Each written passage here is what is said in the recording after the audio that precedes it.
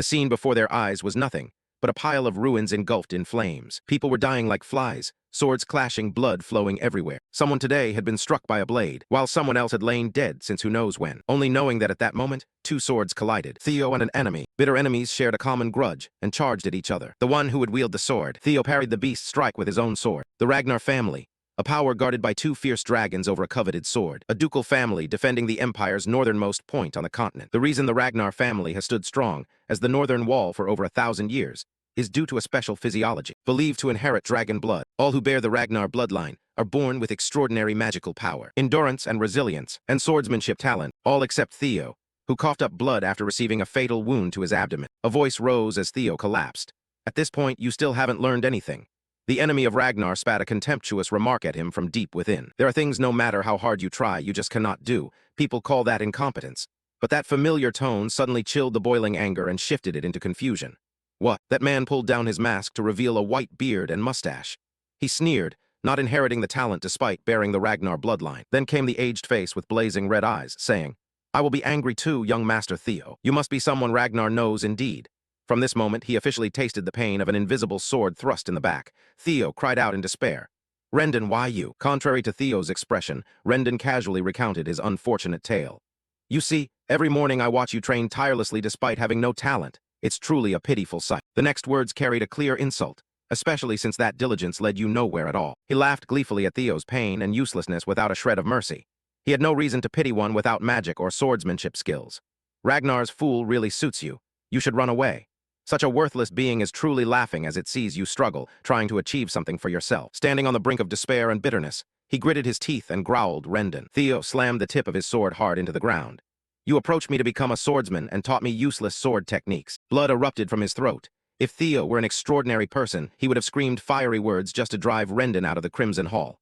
"You bastard." But in response to Theo, there was only an abnormal silence, with only the sword slashing a streak of blood toward him. Severe flesh-ripping pain struck. His skin was cut, blood flowing profusely.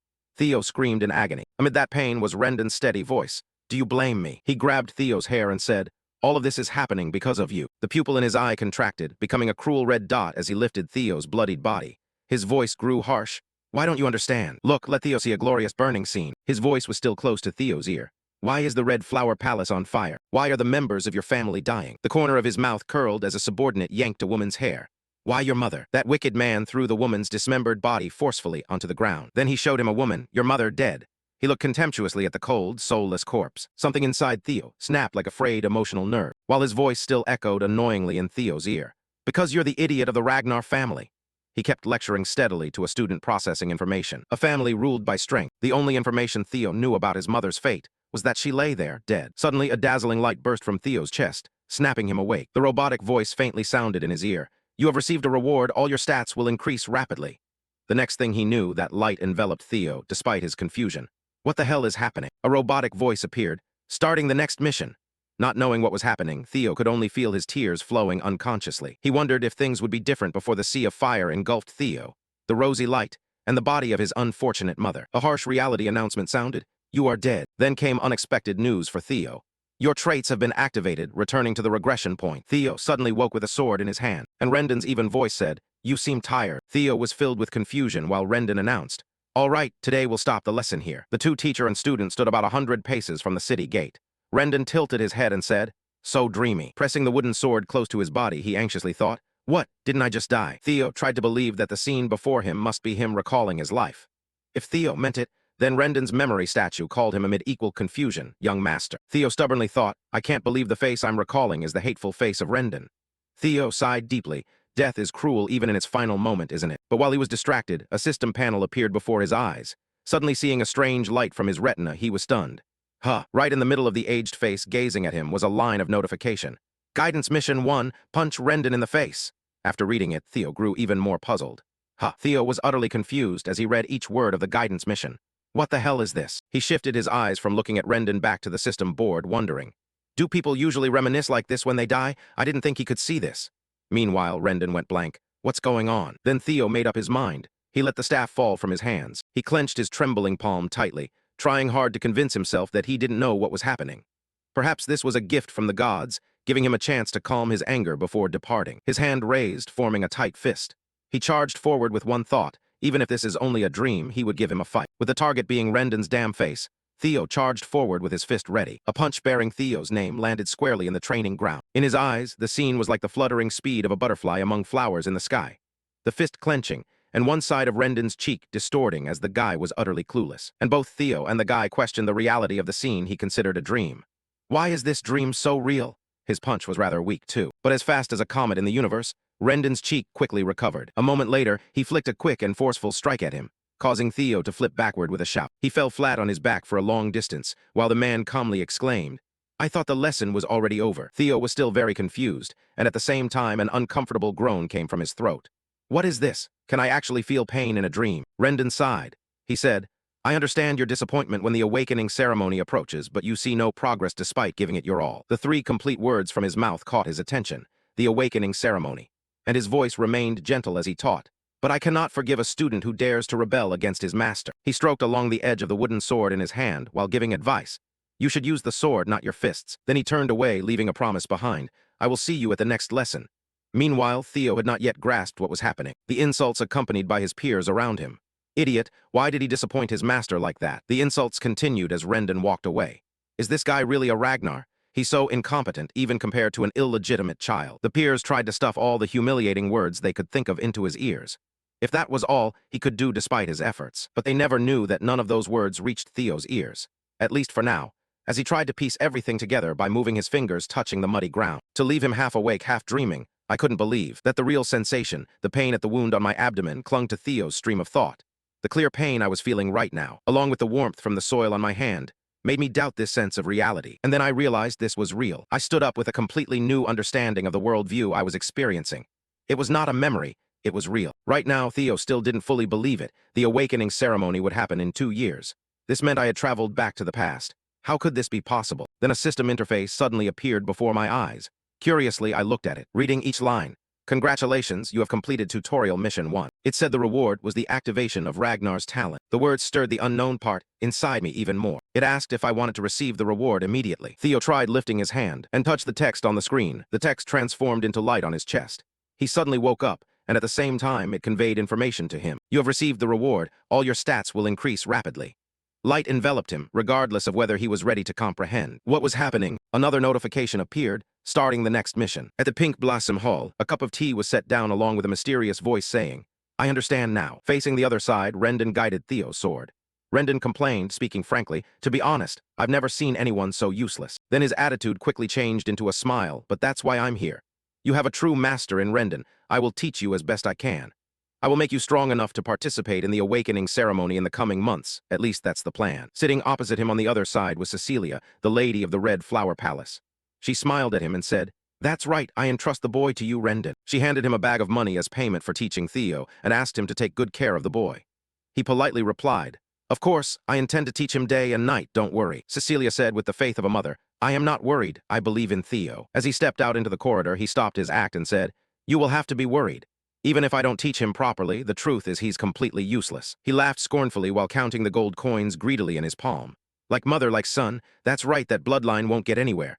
Let's see, excellent." Seeing the amount of gold in his hand, he thought to himself it was a considerable fee, and a title as the tutor for the main branch of the Ragnar family. Here, his heart as dark as hell couldn't help but grin.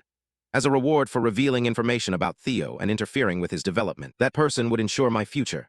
Just like that fool from the Ragnar family is his benefactor. Suddenly, a leg appeared, stepping toward him and catching him off guard. He recognized the figure, the fool Theo striding down the road, and brushed past the guy. That guy's figure always made Rendon uncomfortable. He clicked his tongue in disapproval, truly. He spat vicious words about Theo, that failure. Standing under the setting sun, scrutinizing Mrs. Cecilia's back, she was giving instructions to a servant. When she turned away from the servant, she heard the call of her beloved son.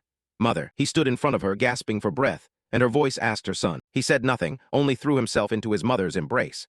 The mother assumed her son must be tired from today's training, but when she saw his tight hug, she became anxious. Why was her son still? In a corner she could not see, with the tears of her son harboring a glimmer of hope that he had truly returned. Theo hugged her tighter, as he realized he had traveled back to 10 years ago. In his mind, he cradled painful memories of his mother's corpse before him. She lay there with her eyelids closed, without any warmth. He saw it, his eyes wide open, despair spreading through him. Theo let go, pursed his lips into a smile. While she was unaware of the meaning behind that expression from her son, he had already formulated a plan. He must change the future. He still remembered the dazzling light on his chest along with the notification. Reward activated, Theo's talent had been triggered, and memories accompanied his thoughts. Now he was still weak, holding nothing, but if that mysterious notification window was real. With these useless bare hands, he vowed to paint the throne with the blood of ambition for survival.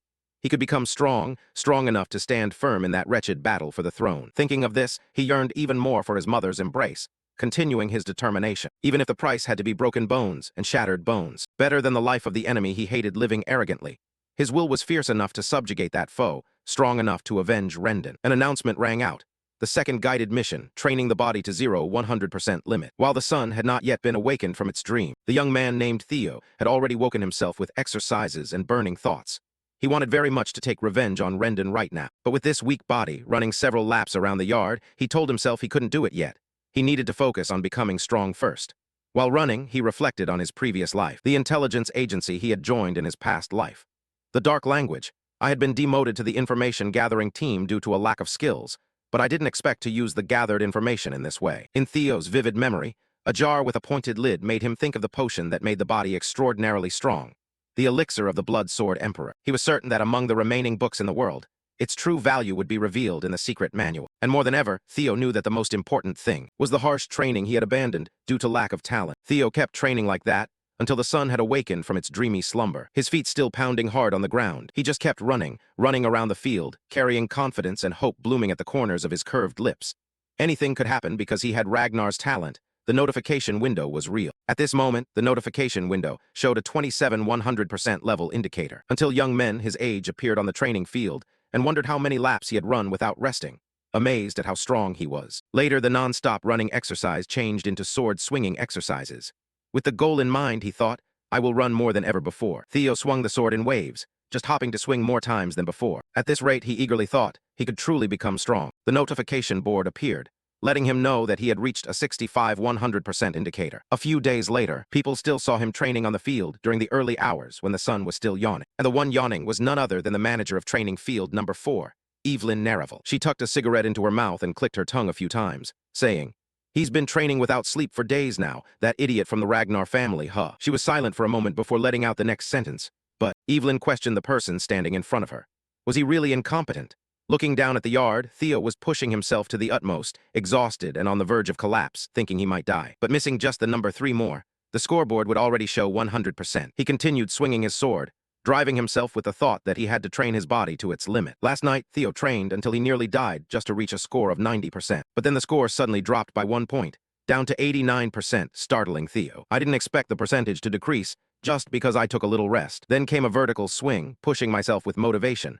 Now you don't stop until you finish. Then the number crept up to 98%. Theo gritted his teeth and slashed another strike. Then another. He looked almost out of breath but still pushed himself harder, thinking he's almost there. He told himself just a little more and swung one more time. The score rose to 99%. As he ran, he slashed at the air with the wooden sword in his hand. His breath tightened, his lungs choked, but he still stepped forward a little more, just a little more, until he couldn't breathe anymore. Theo's determined effort made Evelyn, watching from the stairs above, wary of his fierce and demonic resilience. He ran another lap around the yard, still holding steady at 99. His excessive exertion caused his eyes to scrunch in pain. There it was, the number edged up to 100%. The pupils glowed red, filled with the light of the scoreboard. The number changed into words on the notification board while Theo was running.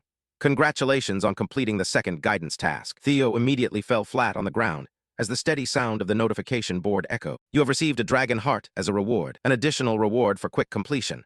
You have obtained 10 years of magic from your previous life. 2 options appeared above Theo's head with the question. Do you want to receive the reward right now? His hand trembled as he slowly reached toward the blue light. He pressed the word yes. The system immediately acknowledged and reported, reward received. Then he closed his eyes. From somewhere, a beam of light shot into him. Whether it was luck or misfortune, Evelyn caught it right in her sight. The only thing he sensed was that he was lying on a bed. He quickly sat up, looked around, and wondered where he was. At the same time, Evelyn opened the door and calmly explained, Please don't worry. This is the resting room of training ground number 4. Even a Ragnar would collapse if they pushed themselves that hard. Noticing the pink hair as a distinctive feature, Theo realized Evelyn. She asked, Do you remember me? I am Evelyn, the manager of training ground number 4. She briefly summarized the situation. You lost consciousness while training alone this morning, so I brought you here. Theo simply replied, I understand. Then a thank you came from his lips. Then she handed him a glass of water and continued, But young master, she said, you know that in the Ragnar family, opening the mana chamber before the awakening ceremony is forbidden, right? Facing her question, Theo replied, of course. She continued, so you also know what will happen if this rule is violated. Taking a sip of water from the cup she handed him, Theo was puzzled. Why did you suddenly ask me that? In response, he met her words paired with dark eyes. Just before you lose consciousness. Evelyn uttered a word that instantly made his nerves stretch tight like guitar strings. There was a surge of mana coinciding with the opening of the mana chamber. Her complexion darkened, a forbidding red aura emanating from her. Apparently she was very angry. Could it be that you opened the hall mana chamber? She called his name, young Master Theo. Her voice unsettled his soul. What are you saying? If I had opened my hall mana chamber, I wouldn't be alive until now. Suddenly, a light emanated from the center of his chest. He suddenly recalled when he was running. The notification that appeared as he lay sprawled on the ground. You have received a dragon heart as a reward, an additional reward for quick completion. You have received 10 years worth of magic from your past life. He silently thought, oh my god. His mouth froze for a moment, then transformed into a triumphant smile with the medal, the dragon heart. The dragon heart, a mana reservoir that can be placed inside the dragon heart itself. Placing the mana reservoir in the heart makes it function more efficiently. But humans, those who are not dragons, place it in the lower abdomen, because the human heart cannot withstand the mana reservoir. That is why every warrior like Ragnar longs to have a dragon heart. It is the easy path to becoming overwhelmingly powerful. However, humans have never been able to surpass their own limits. Theo knew he was sure to win. The life medal of the dragons lay in his chest, and he couldn't help but feel proud. Now that the dragon heart belonged to him, the reward for the mission was truly astonishing. Looking back at the fierce sister brandishing her sword, ready to draw it, he wanted to kneel, but also realized he was caught in a difficult situation. To him, the great swordswoman Evelyn had retired after losing her left arm, and had become the manager of Training Ground Number 4. The image of the pink-haired woman in the cold storm appeared before his eyes. She was the commander of the white-armored dragon cavalry unit. She was so skillful that even the demon dragon of the white-armored dragon cavalry admired her. In her hand was a scale, her gaze full of authority, enough for Theo to draw a conclusion. Moreover, she was known to be extremely principled. His eyebrows unconsciously furrowed as he assessed her. She was not the type concerned with status or power, and she could not tolerate any deceit or cowardice. I only dared to fumble through my memories when facing her brown eyes. Once, when I was too rigid, she gave up her position as my direct mentor. In other words, if she discovered the mana reservoir within my dragon's heart. Theo felt pain. If he thought about the consequences, he would be executed immediately. However, thinking this, he smiled softly. Then suddenly, he blurted out a question. Would you be able to endure it? Carrying another thought in his mind. What if it's not discovered? He frowned and said, are you threatening me just because of your momentary emotions? Do you dare take responsibility? Forcing her to fall silent because it was his trump card, he could turn the situation around. With sharp reasoning and a biting tongue, he continued, I am also a descendant of Ragnar. If it turns out your suspicion is baseless, this could be regarded as disgracing the Ragnar family. Faced with such harsh words, she could only agree. That's right, that is the law. Then he growled, so, do you know what the punishment for disgracing a descendant of the family is? She answered, execution. Thus, holding firmly to Evelyn's personality data in the palm of his hand, he declared confrontation. Good, you know then, so why don't you check it out? This added pressure on her. What is this feeling? What kind of person is he? But she still firmly held her point that it must be a mana wave. She reached out her hand and light appeared from her palm. She said, then let me take a look. Her magical electromagnetic scan swept over Theo's body because she did not believe. Even though he has Ragnar blood, the law is the law. She must inspect at all costs. Simply, there are no exceptions. Then, receiving the results from the magical waves surprised her. She was confused, thinking to herself, there is no mana reservoir, and the irrefutable evidence in her eyes crumbled instantly. Was I wrong? No way. At that moment, Theo knew he had won this bet. Theo's voice rang in her ear, well, right, there isn't any right. Immediately, Evelyn knelt, her voice loud and echoing throughout the room. She said, please execute me, I was wrong, I will pay with my life. Yes, how could she have seen it? Because this was his chess game. How could it be? The dragon heart is very different from an ordinary mana reservoir, because the existence of a mana reservoir in the dragon's heart can be controlled by its user. A smile accompanied the thought. In other words, he could hide mana at will. Thanks to the scholar teacher and his knowledge, he trapped this game, and people only learned years later that humans could have dragon hearts. Theo's hand pointed straight at Evelyn, still with malice in his mind.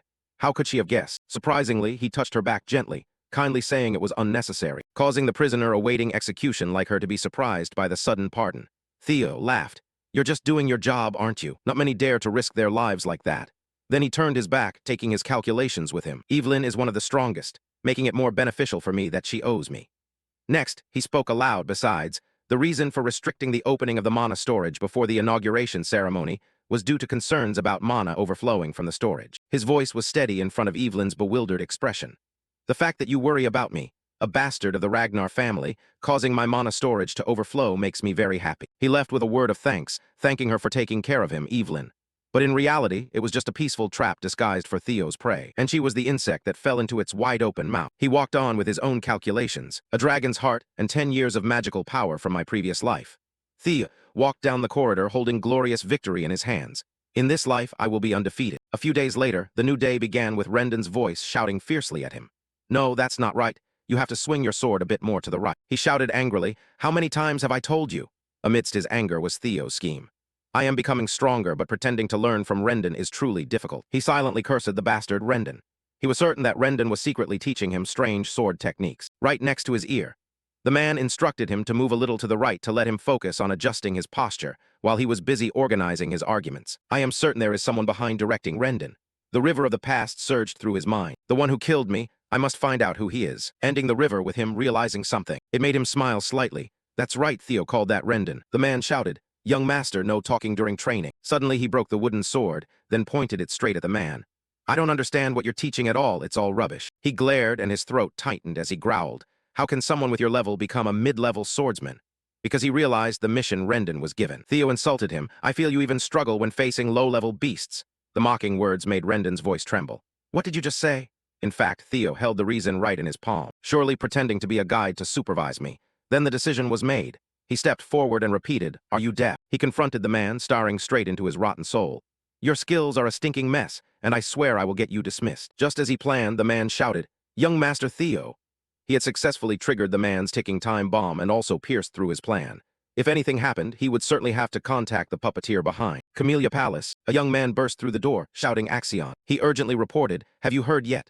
Ragnar's illegitimate son is going to have a match with my master next week. The person listening to him was the young man holding the glass of wine over there, and he kept shouting loudly. It seemed he was blaming the master for his own incompetence. After that battle, he's sure to be crippled. Before he could even realize it, the speed of the wine glass had already struck him long ago. A shard of glass pierced his eye, the wine and blood mixing together. He screamed in pain, then collapsed there. The young man named Axion gritted his teeth. So what? What does it matter to me if that illegitimate son is crippled? His cold attitude played out right before our eyes, but what could be done? He is the Northern Four Hounds, the Black Tiger Axion Ragnar, and the white-haired man beside him is the Northern Four Hounds, Silver Tiger Remington Narcio. Then the door opened, and a third voice appeared, saying he should have been crippled long ago. The one appearing in the doorway was one of the 9 dragons of heaven, Eid Troivan. He warned in advance, if you're careless, it won't end well. Axion replied nonchalantly, I only fear those with talent, so you're worrying too much. He asked why Axion should care about that illegitimate son.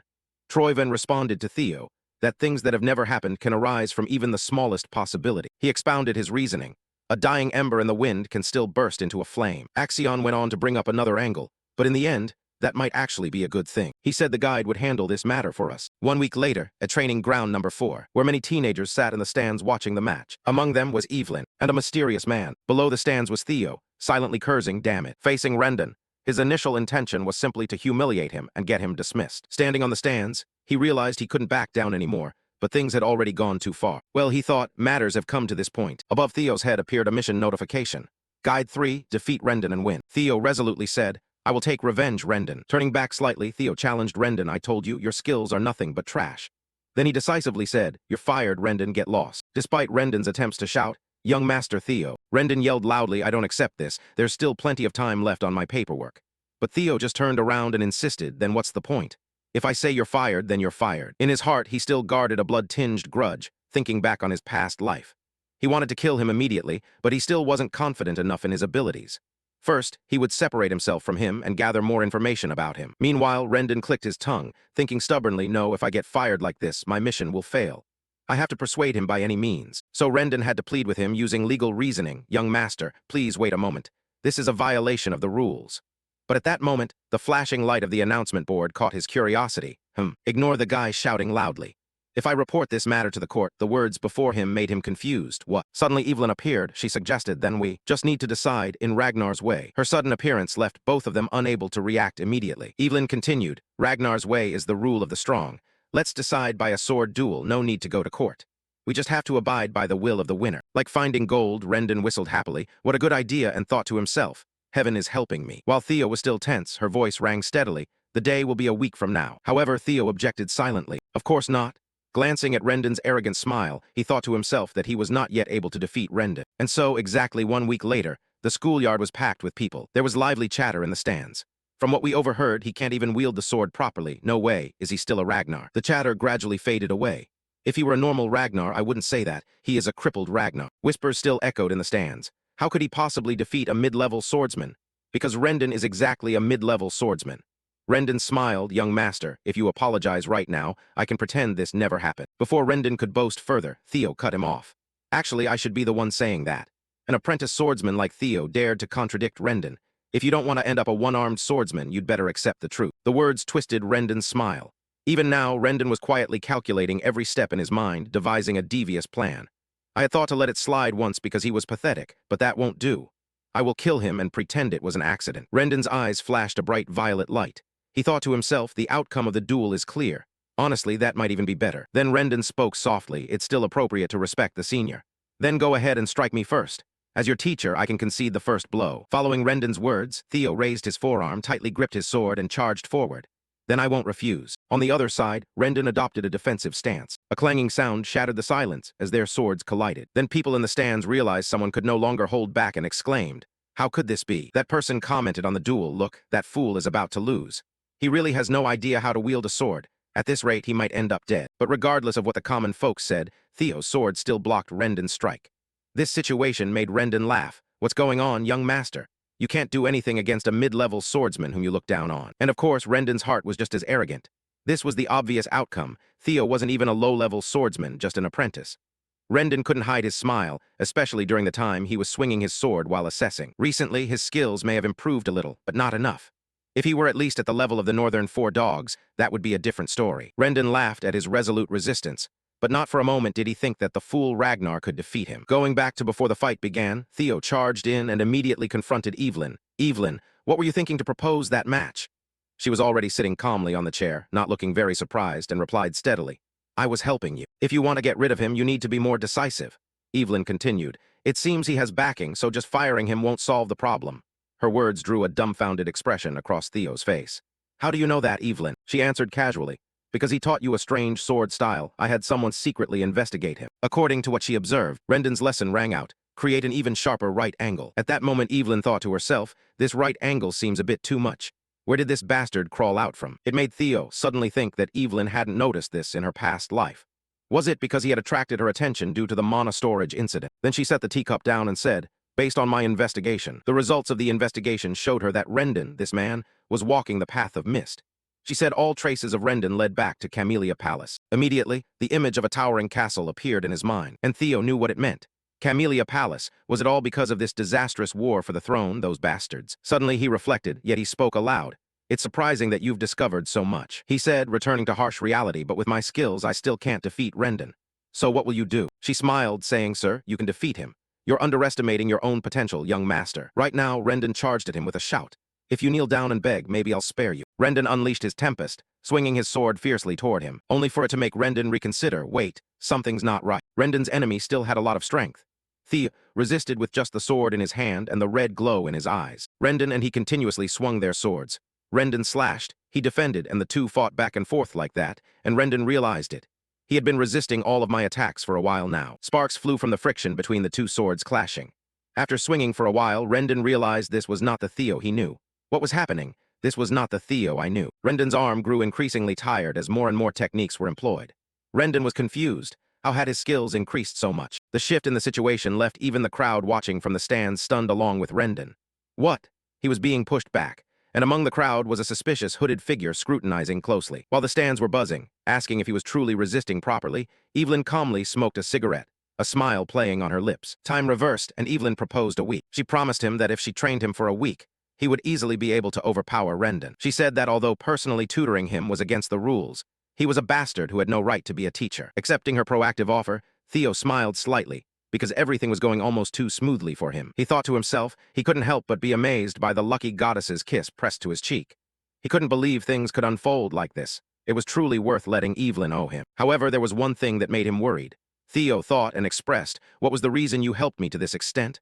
Was it because of what happened last time?" She closed her eyes and smiled. "That's true, but also because there was someone I knew who paid close attention to you. He really liked recruiting talented people." He continued to overpower him, pushing him back step by step thanks to a week's training results under Evelyn. They both clashed, sword against sword, forming a right angle along the blade. His technique increasingly drove him crazy, wondering how, from the start, he had no talent at all, yet could do this. Rendon struggled to press his sword against his, thinking as he did so, maybe he had been pretending to be foolish all along. But why? Amid the fierce battle, suddenly Theo spoke, "Rendon, the one supporting you," which startled Rendon, who swung in a circle and threw him away. "Supporting you what?" Seeing Rendon's expression, Theo calmly said, "Do you think I don't know that you have been teaching me worthless lessons all this time?" Rendon shouted, "That's ridiculous. Do you know how hard I had to work to?" Before he could finish, Theo went straight to the main point. "Is it the Camellia Electric?" Rendon was startled. Theo laughed. "You're honest. Very good, Rendon." He adjusted his tiptoe stance and said, "Do you know what it feels like when—" Suddenly his sword thrust straight into under Rendon's forearm as he continued. "Having your arm chopped off is—" Before Rendon could realize it, it was already too late. The sword flashed in a slash, seizing Rendon's arm. Blood splattered everywhere. The arm had fallen off its owner. Rendon's pupils darted, following the flying object. Rendon's arm had long ago flown through the air. The one who did not hesitate to swing the sword was Theo. Everyone in the stands was horrified. Even the hooded figure was the same. From the wound, a pain spread to the brain, causing Rendon to scream, followed by Rendon's sharp screams as he knelt down, clutching a large hole in his arm. Rendon gritted his teeth, repeating over and over, my arm, you bastard, how dare you." Theo stepped closer, with the thought that after this he was certainly stronger. Thinking so, Theo faced Rendon, while Rendon still could not believe the reality before him. No way, no way. He was more convinced that he could become even stronger. He said, "What you told me last time, it was my fault things went this far." Rendon exhaled, "What are you saying?" Then Theo prepared his sword from behind, repeating to Rendon that it was his fault that today he had to die here. The hatred from the previous life could never be washed away. In this life, Theo vowed to wash that grudge with the other's head. His tone full of hatred rang out. Among the Ragnar, believing in the rule of the strong, he repeated the words Rendon had told him in the previous life. "You are the weakest." Shaking off Rendon's "Please, hold on." Theo only knew that he had severed the head of that man with the blood-stained sword in his hand. The notification panel vibrated. "Congratulations. You have successfully completed tutorial mission number 3. Under the gaze of numerous people, including the hooded figure, Evelyn's look, and the smile carrying some implication from the strange man, the message appeared as Rendon's head flew off, stating that for exceeding the target, you have received an additional reward. Theo stood there without a trace of regret. Only the resentment within his hatred was resolved. Above, the system asked, "Do you want to claim the reward now?" And it showed that the reward had been received in his sharp eyes. In the cold training ground, only Theo's figure remained. In front of him lay the body whose head had been severed and the arm lying motionless on the ground. The people around saw the horrific scene with utmost fear clearly reflected in their eyes. Someone spoke out in disbelief. "The fool has won. An apprentice swordsman defeated an intermediate swordsman." They still seemed stunned. How could it be? On this side, Theo coldly looked at the corpse and the dried blood in front of him. Thinking how weak he had been, how could he have ever been defeated by someone like this before? Theo's eyes gleamed with a bloody coldness along with fresh blood splattered on his face. But it didn't matter because now everything was different, and everything would be different from now on. The system notification appeared, stating the observation skill has been activated as a reward. In addition, a year of magical power had also been gained. Seeing that, Theo felt joyous inside. Oh, magical power, but what was that observation? Just as he was still wondering about the new skill, a silver figure jumped down from the sky toward him. A loud bang echoed, followed by the cracking and breaking of the surrounding earth and stones. Then came a massive explosion behind Theo that shocked him so much he couldn't react immediately. From within the explosion, a pair of legs clad in full iron armor gradually approached him. The person loudly called out, "Theo Ragnar." He turned his head in astonishment, as if he recognized the familiar voice. It was Julius Ragnar, the dragon demon, commander of the white-armored dragon cavalry. Seeing that familiar figure, Theo could hardly believe his eyes. Dragon demon lower. His eyes widened in amazement, as if sensing an invisible pressure pressing down from above, countless questions flooding his mind. Why was he here, and since when had he been here? The surrounding knights were equally shocked. Some even turned pale with their mouths agape. This was the commander of the white-armored dragon cavalry. Why would one of the 9 dragons appear here? Evelyn was helpless against her commander's manner of arrival. She raised her hand to her forehead and asked, "Commander, you've ruined the floor already. Couldn't you have come in the usual way?" But elsewhere, a powerful blue energy continuously radiated from Julius. It seemed to want to engulf everything around and destroy all. Even Theo couldn't understand what was happening. He just turned his head to look at the person slowly walking towards him. What is going on? It seemed that he still didn't realize what mistake he had made to provoke such murderous intent from that commander. What had he done? Looking into the other's bloodshot, murderous eyes made Theo extremely uneasy. But in response to the tense situation, Julius broke into a satisfied smile, apparently very pleased with his performance. Of course, Julius cheerfully stepped forward, patting him on the back with praise. "How interesting, very good, very good. I'm truly surprised. You brought something like this? The student has surpassed the teacher." But he forgot that there was a big difference in their physiques. Just a few hits made him cough up blood. But he quickly returned to the matter at hand, fearing the trouble that might arise. "No, just a bit disrespectful because you killed Rendon, right? Anyway, from what I've heard, that guy deserved it." Hearing those words made him hesitate. Lord Julius. With the spirit of an optimist, he burst out laughing. Forget it. Then he called out his full name, Theo Ragnar. Theo was puzzled to hear his name called. Huh! The man placed a firm hand on his shoulder and solemnly made an offer that Theo couldn't believe even in a dream. Join the White Dragon Armor Cavalry. Evelyn seemed to have anticipated this and helplessly held her forehead. But she was also pleased with her commander's decision. But for others, it was utterly shocking. Everyone shouted loudly in disbelief. There was no way that the fool of the Ragnar family could be recruited into the White Armor Knights, no matter how skilled he was in combat. Suddenly, a mysterious figure cloaked in a hood called out to a brown-haired young man beside him, saying, "Hey!" The mysterious person in question was none other than Remington Narcio. He asked, "Do you think there has ever been a case where an apprentice swordsman, someone who hasn't even undergone the awakening ceremony, was selected?" Hearing this caused the young man to hesitate, unable to respond. But the young man quickly replied, "I don't know." The one in the white cloak already had the answer in his mind. Of course, it had never happened. Remington sat among the crowd, and although he did not react as drastically as the others, he was equally astonished by the situation before him, his whole body gradually sinking into his own thoughts. You cannot assess a person's true potential when their mana reservoir remains closed. Even if their swordsmanship is excellent, their magical power could still be lacking. His eyes widened as he tried to deduce the situation and the decision of the commander. No matter how great Julius Ragnar was, even he couldn't be certain. But seeing Julius smile with full satisfaction along with his rich experience, looking at the person he had chosen made him wonder if the dragon demon could see that potential. To bet like that, Theo, that name once again appeared in Remington's mind. But contrary to everyone's thoughts right in the training field, Theo raised his voice to reject the commander, saying, "I have to refuse." Looking at the cold face showing no expression, proving that Theo's words were no joke. That made Julius purse his lips, feeling like he could wear dozens of pants on his head now. Along with the awkward atmosphere around, he also tried to smile friendly. Even Remington couldn't believe his eyes. Even Evelyn was like the other two. She was truly speechless at Theo's answer. Everyone around was simultaneously dumbfounded and couldn't close their mouths. Then right in that awkward atmosphere, a voice exclaimed, "What?" In the arena, the heavy atmosphere covered everything. No one dared to speak. Only Julius still smiled at Theo, but no one was sure that smile carried any good meaning. After the incident of Theo refusing to join the White Dragon Armor Cavalry team, rumors quickly spread around, causing people to buzz. "Have you heard? The fool of the Ragnar family, young Master Theo. I heard that he destroyed his own master." The rumors kept spreading far and wide, making many people unable to believe it, just as they all recognized the gravity of this issue. "So, is everything all right?" Even the close maid hurriedly ran off to deliver the news while her mistress was practicing swordsmanship. The rumors continued circulating among the people. It only meant that his master was weak. In fact, he seemed rather useless. This caused a woman diligently practicing swordplay to stop her training session. The people couldn't stop discussing it. Even after the matter had long been resolved, and having witnessed it, the demon dragon tried to recruit him directly to the White Armor Dragon Cavalry. The young master declined, feeling his skills were insufficient. Thanks to those rumors, the descendants of Ragnar quickly returned home, including the silver-haired young man who disregarded the harsh snow and wind. Elsewhere, a tall, muscular young man with sun-kissed skin and a straight posture holding a wooden staff had to stop because of those rumors.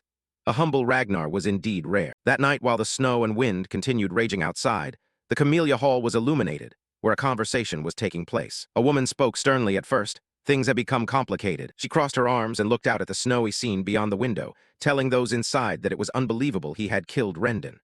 None other than the lady of Camellia Hall herself, Emil Ragnar. A man wearing a cloak stood behind, reassuring her. "Please don't worry, madam. Didn't we send Rendon precisely because of his poor skills?" She turned her head and cast a cold glance at the man behind. "The death of someone like that is of no concern to us at all, brother." The one who just spoke to her was Thien Long, Eid Troyven, a man with stern eyes dressed in a neat military uniform, his hands clasped behind his back. She turned and walked inside, telling her brother about her worries. The demon dragon had approached him, and moreover, they said it was Evelyn who gave the order. That meant we could no longer intervene by simply assigning him a new master. If he began to stand out, controlling the Honghua faction would become even more difficult. While Emil was still speaking, a voice suddenly interrupted her. The door inside flung open, and a figure appeared, outlined by the light streaming in from outside. It was Axion. He scratched his head and entered, clearly not understanding what the woman was so worried about. "Why is mother so concerned? There's no way the head of the family would care about this. Our plan can proceed as usual." His mother, of course, knew about this. She crossed her arms and retorted, "Mother understands that the best way to control the Honghua faction without offending the head of the family is to keep Theo weak, right?"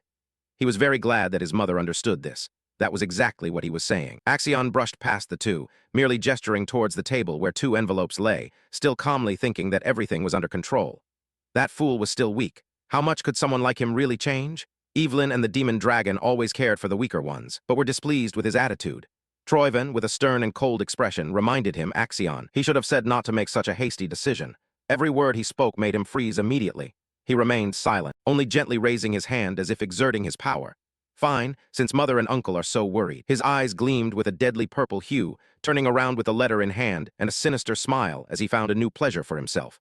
I will play with him a bit and make him understand his place. The next day at the training arena, light pierced through the thick layers of clouds, shining down on the ground. The storm had passed, leaving behind a gloomy and cold atmosphere. Evelyn sheathed her sword after today's training session and turned to praise Theo. Well done today, young master. He was also happy, having completed the training, hoisting his sword onto his shoulder as he chatted happily.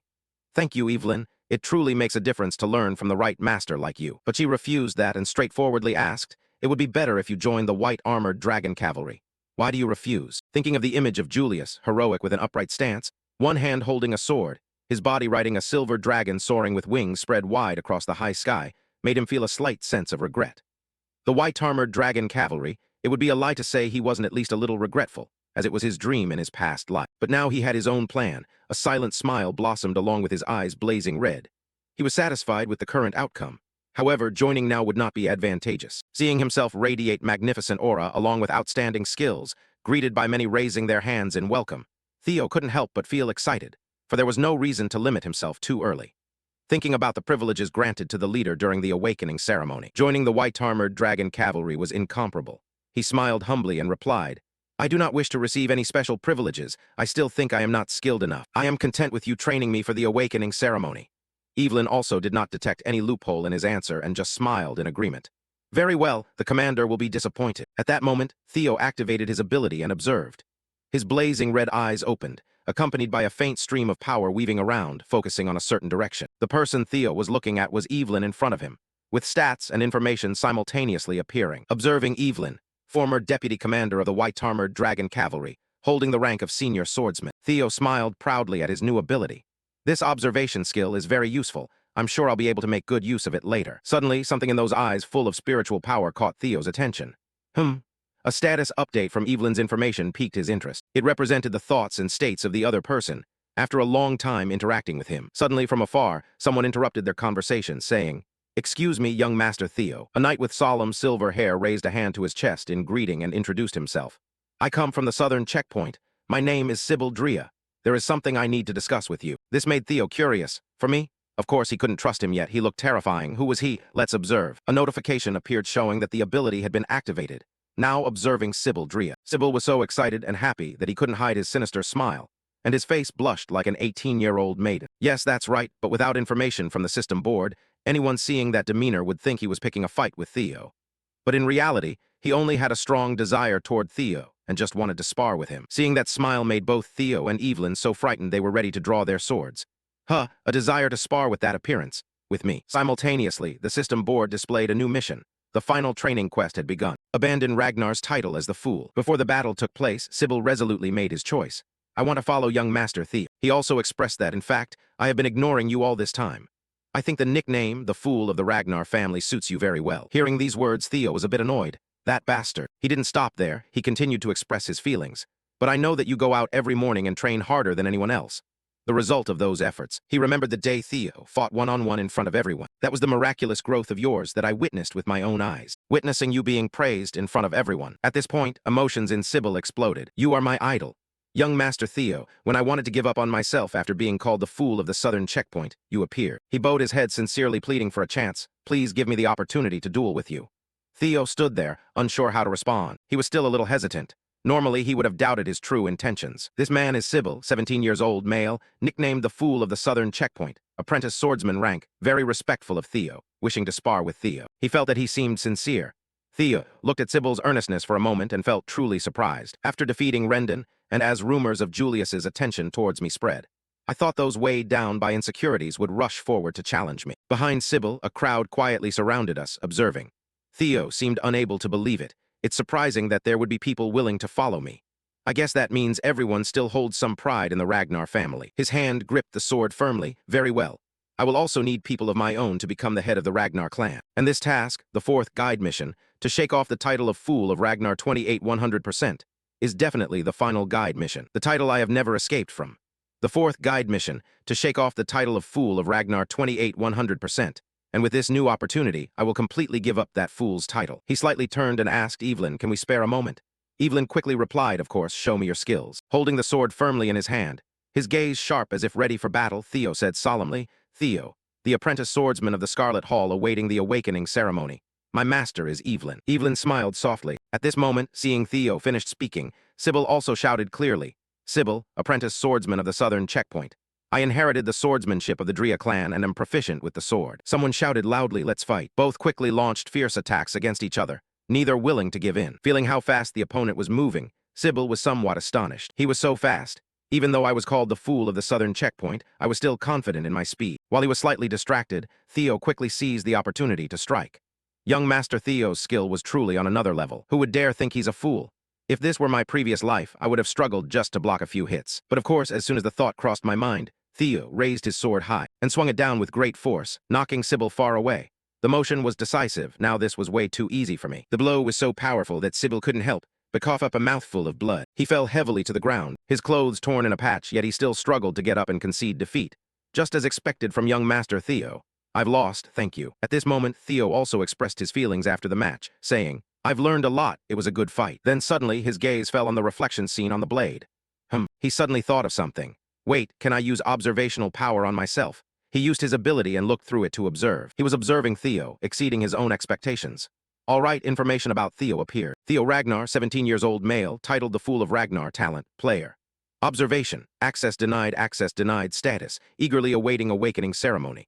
Level 1, Strength Stat 13, Agility 14, Vitality 12, Magical Power 190, Intelligence 11, Luck, access denied. You have perceived the stats. The stats will be denoted by numbers. Theo read while thinking. The abilities he had were categorized under the player talent.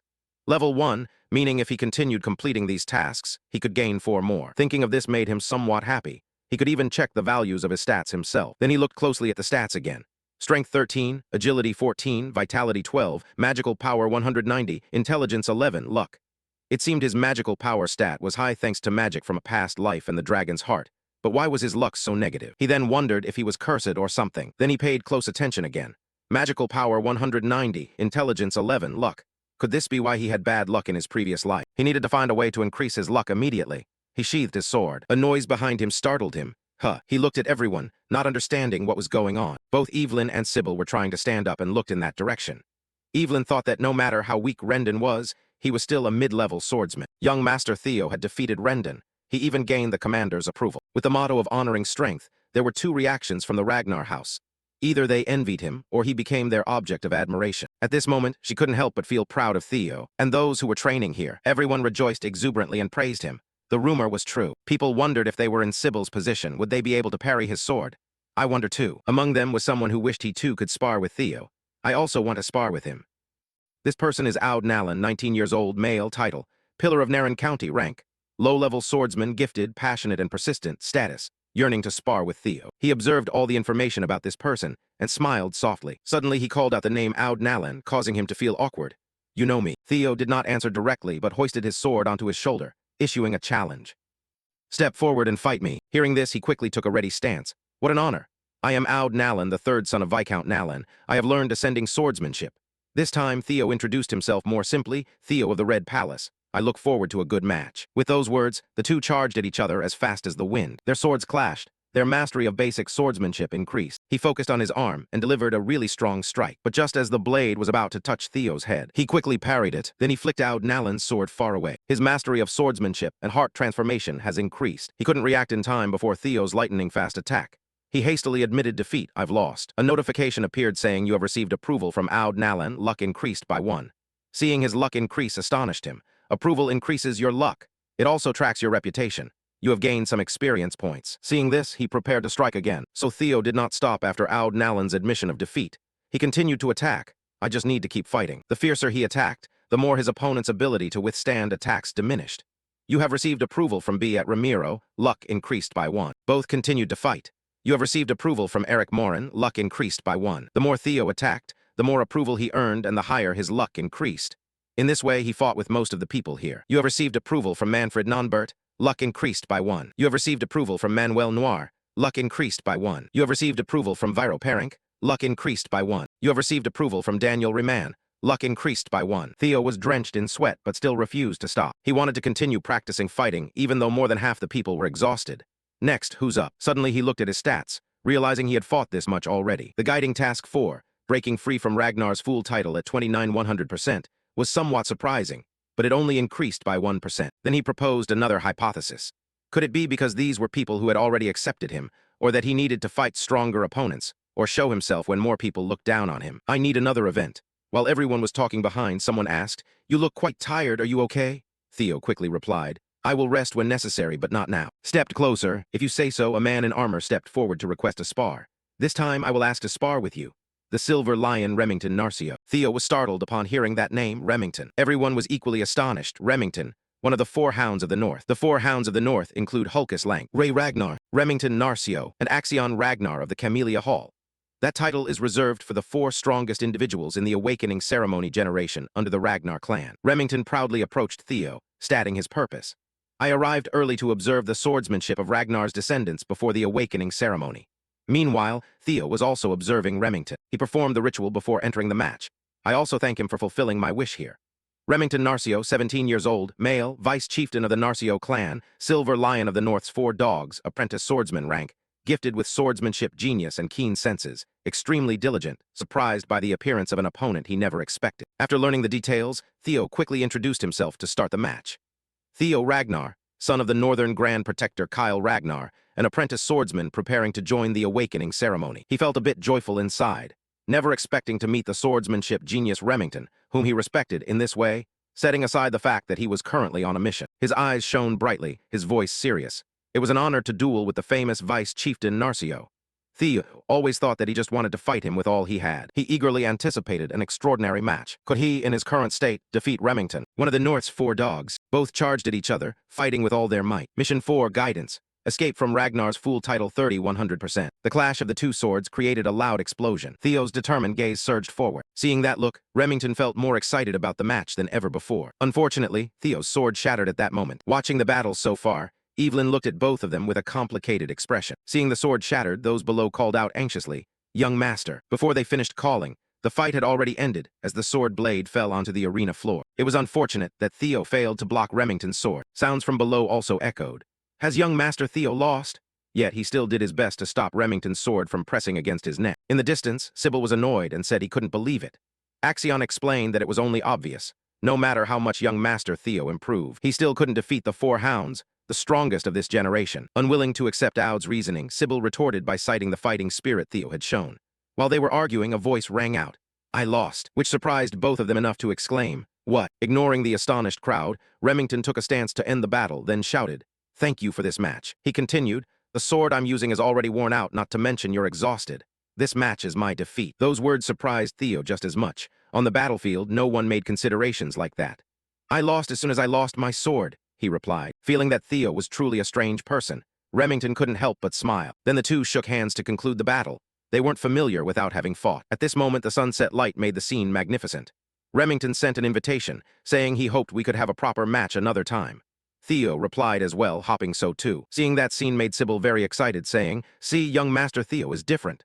Meanwhile, Aud was left speechless. He had just been acknowledged by one of the 4 hounds. The system board simultaneously displayed a notification that the progress of Guide Mission 4 had reached 35%. Initially, Evelyn was tense, but seeing the 2 shake hands relaxed her spirit. Returning to Theo after that match, he quietly acknowledged the opponent before him.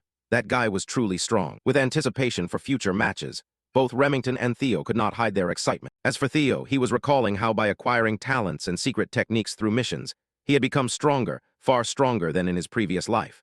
Yet he felt it the instant their swords clashed, and then he suddenly realized that he was still far inferior. From this, he understood the true benefit of the battle. Unfortunately, the match ended too quickly, but Theo still learned a lot. Not only had his luck increased tenfold, but his reputation had also greatly improved. He continued to think without paying attention to his surroundings. Unfortunately, the mission progress did not increase much, but he could still find another way. Which stage would help him gain approval? Seeing Theo absent-minded for a while, Remington spoke up. "Young Master Theo, actually today I came here not only to duel with you." Having said that, he took out a letter from his person. "I want." That letter caused Theo to become panicked. An image appeared, surrounded by a backdrop bathed in a blazing red color. Many people around were looking at someone with evaluative gazes. At the same time, a voice rang out, inviting you to join the Serpent Dragon Society. Hearing the name of the society, Sybil was stunned and surprised. The Serpent Dragon Society is a high society group that only selected individuals can join. Looking down at the letter, he still couldn't maintain his composure. And Lord Remington himself personally invited you, sir. Though not as shocked as Sybil, Theo was also quite worried about being invited into the Serpent Dragon Society. He expressed his doubt, wondering if someone like him could really join. Your group is very famous. Hearing that, Remington quickly interrupted, saying, "Nonsense, you more than qualify. Besides, it's not a very serious group." Then he explained further. It's simply a social group for people of the same age preparing for the upcoming awakening ceremony. But that explanation deeply offended those around. They collectively expressed, "Then why was I invited? I want to cry." Those words made Theo reconsider. He didn't know Remington's motives for inviting him, but the Serpent Dragon Society revolves around Axion. It's full of people who look down on themselves. That is the perfect environment for me to complete the mission, and it will allow me to spy on Axion and the Camellia Palace. Realizing this is a good opportunity, he continued to analyze. I see no reason to refuse. Then took the letter, "Thank you." Theo's confident smile added to his charm. "If so, I will join." This time the system displayed a new notification again. Guide mission number 4, progress 36%. The admiring sounds around echoed once more. Oh, he even joined the Za Long Society. Seeing Theo accept without hesitation, Remington felt extremely happy, a wise decision. If you have any questions, don't hesitate to ask. Then he reminded that the next meeting would be in 2 weeks. Witnessing everything just now, Evelyn silently smoked, sighing deeply, not knowing what to do now. A while later, at the Red Flower Palace, a bigger surprise awaited Theo. The door to the room opened. Cecilia happily called out, "My beloved son." Surprised by his mother's appearance. "Oh, mother, I was going to tell you." Was about to say everything when servants entered one by one carrying a gift each. He asked with confusion, "Mother, what is this?" Seeing her son's astonishment, she eagerly explained, "I heard you were invited to the Za Long Society." The Za Long Society includes Axion, the son of that cunning Emil, and outstanding talents like Remington. Without waiting for her to finish speaking, the servant quickly put clothes on him. Then she continued explaining that they were even noticed by the council. The servant was also prompt, stepping forward to measure his body size. Everything from the way you dress to how you behave will be meticulously examined. Then she took the measuring tape again to adjust the width of the clothes. With a knowing look, she said, "I know you won't make any mistakes with etiquette, but attire and demeanor are entirely different matters." Surprised by her mother's words, Theo stood still without moving. Seeing her son so obedient, she happily continued, "Fortunately, this is something I can help you with. Don't forget, your mother was once an actress." Those words eased the heaviness in Theo's expression. "Your mother is very glad to be able to help you, my dear son," she said. It reminded him of the past, when he was the illegitimate child of a common concubine. "Mother, you've always felt guilty for giving me such a bad reputation, even though it wasn't your fault. In the cold Ragnar family, I wonder how hard it must have been for you to have such a weak child. Yet again, my dear son." At this point, she could no longer hold back and collapsed into Theo's arms, embracing him tightly. Cecilia, though unwell, still tried to say, "Your mother trusts you, you can do it." Feeling a trust he had never received before, Theo smiled contentedly. Without hesitation, he also gave his mother a warm embrace. Against the harmonious backdrop of everyone around being immersed in it, Theo declared that his mother no longer needed to worry. Faced with that attitude, Cecilia wanted to say more, that her son was already involved in the Dragon Climbing Society. But seeing that steadfast expression, she stopped herself. At this moment, Theo was quietly calculating that he would crush them all. Time also passed quickly. Snow had begun to fall. 2 weeks later, the Dragon Climbing Society's party was about to begin, and we also saw Remington standing near the carriage, seemingly waiting for Theo. Suddenly, he looked a bit surprised and blankly gazed forward as a pair of black-booted feet simultaneously approached. Finally, we saw that face, none other than Theo's, but somewhat different, becoming nobler and more magnificent. In just a short time, he had changed a lot, and his eyes had grown mysteriously captivating. After a long moment, Remington regained his composure and realized it was him, young Master Theo, who looked like a new person. After hearing this, Theo felt shy and said, "Even you tease me, Remington." He laughed and replied, "Ha ha, I'm serious," then made a gesture inviting him to get into the carriage that was already prepared. "Please come aboard." As he stepped onto the carriage, he recognized the changes in himself. He was right. Not only was he taller, but his muscles had also developed. This was the result of 2 weeks of hard training. Recalling the time when he still felt headaches, remembering Remington always calling out, "Young Master Theo, let's practice together." Realizing that during that time Remington came to visit him every day, now the two have become quite close. He also saw the stubbornness of each person around him, all enthusiastically training alongside him. Theo thought, not to mention all the followers he has gained. Realizing everyone's situation, Evelyn was also confused. "I only wanted to teach young Master Theo for a short time, so how did I end up with these troubles?" Just when she didn't know how to handle it, Remington suddenly ran up to call young Master Theo. Even though it was only a short time, he felt those moments passed very slowly. It was 2 exhausting weeks. On the carriage was also Remington, who still kept his excited look and said, "I heard this is your first official party." He replied back, "Ah, yes, that's right." Seeing something strange about him, Remington reassured him, "No need to be nervous, I know you'll do well." However, upon hearing that, Theo's face tensed as he waited for him to continue. Remington quickly explained, "Our friend Axion might be a bit mischievous, but actually it was Axion who gave me the invitation, saying he wanted to meet you. So I hope you won't judge him too harshly. He even prepared this party for you." Remington's words surprised Theo a little. It was Remington who invited him, but Axion after all. When thinking about that, for some reason Theo felt full of excitement, thinking everything was going too smoothly. The carriage was moving at a fast speed, ensuring it would arrive at the party as soon as possible. Inside the carriage, Theo's voice echoed, "I am really looking forward to it," along with a strange thought that he would be terribly humiliated. Elsewhere, a slender hand was holding a glass of wine. The owner of that hand was no stranger. It was Axion Ragnar, the Northern Four Hounds. He looked very much forward to the upcoming party. Ragnar's fool, I am very eager to have a new toy. Early the next morning, near a residential area, a carriage came to a stop. Then a voice called out, "We have arrived, young Master Theo." A foot quietly stepped out of the carriage. He leaned over to look at Remington, who was smiling beside the carriage door. Suddenly, he saw something. In front of him stood a magnificent, sturdy castle with two tones of white and blue. The place was very familiar to him, Camellia Palace, the one who incited Rendon to interfere with his development, along with those who swallowed him, his mother, and even the Pink Flower Palace. Under the brilliant golden light shining beneath the blue sky was the splendid Camellia Palace. Remington raised his hand in invitation. "Let's go inside." He quickly replied, "Ah, okay." In the palace grounds, he happily started a conversation with him. "I received news that Axion himself would come out to welcome you. He's probably waiting at the entrance." Inside Theo's mind, another thought emerged. The reason Axion invited him was easy to understand. Even though Remington beside him kept chatting, Theo was lost in his own thoughts. Because the foolish Ragnar was plotting, he was surely trying to stop him. Having understood them well, he merely smirked, but he hadn't come unprepared. He would show that guy exactly who he was trampling on. A faint light reflecting from the earring caught Theo's attention. From a high floor, light streamed through a window. Theo quickly recognized it as the mission's blue light. Was there a mission inside the palace? Suddenly, Remington lunged from behind to warn him. "Young Master Theo!" Something was hurtling toward him from above. An explosion quickly erupted. White smoke billowed out and spread around, and he could only stand and watch the scene unfold. He called out to him through the thick smoke, "Young Master Theo." He slowly stepped out from the smoke to reassure him. "I'm fine." He stomped a few times, dusted himself off, then glanced at the shattered bag lying on the ground. Flour spilled out beside it. He was used to this scene and merely said, "Flour." Only Remington was furious, eyes blazing red as he looked up and shouted, "What are you doing?" He considered himself lucky for the experience he had accumulated. If this were his previous life, he wouldn't have been able to avoid it and would have been hit. Looking at Remington, who was full of anger, he thought to himself that he had assumed Remington was also involved in this matter. But it seemed not to be the case. He could think so because the system panel had shown him Remington's status, which was a confused demeanor faced with an unexpected situation. Then he also looked up to the high place where a window frame was wide open, with light coming from inside, welcoming him with flour. From that window frame, several bullies were smiling with satisfaction at their performance. Those who did this were, a hand from behind placed on the shoulder of one of them.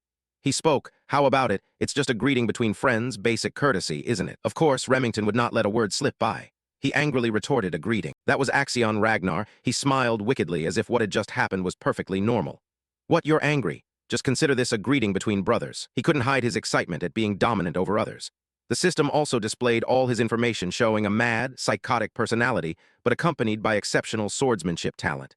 He was also very eager to find a new opponent to play with. That opponent was none other than Theo. He silently looked up at his new enemy. He parted his lips wanting to send a few words to him. "Thank you." He only gently spoke those two words. That made Axion wonder, "Thank you." Down below, he remained very calm, raising his hand in admiration for the recent greeting. Of course, with the way you welcomed him like that, naturally he had to thank you. He was really looking forward to tonight's party. That made him grit his teeth, because things were not going according to his plan. Then he smiled with satisfaction, his eyes wide open full of delight.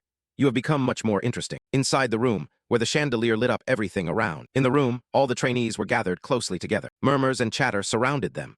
The people were all gathered here to converse and enjoy the feast. A few trainees among them were whispering, "What is Axion thinking?" Although he was also from the main lineage, his words rang out despite the figures of the people entering inside. That silhouette was none other than Theo along with Remington.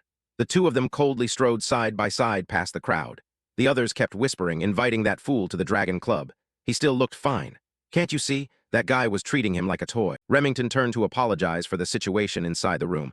"Young Master Theo apologizes once again. They normally aren't like this. I'm quite used to it anyway, so it's nothing." "No, it's all right. Honestly, I even feel grateful." That made him confused, but only he knew this act. "Keep talking. You all need to badmouth me at least this much so I can crush you afterwards." He also did not forget his duty. immediately looking up to the upper floor where the blue light was still shining. By the way, it seemed that the blue light I saw from outside was coming from this direction. I'm sure that's the mission, but I have no natural way to approach it. Theo silently took a sip of wine, gazing ahead. From the stairs above, Axion Ragnar slowly stepped down. Seeing him, he greeted him. So, are you enjoying the party? That quickly caught his attention. Theo tried to remain calm to reassure himself. Stay calm, just follow the plan. Then happily reached out to respond. Of course, thank you for the invitation. Axion was also pleased with that response. Sorry about what happened earlier, I went a bit too far. He quickly approached him, very familiarly putting his arm around his shoulder and asked, Will you accept my apology? His disrespectful action was soon warned by Evelyn, but Theo interrupted. HMPH, why apologize? That made him pause. He still maintained a calm expression, tilting his head as he gave his answer to the other. I remember that was just a greeting. His answer caught Axion off guard. He just widened his eyes in surprise. What? Then immediately he felt that he were on the same wavelength. As if hearing a joke, he did not hesitate to pat his shoulder. Oh my, look at our Theo, he's so interesting. I've never known you like this. You've changed a lot from before. Amidst the crowd whose eyes were fixed on the two, he only laughed loudly and said, You like me already. Those around, seeing such a farcical scene, immediately laughed scornfully and whispered.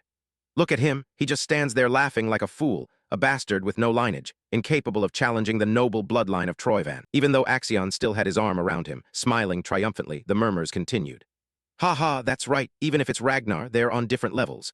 You can't compare Troyvan, the noble sword-wielding family from the east, with an ordinary woman from somewhere else. Theo simply smiled quietly, silently making plans. The crowd failed to realize the situation was serious, continually murmuring. But why keep lingering around that idiot? Every word spoken was aimed straight at him, causing him to frown but unable to do anything. He could only endure silently. In fact, if looked at closely, Remington was also a bastard. Hey, be careful with what you say. With that reminder, one of them hypocritically answered, Ah yes, that's a forbidden topic. He continued speaking despite the boy silently bowing his head in suffering. Seeing the figure behind him silently bowing his head, revealing no expression, even Theo could not remain still. He coldly withdrew his gaze, his eyes sharp and murderous. I had intended to observe a little longer, but that would not do. Then he spoke to the person beside him. Axion responded with the courtesy of a gentleman. Theo removed the other person's hand from his shoulder and smiled, saying, I should also greet my new friends. Under the gazes of Remington and Axion, he slowly walked back to the distant wine table, gently took a bottle of expensive wine, then held it out in front of a blond man who was the ringleader. That action made him wonder, what, did I say something wrong? As quick as lightning, Theo tilted the bottle and swung it fiercely. A sharp crashing sound rang out. Then the bottle smashed directly onto the man's head. That action caused Axion and Remington to freeze in shock. Under Theo's fiercely angry stare, the man, caught off guard by the attack, collapsed. He grabbed his bleeding head and shouted loudly. Still refusing to be left alone, he clumsily scrambled back up, despite the blood flowing down half his head, gritting his teeth and cursing. You bastard, how dare you? But a swift kick came flying in. A flying kick that struck the man's face, sending him flying back with blood splattering into the air. His eyes were bloodshot and full of killing intent, and with a still angry expression, he uttered only two words. Bastard. Despite the man still screaming in pain, he stood coldly from afar and said, I was only giving you a greeting, saying that is a bit much. That action successfully increased Ragnar's chances of escaping the title of a fool. Everyone was stunned, wondering, what just happened? Could Theo really be foolish? Even Remington couldn't believe his eyes. Young Master Theo was not the kind of person to do that.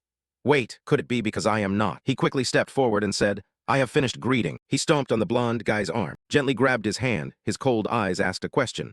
So now I should say goodbye, right? Seeing his actions, the guy knew something was wrong and hurriedly said, Wait, but before he could finish his words, his arm had already been broken in two. Everyone was shocked witnessing Theo's brutal act. No one dared to move. Even Axion and Remington were stunned, as the system notification showed the progress had reached 58%. At the very moment the blonde guy's face turned bluish and drool ran down relentlessly, the progress increased to 59%. Having finished, Theo gently released the guy's hand. Then he coolly ran his hand through his hair and looked coldly at the group. Does anyone else want to say hello? The progress bar suddenly jumped to 66%. Suddenly, 4 fully armored knights jumped down from above. Each one took a ready stance, drew their swords, and charged simultaneously towards him. 4 sharp blades aimed straight at Theo's neck. All shouted in unison, the guilt for harming the young master. But Theo showed no fear, he only coldly glanced at them. The 4 knights shouted in unison that he would pay with his life. That was all part of his plan. Looking at the swords pressed against his neck, he knew the plan was on track. Yes, that's how it should be. Among the crowd, he only asked the name of that unfortunate person. Who was he? One of them quickly responded, the 3rd young master of the Hanavi clan. It was none other than Ian Hanavi, which was also part of his plan. This was the reason he came to the Dragon Society, a place full of enemies. With the sword pressed against his neck, he was not scared at all, only uttered a sound. Oh, one of the 6 clans that support Ragnar, the Hanavi clan. Looking at the people before him, he thought silently that these guys would not stand still when the fool they always looked down on suddenly acted. A swordsman asked back, so what? He suddenly sensed a murderous aura and immediately became more alert. Still maintaining his composure, Theo was determined. He would not retreat anymore. Amid the crowd, he coldly questioned them. These dogs of one of Ragnar's loyal clans, daring to threaten me. He opened his eyes wide, staring at each of them as if wanting to kill these insolent fools. Can you take responsibility for those words? At that moment, the knights felt an overwhelming pressure weighing down on them. They felt fear, and their complexions turned pale. Although they were raising their swords to Theo's throat, they themselves were enduring some kind of invisible pressure, and at the same time wondering, what is this pressure? Could it be that foolish Ragnar? A blonde-haired man among them silently reassessed him. Upon reflection, this guy also had the right to inherit the throne, being a direct bloodline descendant of Ragnar. He began to think deeply, moreover. Ragnar was the northern lord and the ruler of the 6 snow clans, declaring the death of that clan's bloodline. That person felt more trembling than ever, thinking that was a crime that could lead to the complete extinction of a clan. Then the blonde hair realized that the guy simply had not been properly taught. But now it was too late. We would have to apologize first. Now Theo no longer waited. Surrounded by countless swords pointed at him, he gave the order, kill them. As the voice rang out, a dazzling white light appeared. The knights who had just surrounded Theo barely understood what was happening before their heads were cut off. Still standing in the same spot, Theo paid no attention to what was happening around him. At this moment, one could see a sword that had just beheaded those men. That person quickly completed Theo's command. After finishing the beheading, that person still calmly stood there. Everyone below was surprised, unable to hide their astonishment. Even Remington was surprised.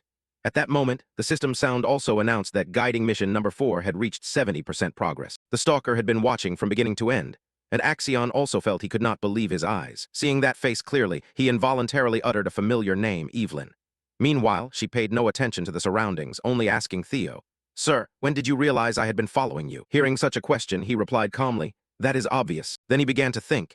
He did not know why, but thanks to her following him, he could turn the tables without any worries. Those pointing swords at Theo right now could only be lying scattered at his feet. Going back to the past, he saw a wine bottle being opened, and the one opening the bottle was Julius. He asked her, and she said she would no longer accept disciples.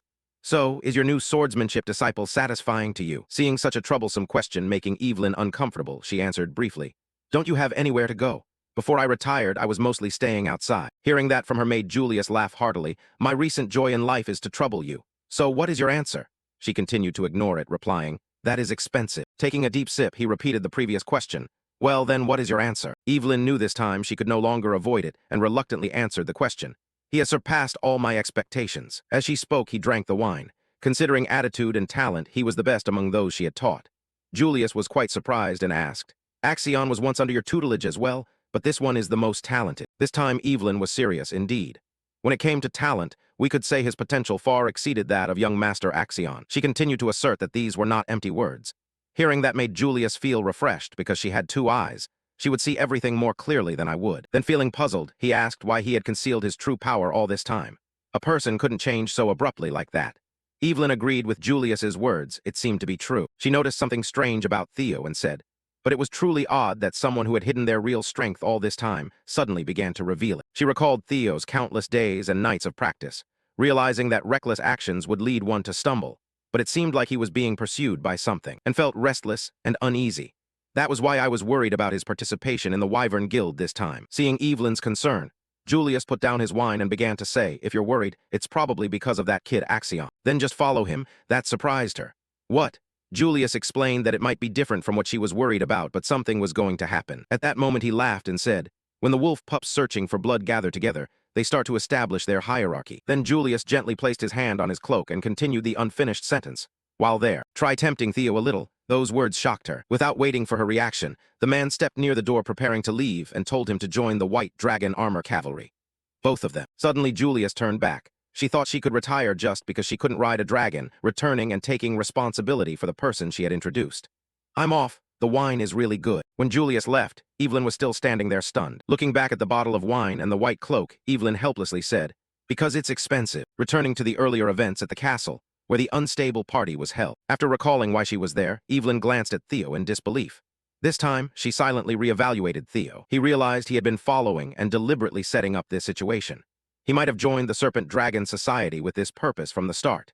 He is someone she does not need to worry about. Recalling the path she had followed, she still found it hard to believe. But from the moment he noticed her presence, he was certainly not an ordinary person. Regarding Theo realizing Evelyn's thoughts, he also silently thought that he had sensed her ever since he got on the carriage. The owner of the dragon heart. Recalling Theo's heart ability, it can enhance their perception, also known as the sixth sense. Anyway, thanks to that, the stage was set now. Then he called Evelyn and casually asked, "Most people here have shown disrespect to someone who could inherit.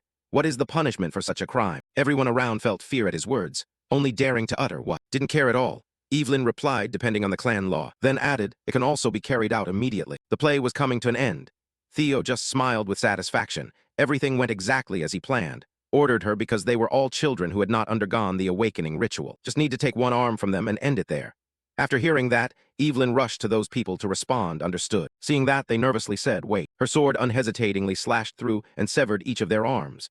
The second son of the Byron clan, the eldest son of the Red and White Mercenary Squad, the fourth daughter of the Sears Trade Guild, the third son of the Clack clan, the first daughter of the Howard clan.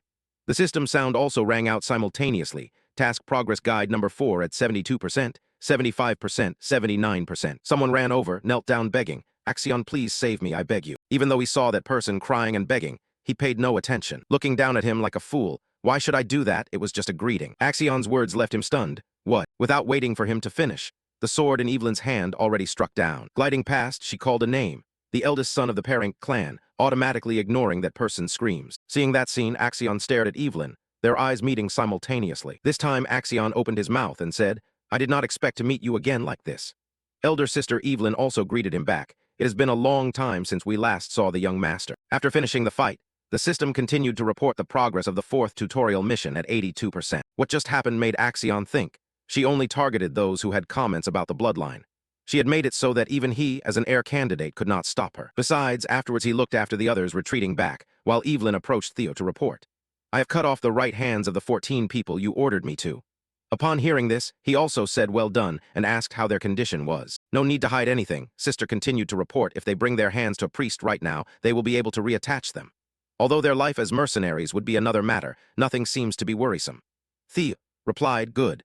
Meanwhile, Remington, who had been watching, hurriedly asked, "Young Master Theo, are you all right?" Looking at the harmonious scene before him, Axion realized that both Remington and Evelyn had been captivated by him without notice. Suddenly, he laughed and thought, "Theo, that fool of the Scarlet Hall has truly changed." Axion's wicked intentions rose up. "I want to trample you down." He also did not want to stay here long. Theo said, "Let's go, Evelyn, Remington." Upon hearing this, they agreed and said, "All right." Remington, without hesitation, shouted, "Let's go." This time, Axion's extreme hatred lingered long on Theo, showing no hesitation either. Theo stared intently at him. Then Theo stepped forward and patted him on the shoulder. His hand rested on him for quite a long moment. Somehow, Theo smiled in a strange and puzzling way at that moment. In front of everyone there, he said, "The party was great, Axion." At that moment, the system announced that tutorial mission number 4 was 100% complete. The system sound pleased Theo even more, bidding farewell and promising to meet again later. Those words made Axion turn pale with anger. The system then sounded again, congratulating you on completing tutorial mission number 4 alongside Evelyn. Without waiting for Theo to leave, Axion shouted loudly in full indignation, "Theo, Ragnar!" The sound echoed throughout the castle. This time the system continued reporting, "All tutorial missions have been completed. Now no one will call you the stupid Ragnar anymore." Theo's mood improved better than ever. The mission was complete. Not wanting to stay here any longer, the three quickly departed.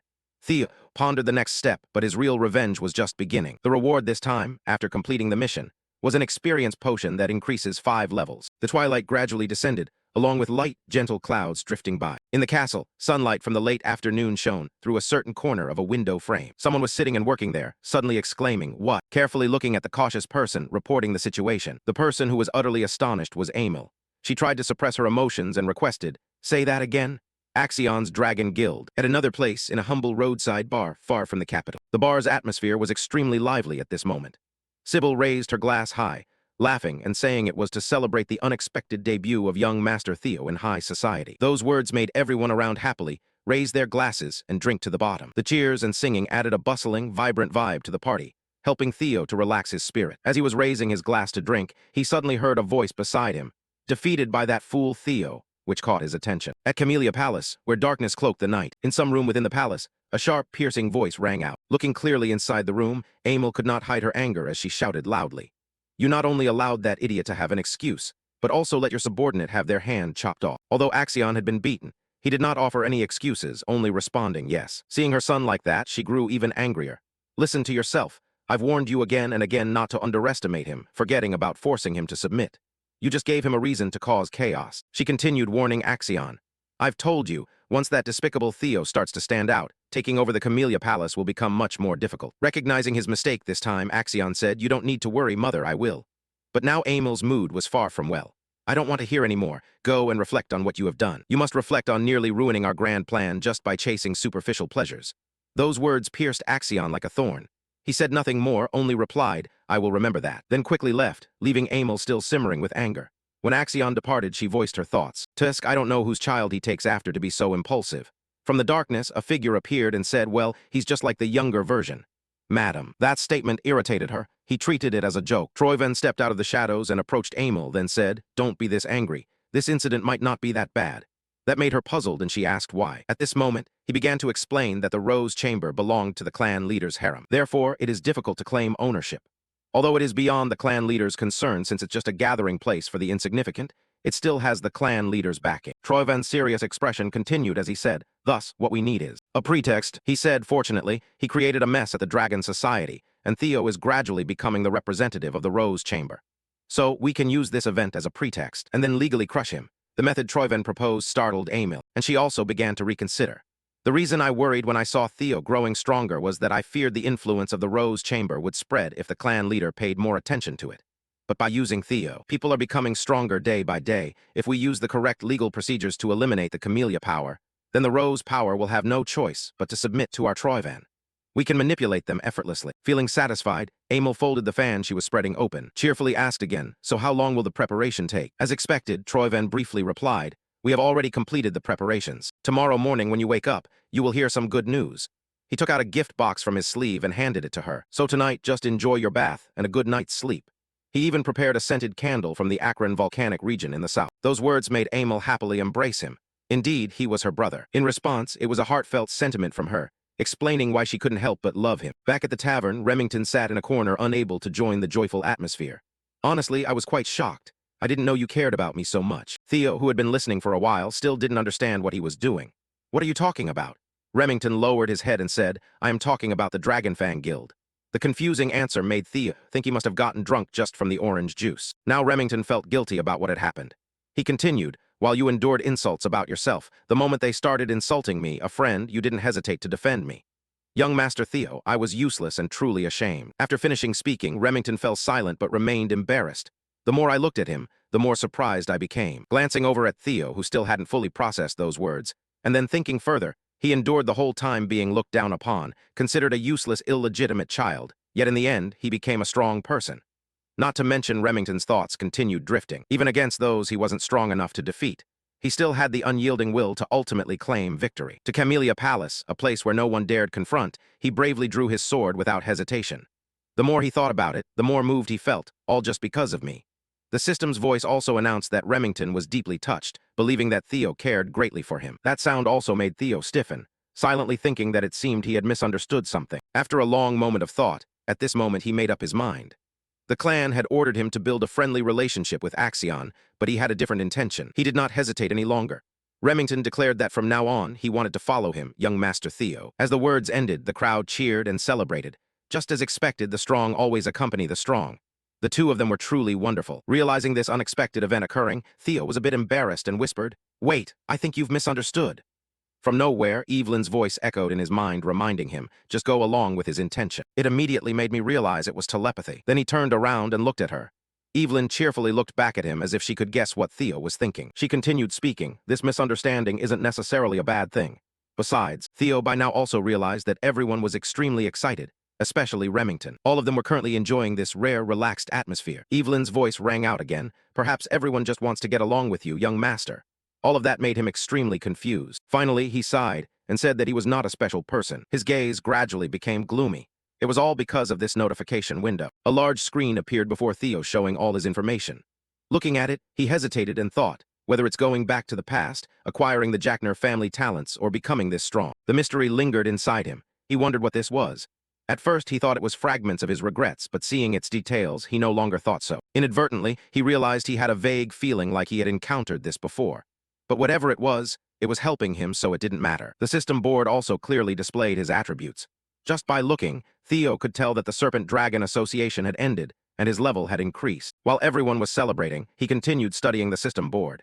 It seemed each time he leveled up, he received points to increase stats, so he thought he could enhance his abilities at will. Understanding that, he exclaimed, "It's truly terrifying," but quickly became very happy because he knew he was afraid of the brilliant future he would have. Meanwhile, Evelyn had been watching him for a while, not understanding why Theo was so joyful. After a moment, Theo finally calmed down. "All right, first I should prepare for the counterattack against the Camellia Palace." He called Remy, hoping he could help with something. Hearing the call, Remington was quite surprised.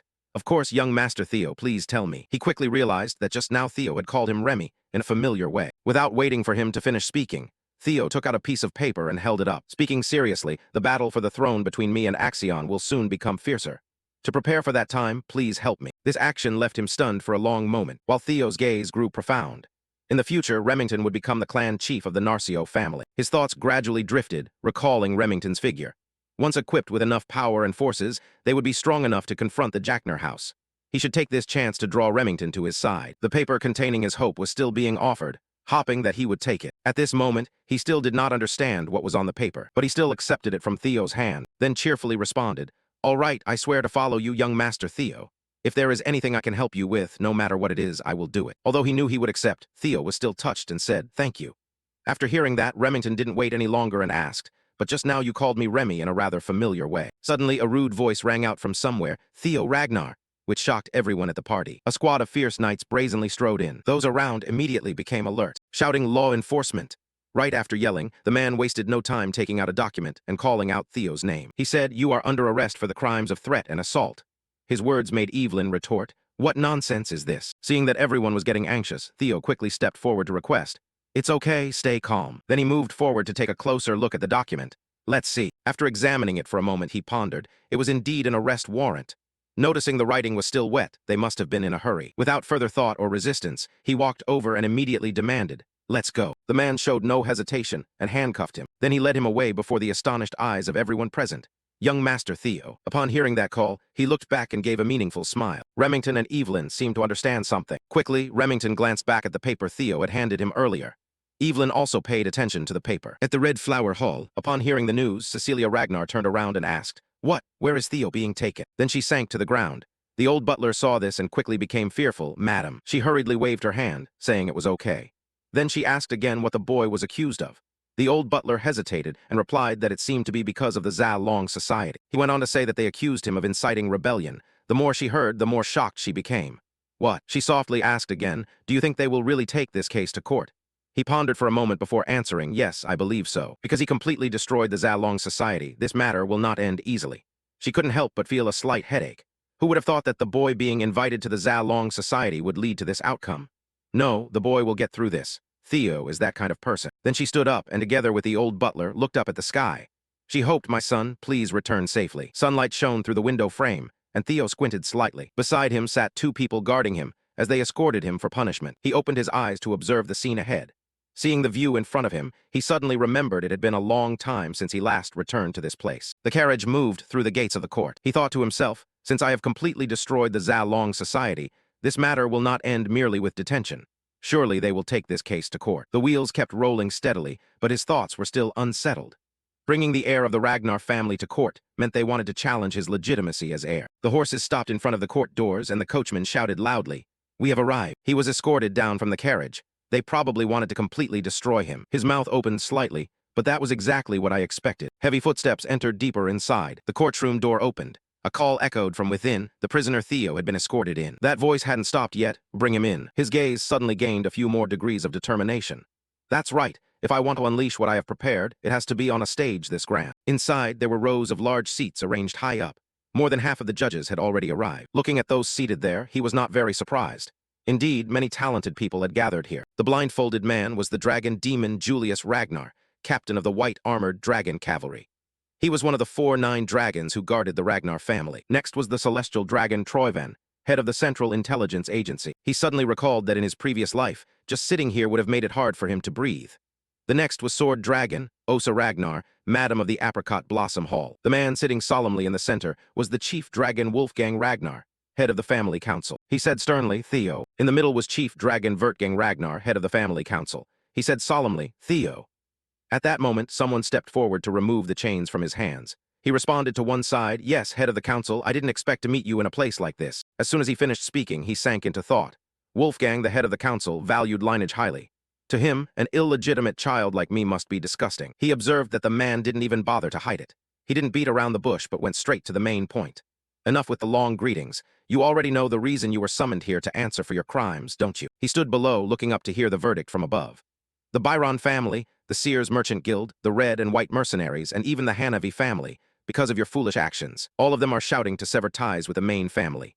He could not hide his anger. "You, an illegitimate child, can you bear the losses you have caused? Therefore, I will make you accountable for dragging the honor of the Ragnar family through the mud." He stood there listening seriously.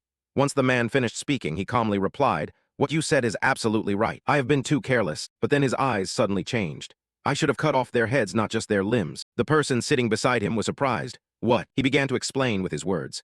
"They are our subordinates. Their lord grants them land and honor, and the subordinates owe their loyalty and lives to him. This is the code of knighthood." The more he spoke, the more fervent he became. Yet they dared to threaten their own lord. At that moment, the fury within him exploded. "If I had known they would be so insolent, I would have beheaded them from the start. They must be punished, and the principles of knighthood must be restored." Theo shouted loudly, "How can I stand by and watch the honor of the Ragnar family, preserved for over 1,000 years, be trampled like this?" Everyone listening to him was so angry they were left speechless. Julius, hearing his words, felt impressed, but also sensed that this matter should not end with an ordinary punishment. Wolfgang spoke loudly, "Do you dare mock me with such flowery words?"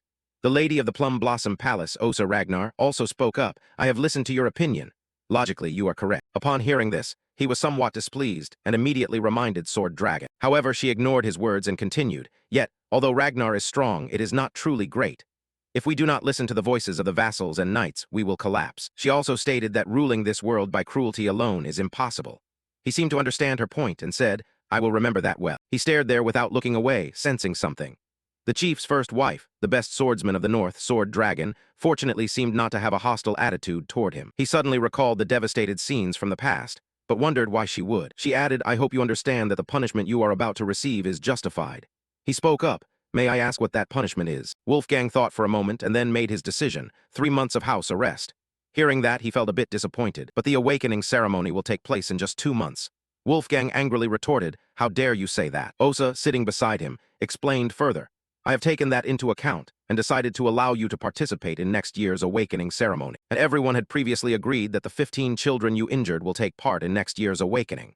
Troyven thought silently.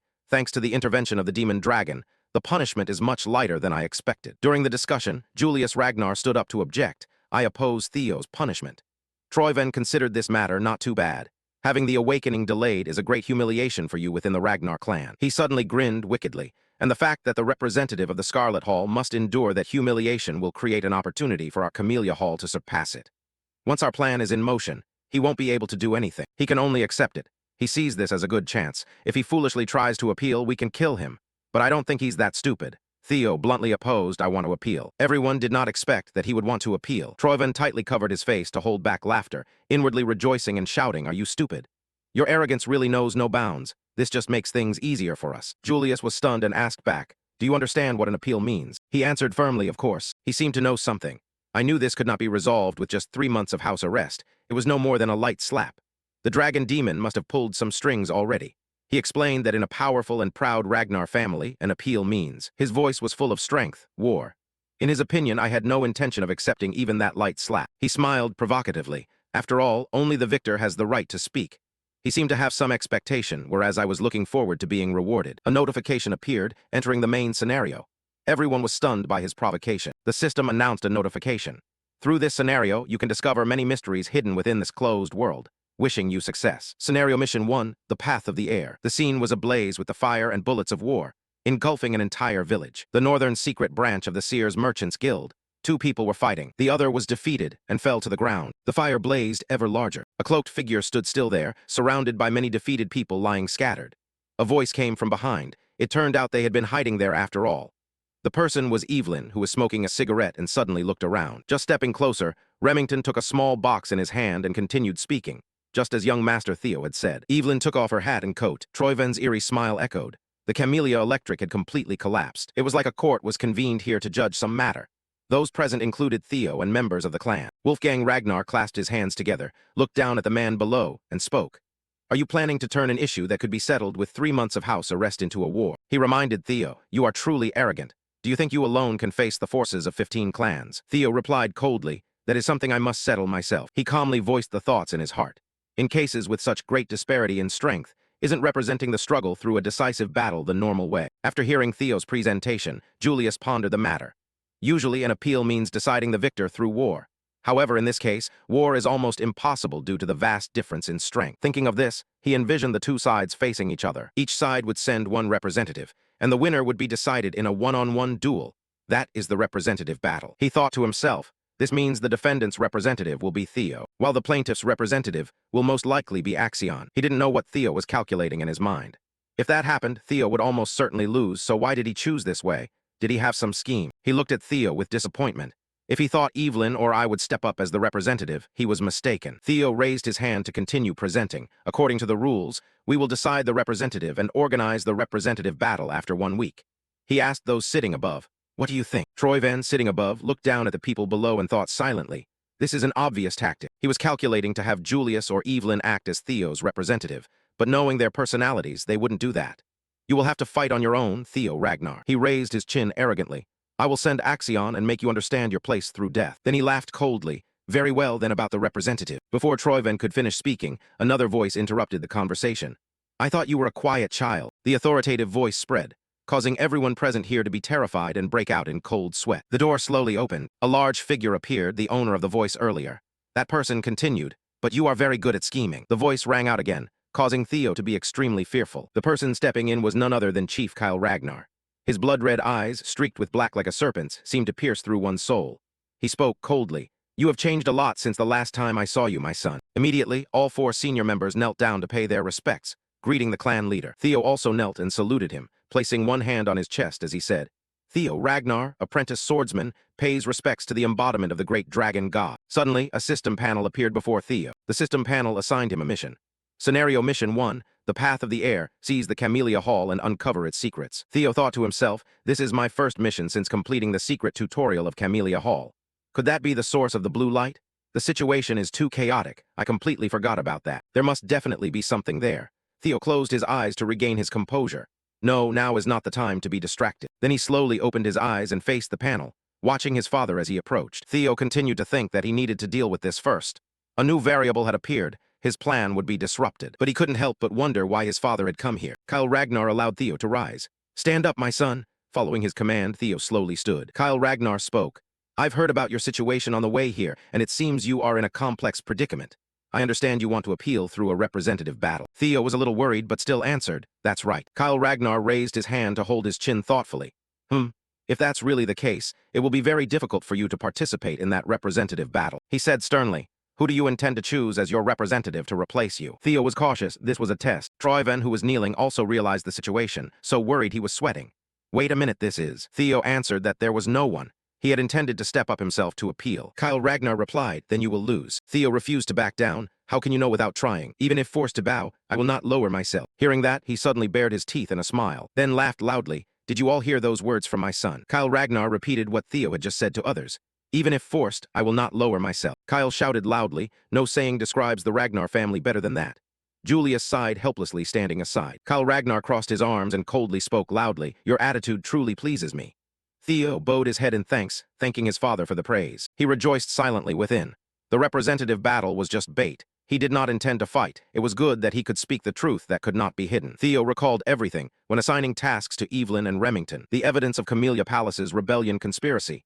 He smiled, calculating everything. If I have it, I can win without fighting. At that moment, Kyle Ragnar said, then I want to give you a chance. Drop the trial if you can withstand a single blow from me. I will erase all your charges. Theo was extremely surprised. A single blow. Kyle Ragnar said this as he turned his back and walked away immediately. Suddenly a voice interrupted, causing him to turn around. Chief, that cannot be. It turned out to be Troyven, who looked very angry at this moment. He thought to himself, trying one blow with him means you accept your opponent. If he survives, he will become someone accepted by the clan leader. I don't think that Theo can endure it. He clenched his fists tightly. But just in case he succeeds, I must prevent him from being valued by the clan leader. Without hesitation, Troyven immediately began making excuses. How could vassals and soldiers dare to comment on your son's bloodline? Kyle Ragnar now spoke in a strained voice. The dragon's voice radiated full authority. Be silent. If a vassal dares to say that, you just need to eliminate him. At this moment, he finally felt fear. The tone in his speech gradually lowered. I understand, clan leader. Then he noticed someone and directed his gaze at Julius Ragnar, asking, do you have something to say, dragon demon? You've been chuckling for a while now. Julius Ragnar bowed his head and smiled, saying, it's nothing, it's just that you haven't cared like this for a long time. The clan leader responded, what nonsense are you talking about? He quickly changed the subject, saying, let's stop the conversation here. So what about you, son? Will you do it? Theo Ragnar stared at him, thinking silently that a single strike from the clan leader had changed everything in a way he couldn't even imagine. His plan had already collapsed. You grinned, but such a change is acceptable. Theo placed his hand on his chest, bowing his head in response to the man's words. That was too heavy for me.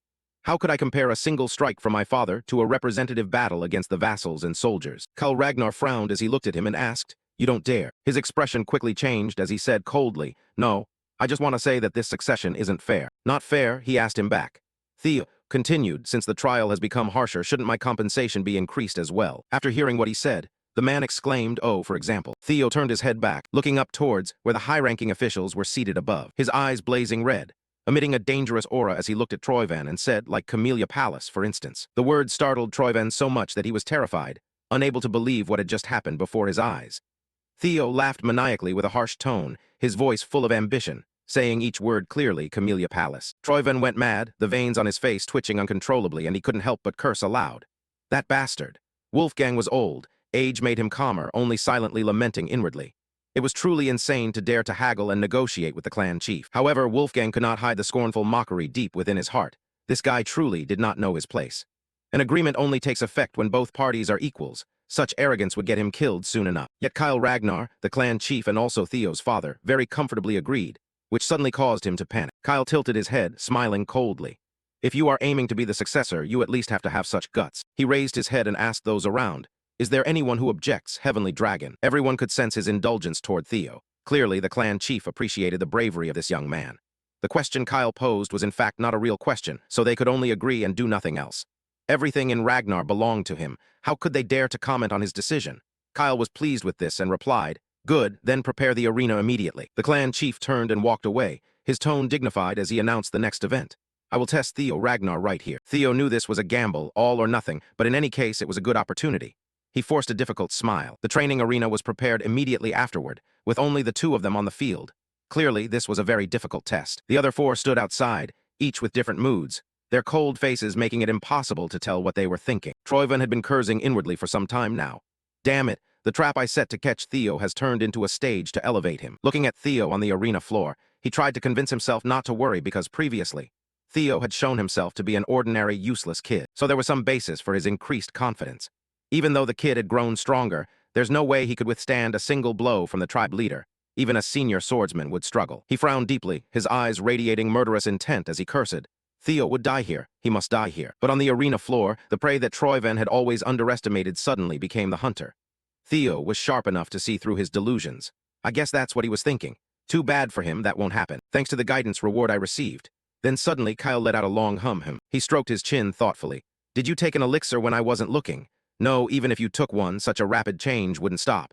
I don't really care how you got stronger. Theo couldn't help but feel his heart skip a beat. He was truly astute. Even the C-letter 1 EAD you long failed to notice. Then he heard his father mockingly praise him. In the end, you really are my own flesh and blood. Kyle Ragnar hoisted his sword onto his shoulder, his cloak billowing behind him, making his figure appear even more majestic. So, are you ready? Theo had no answer other than to respond, yes. Kyle wanted a fair test. Obviously, he was honest enough, which was why he changed his weapon. Normally, I would use the greatsword, but since you don't even know how to use mana yet, I'll use this sword. Any objections? Theo replied respectfully, of course not. Well said. No sooner had he finished speaking than the atmosphere around him shifted, and he let out a smirk. Very well then. From that rusty sword, a fierce burst of blood-red energy erupted, like an atomic bomb or even more powerful. The sudden oppression made the surrounding space feel tightly compressed. Kyle swung his sword down. The blade flashed brightly with a dazzling gleam. He signaled to begin. Theo was terrified. He couldn't deny it as his body trembled uncontrollably. Even the groan escaping his throat quivered weakly. This was the real gap in their strength. He gritted his teeth, trying not to fall, feeling an undeniable sense of dread inside. Emitting such pressure merely from battle energy, not only Theo but even Kyle felt unexpectedly overwhelmed. Well done, he praised. I'm surprised you can still stand firm. Theo lifted his head to look at him. His fox-like eyes flashed with a fierce red glow. He smirked proudly, feeling a sense of pride within himself. Naturally, his strength stats had nearly tripled. Theo recalled the item that had helped him enhance his power. The reward he received upon completing the tutorial. The experience elixir, a potion that effectively increases levels by 5, with a requirement below level 30. Theo gripped his sword tightly, using it to boost himself by 5 levels, and had invested all his allocation points into strength, so his strength stats now reflected that change. At level 7, his strength was 52 and his luck was -31. Other stats had not changed much. He raised his sword to shoulder height, feeling the surge of overwhelming power flooding through his body. This sensation was liberating, leaving the ordinary realm and stepping into the extraordinary. With this strength, looking at the great fortress wall before him, for the first time Theo felt confident facing someone so powerful. He could now block a blow from his father. A sword stroke came down, majestic and powerful enough to dazzle.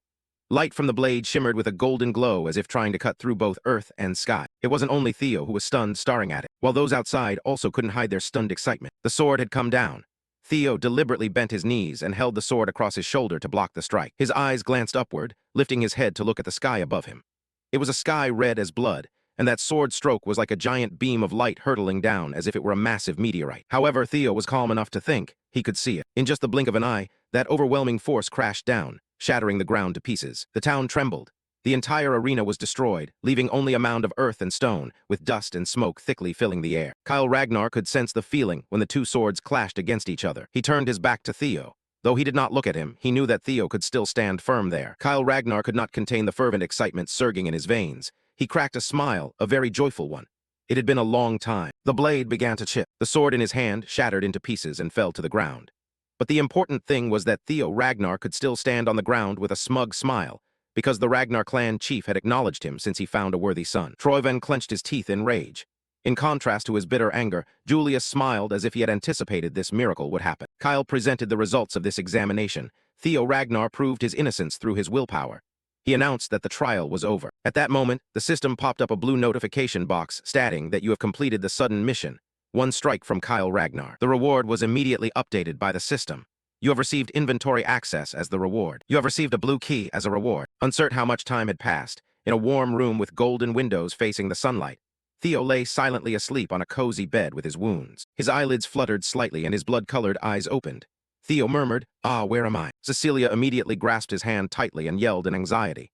"You're finally awake, my dear son. You had fainted." She burst into sobs, her eyes watery as she spoke incessantly. "Do you know how terrified I was when I heard you were struck by the tribe leader's sword? How is your arm? Are you injured? Try moving your shoulder. I need to call a medic immediately if it's broken or dislocated." This forced Theo to speak up and reassure her. "If you don't want to hear more nagging, I'm fine. Please calm down, mother." He turned his head to look around the unfamiliar room he was in and asked confusedly, "But where am I?" Outside, a man pushed the door open and entered, saying he was here under the tribe leader's orders. That was Julius, who was responsible for delivering this announcement. The former lady of Camellia Palace, Emil, and the head of the intelligence team have all been expelled. He was left speechless. That meant Julius understood what he meant, and he gave a confirming smile. Yes, the place where he was standing was a magnificent and grand castle. This was Camellia Palace. The system promptly updated the progress, and the script had been revised. It uploaded the mission progress. Script Mission 1, The Path of the Successor, taking over Camellia Palace and uncovering its secrets. Camellia Palace 1-1, Secrets 0-1. Outside Camellia Palace, in the nearby small garden, a high-heeled shoe-bearing foot, filled with furious anger, crushed a flower beneath it. None other than Emil herself. She screamed wildly with rage. "Why am I, the rightful mistress of this palace, being forced to leave my own property?" The servants beside her kept pleading, "Madam Emil, please remain calm, we beg you, stay composed." 2 men standing silently nearby. Then Troyven suddenly spoke, calling Axion. He replied, "Yes, uncle." Troyven's eyes blazed with killing intent. His gaze was fierce as he enunciated, "I must kill Theo Ragnar." Axion shared the intent. He bowed his head and said, "I plan to cut off his arm during the awakening ceremony." Troyven interrupted him, "No, his head." He ruthlessly made the demand, his eyes wide with terrifying intensity. "I must take his head." Axion pressed his lips tightly without speaking, his wine-red eyes staring intensely at his uncle. At this moment at Camellia Palace, Theo could leisurely think. Everything had unfolded in a direction completely different from his plan. He strolled around the palace, dazed, but this was a much better outcome. He had won Camellia Palace without needing to use his trump card. Theo opened his system panel, a new feature he had just received. Moreover, he had gained a second power, an inventory. He slipped his hand into a square within that inventory. Then Theo pulled out an apple that he had stored earlier. He opened his mouth and took a bite. Theo juggled the apple in midair, muttering to himself, "I don't know how things like this exist, but it will be very useful." Then he put his hand back into the inventory once more and added, besides. Theo looked down at the item he had just taken out. This blue key. The blue key, a miscellaneous item effective for opening hell gates, requiring compatibility with a hell gate. He held the metal object in his hand, his gaze uncontrollably fixed in one direction. This key was definitely a large door sealed tight, locked firmly by sustained magical energy, making it an impregnable gate. However, Theo's intuition told him he could pass through it. Theo Ragnar inserted the key into the lock on the door, and the heavy iron door opened. Suddenly, strong, sticky winds blew from ahead, and Theo looked in surprise at the new tunnel before him. It was the system panel that simultaneously popped up a notification. You have discovered a dungeon. It continued, the experience you earn in the dungeon will be doubled as a reward. He thought joyfully, a cave inside a room in the Camellia Palace. This must be some kind of quest. Then Theo murmured with a confident tone, no matter what it is, I will complete it. I can't miss the opportunity to have my experience doubled. His steps suddenly halted. Oh right, to fight in a place like this, Theo guessed he should bring some self-defense weapons. He shouldn't go in empty-handed. At this moment, his system inventory was filled with swords. With the equipment prepared, Theo held a sword and shield in his hands and confidently stepped into the dungeon ahead. All right, let's go check it out. Inside the dark and silent cave, occasionally there were torches affixed to the stone walls illuminating everywhere. Theo was still carefully scouting around, then suddenly sensed the breath of a wild beast. Theo Ragnar raised his head to look. In front of him was a huge wolf monster with fluffy, pure white fur, blazing red eyes, dripping blood and saliva constantly flowing down. It looked as if it was ready to bite him at any moment. Theo was doubtful. A wolf. He clicked his tongue and commented, quite big as a monster. And then, in a moment of inattention, the ground where the wolf was standing suddenly emitted a sharp sound, and its figure abruptly disappeared. Theo's experience warned him. He hastily raised his hand to block the wolf's powerful bite with his shield.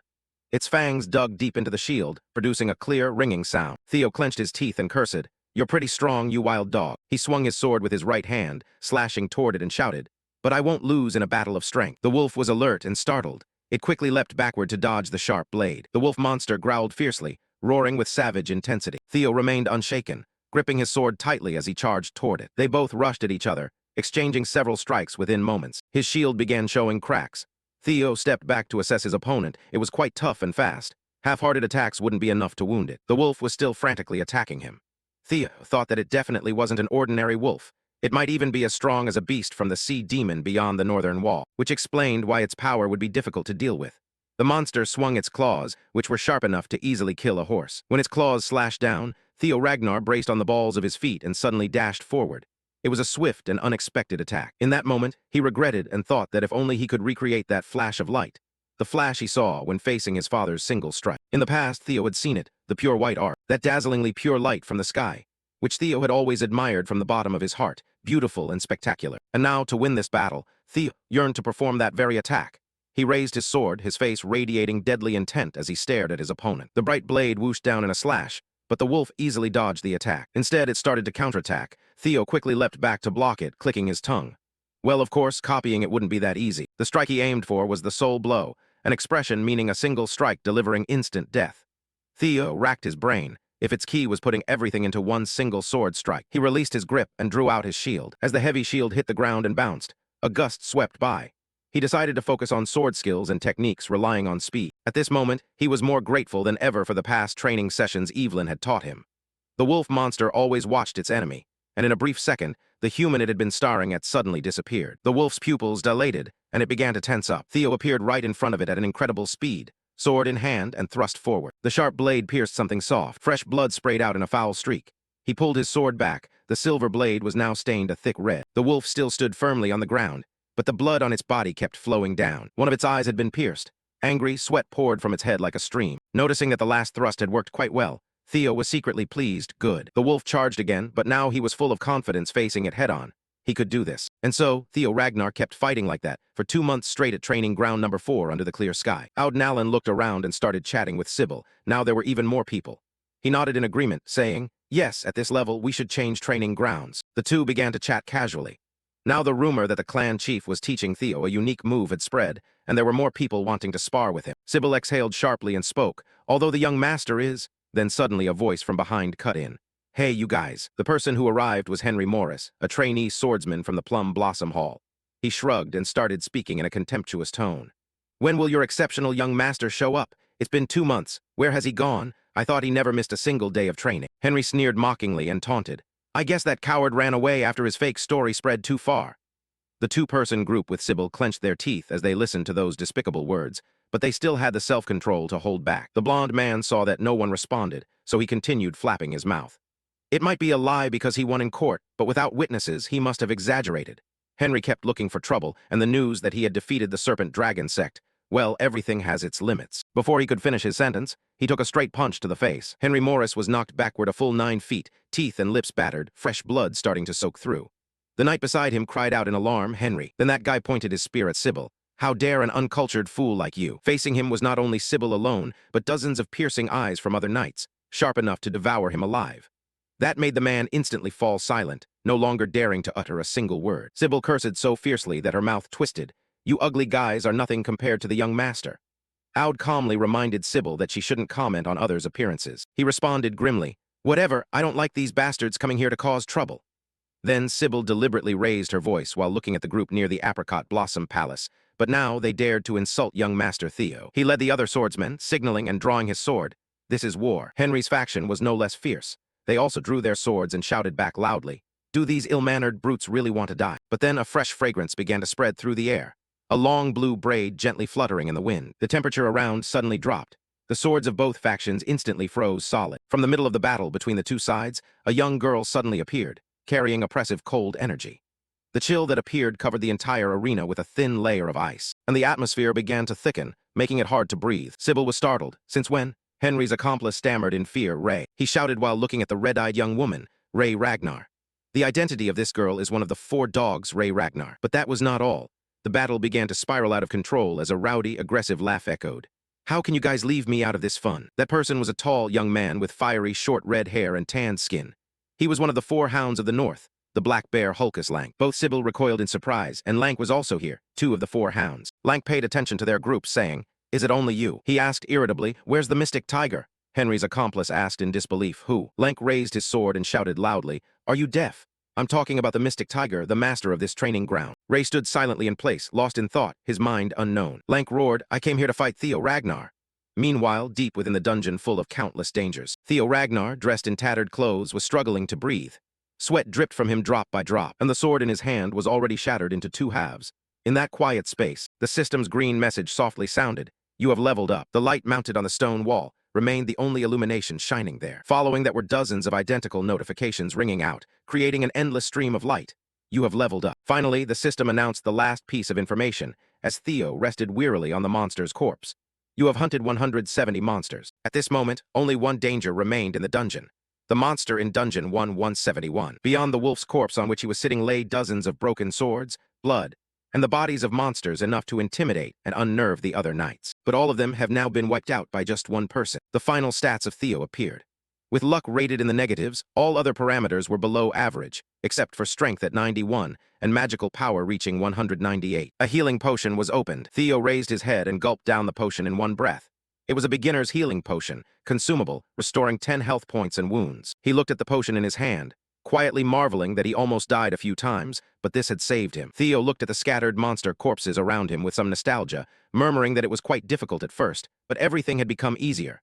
Time really flies. It had already been 2 months, and the system board now only had one last quest left. Monsters in the Dungeon 1171. He raised his head, expression serious, and said that with only one left. At the end of the dungeon ahead was a stone staircase leading straight up, with a humming echo ringing throughout the cave. The surrounding space reeked of danger, leading him to conclude that this usually meant the boss was about to appear. The system announced the current location, entering the 5th floor. Theo slowly trudged up the steps one by one, lifting his shattered, broken sword. With a sigh of sorrow, he realized this was no longer usable. Theo had no choice but to decisively throw it away, and took out the last remaining sword from his inventory system. It was a shining sword with a hilt carved from exquisite blocks of wood. He told himself, "Is this all I have left?" In fact, this sword held some meaning for him. It was a ceremonial sword his mother gave him on his birthday. His eyes gazed distantly, staring intently at the blade. In his past life, there had been many conflicts between him and his mother before the awakening ceremony, so he had thrown it aside in his room and let it rust. Looking at it closely now, it was a fine sword forged from white snow steel. Theo pressed his lips tightly, his face filled with sorrow and sadness. His memories began to drift to a distant place. It was a day many years ago when the door suddenly burst open. Cecilia stepped in joyfully, followed by dozens of servants carrying enormous gifts piled into a mountain. She clasped her hands together happily and exclaimed with anticipation, "Happy birthday, my beloved son! Happy birthday, my dear son! I have waited until midnight to give you this. But then Theo responded to her in a sharp tone, Mother. He held the swords close to his chest, his expression cold as he stared at Cecilia. The awakening ceremony is coming soon. I don't have time to waste on birthday parties. He turned his head and walked away, using the harshest words to hurt his mother. You should know better than anyone that good equipment doesn't change blood ties. Cecilia at that moment just stood frozen, surrounded by servants who always tried to please her. Yet she heard the person she loved most coldly send her away, saying, Please go outside, Mother. But all that is just the past, he said, no matter what. Theo looked directly at the present where he was standing. He firmly stepped forward, telling himself that he would not repeat the mistakes of his previous life. The system sounded a warning. This is a boss room. A powerful monster will appear. Please be careful. Theo looked ahead in surprise. A part of the long tail and claw of the boss monster had appeared, with a familiar tightly closed jaw resting asleep upon its claw. In front of him was a boss with a somewhat familiar appearance. It was sleeping soundly, yet its shape was unmistakable.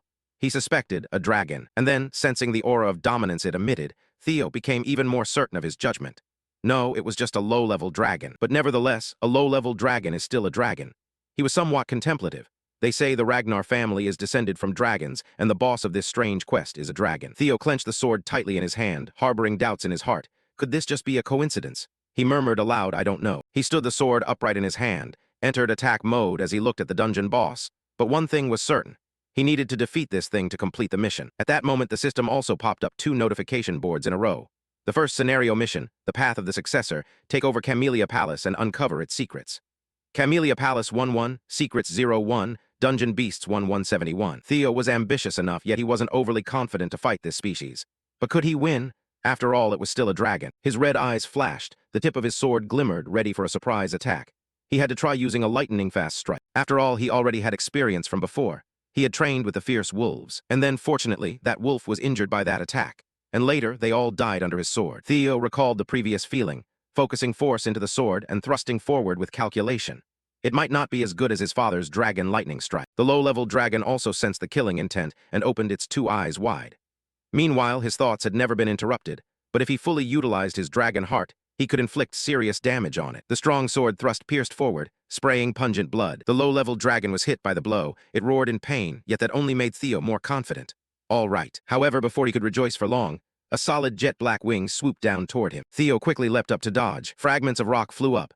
Theo had hoped his strike would be more effective. He had wished to pierce its brain, but judging by how the dragon still fiercely resisted, that was enough. However, it seemed my attack wasn't far-reaching enough, but I already saw an opportunity. He gripped the sword hilt tightly with both hands. His body darted through the air, suddenly appearing and just as suddenly vanishing. Each time he approached the dragon, he slashed deeply into its scales with a sword stroke. That was its special secret skill.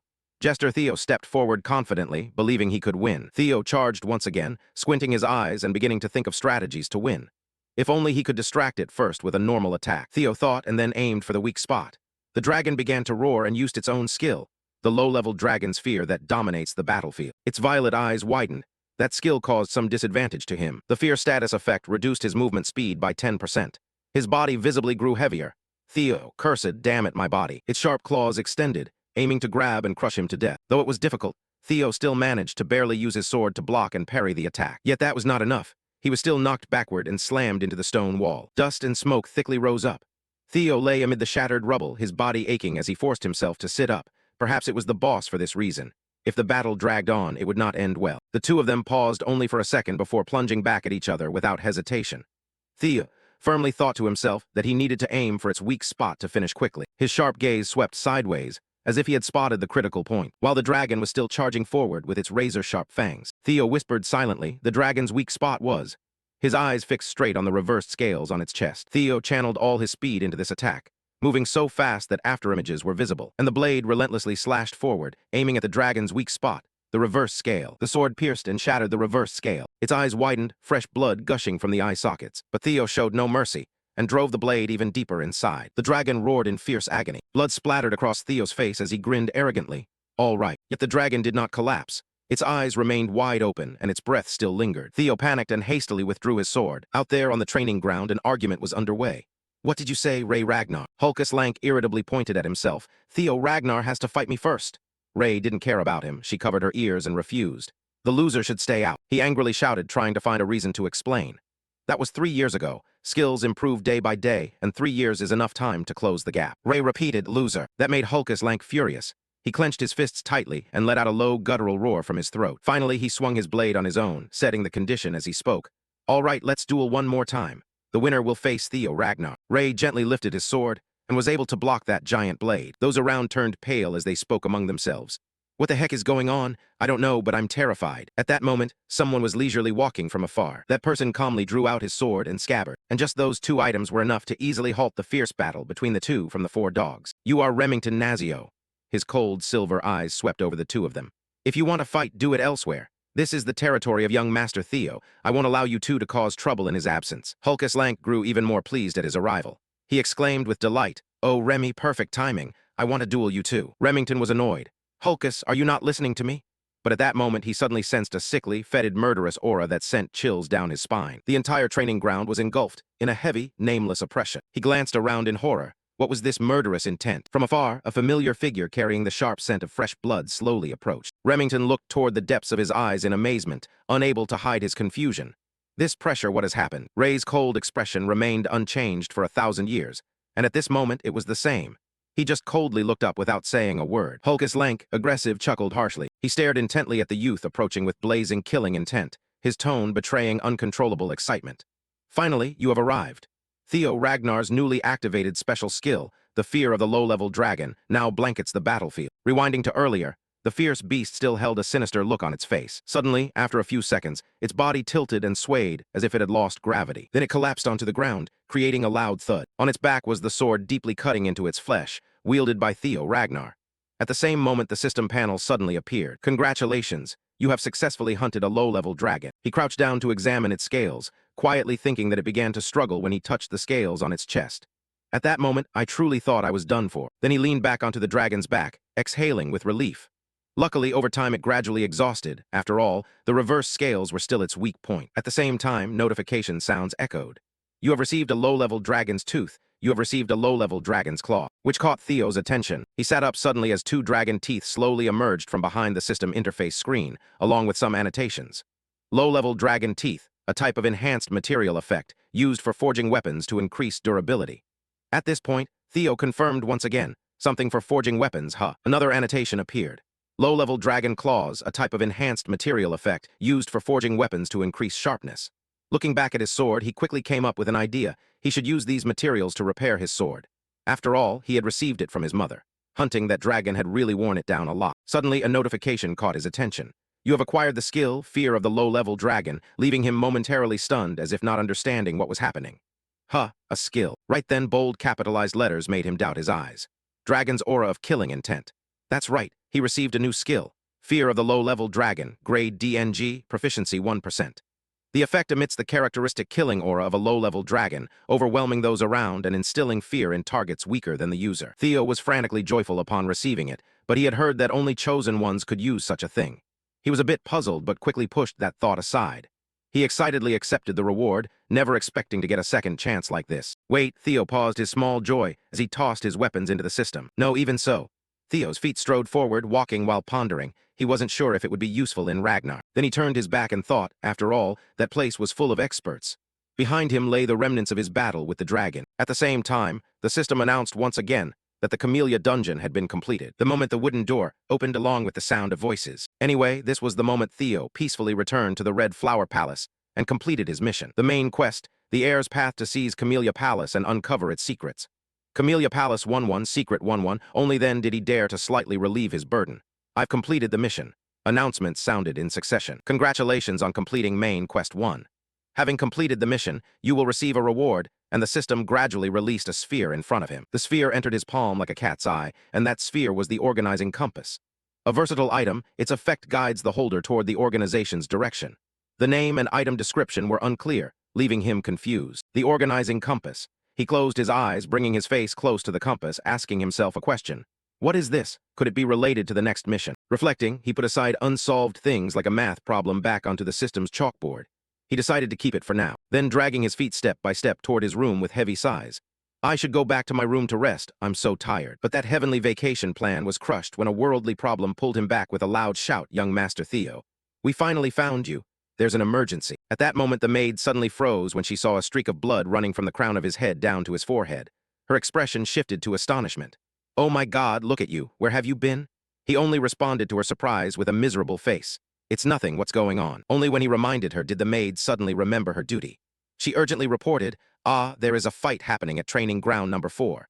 Hearing the familiar ground, he was startled and confirmed, what? Immediately after, he stepped into the training ground with a fierce and deadly aura from the low-level Dragon Fear skill he had just acquired from the system. One part of his face was illuminated, while the rest was cloaked in shadow, and his bright red eyes opened wide with a murderous demeanor. A system echo sounded. The low-level Dragon Fear skill envelops the battlefield. Deep within his pupils lay an immense loathing of being disturbed. He immediately repelled them. Vanish at once, I need to rest. The aura wants to drag anyone who dares to bother him into a pre-dug pit, and is ready to fill that pit up if necessary. This has made everyone tremble with fear. At the same time, Hulkus Lank's gaze fell on the low-level soldiers collapsing behind him. That trick amused him. The murderous intent was truly overwhelming. Then, after finding the person he had long been seeking to challenge, he lunged forward with a large sword slammed down on his broad arm, moving fast enough that dust formed white smoke behind him. His laughter pressed down on the air. I knew it, I had a premonition. You will be very interesting. You belong to me, Theo Ragnar. Let's see how strong you really are. And quickly his sword stroke flicked out, turning into a purple slash. However, although he was superior to Theo in physique and sword size, Theo could easily repel him.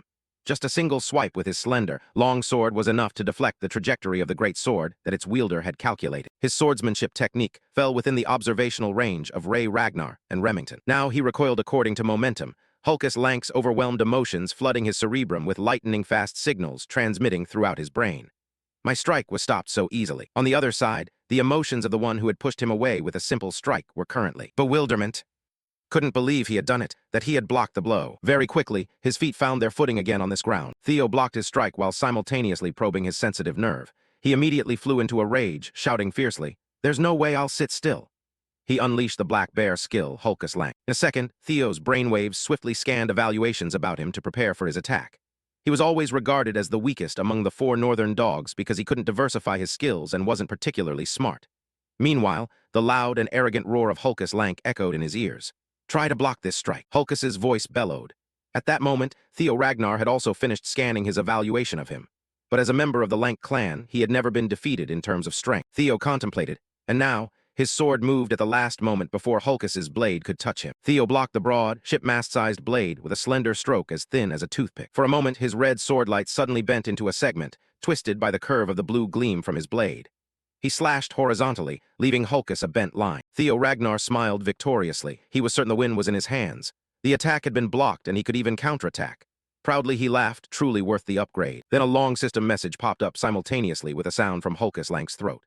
Theo Ragnar, 17 years old, male, level 16, strength 96, agility 27, vitality 21, magic 189, intelligence 20, luck -6. Skill of low-level Dragon Fear, and finally an update about access denial. Then the big guy Hulkus Lank collapsed. He lay still on the ground, his eyes completely white with no sign of life. He wiped the sweat across his face with his hand, telling himself he had swung the sword with all his strength without realizing it.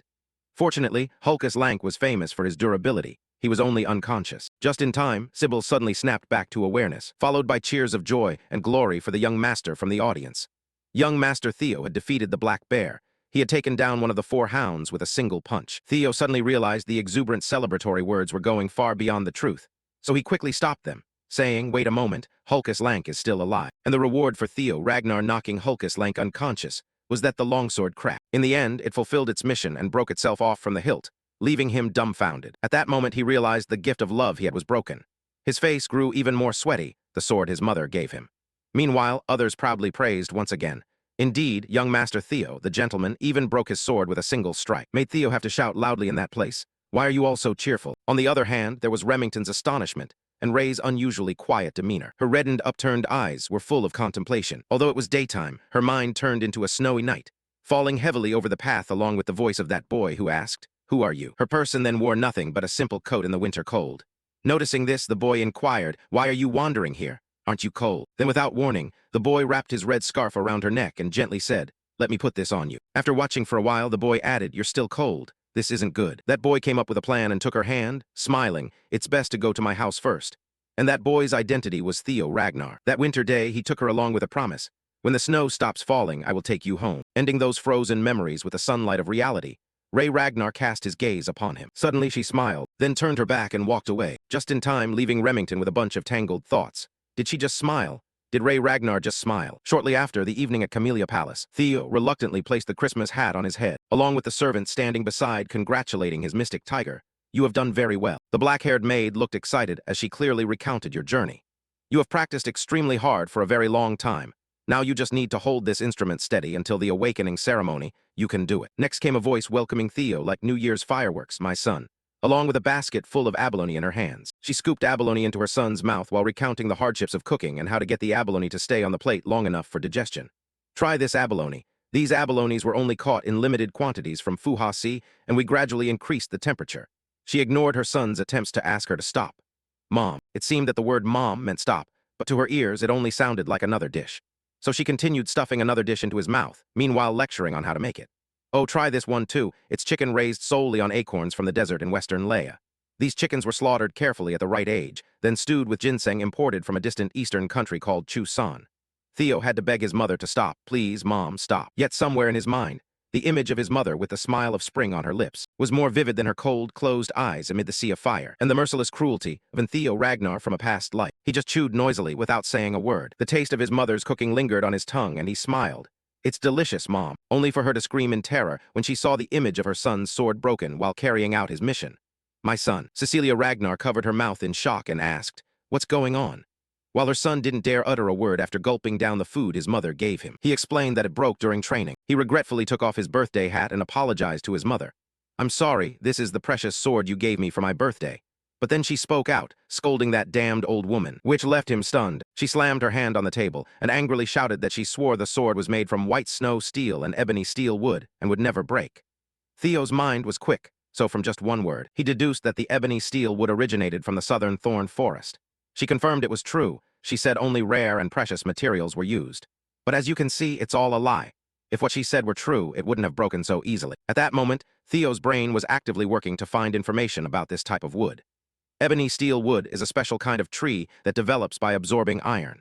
It is considered rare because it retains the flexibility of wood while being as durable as steel. Looking at the body of the fallen swordsman, he created a mystery for himself. I know it's a good sword, but I didn't realize it was that valuable. Where did you get this sword, mother? And coincidentally, his mother also set a goal, saying this isn't right, she would go and ask that lady to clarify. This time, she insisted that the lady must make a perfect sword for her son. My son. Hearing this, he quickly advised his mother, I'm fine. Honestly, I can also use another sword. But she said no, everyone has finally recognized your true value. We need to be more meticulous than ever, especially now. With her caring tone, and besides, the awakening ceremony is less than a week away, isn't it?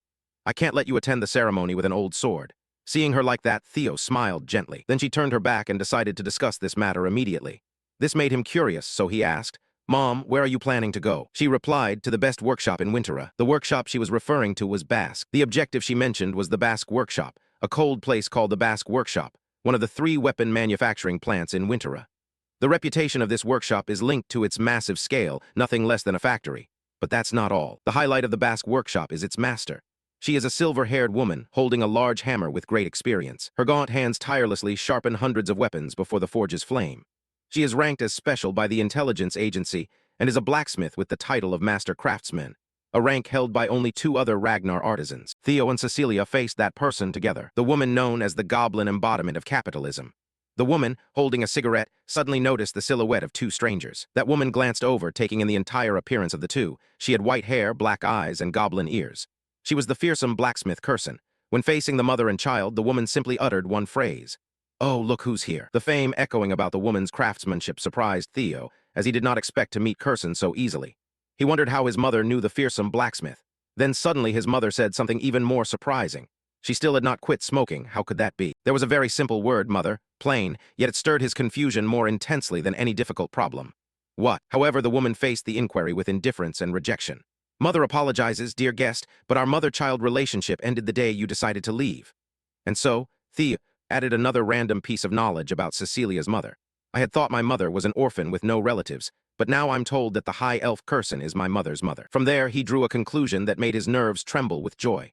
Wait a minute, that means I have a quarter elf bloodline. So that's the reason for my handsome appearance. Returning to the point, Curson changed the subject to the main focus of the day. So, our esteemed guest came here today for something. Then she threw Curson the sword's scabbard and the broken sword inside, casually saying, returning a defective item. Curson grabbed it and clicked his tongue. Defective? Seriously, I'm speechless. How dare you call a sword that I myself forged defective? But before the woman could finish her sentence, the subsequent scenes forced Curson to be astonished, especially when she drew the sword out, revealing only the hilt and less than half of the blade's length. Ah, the woman's emotion shifted from indifference to extreme surprise. Curson shouted, "This is." Cecilia immediately crossed her arms and put forth a reasoning. If it's not a defective item, then what is it? Meanwhile, her son still believes in the hypothesis that he is a quarter elf. Curson frowned and questioned who had used this sword. She replied, "My son, who else?" The woman cast a glance behind her at the child following her. Cecilia, displeased with Curson's way of addressing her, corrected immediately. "Mind your tongue, that's the genius who will rule Ragnar from now on." Aware that the woman's attention was fully on him, he instantly regained his composure and introduced himself. "Theo, Ragnar of Camellia Manor, honored to meet the renowned master of the Basque workshop." The woman responded coolly, "Yes, I've heard of you," but Theo's politeness successfully earned a plus point for his mother. "She's raised you well." Quickly, Curson snapped back to the main point. "Did you really use this sword?" He answered, "Yes, that's right." Cecilia added from beside him, "I've already told you it's a defective piece." The woman said nothing. If she were to speak, a single sentence would suffice. This matter would be a long one. Then Curson signaled for the mother and child to follow him inside. Only after packing along under the woman's guidance did Theo turn back curiously and ask his mother, "Mother, what is your connection to the demon blacksmith?" His mother repeated, "As you heard." To be sure, he asked again, "Is she really your mother?" His mother replied, "I don't know because I rarely talk about the past." Then she calmly said, "Although only for a brief 6 months, she was a foster mother who took care of me. And of course, she had no idea that Theo had just lost a lump of gold from her hands." Oh, the foster mother of my mother. She recounted the time she once lived with Curson. Mother loved all things she considered beautiful, whether it was jewelry, music, theater, or even people. That's why she adopted my mother. She must have liked her very much. Obviously, Cecilia heard everything Curson said. So that woman irritably told her, "Stop talking about the past, it's useless." Faced with Curson's cold words, she just chuckled. "Oh, fish, mother doesn't think that way." Then he returned to the story of his mother, asking why she left here. She just gave a non-committal answer about that. The rest Curson took the initiative to explain to Theo. The girl stepped outside by herself, saying she would become the wife of Ragnar's clan leader. The genius mind of the 100 delegated evil elf still engraved the image of the girl he parted with that day. So that woman thoughtfully said, "It's unexpected that the girl voluntarily went to that miserable place. Truly foolish, but commendable that she survived that long." However, Cecilia only smiled, clasping her hands together and pressing them against one cheek. She dreamily recounted the prince at the end of her runaway path. That clan leader was so handsome and masculine, and loved her deeply. Afterwards, that woman sternly condemned her adopted daughter. But even though the girl had left home like that, last year she still came back begging me to forge a sword as a gift for her son. I've never seen anyone so shameless. Facing the accusations from her foster mother, Cecilia gave an awkward smile and reminded her mother, "Why do you say that in front of me?" Curson immediately retorted, "Am I wrong?" The quarrel between the two women made him chuckle softly. Seeing his mother's smile, he felt relieved. He had never heard her speak like that before. Clenching his fists tightly, the sins from his past clung to him with every thought. It seemed he never truly understood his mother in his previous life. He really was an ungrateful son. Was he too obsessed with the clan, too dominated by it? Mentioning the previous life again, Theo Ragnar wondered, moreover, the demon blacksmith seemed very concerned about his mother. So why did she do nothing during my past life? The master's footmen stopped only when they arrived and announced to the mother and son, "We have arrived." That woman led the mother and son to a large iron door and gestured as she spoke. "This is my room, the master's office." Only then did Cecilia wonder why her mother brought them so deep inside. While Cecilia set the condition that her mother should forge the best sword for the boy to make amends, Curson grabbed Theo's hand and said, "Wait outside for a bit, Cecilia." Cecilia only then snapped back, "What?" Then that woman dragged her son inside, slammed the door shut, leaving her adopted daughter stunned, still calling out for her mother. Ignoring the call of mother, the son stood outside the iron-framed window. Curson's face hardened as he looked at Theo Ragnar. Also briefly passed over his bewildered expression, the woman let out a cry, her face turning serious. Curson got straight to the point as usual. "I will ask directly." His voice suddenly became serious and sharp. The woman pulled the cigarette from her lips and asked, "Do you have a relic of the progenitor dragon?" And of course, how could he possibly understand? Wait a moment, he organized Curson's ideas and formed a question to confirm. "The progenitor dragon you mean is the ancestor of the guardian dragons protecting the clan, right? I've heard the legend that our ancestors distributed the treasures of the progenitor dragon throughout Quinta for the descendants of the Ragnar clan." But suddenly the woman became furious, shouting loudly, "Legend! Are you pretending not to know? If you really didn't have the relic, though the fact that her hand was placed on the sword's hilt said otherwise." In that moment, his brain tensed. Curson was about to strike him, forgetting that the sword-bearer had already sacrificed himself, no longer here. And Curson's eyes filled with tears, mourning his own loss. The woman immediately demanded justice for her intellectual offspring. "How could my sword have ended up like this? I poured all my heart into forging this masterpiece. It could never have been broken by anything other than the relic. Curson reproached Theo Ragnar bitterly. Do you have any idea how much this is worth?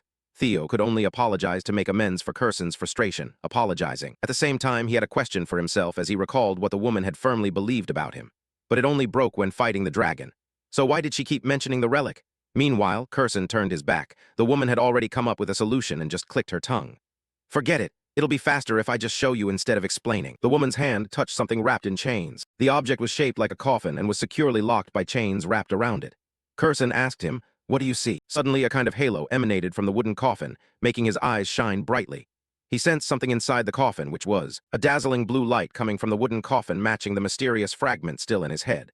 That blue light, a mission and the light he had seen at the door leading to the dungeon in Camellia Palace. After a moment of silence while observing Theo Ragnar's reaction with the sharp eyes of a master, the woman named Curson finally spoke.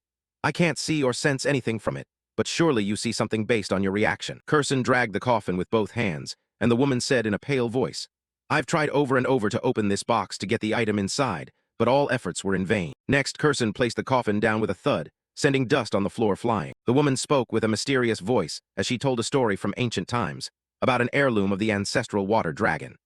Long ago, in the age of mythology, the water dragon ancestor plucked out a tooth and forged a sword from it. That evil dragon submerged everything with its massive jaws, and together with its fiery red eyes and one of its shiny fangs, forged a sword. The woman named Curson narrated like this. The monster sword, the moon sword, a black blade that emits a blue glow under the full moon, which favors Theo greatly. And strangely, the woman even took the initiative to propose that if he could break the seal on this box and successfully draw the sword, she would gift him the moon sword. A sudden offer left him a bit stunned. Curson then gave a knowing smile. A warning beforehand, you could lose your life, so do you want to try? Theo Ragnar's lips suddenly moved, curling gradually into a smile. That sword is mine now. At the same time, a system announcement echoed out. Scenario mission number 2, the path of the successor chosen by the ancestral water dragon's heirloom, the moon sword. That mystical sword is the moon sword, the blade of the Black Snow Leader and one of the 9 dragons. The Black Dragon, a mysterious figure with long white hair as pure as snow wherever he went. But very few knew the true shape of that sword, because most of those who have ever seen or heard about this sword are either dead or missing. However, Theo Ragnar remembered very clearly. It was when everything was engulfed in flames, where the Black Dragon let out a long hum. He was scheming, can you see it? Because he had seen it. By chance, I caught sight of the true form of the crescent moon sword, and a question still lingers in me from a past life to this day. Why did the Black Dragon spare me?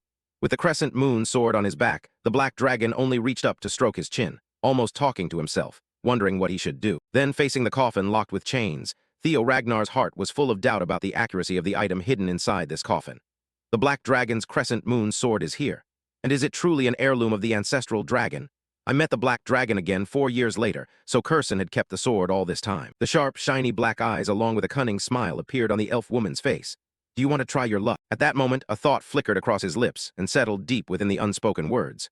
As if the greedy, venomous snake coiled tightly around his tongue, manipulating him, I must take it at any cost. Then, only knowing that his wise eyes were closed by his selfish nightmare, he spoke the poisonous words aloud. That sword now belongs to me. Seeing the shackled soldiers guarding their wooden princess reminded him of the cipher fortress protecting the door at Camellia Palace.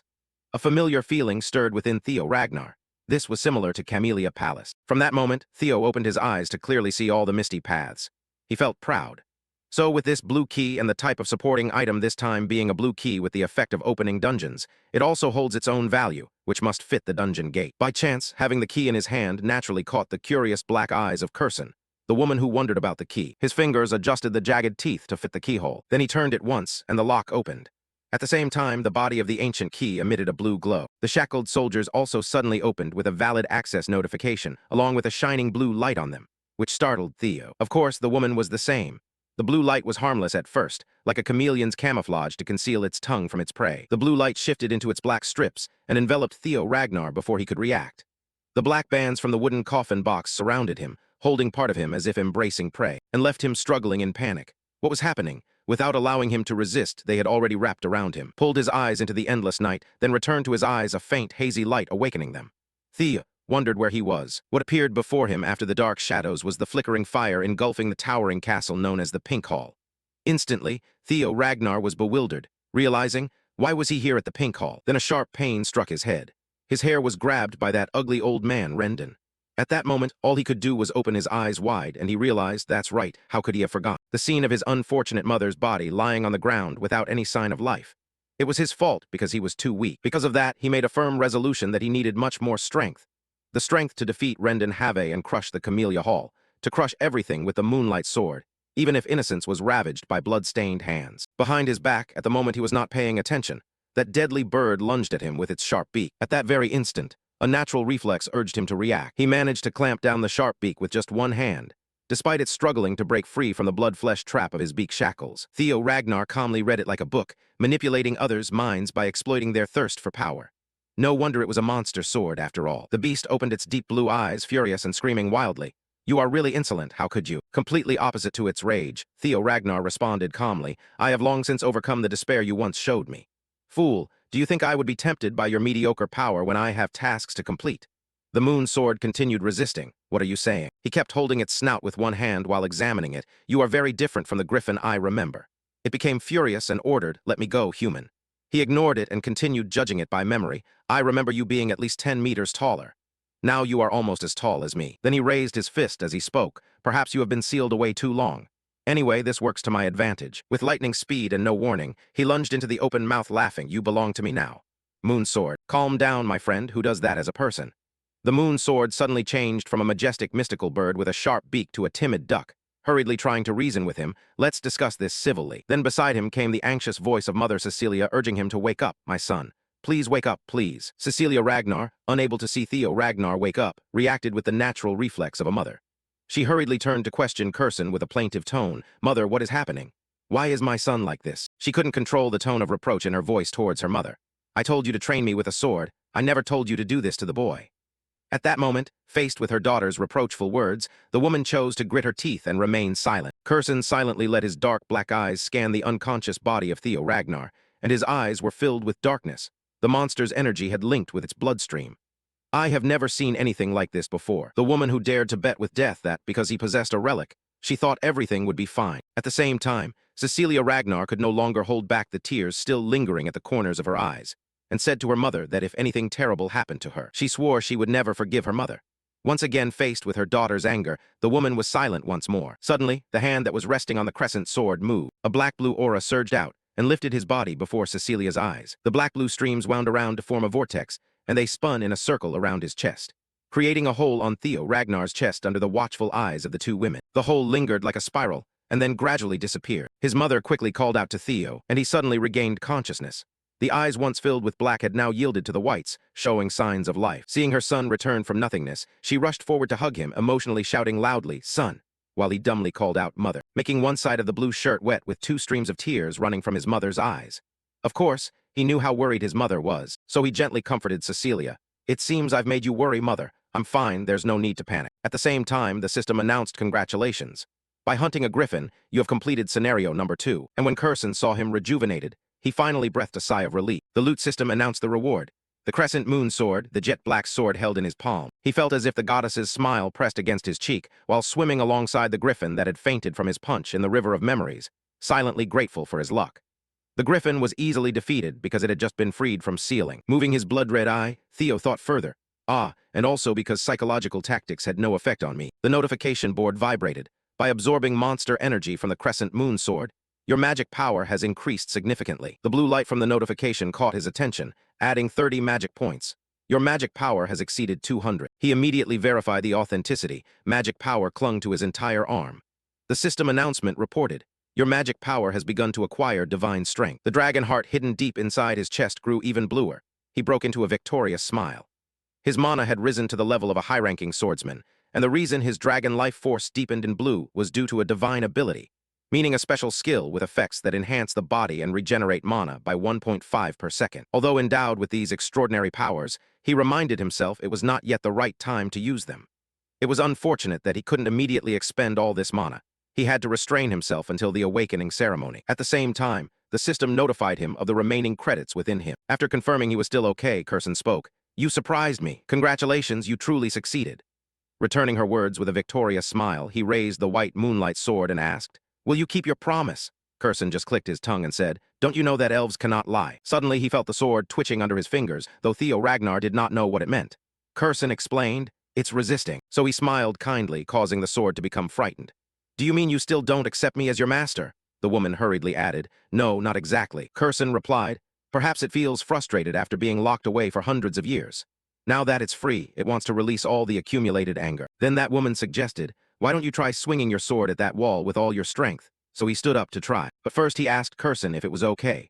Curson just laughed mockingly, unnecessary worry, even if it was the crescent sword. Curson's voice was full of confidence, even bordering on arrogance. A sword swing from an uninitiated kid couldn't damage Bask. The boasting words of that woman annoyed him. Really annoying. He just grunted, "Oh really?" meanwhile thinking to himself, since he could hide the dragon heart anytime, why not take this opportunity to test the power of the crescent sword? His feet moved closer to a nearby board. Gripping the white moonlight sword tightly with both hands, his mind ran through the next calculations and used his magical power.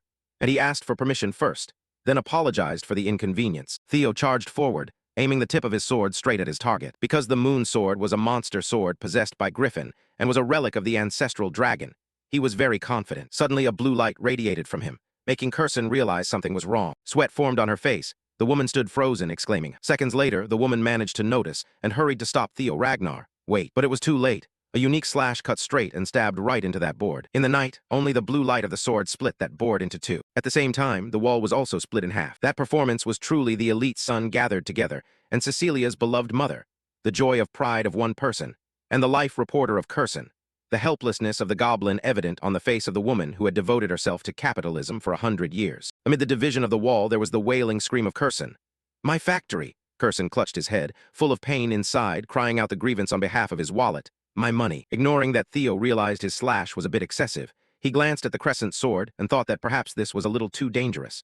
It had absorbed all of his mana. Suddenly a hand adorned with many rings pressed against him, a surge of mana flowing in. That woman acted before he even realized it. Curson's speed overwhelmed him. When did she become so fast? Curson forced a bitter smile.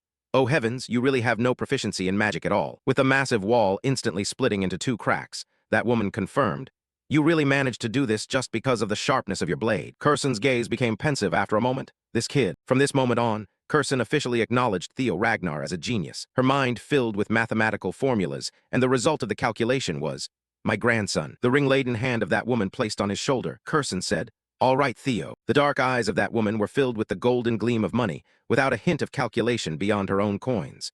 Curson cheerfully vowed, "From now on I will be your patron. You just need to soar high and show the world your skills." Curson's cheeks flushed pink as he thought about money flowing smoothly into his pockets like water. "You will become a living billboard for Bask." And the promise shimmering with the golden light of that woman's money caught Theo Ragnar's attention. The proactive offer from Curson made Cecilia exclaim in surprise, "Mother." And of course, Theo noticed the radiant gold coins reflected in Curson's eyes. His judging gaze conveyed one thing: "I see money in that woman's eyes."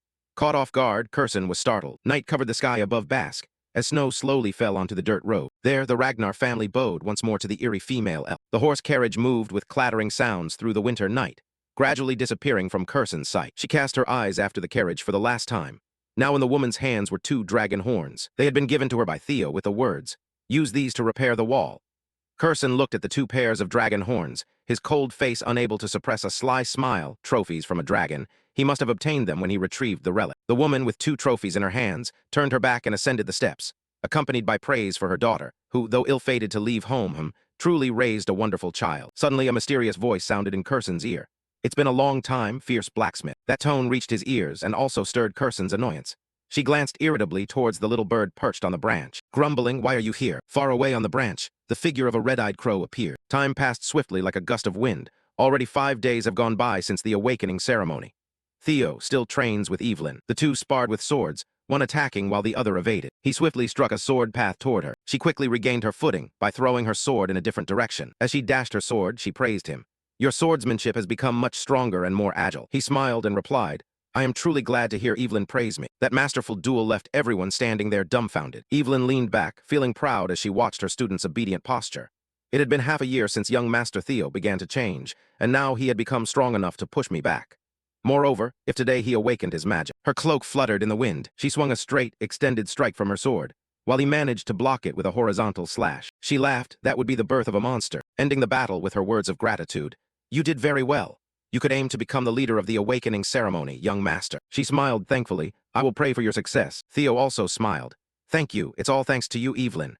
Know that if I become the leader, I will mention your name in my speech before everyone." Making her stand stunned. "What? Why would you?" Pull other teammates to quickly join the game. "Oh, me too, young master. Please mention my name as well." And so Theo became complacent. Oh my, being loved by so many is truly difficult without even realizing it, as Evelyn's helpless gaze showed. When late afternoon came, it was time to say goodbye to the brothers and leave. All right, I'm going now. During the day at headquarters, a figure approached the main gate of the headquarters. It was Theo Ragnar, confidently announcing his name to the guards.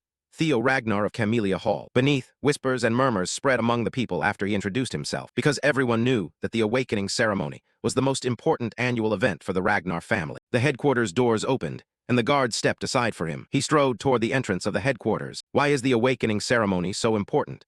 Because every participant hopes to achieve great results at this event. And as swordsmen of the Ragnar clan, this is the first place where they can be recognized and honored. When stepping past the threshold of the headquarters, Theo suddenly felt as heavy as if lifting weights, because the entire Ragnar clan was watching, including the clan leader, Kyle Ragnar. On the other side was Kulong, and over there was the former clan leader 2 generations prior, Hilda Ragnar. He raised his eyes to observe and silently evaluate her. The more he looked, the more he felt she didn't seem like someone 150 years old. Anyway, it was a relief to see that she was attending. The drumbeat began to sound. The sword referee at the Dragon Gate, Vihana, called out, "Attention.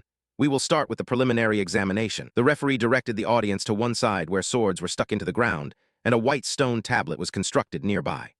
The referee explained, "The preliminary test requires grasping a sword placed on the ground and leaving an imprint on the steel wall at the podium." The referee's voice boomed through the air, "To inform you all that this wall is forged from white snow steel." The steady weight in his voice while explaining the rules made the other contestants wary. Han added, "Ordinary steel swords cannot mark it." He raised a box high. Inside the box was a sealed black orb. He said, "But everything will change if you channel magic power into your strike. I will provide you with Soma." Vihana alleviated the heavy pressure in the hearts of the candidates with the sentence, "A Soma pill will grant you 10 years of magical power. It is a kind of elixir that will help you open your magical channels." The immense pressure from the candidates, like a steel wall on the platform, slightly lessened as he spoke. "Swallow the Soma and open the magical channels in the Danshin. Only then can you cut through the white steel snow wall with these swords.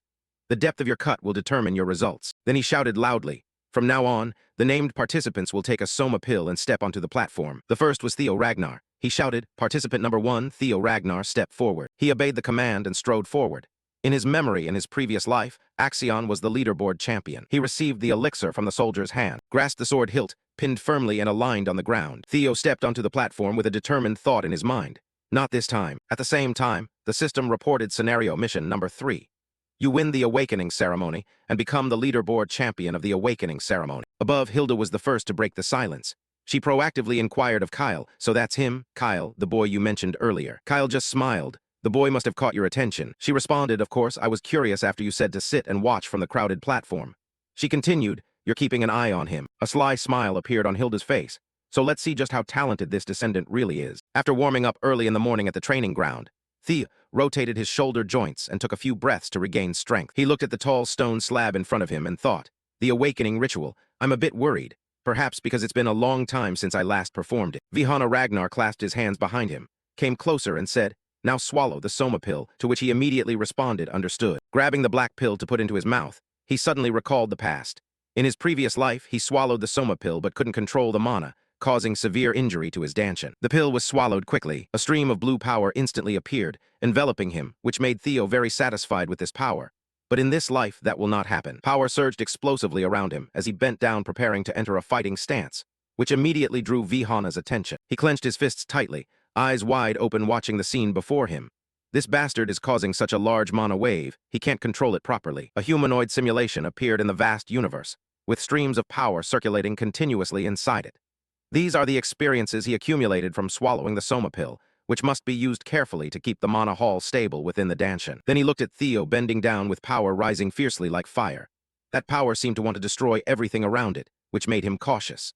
The Ragnar family members with greater talent held so much mana that if they weren't careful, they could end up disabled. He frowned and clenched his teeth. That boy would encounter the same fate. The Danshin within Theo gradually accumulated energy, a pale blue light issuing from his abdomen with powerful strength. The next moment, a pale blue circle burst forth from him, followed by a slight explosion, and the energy soon dissipated into the air. This left Vihana stunned and incredulous. The boy endured it. Feeling the surging power, he clenched his fists tightly, and the energy flared up intensely. He rejoiced enthusiastically at his own success. Finally, he possessed both a dragon's heart and a mana reservoir. Although this caused him to sweat, he was still satisfied. This made him feel a bit disappointed. Unlike in his previous life, this time he succeeded too easily. Then he grasped the sword tightly in his hand, eyes full of determination looking forward. After all, from now on, he was officially allowed to use mana.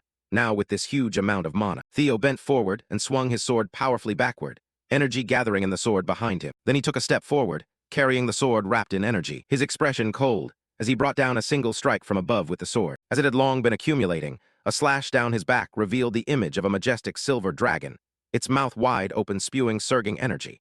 All I needed to do was release it all for sheer exhilaration. This left everyone around stunned, some even frowning at the pressure emanating from his power. The image of the powerful dragon charging toward the thick high stone wall ahead. The unique slash was unleashed, forming a long straight line that destroyed the layer of stone on that thick wall. Even Axion Ragnar, standing with his arms crossed from afar watching Theo's performance, twitched his facial muscles. A deeply carved slash was etched into the wall, as if inlaid directly into it. Even when viewed from afar, amidst a battlefield full of swords thrust into the ground and the imposing standing wall, the slash stood out clearly, its length occupying the entire wall. This made Vihana so amazed that he nearly fell backwards. He hesitated, then called out loudly to Theo. Under the sunset light that seemed to frame him, he turned and walked away with a satisfied smile on his lips, leaving behind his masterpiece as Vihana's voice rang out. Theo Ragnar has passed the test. The others, witnessing his performance, could not help but feel fear. They whispered among themselves, "Impossible, since young Master Thorkel, we have never seen this. Is this really the slash of someone who has just opened mana for the first time?" On the other side, the system interface appeared in front of him, grabbing his attention. Fortunately, no, the previous misfortune had been dispelled, and now your reputation began to spread across the world. Seeing this, he was endlessly joyful. Finally, he could reach the starting line just like everyone else.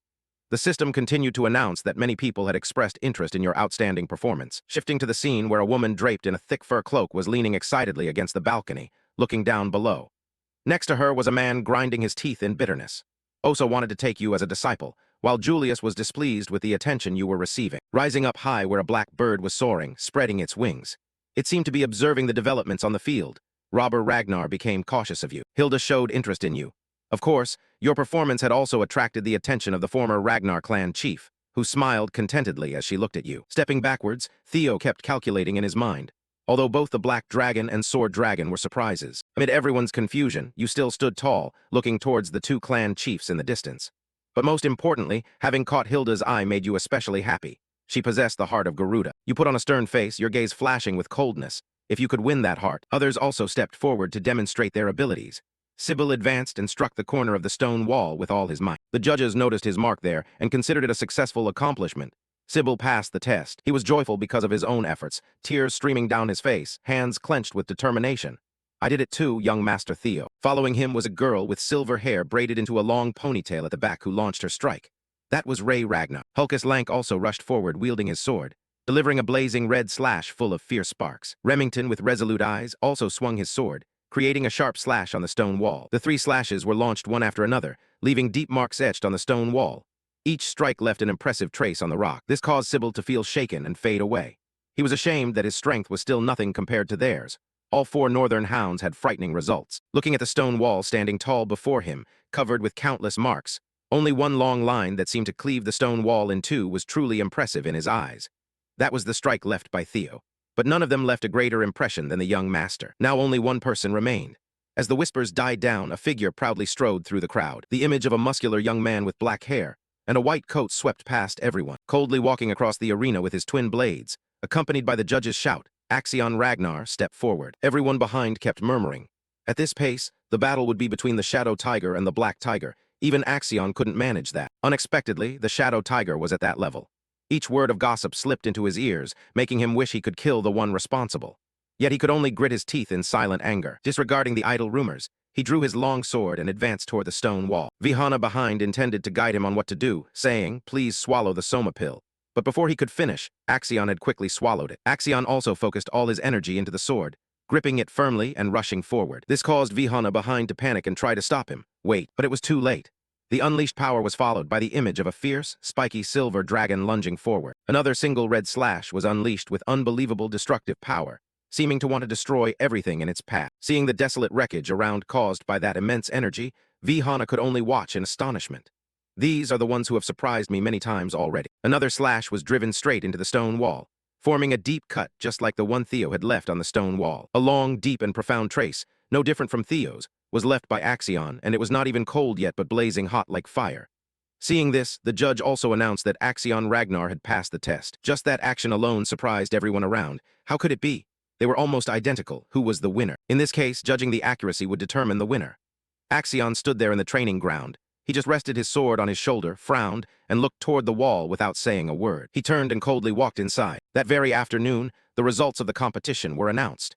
Everyone gathered densely in the middle of the training ground to listen. Vihana stood right next to the drum, holding the drumstick with a very satisfied expression at the results. The first phase of the awakening ceremony had ended. You all did very well. This year, I am very pleased to see many people have significantly increased their scores. He happily continued. Those who passed should prepare for the second phase of the awakening ceremony in 4 days. And finally, among the hundreds of competitors, everyone anxiously awaited the results. Some wore worried expressions, but there were also those with very satisfied looks due to the power and results they had achieved, and some showed little expression. Following that was Vihana's voice, announcing, "We will now reveal the ranking list that everyone has been eagerly anticipating." With the 2 long, deep slashes carved into the stone wall by Theo and Axion, any outcome, even the worst, could occur. One of the 2 will be the winner of this competition. With the determined and cold gazes of both, Vihana also announced the top contender of the first phase during the awakening ceremony as the twilight sky gradually gave way to night, with silently falling white snowflakes creating a magical scene. Throughout the tall city, a solemn voice resonated during the first blossoming ceremony, announcing the leader. Theo Ragnar and Axion Ragnar tensed simultaneously at the moment the final words were spoken. Both were like worthy rivals emanating a cold aura on their faces, their eyes deep red with vexation and flecked with blood. The result appeared. The name called out clearly and loudly awakened the entire space. Everyone was surprised, Theo Ragnar. He himself couldn't believe it, his eyes stiff and wide open without clear thought. After the announcement, Vihana Ragnar smiled, his gaze full of satisfaction. He spoke gently. His score was a perfect 10 in technique, magic, control, and speed. There was nothing superfluous. Upon hearing this, everyone turned to look at the large figure containing the imposing aura of the young man before them. All whispered and speculated, is Axion not the winner? Has Axion lost? Vihana continued to speak, analyzing the results based on the large rock still bearing traces from the sword. Even the depth of the sword mark was similar to that of Lord Thorkel. The bustling discussion never ceased. Similar to Lord Thorkel, they said. Thorkel Ragnar, one of the top 5 candidates regarded as the closest to succession in memory. This mysterious figure possessed extraordinary charisma, walking across the cold, snowy cliff with a large, sharp sword slung on his back. Once again, Vihana announced the results. The fellow disciples around tensed up.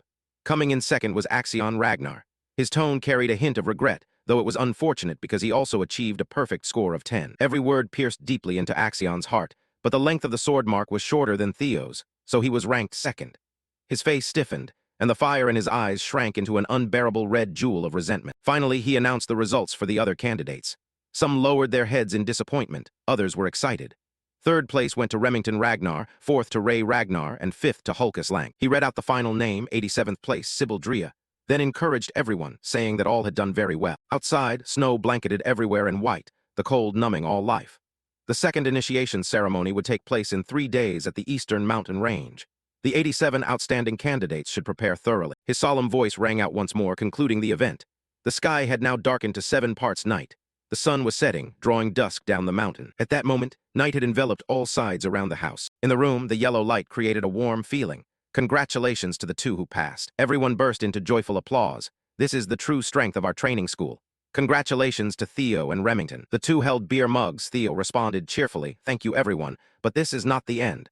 Our goal is to get through the second initiation ceremony together." Through these words of encouragement, his mature demeanor became apparent. Then he placed his hands on Remington's shoulders as a gesture of team encouragement, an action that made Remington momentarily surprised. Theo laughed confidently and firmly said, "We will claim both top positions." Evelyn raised her glass of red wine toward him and affirmed, "Both of you will definitely succeed." Remington also praised with an admiring look, "Congratulations on coming in first. Theo, I'm happy your efforts have been rewarded." After saying that, his face turned gloomy, eyes full of disappointment and self-reproach. But at the same time, he felt ashamed for falling too far behind. Theo heard this tone and modestly encouraged him, "This time I just got lucky." With friends, rank doesn't matter, gentle words that soothed the deep wound in his heart. Remington's eyes shone brightly again with determination. He smiled lightly, breathed a sigh of relief, and thanked.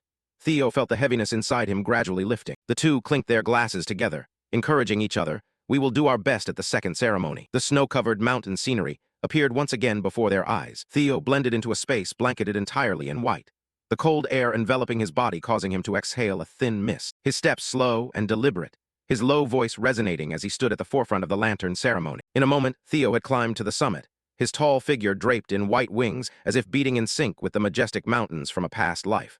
It was an achievement he never imagined possible. His demeanor was hardly less cold than nature itself, filled with deep contemplation. Although this was not a real battle, defeating Axion was something he could hardly believe. Thinking so, his face grew even more sharp and cold, his eyes thoughtful yet not concealing an overwhelming aura that intimidated others. His hand clenched into a fist, revealing clear determination and a strong fighting spirit. But this was just the beginning. His mind replayed images of past battles, along with the malicious conspiracies of the villainous Troyven group and Axion Ragnar. Taking them down was a minor matter. The true enemies were Axion and the Celestial Dragon. He vowed to use every plan to repay them tenfold. His face now sharper than any snowflake falling in the wind.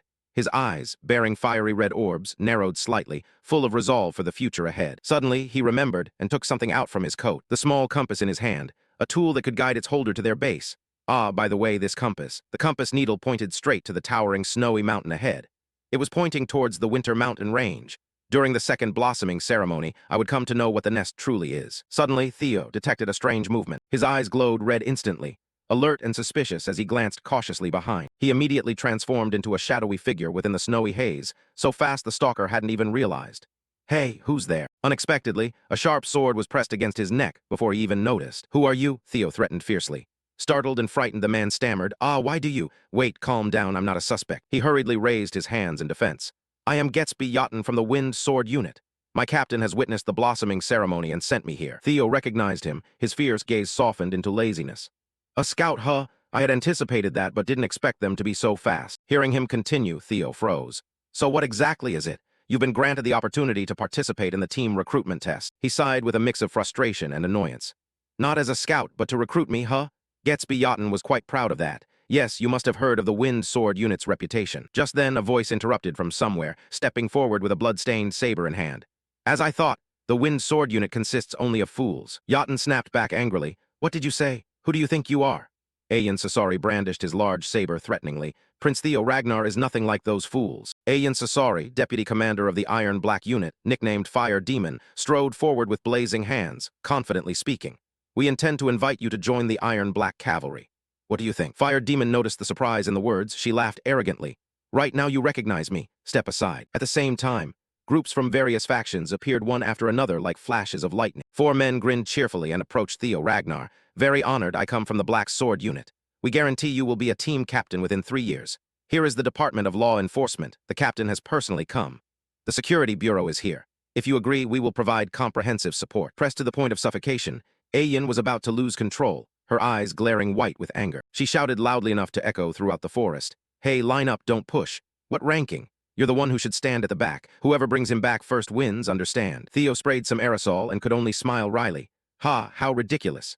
Best to leave here before things get any more troublesome. Suddenly, a gentle voice rose, accompanied by fluttering peach blossoms drifting over. Theo's eyes lit up unexpectedly. I know this might be seen as ambition. Those feet touched down lightly on the ground, but to have such a talent, must one endure such humiliation? The lady of the Plum Blossom Pavilion, Sword Dragon, Osa Ragnar, her presence like a celestial being descending among a sea of blazing roses. Everyone was stunned. The lady of the Plum Blossom Pavilion. She personally came to this place? Osa gently looked down, and what else like you all? She said calmly, I also came to meet Theo Ragnar, wanting to take a walk and see that child. This made Theo alarmed, staring thoughtfully at the person in front of him. On another side, a soldier panicked as a sword pierced through his neck. Axion's eyes were sharp and terrifying, slicing his opponent in half with one strike. Then continuously, a series of people became mere objects before the bloody red sword energy of his blade. Axion's anger showed no sign of abating.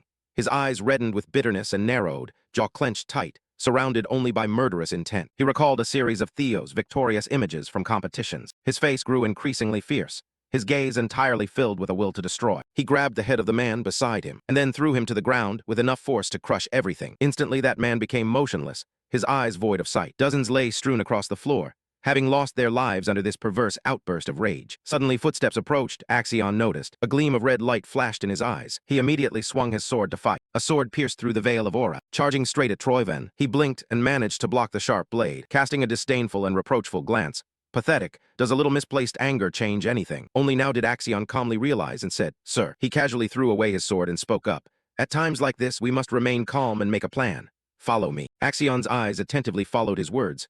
the second flower opening ceremony. Troyven stepped forward, filled with a red, murky aura, his eyes radiating a terrifying killing intent. I will show you how to turn it into the grave of Theo Ragnar. Everyone watching the two standing face to face said, the Lady of the Mayflower Hall has come personally. This makes our side look incredibly weak. Seeing a mystical light flash, Ayan Sasori exclaimed in shock, Madam, please wait. Before finishing, Osa unleashed her power, causing the pink orb to emit thick smoke. Ayan Sasori's eyes widened, terrified as he stammered, impossible, the space is disconnected. Could it be? The pink orb enveloped both of them. Ayan Sasori realized she intended to personally instruct him. Suddenly the orb vanished, dispersing into smoke that floated away, transporting both into a silent, secluded space. Looking around, Theo Ragnar was stunned and thought, the seal of the Lady of the Mayflower Hall, a space completely separate from the outside world. I never imagined I'd witness what I had only heard of before. It seems my reputation is truly becoming real now. At this moment, Osa Ragnar folded her arms, closed her eyes calmly, and said, the Dragon Lord will surely be furious, but who can stop me when I want to give someone a gift? Theo Ragnar looked dazed and said, a gift. Then Osa Ragnar drew the sharp sword from the Dragon Lord's sheath. The Dragon Lord's sword was powerful, like the breath of a dragon falling from the sky. With a mighty slash, she burned everything to ashes. The scene transformed, large red apricot blossoms appeared, their petals fluttering in the wind. Osa Ragnar said sternly, but I am different from him. I have infused countless transformations into my sword. Seeing the sky filled with falling petals, Theo Ragnar widened his eyes in surprise as he listened to Osa Ragnar's words.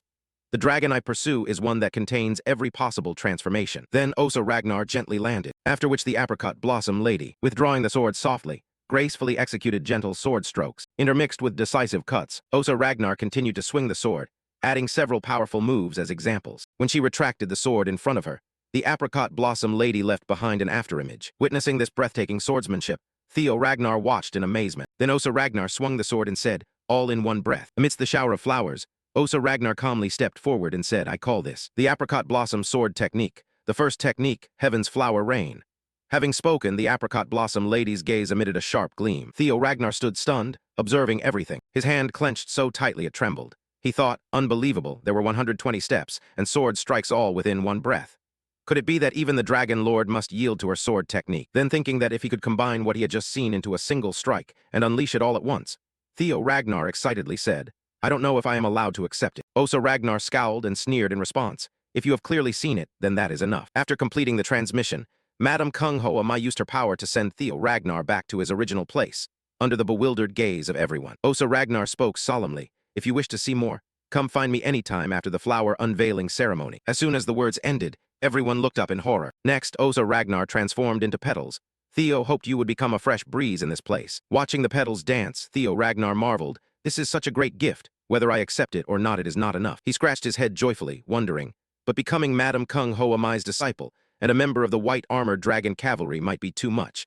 I'll think about it after the second flower unveiling ceremony. 3 days later, in the cold, windy pine forest, near the northern fortress in the mountain range, where snow and wind blow incessantly, the second flower unveiling ceremony. Among the snow-covered trees, someone said this winter mountain range is a vast place stretching from our stronghold, Wintera, to the Devil's Sea. And we, the Ragnar clan, have protected humanity bearing the symbol of 2 dragons and a sword. After defeating all the monsters, the cold man stared fully into the sunlight shining down, his cloak billowing over the cursed land, the Devil's Sea, a place teeming with monsters beyond the fortress for over 1,000 years. Overseeing the second blossom ceremony, the senior swordsman Jackie Ragnar solemnly declared that one day, all of you will take on this role, which is why this place was chosen as the stage for the second blossom ceremony. Standing atop the high mountain, Jackie spoke to those below. However, as apprentice swordsmen, none of you are allowed to enter the Demon Sea. The challenge area is strictly limited within the fortress. Be careful not to cross the boundary into the Demon Sea. Everyone, say clear in unison. Jackie, with a stern expression, announced that the test content is very simple. Jackie raised a red bell, ringing it clamorously. For the next 15 days, capture beasts from the winter mountains and collect the bells tied around their necks. Images of the bells appeared in Jackie's mind, clearly explaining that the bells come in 7 colors: red, orange, green, blue, indigo, and violet.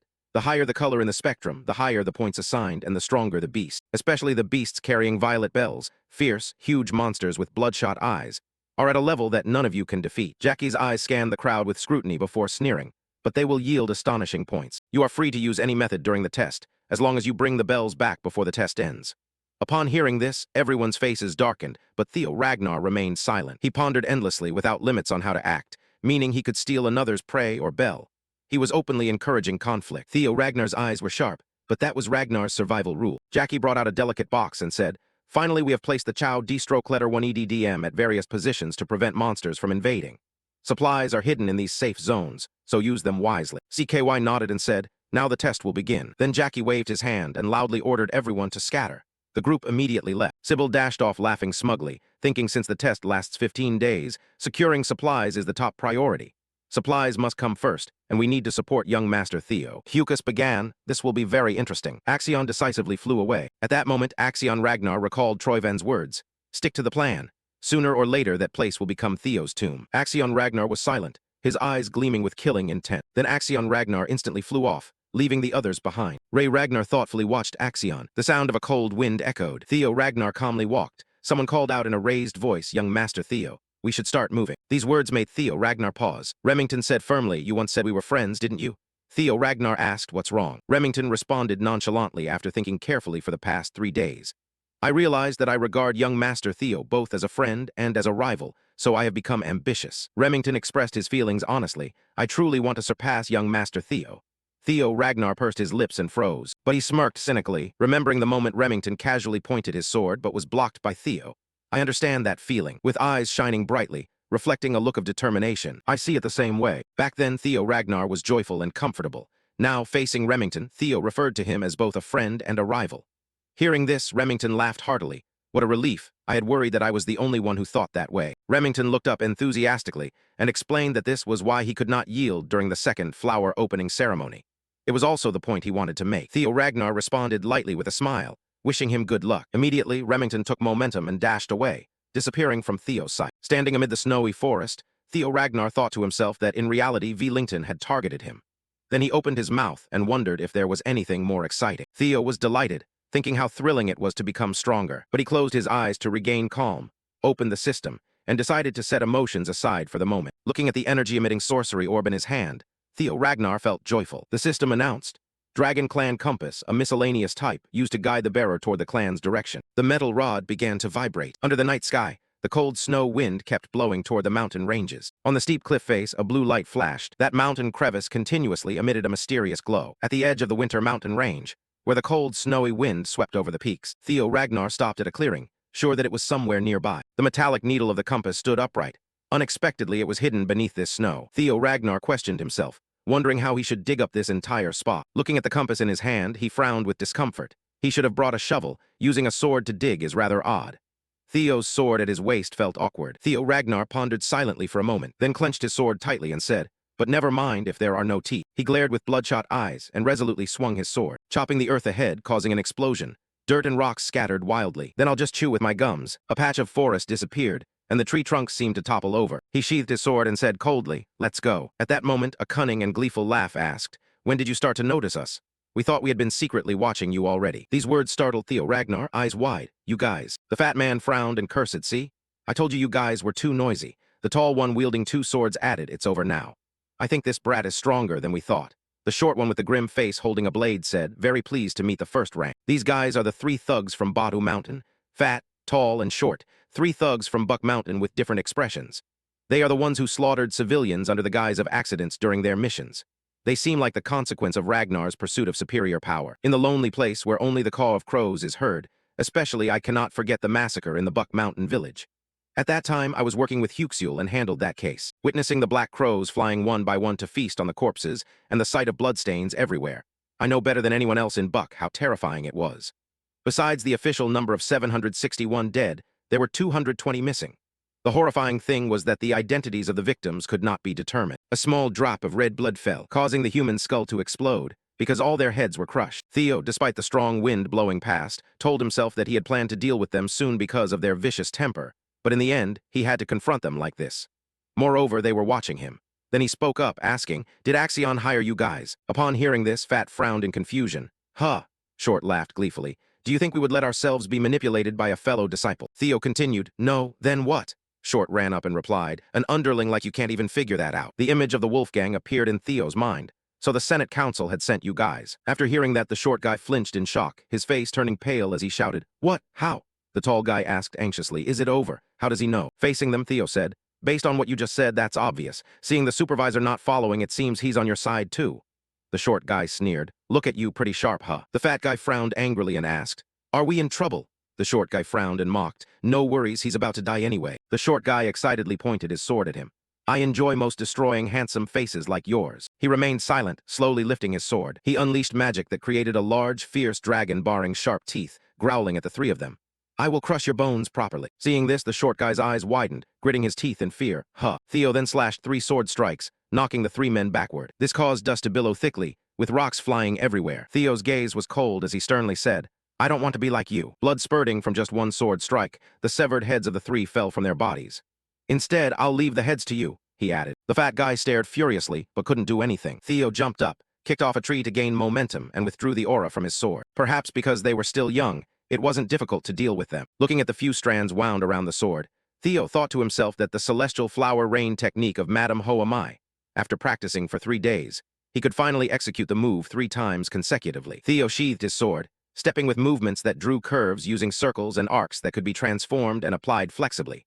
Of course, he couldn't perform it 120 times in a row like Madame. Then Theo seized the head of the dwarf and said, having cleaned up their remains. Standing by the deep cliff, Theo threw down the 3 heads, thinking he had to figure out how to enter the basement. Just as he turned to leave, a sound echoed from below the cliff, surprising Theo. Huh, what was that noise? Carefully looking down the cliff, he saw steps descending into the depths. Is this a secret staircase? Suddenly, the sound of machinery rang out. Hidden mission. Find the invisible stairs and explore the blue caves. Go in here. Saying that, Theo leapt swiftly down the ravine. At that moment, a list with a handsome young man's image appeared. Someone said, the current number 1 is Axion Ragnar, who has captured 41 demons, accomplishing this with a team of 21 people. The guard holding the paper continued reading. Second place is Ray Ragnar. The person sitting at the head of the conference table asked, what about Theo? The person hesitated. Theo currently has no demons, and no teammates. Julius slammed the table angrily. What? Others speculated. I guess he's either hiding or lying in ambush. Osa, sitting coldly in the chair next to him, said, if it's a guess, that means there is no confirmation. The person replied, yes, exactly. Wolfgang Ragnar was unhappy and shouted loudly that just because he stood out in the first round doesn't mean he'll stand out in the second round. Perhaps he hesitated when facing real combat. Wolfgang Ragnar laughed triumphantly, especially since he was an illegitimate child, thinking to himself that it seemed those thugs had already done their assigned duties. Wolfgang Ragnar paid attention to Troyven sitting opposite him, and wondered if the Senate was involved in this matter. Wolfgang Ragnar smiled slyly and said, right. I can't keep my prior promise. Well, as you can see, everything is going well, so don't worry. Troyven was stunned when he caught Wolfgang Ragnar's gaze, smiling brightly on the outside, but inwardly filled with hatred and anger. Damn it. That old madman acted without asking first. After the Camellia Palace was taken, I took the opportunity to check the Rose Palace. However, I couldn't find the relic of the ancient dragon. Thinking this, night had already fallen over the palace. Troyven frowned, thinking that the clue leading to the Rose Palace was surely held by that Theo fellow. I must kill him once I get the clue. Suddenly, Troyven turned around and signaled to his secretary to tell Axion to hurry up. Osa spoke softly to Julius, saying that the Senate and the secretary were probably plotting something. We must also lay a safety net. Julius replied no, and this answer surprised Osa. Julius said irritably through gritted teeth, Theo is not someone who would fall apart so easily. He must be hiding something, so interfering with the test is pointless. Moreover, I cannot overlook the fact that you met Theo without informing me. Saying this, Julius clenched his teeth and gums, his fury blazing like fire. Osa smiled brightly and said, when it comes to that matter, isn't Theo's feelings the most important? On this side, a gruesome skull opened its mouth wide. A group of skulled demons cried out and crawled messily on the ground. Seeing this, Theo was helplessly silent. Then he breathed a sigh of relief and stepped over, mocking, there are some mental traps that are quite strong. Ordinary people would lose all reason after passing the Moonlight Sword trial, but this is nothing to me. Theo placed his hand on the stone, sensing it. He did not expect the compass to point to this place. Then he activated magic, expanding his senses, spreading throughout the cave. The system announced divine power, a special type of ability and effect that alters physical capabilities, using mana to expand his senses. Standing before 3 brightly lit cave entrances, Theo decided all right this way. Theo smiled confidently, firmly believing that this place was the lair of young dragons. In 3 years, thinking of the treasures guarded by dragons, this would be the place where Huxiel hunted young dragons and found legendary items. Standing before the splendid door, he said that he felt guilty toward Huxiel, but he had to take it first. The dragon's blazing golden eye opened wide. Ammon's grimoire. Theo stared blankly at the scene before him, seeing gold, silver, and jewels piled into small heaps of treasure. He murmured softly, impossible. His nerves suddenly tensed as he realized he had stepped into a forbidden place. This was not the nest of a young dragon. Gold and silver coins, precious gems, and treasures stretched everywhere like a vast mountain of gold and silver. And lying peacefully asleep on it was a huge jet-black dragon with shimmering silver scales. Theo was astonished to confirm, but this was the nest of an ancient dragon, a dragon deeply asleep. Yet the authority it emanated still made one's heart tremble. Theo's momentum was instantly extinguished. He hesitated, worriedly thinking, this is bad. If I have to face the dragon, forget about obtaining Ammon's relics, I will surely die here. The more he thought about it, the more terrified he became, his face pale with fear. Why was this dragon here instead of the young dragon? Could Huxul have spread false information, or was it because I arrived 3 years early? He gradually took a step back, quickly devising the best solution. After all, this was too unexpected. This time I have to retreat. He thought disappointedly. It was truly regrettable, but I must return before Huxul arrives. At that moment, he did not notice that the dragon, who had been soundly asleep, had opened its bright, wide eyes and was scrutinizing him with its gaze. Perhaps that gaze was too intense. Theo suddenly realized this far too late. The black dragon sat up, its massive form towering and majestic to the point of overwhelming those around it. But at that moment, the gaze of that great dragon rested solely on him. This was the dragon of the great Roadbroke. It exhaled a breath full of disdain. You are the first to choose after a long time. He saw that the dragon showed no hostility. On the contrary, it comfortably lay on its treasure and introduced itself, saying its name was Roadbroke. Fearing that information was still insufficient, it continued to explain. The one you, descendants of Ragnar, call the dragon guardian god, the lord of Winter Mountain. Theo could never have imagined encountering this being here. He panicked, thinking this was Roadbroke. Without thinking, he immediately knelt down and respectfully greeted. I pay homage to my ancestor. Roadbroke suddenly stopped moving. It looked at him with a questioning gaze. Ancestor. Theo raised his head to confirm the information with it. Isn't the dragon guardian god the companion of our ancestor Sigurd, and also the mother of Friedreif? Oh, it seems Friedreif, that brat, has been spreading nonsense. Roadbroke began to explain the story of old. The truth is that Sigurd and I were once companions, but that was only out of respect for the sole pact signer. We never had any emotional bond. It snorted disdainfully. How could a human possibly become a life partner with a dragon from the start? He asked in surprise, so does that mean the rumor that our family lineage carries dragon blood is just a form of propaganda? Roadbroke now firmly asserted, no, that's not wrong. Through the contract between me and Sigurd, the dragon blood has indeed been passed down. He wanted to ask more, but the ancient dragon was already weary of this Q&A session. Greetings are enough. It opened its mouth and exhaled a dragon's breath with a long sigh, saying, I will begin the mission of the dragon god's guardian towards the chosen ones. The black dragon raised its head high, looking down at the diminutive humans below, uttering an oath that has existed for a very long time. From now on, I, Roadbroke, will keep the original promise and allow those chosen who pass my trial to ask 3 questions. Theo quietly rejoiced. It's not a battle situation, thank goodness. My goal is to stand at the pinnacle of Ragnar, and to do that I need to understand Ragnar better. I must seize this opportunity to gather as much information as possible. Elsewhere, Axion Ragnar swung his sword downward. The technique, the roar of 1,000 dragons, twisted like a storm, slashing the neck of the white tiger monster beneath him. He lightly landed on the ground. The white tiger then collapsed on the barren earth, red blood gushing out like a stream. Finally, a green bell appeared, resting neatly on the ground. He bent down to pick it up, muttering as he counted. This was the 57th time. Axion did not care and threw the bell to the subordinate behind him, asking what Theo was doing. A man approached and answered that there was still no news about where he was hiding. This man was a guy with a scar running down right from the corner of his lip. He was Orion Gardner from Axion's gang. He sneered and guessed that perhaps he was afraid to face the monster. Though outwardly laughing, Orion secretly felt fear inside. He could easily defeat a monster of that size. Axion was truly formidable. He had to cling tightly to him no matter what happened. Then he again tried to stroke the horse's rump by insulting Theo, saying that no matter how strong he became, he still lived like a fool. Suddenly, a hand reached out and grabbed his neck tightly. The fingers tightened, causing Orion's throat to constrict. He couldn't breathe. Tears naturally began to well up. His pale face started turning purple from lack of air. He couldn't understand why he was being treated this way. Axion paid no attention to friend or foe. He gripped his neck and lifted him high, coldly lecturing. You don't know because you've never been strong. Have you ever seen me fear anything? If you have power, you won't be afraid of anything. The veins on Axion's face bulged as he angrily hissed. What are you plotting? Orion couldn't breathe. His saliva dripped out as he struggled, begging, "Ah, no, sorry." At that moment, a short-haired person suddenly interrupted to report. "Permission, Lord Axion, there is a message from above." The person above, needless to say, was his uncle, the one with short hair who relayed Troyvan's words, urging him to quickly carry out the plan. Axion released his grip, and as Orion was set down, he immediately grabbed his neck, coughing harshly. He nodded coldly, saying, "I understand. Tell Uncle not to urge any more." He reached out to touch the sword hanging at his hip, his eyes dark with a murderous aura as he said, "Since you want to kill that bastard most, I will be the one to attack him the moment he appears." Back at the dragon's lair of the great Roadbroke, he found himself in an extremely difficult situation. His face darkened as he rubbed his chin thoughtfully, saying nothing. It was a long while before he finally opened his eyes and cautiously spoke. "I will ask the first question." The black dragon let out a long yawn. It was a dragon soon to be a giraffe from old age, finally asking, "I've been waiting for you so long, getting bored. Roadbrook, with half-open eyes, asked, "What do you want to know?" He started with the simplest question, "Why are you here?" The ancient dragon squinted at him, admiringly remarking, "You intend to ask basic questions to uncover hidden information, huh? That's a good question." Its pupils began to glow brightly. "The reason I am here." Theo waited tensely for the answer. Roadbrook revealed a world secret. A monster existed at the edge of the world, across the seas, the nameless king. The dragon stared intently at the tiny humans and slowly spoke each word. "For 1,000 years, I have been here under the mission to protect the world." He heard it said that the Winter Mountain was merely an outpost.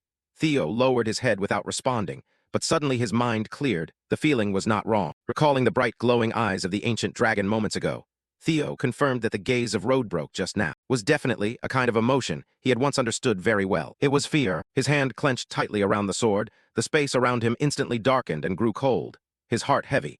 The nameless king, an existence that brought fear to the ancient dragon who had ruled for over 1,000 years. He clenched his fist, wanting to ask about that, but there were more important things he needed to understand first. Then he spoke again. "I will ask the second question. What are the relics of the ancient dragon?" Roadbrook chuckled and said, "There are about 3 relics, but I don't know them clearly. It seems you are quite lucky."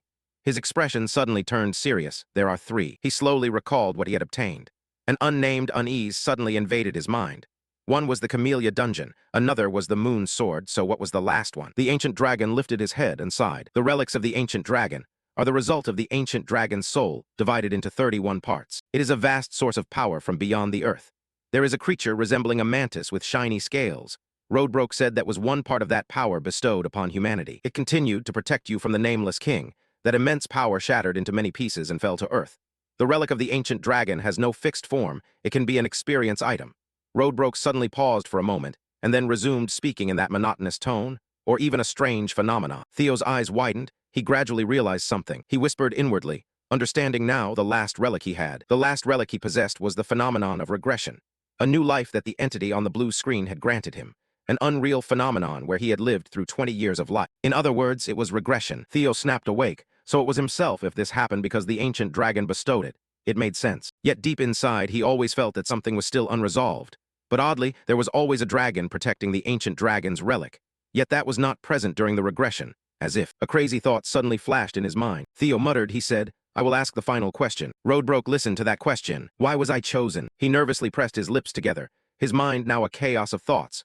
Why was someone as weak as me chosen to battle the nameless king? The ancient dragon did not answer him with ordinary information, but instead asked back, "I will answer you with a question." It asked why. His dragon eyes lit up brightly clear amber in color.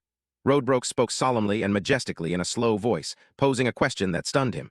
"You thought you were the only one chosen." Theo was shaken, his mouth agape and speechless.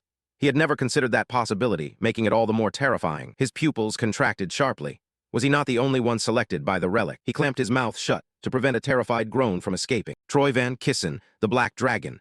They know about the relic and want to collect them if they are also chosen by the relic. His wine-red eyes contracted to their limits.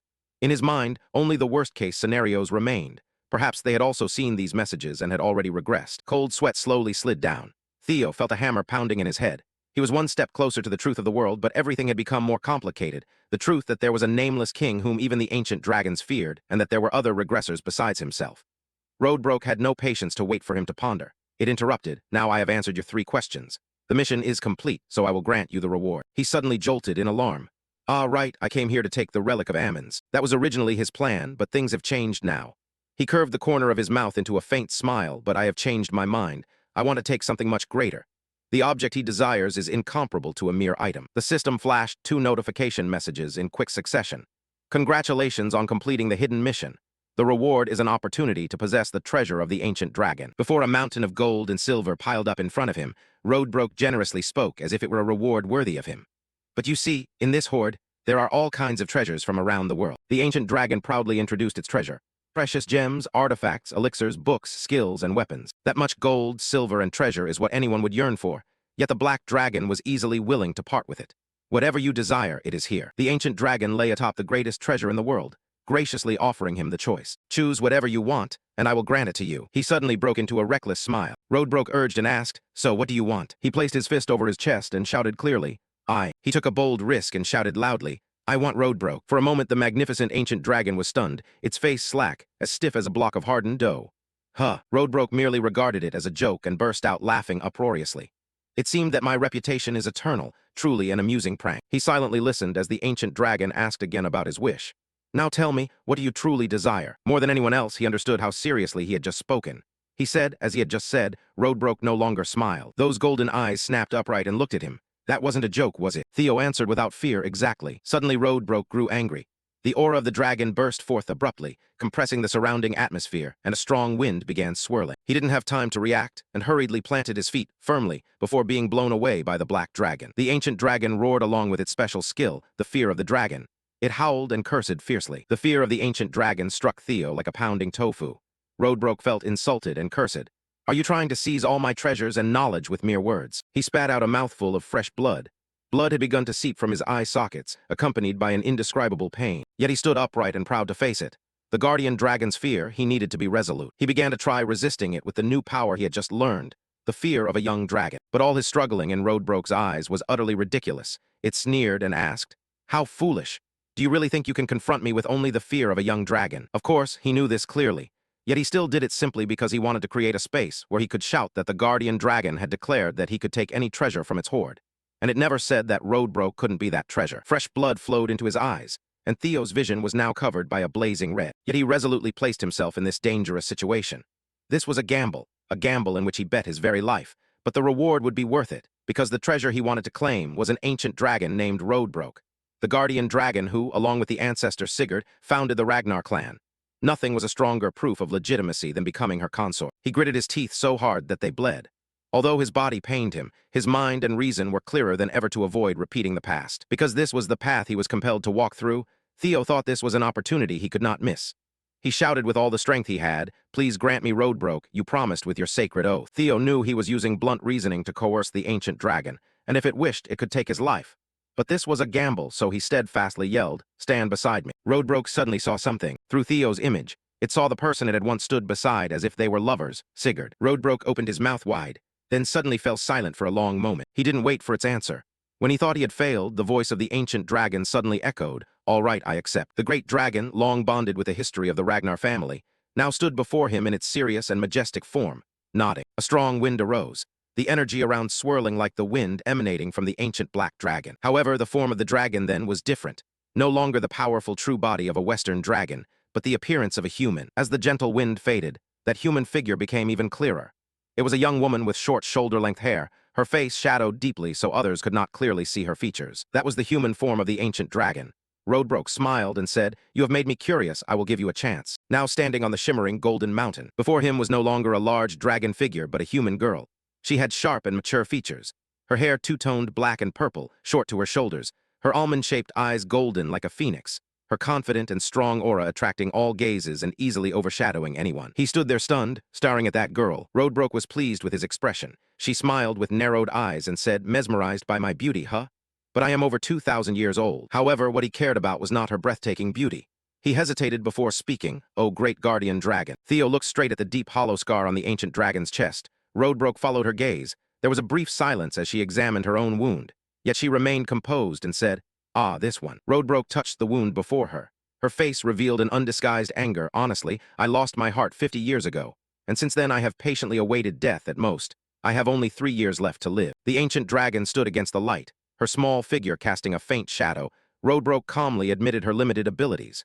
"For this reason, I cannot leave my lair. In other words, I cannot assist you directly." After explaining her condition clearly, she extended her hand toward him. "So I ask again, do you still want to choose me as your reward?" Theo's eyes looked up with determination. A corner of his mouth lifted into a curved smile, filled with confidence. He affirmed, "My answer remains unchanged. I choose Roadbrook, Ragnar's guardian dragon, as my reward." And at that moment, the system also confirmed that you have chosen Ragnar's guardian dragon, Roadbrook, as your reward. Roadbrook bowed her head and closed her eyes slightly, smiling faintly, truly foolish. But perhaps that is the nature of the chosen one. The system sequentially popped up 2 notifications. The title of consort of the guardian dragon has been created. The title of descendant of the ancestor has been created. Theo lifted his head to look at his nominal consort and said, "I will become stronger and seize many more relics of the ancient dragons." Because of those words, he also received something else. A soul link with Roadbrook was established. Theo looked at her with eyes full of confidence. "I will find it for you, something to replace your lost heart."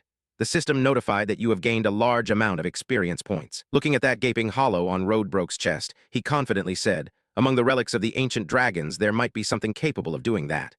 At that moment, the system also announced the final benefit from becoming Roadbrook's consort. You have leveled up. Theo paused for a moment, then spoke his thoughts aloud. I think I need to at least do that to be worthy of the title consort of the Guardian Dragon. Roadbrook smiled softly, her eyes half closed as she bowed her head and said, Please take care of me, my new consort. Roadbrook reiterated her situation once more, but as I explained, I cannot leave this place. Until you find it and return with a solution, I will remain in hibernation here. Then she picked up an ancient book from her treasure trove and said, There is one thing I need you to do. A gentle breeze briefly passed by Roadbrook and vanished in the blink of an eye, leaving only a voice that hadn't yet caught up. To truly forge a connection with my soul. She suddenly appeared before him, gently pressing that book against his chest, saying, Read this and awaken your mind gate. You can accomplish it within a month. There are simple foods around the nest. Take the time to read. At that moment, the system happily announced it as an additional reward. You have received the Grimoire Ammon. Theo's gaze fixed tightly on the book shimmering with blue-purple light before him, the Grimoire Ammon. Taking the book in his hands, all of its information was clearly introduced by the system. This is Ammon's book. A hidden creature containing magical principles related to echoes of sound from the dawn of time, sacred sounds holding the entire truth of the universe. He joyfully thought how wonderful it was that he had secured the Grimoire Ammon, but Theo hesitated slightly and spoke. You mean 1 month? Roadbrook turned and replied. That is the necessary time to awaken the mind gate for the first time. Do you have something more important than that? He explained his current situation, then made another request to her. The second phase of the awakening ceremony is underway, and the exam lasts only 15 days. Right now, I have less than half a month. Can I come back after the exam ends? Roadbrook narrowed her eyes slightly and glanced at him. She sat down and placed the treasure under her feet, saying that although it was possible, ancient dragons have certain inviolable dignities. Thus, Roadbrook bluntly refused that request. I will not allow it. Theo did not expect her to refuse this, and he was surprised. What? Guardian dragons always enjoy unexpected variables, so Roadbrook decided to find something interesting for himself through an almost impossible test. It wouldn't be interesting if I just let you go. Open your heart gate before the second phase ends. Roadbrook threatened him with the imposing aura of the dragon species. I will not allow you to leave until then. Meanwhile, time was increasingly running short, the remaining time until the second phase ends. Others outside were focusing all their energy on this second phase of the competition. They were gathered in meetings observing the contestants. Contestants were slaying monsters and collecting bells, while others were carefully setting up sturdy traps.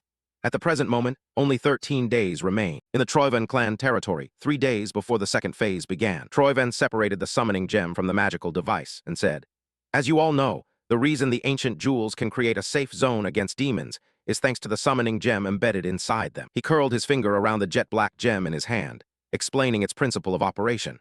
By amplifying the energy of the demon sealed within the gem, it deters other demons from approaching. Then he suddenly crushed it, but if this gem is destroyed, the gem's powder does not dissolve but continues swirling around him. And a series of deep, chilling sounds suddenly echoed monotonously. A giant monster with 4 bulging eyes abruptly appeared, baring its terrifyingly sharp teeth, wanting to bite Troivan in two. Yet he calmly continued to explain, You can summon demons whenever you want. His shadow suddenly moved. From within that shadow emerged another monster 5 times the size of the 4-eyed beast. It opened its massive jaws wide enough to swallow anything it desires. The monster from Troivan's shadow bit down, gnawing and swallowing the 4-eyed monster. That is also why Troivan remained so confident. He continued speaking steadily as if nothing had happened. The goal of the second stage is to kill demons and collect points. So Theo had no choice but to search for and hunt demons. Facing him, Axion nodded in response. I understand. You want me to use the gem to lure that bastard Theo here. Troivan nodded and continued to present his perfect plan. It was precise, but that alone was not enough. You cannot simply lure him in and kill him. If we do that, we might fail to obtain any clues about the relic of the Scarlet Palace. Axion, not understanding, asked again, Why can't we torture him before killing him? He frowned and slowly said, You know full well. Troivan calmly stated an obvious truth that no one could change. The gap in strength between you and Theo is not large. Controlling and torturing him will not be easy. Yet these words caused Axion's mind to waver intensely. He clenched his jaw tightly, veins gradually bulging. Troivan, still unaware of his nephew's chaotic emotions, went on analyzing. However, he seems too emotional. Let's take his subordinates as hostages. The dismissed group concentrated at Training Ground 4. Clearly, his kidnapping plan was perfect. Capturing them as hostages would be easier and would force him to reveal information about the relic. But as Axion listened to that, he could no longer control his trembling, tight fist.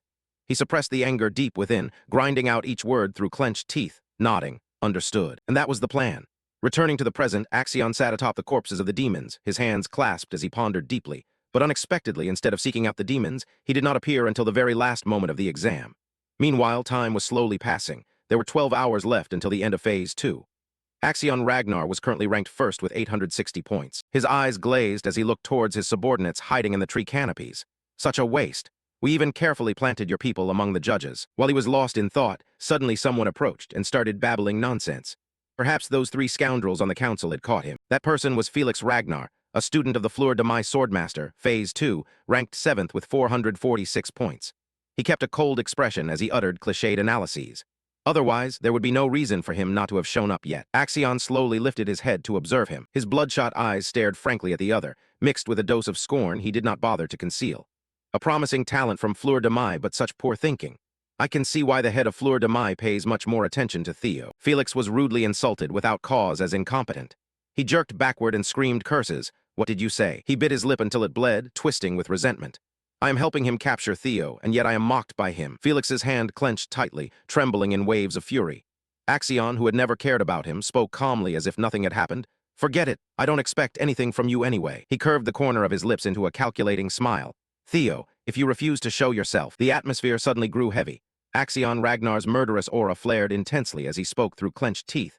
I will force you to reveal yourself. Then he turned to look at those cooperating with him from the Dragon Scale Guild. Beside them was Felix's squad and the Electric Plum team. Axion led the frenzied group with bloodshot eyes blazing with killing intent. He drew his gleaming sword and sneered coldly. It's time to start the hunt. We will slaughter every eliminated one in training ground for one by one until he appears. After they left, not far away, a silent figure hiding behind a tree had observed everything. That person was Ray Ragnar in Phase 2, currently ranking 3rd with 561 points. She pressed her lips tight, revealing inner hardship, and suddenly felt a chill. Elsewhere, a mid-level infernal ice lizard screamed in pain and collapsed to the ground. Sybil's group struck a deep blow to the monsters with their swords. They couldn't believe it and shouted, "We did it! We've defeated the golden demon Belfiend." Sybil ranked 68th with 31 points, Aud 53rd with 52 points, and Bennett 62nd with 36 points. All were happy and cheering, saying, "See, we told you we could do it. We have to boast to Lord Theo about it." However, Sybil was a bit puzzled. With only 12 hours left before Phase 2 ends, where is young Master Theo? We have already gathered a lot of supplies for him. Aud smiled optimistically and guessed that Lord Theo was certainly aiming for a bigger goal. He must be doing something more important than just collecting points. Hearing this, he found it reasonable and nodded in agreement. Perhaps surviving alone is enough to pass Phase 2, so ranking isn't that important. Then Sybil sighed wistfully, patting his chest. But I'm still eager to see young Master Theo take first place again. He also promised he would mention me. Bennett nodded and said along, "That's right, he promised me the same thing." From behind, a sharp sword suddenly lunged forward and pierced Sybil's chest. He didn't have time to react. The cold blade cut through his flesh, and warm blood slowly spurted out. He collapsed onto the ground. The Orion Ragnar group appeared from nowhere. Now he was ranked 14th with 173 points. Drawing his sword out, he sneered coldly, "You guys make me laugh to death." Two people shouted, "Sybil, Dragon Scale Guild, what is going on?" In response to their words were swords stained with fresh blood. They slowly advanced, contemptuously mocking them as if dealing with beasts. "What do you think? You are merely sacrificial lambs to summon your precious young master. We also really want to meet that damn Theo, so don't blame us too much." At the same time, at Roadbroke's base, unlike the perilous situation outside, it was still quiet and as luxurious as before. The guardian dragon crossed its arms over its chest and did not spare any praise for Theo Ragnar. It was truly unexpected. Around him now was a faint layer of mana containing enormous power. Even Roadbroke was astonished at his level.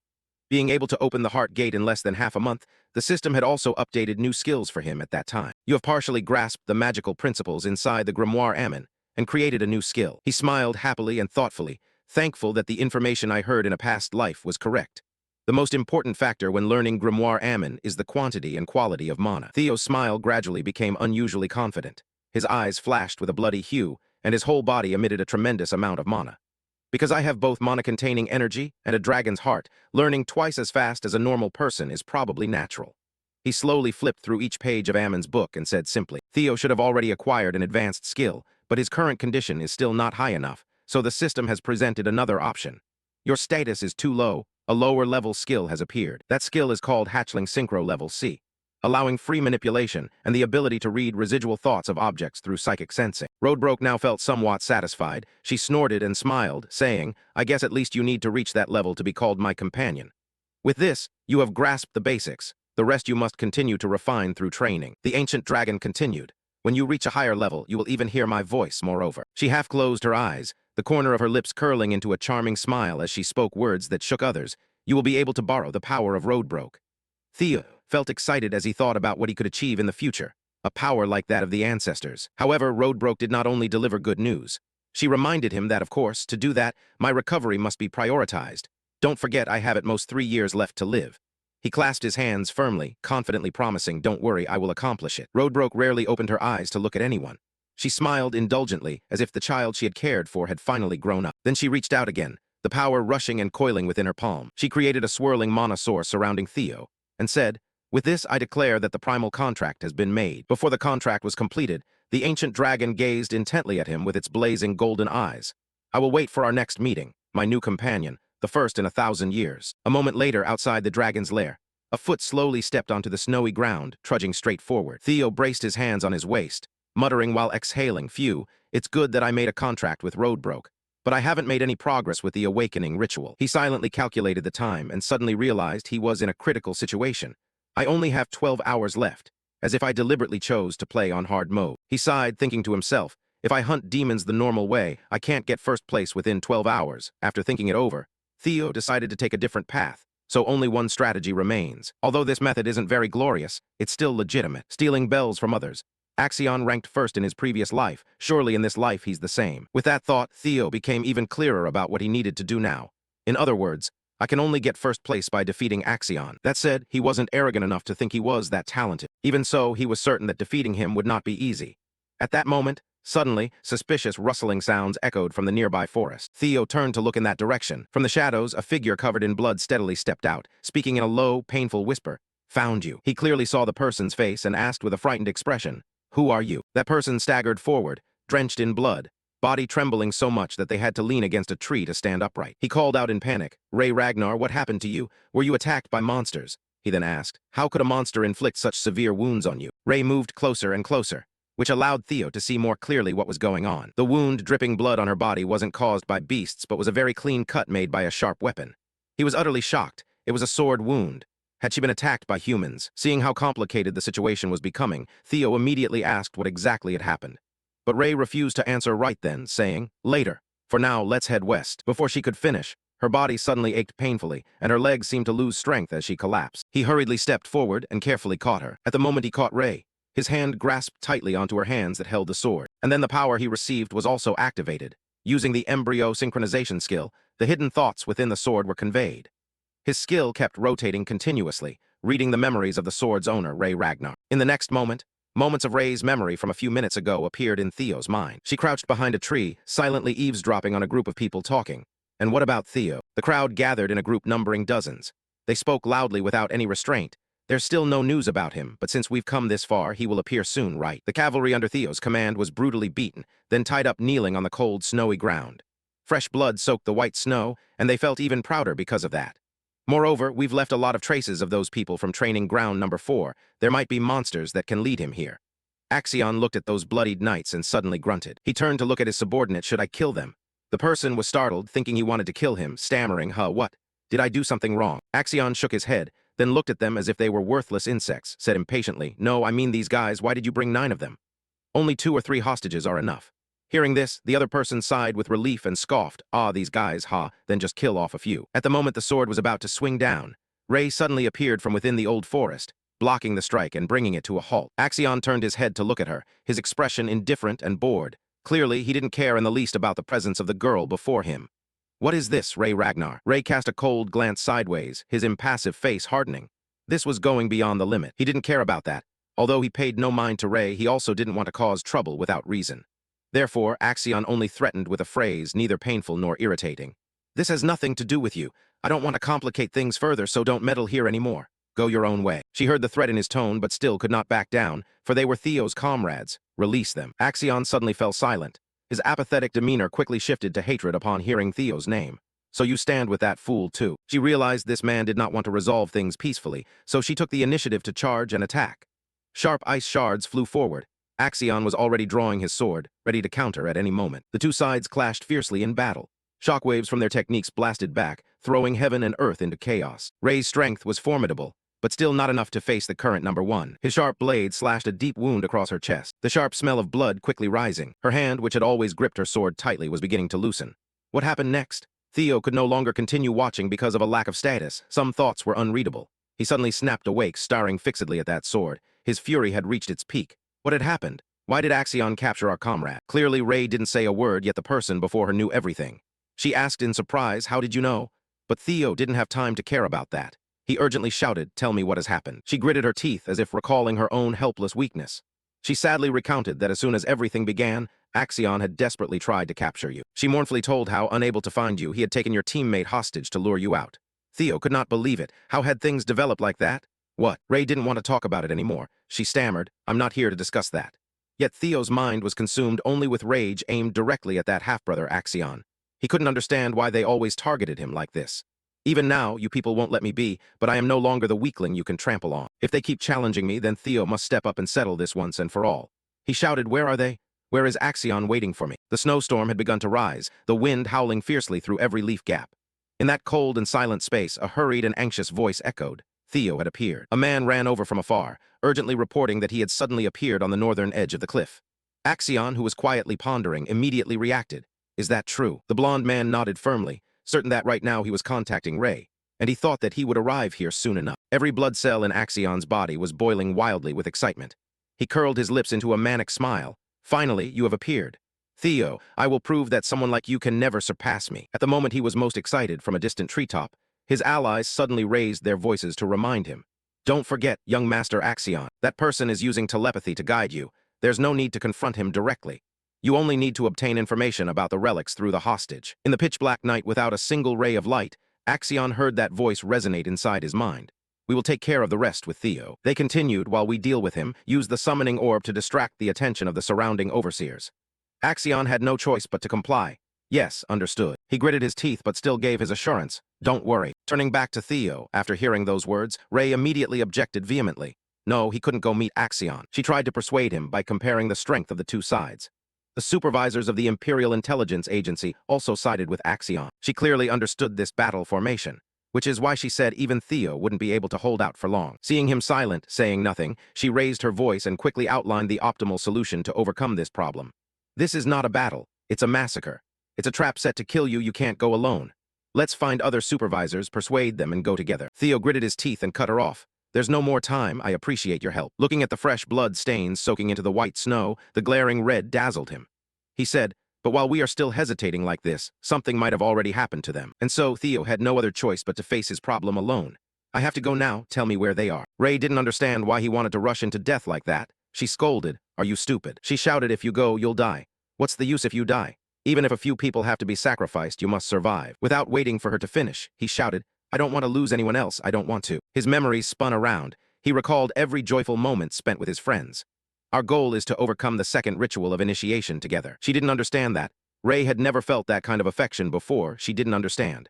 So she responded to him that this is the Ragnar family. Sacrifices are inevitable. Theo knew that, but the memory of that day was so vividly beautiful that he never wanted to lose it again.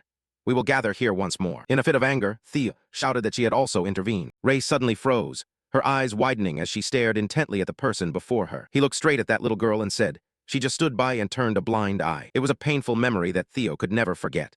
The entire Camellia Hall was engulfed in flames, everywhere filled with the stench of blood and the acrid smell of burning corpses. Why did Camellia Hall burn? Why did the servants die? His battered body had limbs severed and was trampled upon. The old man wearing a hood plunged a sword through his mother's throat, forcing him to face the brutal reality before his eyes. It was because of that idiot from the Ragnar family. That sound was like a curse striking directly at Theo's heart, causing his body to ache repeatedly from his own helplessness. "Because you are the weakest." He laughed at him with that disgusting, mocking smile. "Among all the powerful Ragnars, back to reality. Theo has tasted so much suffering that he can't stop feeling anger because of it. He is fed up with always having to endure it miserably." He reached out urgently and firmly gripped her shoulder. Ray rarely heard a voice filled with such sorrow.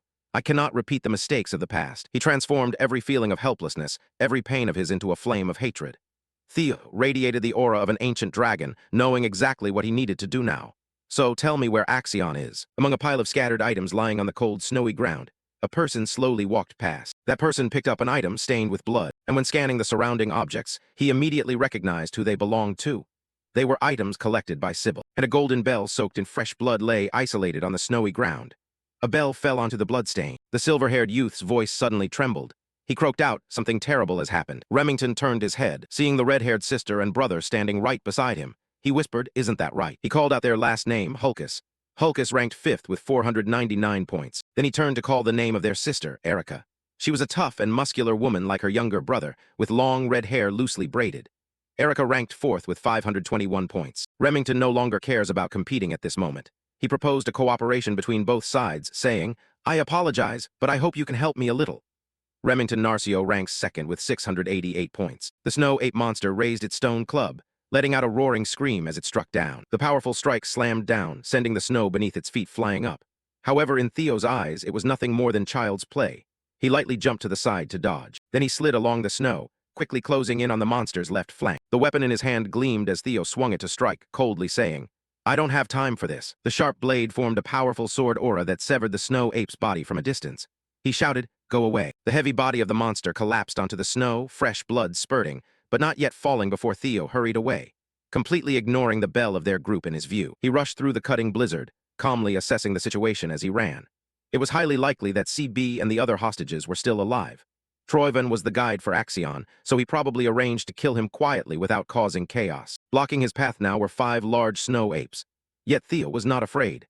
Instead, he continued analyzing how the supervisors with Axion served as proof. He ran forward, raising the sword in his hand high above. The skill Tam Long TR letter 1EA30 was used, 3 consecutive sword strikes unleashed in a single move. 5 monsters were cut into many small pieces like chopped vegetables. The foul, rank smell of blood rose, causing others to frown. Throughout it all, he never stopped moving. On the contrary, he remained deep in thought. The supervisors sent to kill him. Theo's eyes flashed with cruelty, determined to control Axion's abnormal behavior. Before him now was probably the boss of the snow apes, also struck by the Tam Long TR letter 1EA30, but it only left shallow cuts on the creature's body. On the contrary, it still had strength left to let out a fierce roar. He began to accelerate again. Even so, he had to act faster because Axion was an unpredictable variable.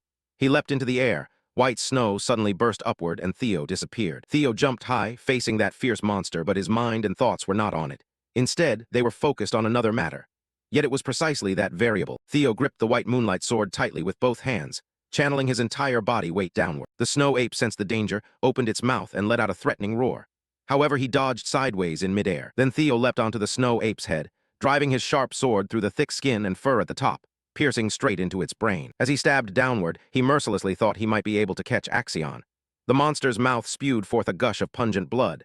He had defeated the snow ape with such ease. Cut back to the previous scene, Ray still stood there in a daze. She stared into the pure white void before her and muttered, "That's right, Theo, you've been like this since you were little." In Ray's memory, she always remembered the moment when Theo, still a child, took her hand. Back then, he was a lovable kid with big, wide eyes. At that time, he gently spoke those words, "Let's go home first." Just a single warm moment from childhood was enough for her to remember it forever. This time, Ray limped step by step, following her own footsteps, footprints stained with blood gradually marking the snow. Yet she paid no mind to that. Despite her blood slowly seeping out, Ray still wanted to help the sunlight from her childhood. "I will help you." Returning to the group of Axion's people, the Sybil members were brutally beaten and tied up with a long cloth gag around their mouths. Yet he kept groaning as if he wanted to curse something. An impatient foot suddenly lunged forward, kicking his face. His emotions were originally unstable. All of Axion's patience had been invested in waiting for Theo. At this point, he no longer had any patience for others. I warned that if they did not remain silent, I would kill them.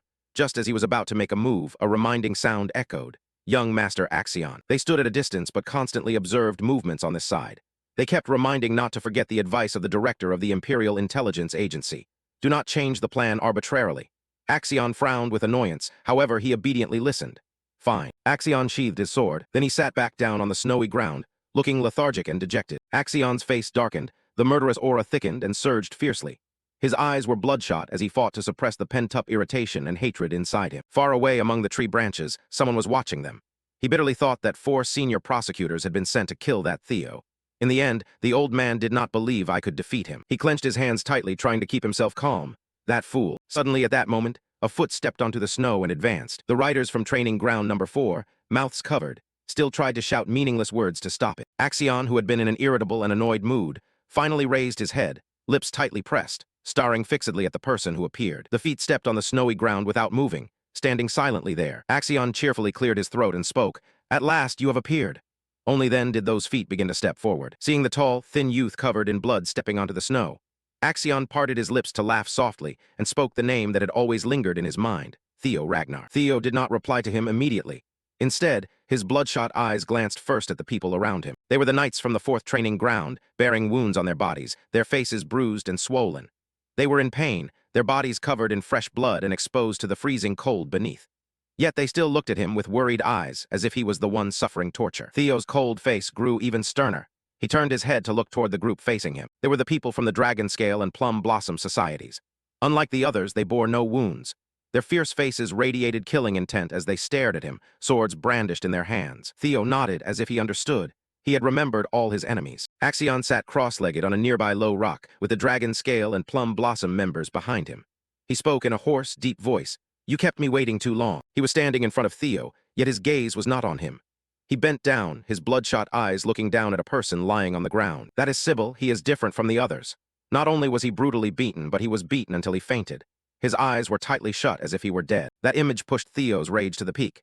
He could no longer control his trembling hands. Axion began to stand up, his hand gripping tightly the sword strapped at his waist.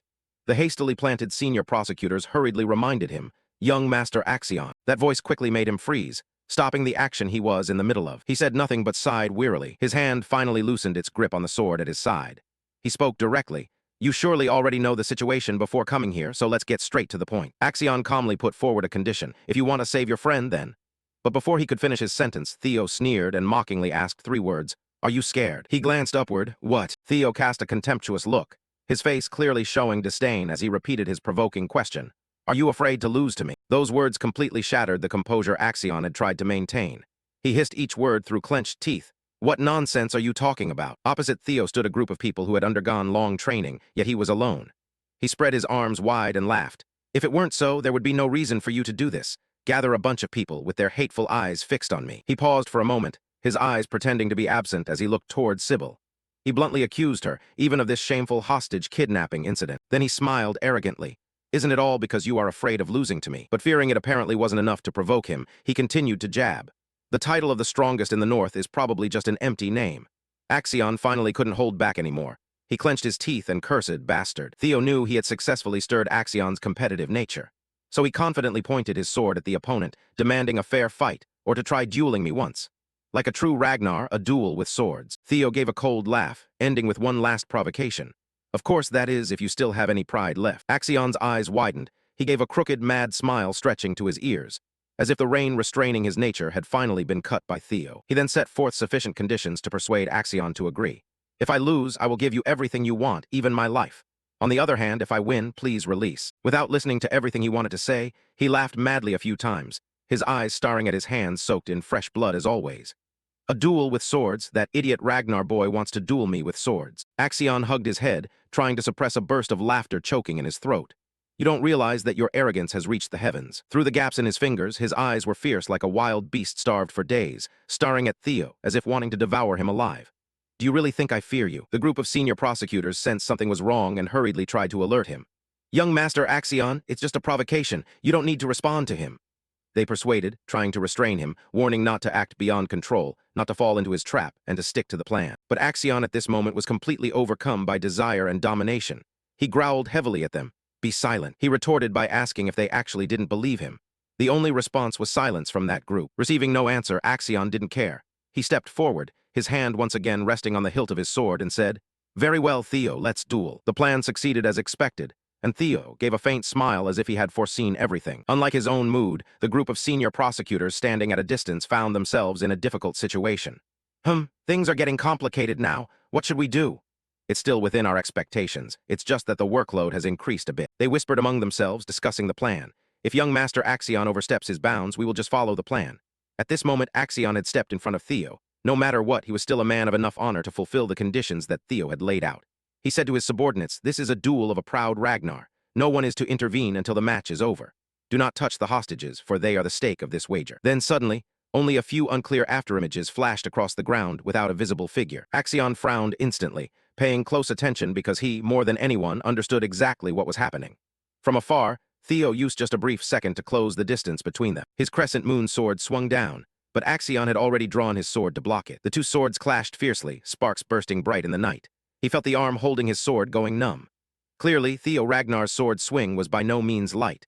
Even though his opening attack was stopped, he did not lose heart. On the contrary, he took it as a mild warning. "Thank you, no need to waste time, let's begin." With that, Theo swung his sword again. Axion once more drew his sword to block the unexpected attack. Theo's two sudden attacks without warning made Axion feel irritated.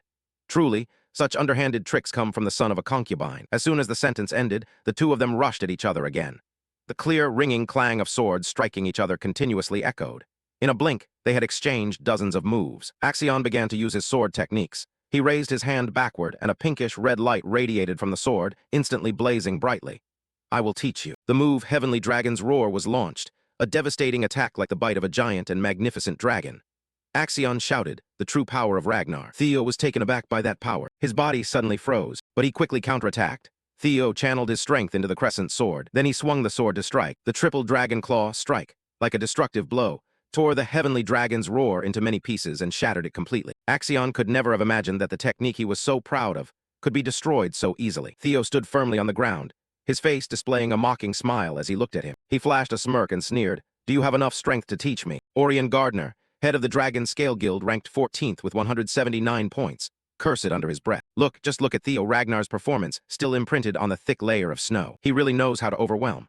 At the beginning, I still had doubts, but is Theo really this skilled? He clicked his tongue with disdain. At this moment, his wrinkles were filled with countless calculations. This matter is too difficult. Axion might lose here. Should I betray him and follow Theo? Axion has always been a damn arrogant bastard. He let his mind take a breath, resting for a moment, and he gritted his teeth, reluctantly making a choice.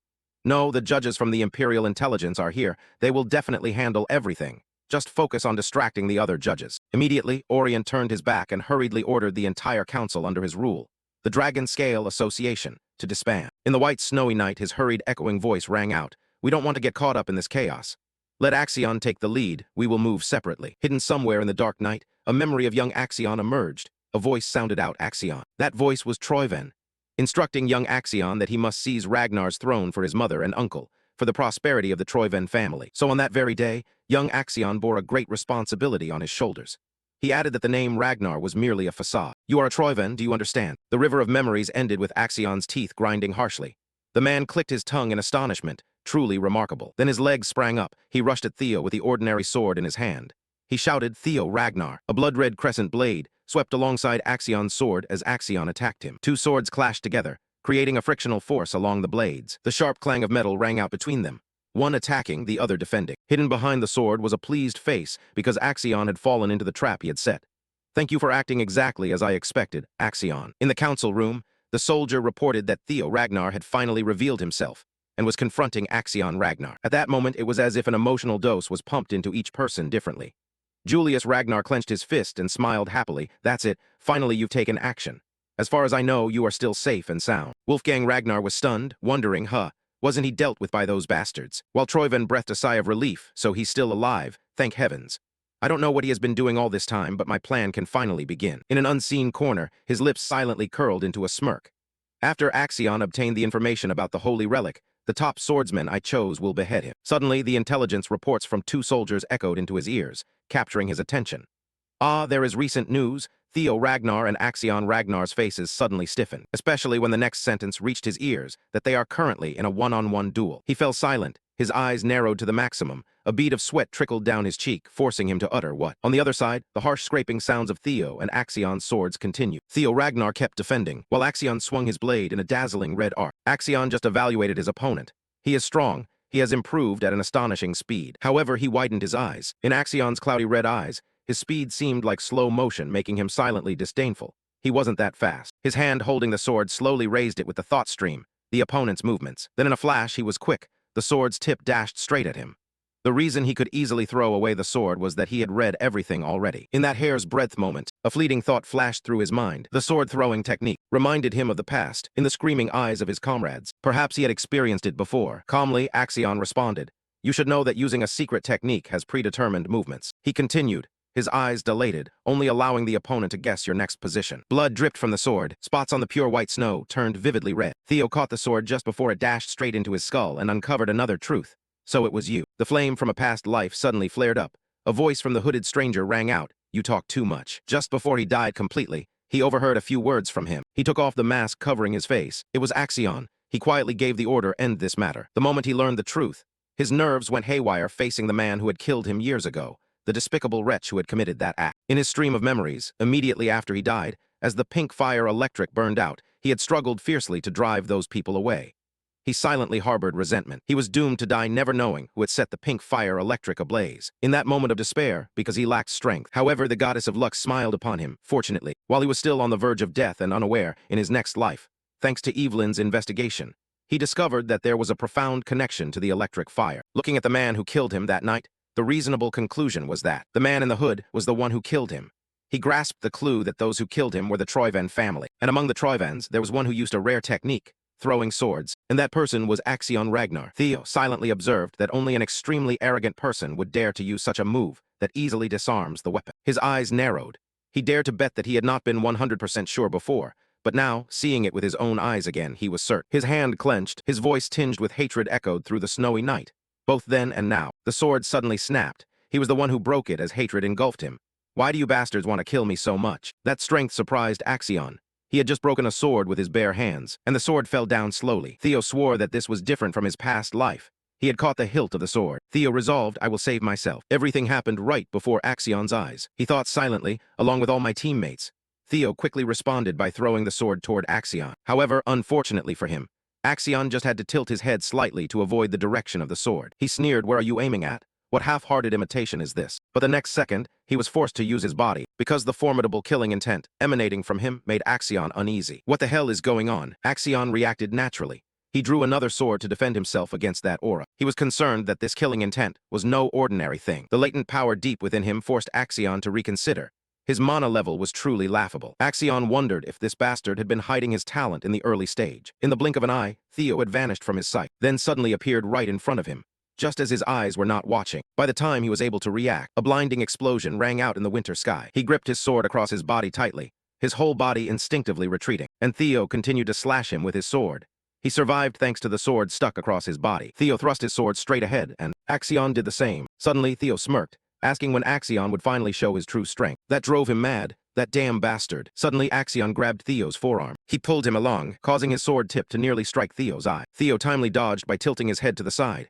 He growled. Breaking free from Axion's control, Theo leapt up. Their swords clashed, causing both to fall back. But quickly, they regained their balance on their feet. Before charging Axion, Theo used magic to teleport again, disappearing from Axion's control, and reappearing right in front of Axion at a close distance. Unknown to him, Theo knocked Axion's warrior sword far away. Theo called to Axion, stepped back to gain momentum for his body. He said, do you know what it feels like to swing a sword in a straight line and be stabbed right through the stomach? Without hesitation, he thrust his sword into Axion. There was an investigative team in the snowy night.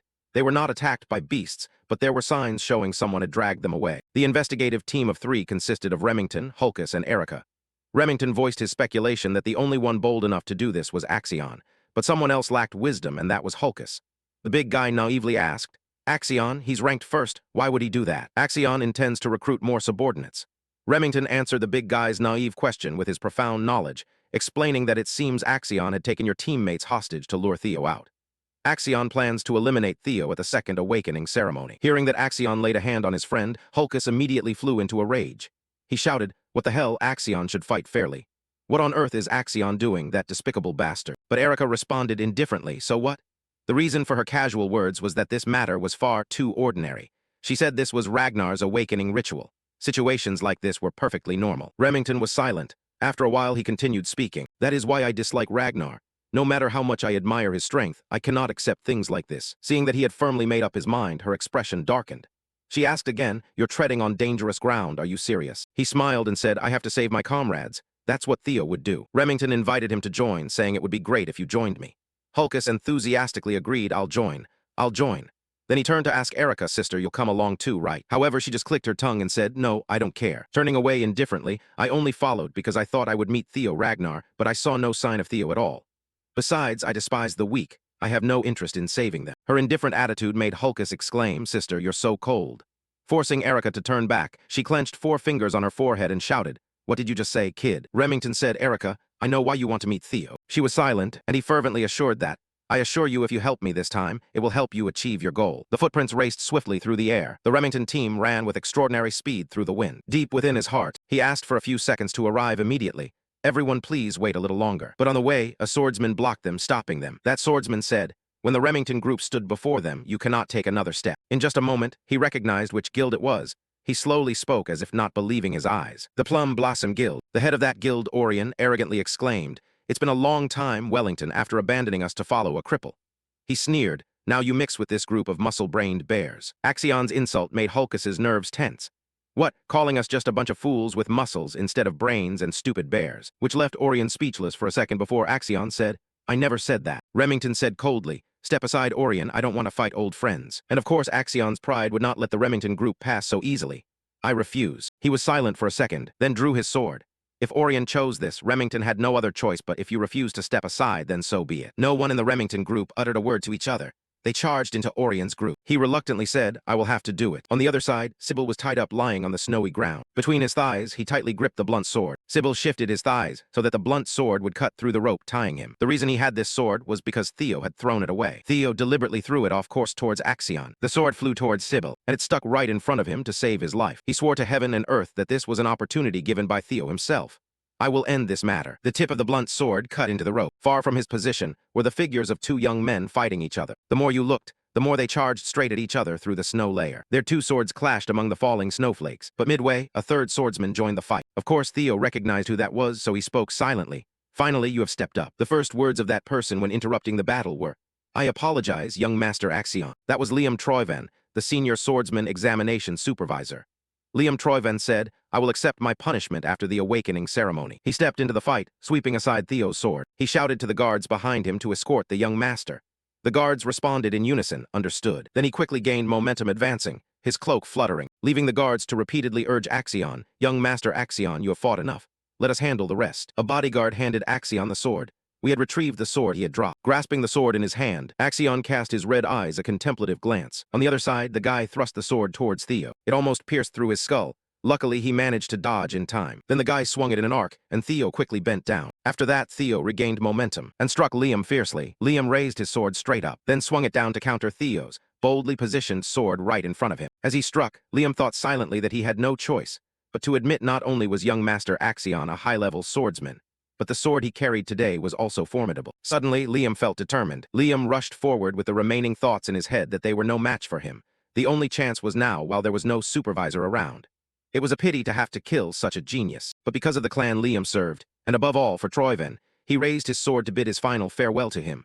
Goodbye, Theo Ragnar. Facing Liam's strike, Theo's pupils reacted, they dilated, and in the shadow of those eyes, a streak of blood splattered out. It turned out Liam had been stabbed from behind by a sword. Liam spat out blood. Axion had stabbed Liam with his own sword. Unable to believe his eyes, the master had stabbed him.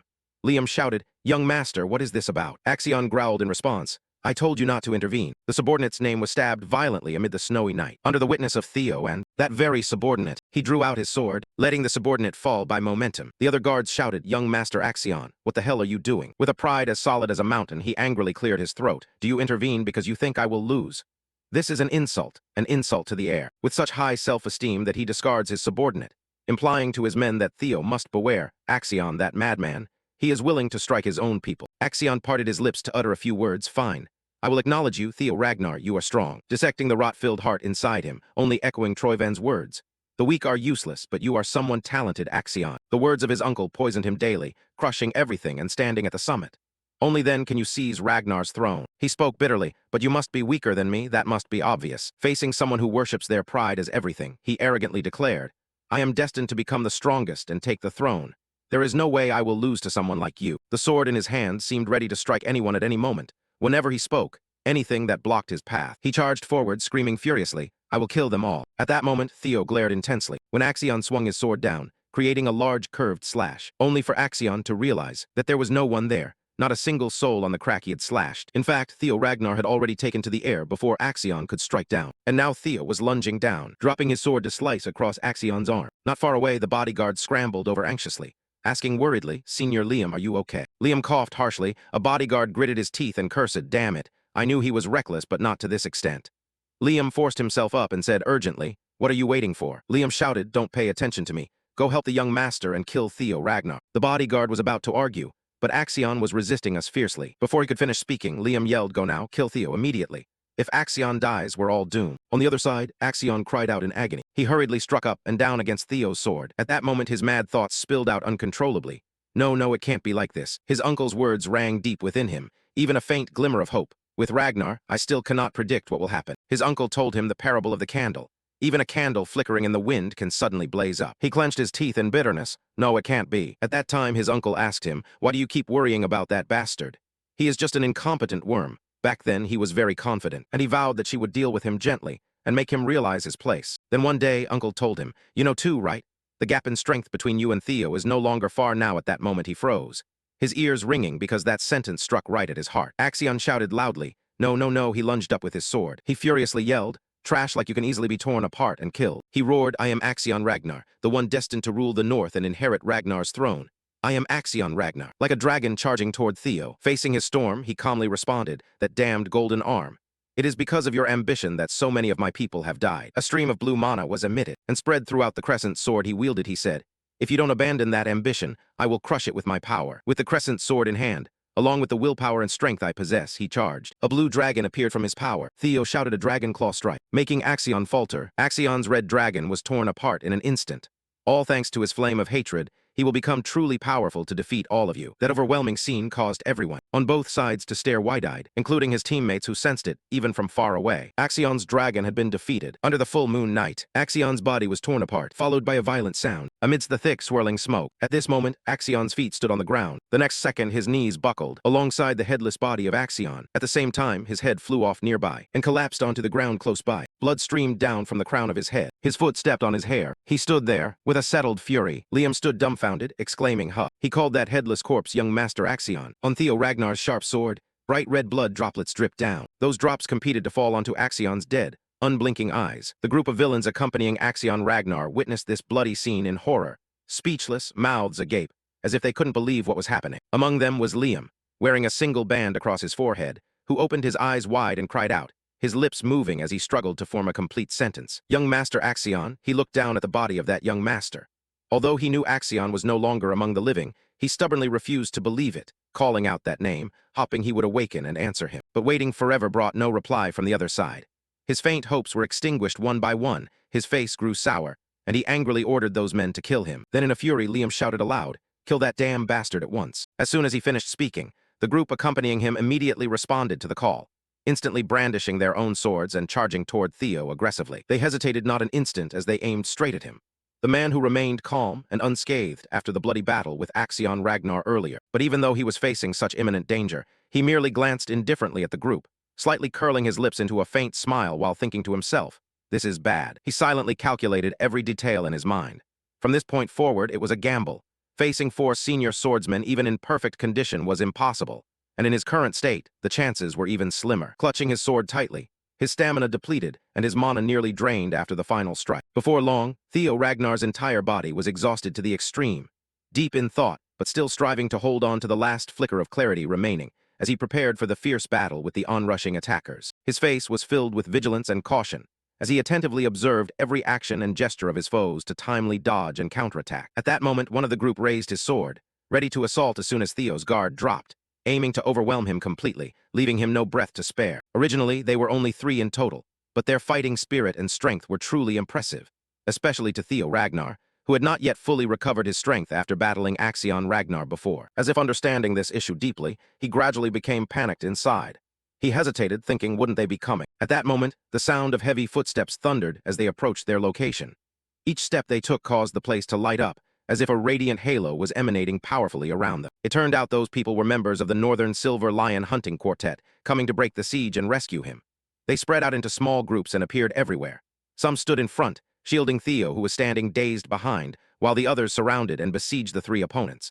Their sudden appearance took him somewhat by surprise. He opened his eyes wide, staring in astonishment at them fighting shoulder to shoulder, as complex emotions welled up within him, leaving him speechless. Hulkus, along with Remington and Erica, stood before him, joining forces to fight the 3 opponents, each looking fierce and robust. All 3 radiated their unwavering fighting spirit. Only then did Theo snap out of his mixed emotions. He spoke loudly. "What? How did you get here?" he asked them, confused. Hearing your words, Remington both blocked the opponent's strike and turned to look at you with a smile. He said heroically, "Isn't it obvious to save a comrade in danger, Theo?" The words you spoke stirred his emotions intensely. He stood there dazed, lost in his own thoughts. Ignoring the fierce battle raging around them, Hulkus and Erica glanced at Theo. Hulkus excitedly shouted in agreement with Remington, "Damn it, Theo, I've never met anyone as strong as you. I like you." In contrast to his excitement, Erica was much colder. She spoke neutrally. Witnessing it firsthand is indeed even more impressive. Sybil, standing not far from them, could hear their entire conversation, despite the clashing swords and voices nearly drowning out their speech. He raised his sword forward, matching Hulkus's spirit, and said loudly with a tone of irony, "I, the loyal dragon, serve young Master Theo. I cannot cause trouble and then run away." As soon as he finished speaking, a display panel immediately appeared in the air showing his information. Sybil, 17 years old, talented and loyal male. At the same time, Remington raised his sword to block the opponent's attack. The two struggled for a long time, their swords sparking with the power of their strength. He seriously stared straight at the person opposite him and calmly exposed that man's true identity. The supervisor was not allowed to intervene directly, let alone take action against a candidate. "You know this is a serious crime, don't you?" He squinted and continued speaking. At that moment, because he was busy fencing with Remington, the man didn't notice that his angry, scowling face had slipped out from under the cloak's hood at some point. The man grit his teeth and let out a growl. Immediately after, taking advantage of him being distracted, the man quickly sent a telepathic message to Liam, who was standing far away from this place full of scandal. "Liam, what should we do? This situation has gotten out of control. Should we deal with all of them?" The sudden contact startled Liam, who was kneeling. "Please make a decision," the man pleaded urgently. Only then did Liam slowly stand up, musing deeply on how to save them. Indeed, the situation was a disaster. The man assessed the current condition from his own perspective. Liam raised his eyes to look at them. Suddenly, he widened his eyes. Anger and resentment shone clearly within them. "We haven't found any clue about the holy relic of the Scarlet Chamber, nor can we deal with Theo." He ignored the others present and stared intently at Theo, who stood bewildered among the crowd engrossed in their struggle, watching them protect him without a single wound on his back. Then he looked over at Axion's corpse lying there. Below the ground was a bloodstain with no clear owner, along with a sword that had long been broken in two. Even Lord Axion was dead, and now all of this had been exposed. Liam stood in a corner, staring distantly at the fierce struggle unfolding, unsure of what to do. Though he had pondered for quite some time, he still couldn't come up with the best solution for all of them. There was no single way to fix this. His words terrified them to the extreme. The other guy panicked and shouted Liam's name. "Liam, we don't have any time." At this moment, true to their hopes, he had conceived a solution that could satisfy both sides. So the best choice was, he looked up at the sky and calmly spoke a savage sentence. "Kill them all." As if not understanding what he was saying, the other hurriedly asked for clarification. Immediately, Liam associated the idea with huge monsters covered in white fur or skin that was icy white. He patiently explained to them to help them understand. An abnormal monster appeared and massacred all the candidates present at the scene. Then he pulled out a large bag from who knows where. That was the best plan. He calmly told them in this desperate situation, fake it as an accident and erase all evidence of Troyven's involvement. His eyes widened, deep and sinister as he spoke. Not long after he finished speaking, he immediately turned the bag he had just held upside down, and from the bag fell spherical orbs with purple engravings on them, emitting a mysterious black color onto the ground. He sneered maliciously and said, "Two level 5 monsters, they are enough to stage the accident, understand." His 3 comrades were startled upon hearing this, shocked by his cruelty. Nevertheless, to preserve the lives and honor of Troyven, they had no choice but to obey his words, understood. All for Troyven. Saying this, Liam forcefully threw those orbs toward Theo without hesitation. But as he was engrossed in executing his plan, suddenly, a sword pierced through him from behind. He was caught off guard and could not react in time. Half of Selperd's handsome face appeared from beneath the hood of his cloak. His warm, deep voice echoed as he softly called his name, Liam. This critical blow caused him so much pain that he spat out a mouthful of blood, unable to retaliate. This made him feel furious and irritated. Damn it. More chaos ensued. Selperd Gardner stood beside Aaron Barkus. Both were members of the White Dragon Cavalry. An intense chill emanated from him as he coldly lifted his eyelids to look at him and asked, "What the hell are you doing?" At the same time, the people from My Flower Electric and Thylean Electric appeared unhurriedly, led by 2 proud ladies who also acted as supervisors, Natasha Copel and Sally Gardner. Seeing their presence here, Liam seemed unable to believe that his plan had failed before it even started. The wound from Seth's fatal stab still throbbed painfully on his body. Tears streamed from his eyes, glowing a blood red. How could they have arrived so quickly? He wondered in confusion. He originally intended to struggle a little longer to try to complete his scheme, but the wound was too severe and the blood loss too great, so he died right there, collapsing before the rest, causing them to panic and shout. One of them shouted loudly, "Liam." At this moment, Selperd rested his sword on his shoulder, slightly bent forward, frowned, and looked down at Liam's corpse, saying, "The 3 of you stay where you are. If you want to live, obey us obediently. If you want to end up like Liam, go ahead and resist." This threat from him terrified and unsettled them. After a long mental struggle, just as Selperd expected, they did not stubbornly resist, but instead turned their heads to look at Theo and let out a cry as if unwilling to accept the current outcome. Seeing this, Theo knew everything had been resolved properly, each matter handled accordingly, and he relaxed with a smile, murmuring as the supervisor, "Thank heaven and earth, Just after he finished speaking, his whole body lost balance and he collapsed to the ground. Fortunately, Ray Ragnar, who came running out from somewhere, arrived just in time and caught him, letting him rest his head on his broad shoulder. Despite how exhausted he was, Theo still tried to finish his sentence. "You arrived just in time." "Thank you," he said softly. Ray gently turned his head and glanced at him. "I don't understand why you had to put yourself in such a precarious position, Theo. That was truly reckless. Why did you risk your life like that?" Hearing that, he summoned all his remaining strength to open his eyes. Then he looked towards his teammates who were escorting the others away to be punished. At that moment, Remington ran over to him, frowning with disapproval at what he had done and loudly complained. "Theo, that was really dangerous. Why didn't you just call me?" But before he could answer, Erica and Hulkus ran up to block Remington. Erica said excitedly, "Hey, don't forget I helped you, okay?" Hulkus interrupted. "Theo, you can't die until we have another one-on-one fight." No sooner had they finished speaking than his teammates chimed in one after another. "Lord Theo, coming this far for us, even if we die, we will have no regrets." Ray reached out to support Theo, who was slumped on his shoulder, and she was astonished to see this scene. As for him, he leaned on her shoulder, attentively listening to every word they spoke, gently smiling with pride. He moved his lips softly, uttering quiet words here. His voice echoed unexpectedly in her ear, startling her. She turned her head, trying to see what he intended to say. Only then did he finish the sentence he had left unfinished. "This is the strength that I pursue." His voice was filled with pride for his comrades, as well as gratitude for all they had done for him. After hearing that, she immediately understood the meaning behind his words, softly wearing a bright smile, and then gently, albeit hesitantly, called his name Theo. But before she could finish her sentence, he interrupted her, saying, "Ah, by the way, give me the bell so I can take the lead position." She smiled as she listened, uttering no further words. That night, the sky was filled with falling snowflakes and towering trees. Here, each person was lost in their own thoughts. Elsewhere, far from where Theo was, in a magnificent castle with many windows, flickering lights still glimmered in the darkness. Troyvan sat in a cozy small room, his face showing shock and disbelief. He raised his commanding tone. "What did you say?" Around him were two middle-aged men and a young woman sitting together at the table.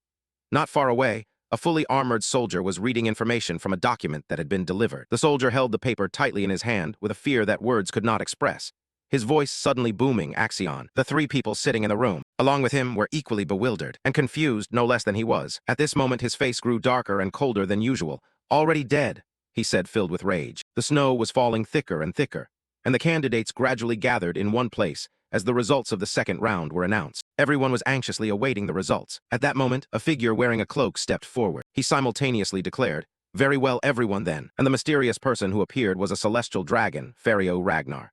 He calmly continued, "I hereby declare the completion of Stage 2 of the Awakening Ritual.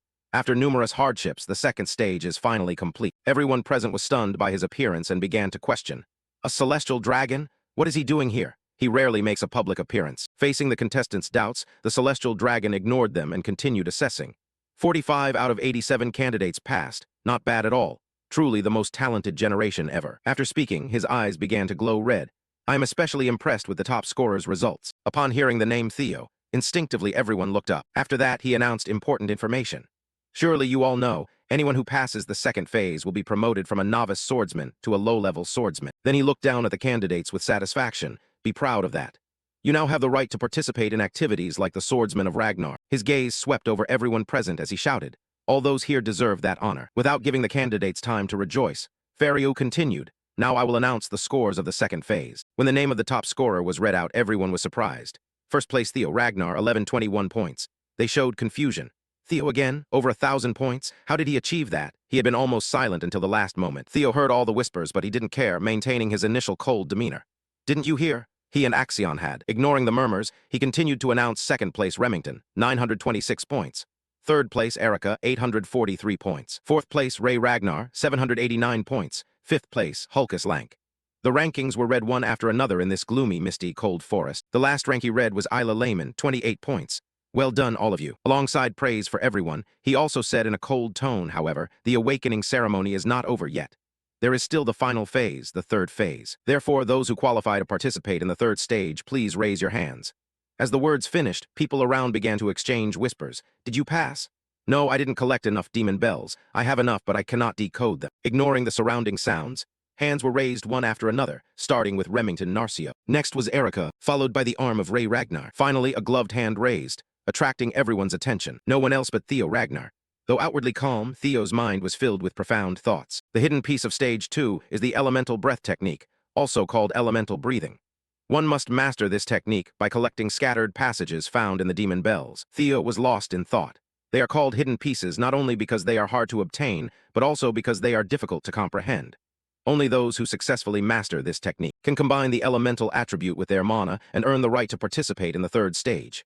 Fragments of broken memories appeared. In a past life, he couldn't grasp these passages clearly, but now, as he recalled them, his pupils faded in color. The system also notified him, synchronizing the young dragon's memory reading of the object. Strange images suddenly appeared in his mind. A knight heroically splitting a massive rock with his sword. More and more similar images appeared, and he realized this was, seeing the essence of the passages through images, helped me understand everything immediately. Counting and looking back at the number of raised arms made Fawzi die unable to hide his surprise. Oh, having just one candidate is already amazing, but here there are 4 really impressive. While Theo silently thought, in their previous lives Remington and Ray could not comprehend elemental breathing. This is definitely the butterfly effect I created. Without waiting any longer, he said, "All right, one by one, show me what you have achieved," starting with. The first to step up at his invitation was Theo Ragnar. Those near him looked at him with admiring and envious eyes, while Theo thought that with Axion eliminated, many things would change from now on. No longer hesitant or afraid of the unknown, Theo stepped forward, but there was nothing to fear. This time he affirmed to himself once again, "I am certain that this will be a brighter future than before." The steady steps affirmed the good things the future would bring to Theo. At this moment he spoke, "What I have gained is a great source of power radiating outward, also carrying the crackling sparks of electricity around it." Finally, the opportunity had arrived. Theo's voice rang out, the lightning spell accompanied by the effect of golden lightning bolts striking around. As Theo's eyes opened, they had turned a pale, majestic yellow, also showing that Theo's body was filled with energy, first transferring the attribute into mana and materializing it. As soon as the thought ended, powerful lightning bolts struck down where Theo stood. The system evaluated this as combination, realization, control, expansion, and the release of a golden aura. Everyone watching was stunned. It couldn't be. Not only did he successfully transmit the attributes, but he could also realize them. Sybil was incredibly excited witnessing this scene. Indeed, young Master Theo. After successfully realizing, Theo did not stop. He continued to think further. Most people would stop here, but Remington Narcio, who had been observing him closely, seemed to have a telepathic connection, fully understanding Theo's next action. His heart also heard his intense desire, beginning to beat rapidly, imparting an ambitious power throughout Theo's body. A massive energy sphere continuously fired, forming lightning bolts. This scene also left Ray full of surprise at Theo's true strength. Erica showed an indescribable expression, saying, "I really am beginning to like him," while Hulkus Lank marveled. "He is so cool." Witnessing all this, Ferio also praised. "Truly surprising. I didn't expect you to have reached the stage of control. You truly are as talented as the rumors say." He was about to continue speaking, but suddenly realized something. His gaze filled with curious astonishment. Hearing those words, Theo paid no attention and simply continued. He concentrated his strength, energy seeping throughout Theo's body. Around Theo now enveloped an immense energy aura that no one dared approach. Suddenly he opened his eyes. A new technique was executed, along with the breath of thunder. He quickly drew a sword and slashed forward. The technique performed in a flash, combined with power created. A thunder dragon that charged straight at Ferio. The scene of the dragon soaring and the phoenix dancing left everyone stunned, staring in awe. Seeing the dragon rush towards Ferio, everyone then realized that Theo was attacking the exam supervisor. As for him, even when faced with the attack before his eyes, he paid no mind and even smiled contentedly. How interesting, he has possibly reached the expansion stage already. At this moment, his hand condensed into tiny droplets of water. The power of the proctor manifested clearly with the technique called water breath retention. The droplets flew up, creating a massive cut across the charging dragon, elegantly called slicing through the water stream. After stopping the dragon, he reassessed and said, "You are worthy to test my strength." Those words made Theo very happy as he smiled, while everyone around was amazed at the scene before them. Returning to his place, this time he not only praised, "Well done, Theo Ragnar, I will award you an additional 1,000 points." Making Theo quickly thank him and reassess him as truly a celestial dragon, generous to challengers. The ranking was also updated. First place Theo Ragnar, 21 points. Everything unfolded with one surprise after another. Over 2,000 points was indeed an overwhelming lead. Remington, upon hearing this, was also extremely happy for Theo. Someone exclaimed that this record was on par with the achievements of the young Master Thorkel. After realizing Theo's limitless potential, Ferio was very satisfied and promptly asked the other 3 to show what they had accomplished. Remington went up one by one, displaying his awakened power and receiving an additional 500 points. Next, Ray was granted an additional 300 points. Finally, Erica also received an additional 300 points. The outstanding performances of the 4 in turn moved him to exclaim, "Oh my, what a rich generation. Usually just reaching 1,000 points is enough to top the exam." Then he looked at those 4 exceptional faces one by one. Yet now we have 4 contestants all reaching the level of valedictorian. The final list was announced with soaring scores. Theo Ragnar, 21 points. Remington, 14 26 points. Erica, 11 43 points. and Ray 1189 points. With those scores, he was pleased and continued to praise. Well done, all of you. The snow fell more heavily, increasing the chill here. Finally, he instructed that, except for those chosen to participate in the third stage, the others could return home. Start preparing for the assignment ritual next week.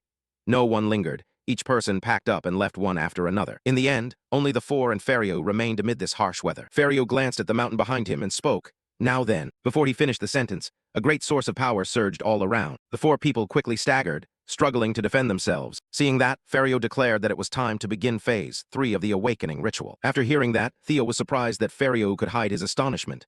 What? That terrifying power made Theo feel a familiar breath. Why could I sense the energy of Roadbrook? The third ritual is the meeting with the head of the family. It is also the time when everyone meets Kyle Ragnar, chief of the Ragnar clan.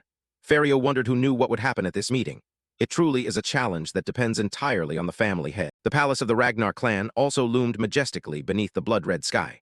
Furthermore, this meeting will decide whether you are chosen for the family heads battle. All 5 previous top candidates originally came from the family heads battle. Those in the clan from that battle each possess unique talents and continuously enhance their own abilities. Accordingly, being chosen means you have been recognized as a strong candidate. On this side, Theo Ragnar was under such intense pressure it was suffocating. Therefore, the one waiting for us up there must be the family head. Looking toward the mountain radiating a powerful energy as red as blood, he wondered, but why do I feel the presence of Roadbrook? As if realizing something, Theo's eyes widened. It can't be. The image of a man holding a blood-stained sword and clutching a blue object like a heart. The thought occurred. Could they have taken Roadbrook's heart? A man with silver hair and a long beard spoke up. Now, let's pierce through the dragon's fear and meet the master. The moment he spoke, a wave of power surged down from above, as if pressing everyone in Theo's group to bow. Erica, feeling suppressed, angrily cursed, "Damn it. How can we climb in this condition?" Ahead, Theo was in better shape. He could still stand to guide her. Forget about using physical strength. Does Erica still not understand? So what should we do? He went on to explain, you need to regulate the flow of mana. Like new knowledge, Erica hesitated and repeated the flow. Remington beside him asked, do you mean creating an out-of-phase wave to neutralize the distortion? Seeing someone understand his point, Theo replied, exactly, well done. Remington found it a bit difficult to answer but said, it's easier said than done. Theo turned his head and looked ahead, reminding, if you can't properly control and adjust mana, then you don't deserve to meet the master. You seem to understand that and replied, yeah, that's true. The two talked very well with each other. Only Erica still didn't understand what was going on.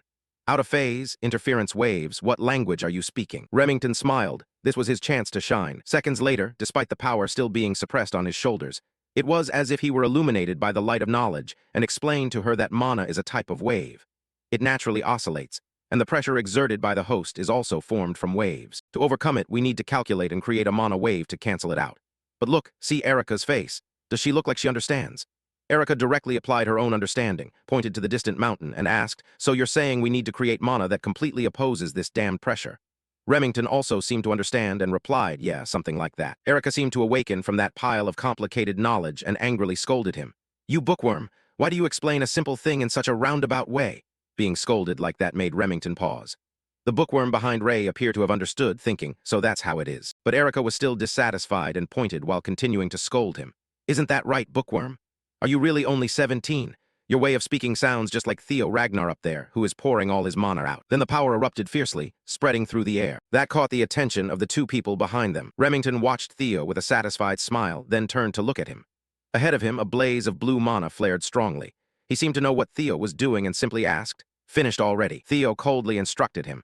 If you are the next host, this is the minimum you must be able to do. That left Remington stunned. Even the silver-haired man frowned sternly, and Erica also widened her eyes, staring intensely at him. Without waiting for anyone to react, Theo Ragnar dashed forward, saying, then I will go first. Remington hadn't caught up with his movement and only called out to Theo. Theo! Even Erica shouted, hey, Theo Ragnar. The man slowly reminded the others. All of you should hurry. The points will be awarded based on who arrives first. As if awakened, the others seemed to understand clearly and remained silent. Then the three quickly sped off after Theo, leaving only the man who laughed. Ha ha now. Under the sky glowing red like blood, with snow continuing to fall all around, he still spoke to himself contentedly.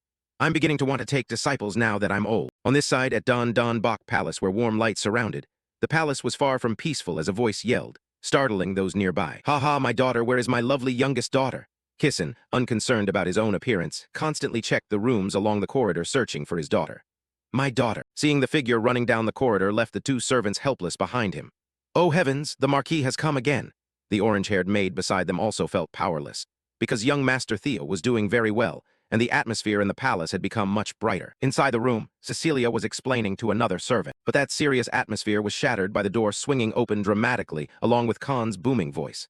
"I'm here, your daughter," which made her sigh helplessly. She gently reminded, "Mother, please maintain your composure in the palace." But her mother paid no attention to that and instead spoke even louder. "Composure? How can I maintain composure in this situation?"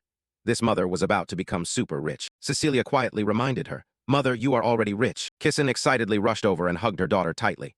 "Not just rich, but obscenely rich, unbelievably wealthy, no one can compare. This is the true capitalist spirit of the elf clan." She eagerly told Cecilia the entire story. "Since Theo became famous, our workshop has been flooded with orders. The problem of lacking customers for the workshop has been solved." Cecilia remained silent, saying nothing. Her eyes briefly showed a hint of sadness, only lowering them to quietly think. "I always knew our Theo would achieve great things, but," thinking of her son still fighting on the battlefield, as a mother her heart was filled with constant worry. "I just cannot stop worrying. Has he been seriously wounded? Are the pressure and tests too much for him? All I can do is wait like this." The more she thought, the more she couldn't hold back her emotions, clenching her hands tightly. "This unbearable sense of frustration is all I can do for my boy." It's just like this. Before her appeared a solemn military uniform, as if it were a gift she gave to her son, wishing I could help him more realistically. Beside her, Kissin kept raising both hands enthusiastically about his plan. "The days of only manufacturing weapons are over. I will make and sell all kinds of accessories as well." The other person's words made Cecilia widen her eyes, as if she had just realized something. On this side, Kissin was still talking about his plan. "I will increase revenue tenfold from now on." Suddenly, Cecilia interrupted her voice, "Mother," which made Kissin freeze. Mother had once said. In Zek's mind appeared the image of a sophisticated robotic arm. She asked further, "Have you made a prosthetic arm yet?" Back on the battlefield, Kyle Ragnar seemed to encounter a joke and burst out laughing. "Ha ha, next lord. Your endless energy truly pleases me, Thea." The crow on his shoulder also let out an excited caw, as if understanding what he was saying. He turned and said, "I know what you worry about, but even parents do not have the right to stop their children's dreams." He bent down and sat on a large rock, explaining to him, especially the fiery spirit of youth. "No one can stop it. Even we once had such moments. This place is proof of that." Finishing, he looked up at the sword cemetery before him, where those who wanted to challenge the Lord had fallen. The crow seemed to sense something and let out a cry, but Kyle just laughed heartily. He quickly reassured it, "There is nothing to worry about. What I want is the golden age of the Ragnar house." Looking at the hundreds of swords plunged straight into the ground along with the snowy mountain and the familiar blue mana stream in the distance, he spoke. "If there is anything blocking the way, I will clear it like this. However, nothing has been decided yet. There is still plenty of time to observe." The raven seemed to understand what he was saying and remained silent, without going further. The more he spoke, the more Kyle frowned, looking far away even as his son. In the distance, a figure kept trampling through the snow, rushing forward. Theo, with a cold expression, charged straight ahead. Kyle Ragnar, as if seeing through him, spoke and gave him a nickname: a fake regressor. After the second awakening ritual, the head of the family had a brief conversation with his raven and then sat in the sword cemetery where he waited for the children worthy of passing the final challenge. When Theo appeared, the head's face brightened. A long smile spread across his lips.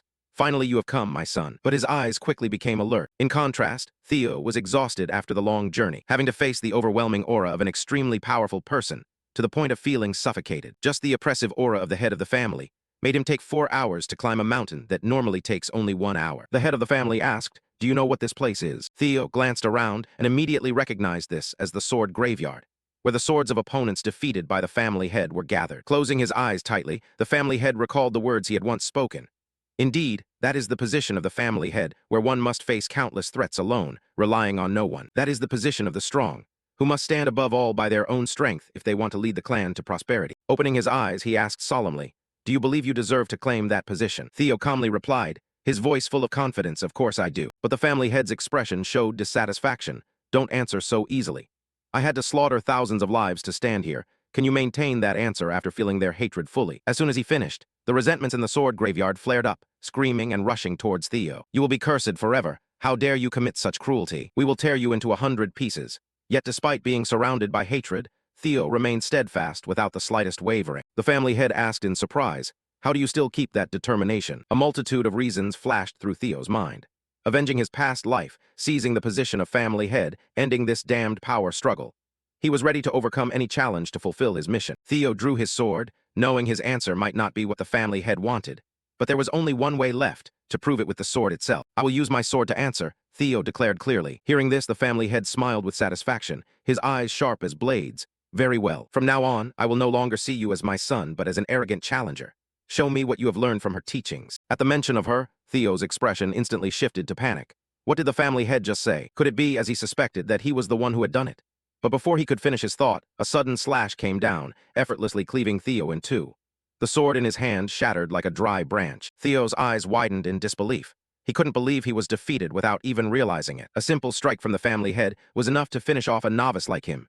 It was truly overwhelming. In his final moment, Theo's only thought was, "Am I already dead?" His consciousness fading, he drifted into a vague place, the sword spirit. This realm was something only the greatest masters could create.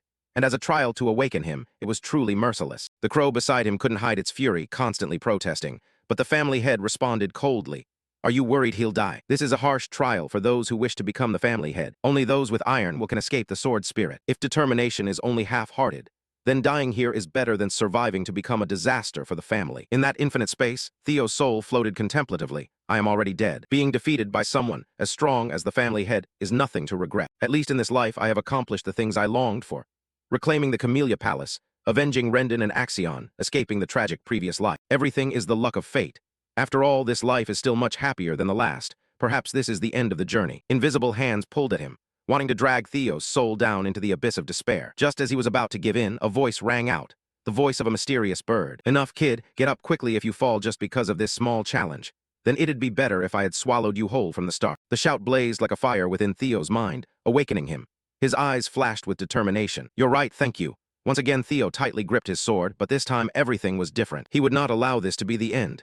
After hard effort to get this far, how could he give up? Theo promised himself that even if his body shattered, even if his soul broke, his will would never disappear. The life granted to me, this time, is only to take revenge and move forward. He gathered all his strength, faith, and determination accumulated over 2 lives into a single strike. The sword lunged straight ahead like a key, breaking the chains of darkness. The mental sword barrier collapsed. Theo returned to the real world. In his hand, the sword had already been swung down, clearly engraving the path he chose.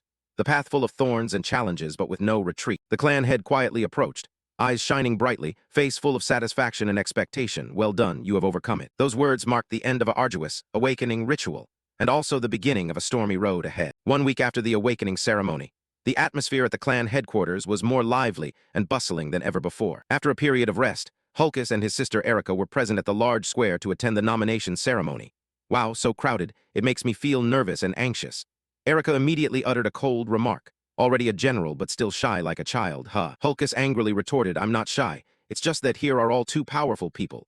Commanders of units, the 9 dragons, both the former clan head and the current clan head." His sister casually relaxed. "No one cares about someone like you who hasn't yet mastered attribute breathing." "What did you say?" Hulkus clenched his teeth in anger, but with his unpleasant sister, he could do nothing, still trying to salvage the situation. "Can't you tell me, after all? What did you receive from the clan head during the 3rd awakening ritual?" Erica responded with an indifferent face. "That's a secret you don't need to know. He's really stingy. If it were Theo, he would have shared it with you already." Erica frowned. "Theo of yours? Are you delirious? What the hell are you saying? I also know that the life of a rank is a gamble on Ragnar's life. If that's the case, I want to follow a really cool and strong ruler, someone with power, personality, and ambition. Only Theo Ragnar fits that description. I will bet my life on him. That's why I call him my Theo." Erica raised her eyebrows slightly. "So has he agreed to this already?" Hulkus said casually. "He has to agree. I even plan to join the same unit as him. Besides, the family head said they won't bring Theo back to the family mansion, so that makes it easier for me to follow him." The loud beating of drums echoed from the stands. The ceremony officially began. The ceremony announcer raised his voice. "The nomination ceremony will now commence. The most outstanding candidate of the awakening ritual, Theo Ragnar, please step forward." Cheering and applause rose throughout the square. Theo stood beneath the clear blue sky, his eyes shining brightly, his face full of confidence and joy. The scene was a complete contrast to his previous life, where he once dared not dream of this light. Now the belief in a brilliant future shone clearly in Theo's eyes. Up in the stands, Evelyn smiled happily. "Everyone is watching you, young master. Where will you choose to go? If I could, I hope you would choose the White Dragon Cavalry. But that's just my selfish dream." The Master of Ceremonies continued, congratulating you for becoming the outstanding student. Your comprehensive abilities truly make the other contestants strive harder. Now, your choice is. Before he could finish speaking, a figure stood up suddenly, causing the entire square to buzz. Because the person who had stood up was Troyvan, one of the heavenly dragons and the director of the Central Intelligence Agency. People wondered what he intended to do. Could he be seeking revenge for Axion? Even the host and the Legion commanders closely followed the situation. As a tense atmosphere enveloped the area, the Master of Ceremonies quickly spoke up. "Central Director, I do not understand your intentions, but please sit down." Ignoring all protests, Troyvan calmly looked at Theo, his voice gentle yet shaking the entire square. "I want to propose that you accept the position of Deputy Director of the Central Intelligence Agency." What do you think, Theo Ragnar? Reaching the highest position is an extraordinary feat. Although a member of Ragnar, you once held the lowest rank. You transformed from a fledgling into a powerful soaring dinosaur. Your journey has been one of rising to the peak. Words about Theo spread by word of mouth like that. Although he had grown stronger, who would have thought he killed Axion? People even said that if no one had stopped him, he might have killed the Overseer as well. Is his skill really that exceptional? It is said that he completely overwhelmed Aeon. Theo's story of rising from the weakest to the pinnacle has inspired many apprentice swordsmen. More and more people admired him. No one looked at Theo with contempt anymore, but rather with envy. The Ragnar family no longer had any fools. At this moment, the system displayed a notification to Theo. You have achieved the highest rank in the opening festival. Congratulations on completing Scenario Mission 3, the winner of the opening festival. Reward. You receive the Ether Core. The reward will be stored in your inventory. Only then did Theo remember. Oh right, there was a mission. Seeing the reward, he was a bit curious. What exactly is the Ether Core? Since this is a long mission, it must be something valuable. Suddenly someone spoke up. The vice chairman of the Intelligence Bureau. This also caught Theo's attention. The speaker was Troyven. We guarantee to grant Theo Ragnar the position of vice chairman. Upon hearing this, Theo remained silent, secretly using his skills to probe and observe the other party. The system also began to observe. Troyven, 46 years old, male, title Heavenly Dragon, talented in scheming, strategy, and planning. A hidden knife of ambition. Status. Attempting to use Theo Ragnar as a hunting dog to uncover the secrets of the primordial dragon's relic. Seeing this, Theo sneered inwardly and thought, of course, he's targeting the primordial dragon's relic. He must already know that I possess it. But from now on, things will not go as you wish, Heavenly Dragon. And you, Troyven, at that thought, Theo clenched his fist tightly. I will personally destroy you. Hearing this, Julius angrily shouted, what is going on? The presiding officer of the Troyven Intelligence Agency comes up with a satisfying answer. I was merely recruiting talent according to the nomination ceremony procedures. Is there a problem? Julius grew even angrier and raised his voice. Do you think everyone here is stupid? Everyone knows you are trying to avenge the death of your nephew. But Troyven showed indifference to what Julius just said. Ha ha, that's easy to understand, but you are wrong. As an individual, I may feel angry, but as the presiding officer, I only wish to recruit outstanding talent. Hearing that, Julius couldn't help but silently admire. Truly a ruthless man. His only thought despite his nephew's death was achieving his goal. Vihana, hearing the commotion, shouted loudly, enough, stop it. I understand your desire to recruit talent, but please wait until the procedure begins. Then turning to ask Theo, now Theo Ragnar, have you made your decision? Theo replied, actually I haven't decided yet. That is why I want to hear the offer first. What kind of offer will you make? After speaking, Theo's face revealed a cunning expression. Let's wait and see the next offers. At that moment, a hand was raised. I, Osa Ragnar Plunnis, propose Theo Ragnar become my disciple and promise to grant him the position of heir of the Plum Blossom Hall. Hearing this, everyone was stunned. The heir, the master of the Plum Blossom Hall, has no children. This means they will adopt him as their son. The successor of the Sword Dragon. Remington standing beside saw this and couldn't help but sigh in admiration. 2 of the 9 dragons had already revealed themselves. Truly impressive, Theo. Hulkus was equally excited and exclaimed, truly wonderful.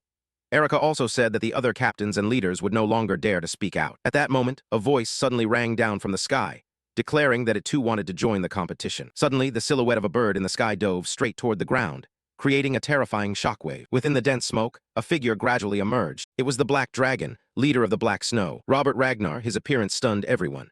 The Black Dragon, even the Black Dragon had joined. Then Robert spoke to Theo. Theo Ragnar, I have been watching you throughout the Blossom Festival. Hearing this, Theo whispered in curiosity, me. Robert continued. Kyle was right, you have many interesting qualities. Then Robert invited Theo. Join the Black Snow. I promise to grant you the title of VOTUY letter 1 EBFT. Upon hearing this, Theo also pondered. VOTUY letter 1 EBFT is the highest rank in the secret intelligence organization Black Snow, a place where one can reveal their identity openly and earn honor. Back when I was in Black Snow, only 8 people reached that position. In my previous life, no matter how hard I tried, I couldn't attain it. But now, it seems far too easy. At this time, Ferio also joined the race for talent. Theo Ragnar, the 3rd Blossom Festival is indeed very impressive. Don't forget that. Our Thanglong Sanctuary is always open and waiting for you. This person is Thanglong, master of the Thanglong Sanctuary, Ferio Ragnar. This caused Selper to speak up as well. What? Even Thanglong openly took a stance. 4 of the 9 dragons had participated, Evelyn added, and there was still one more. Our captain, the captain of the white-armored dragon cavalry, Julius Ragnar. Even though the others offered very generous benefits, Julius still stood firm. Our white-armored dragon cavalry cannot offer any special benefits to Theo. Upon hearing this, Selpert had to exclaim, are you really that stubborn? Evelyn just sighed and smiled. Indeed, he is our captain, someone who believes that proving one's true strength is the real honor. Then Julius continued, I am eager to recruit you, but I will not offer any special treatment that would be unfair to other members. What I can provide is comprehensive support, and the pride of becoming a dragon knight. After hearing all the proposals, Theo smiled deeply and inscrutably. I understand. Just as he was about to speak, my choice is. Hilda suddenly transmitted a message to him. You are a regression user, aren't you? Hearing that, Theo immediately froze, trying to find the person who had just transmitted the message. Looking toward the direction from which the message had just been sent, he discovered it was none other than Hilda, the former head of the clan. Theo tried to remain calm and pretended not to understand as he replied, I don't know what you're talking about. Seeing this, Hilda couldn't help but exclaim, this guy may not remember how he lived in his past life, but his acting skills are truly top-notch. Theo increasingly had more questions. What does that cycle mean? Does multiple reincarnation really exist? Vihana noticed he was acting strangely and quickly asked, Theo, Ragnar, what's wrong? You don't look well. Theo hurriedly made an excuse. Can I have a little time to think? Vihana generously replied, Of course, this is an important decision, but don't take too long. Then Hilda transmitted to him telepathically.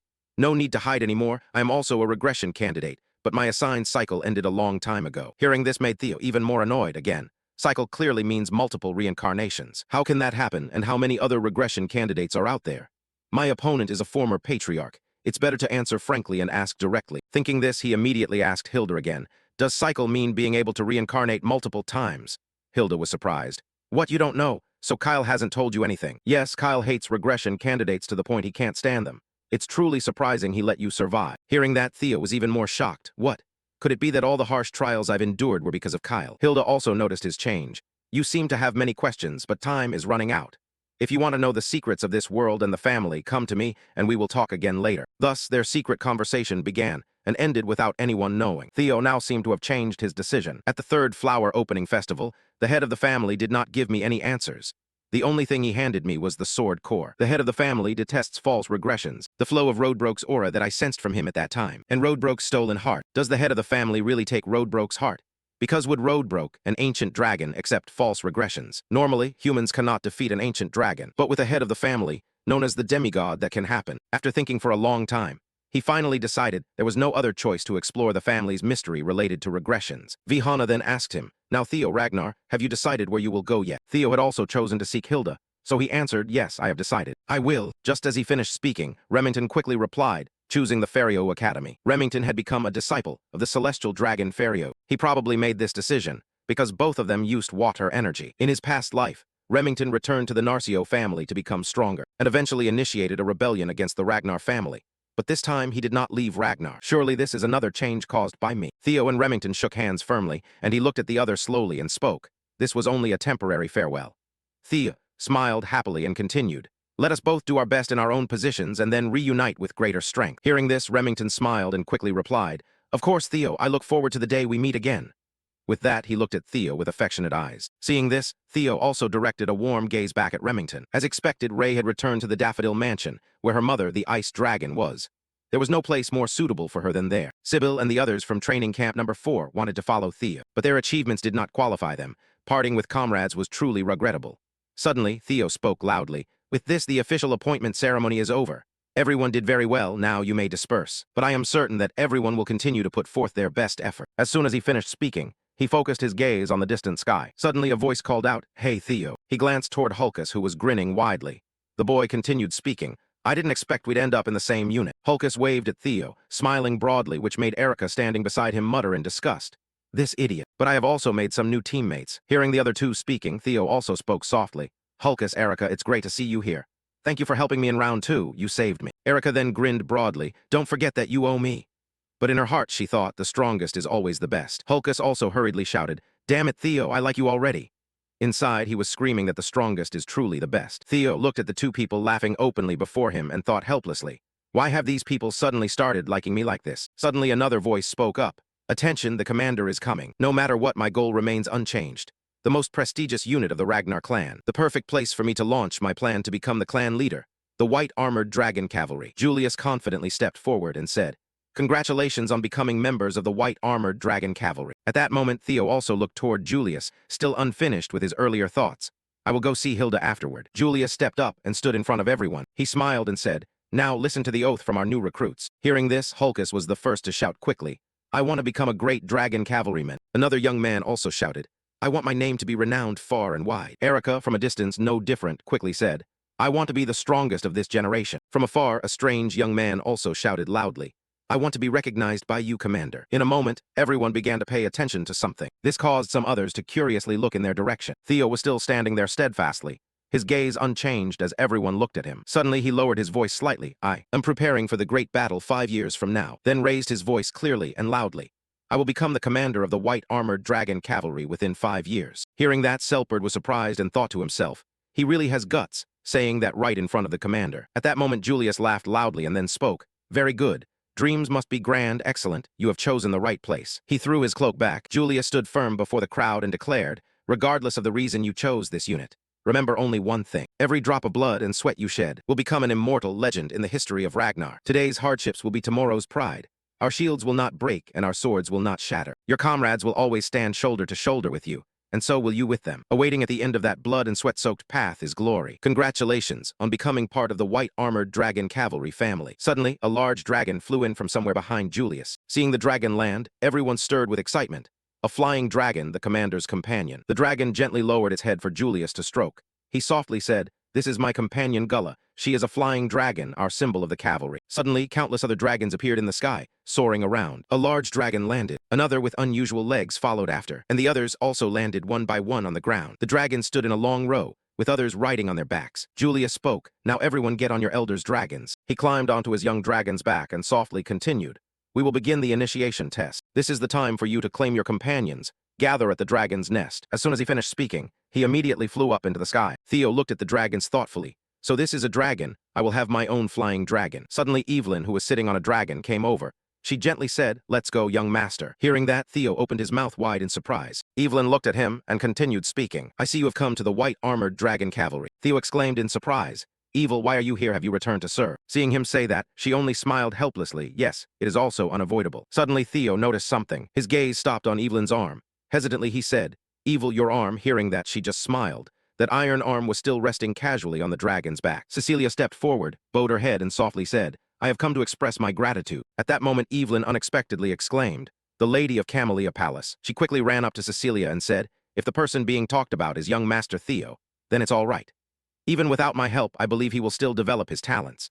Hearing that, Cecilia hurriedly replied, "That may be true, but knowing that someone sincerely recognizes and supports you and that person is incredibly trustworthy will surely become a great source of strength for the boy. I heard that you are exactly that kind of person to Theo." No sooner had she finished speaking than Evelyn appeared momentarily stunned by those words, softly answering, "No, I'm just a lone inspector who's retired to live in seclusion."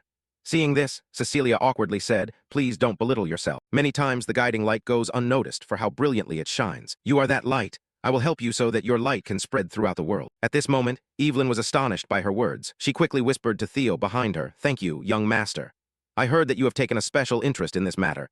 Thanks to you, I was able to return to the White Dragon Squad." As soon as the words ended, he could only smile helplessly, thinking silently that he should have resolved it earlier. It seemed his mother had taken all the credit. "That's my mom for you. Thank you, Mom." Suddenly, Evelyn loudly declared, "I, Evelyn, swear loyalty to you, young Master Theo, as if I am your sword." Hearing that, Theo gave a satisfied smile. He spoke, thanking her, and Evelyn immediately replied, asking for your guidance. The White Dragon's lair. The two left the dragon and walked to the entrance of a cave.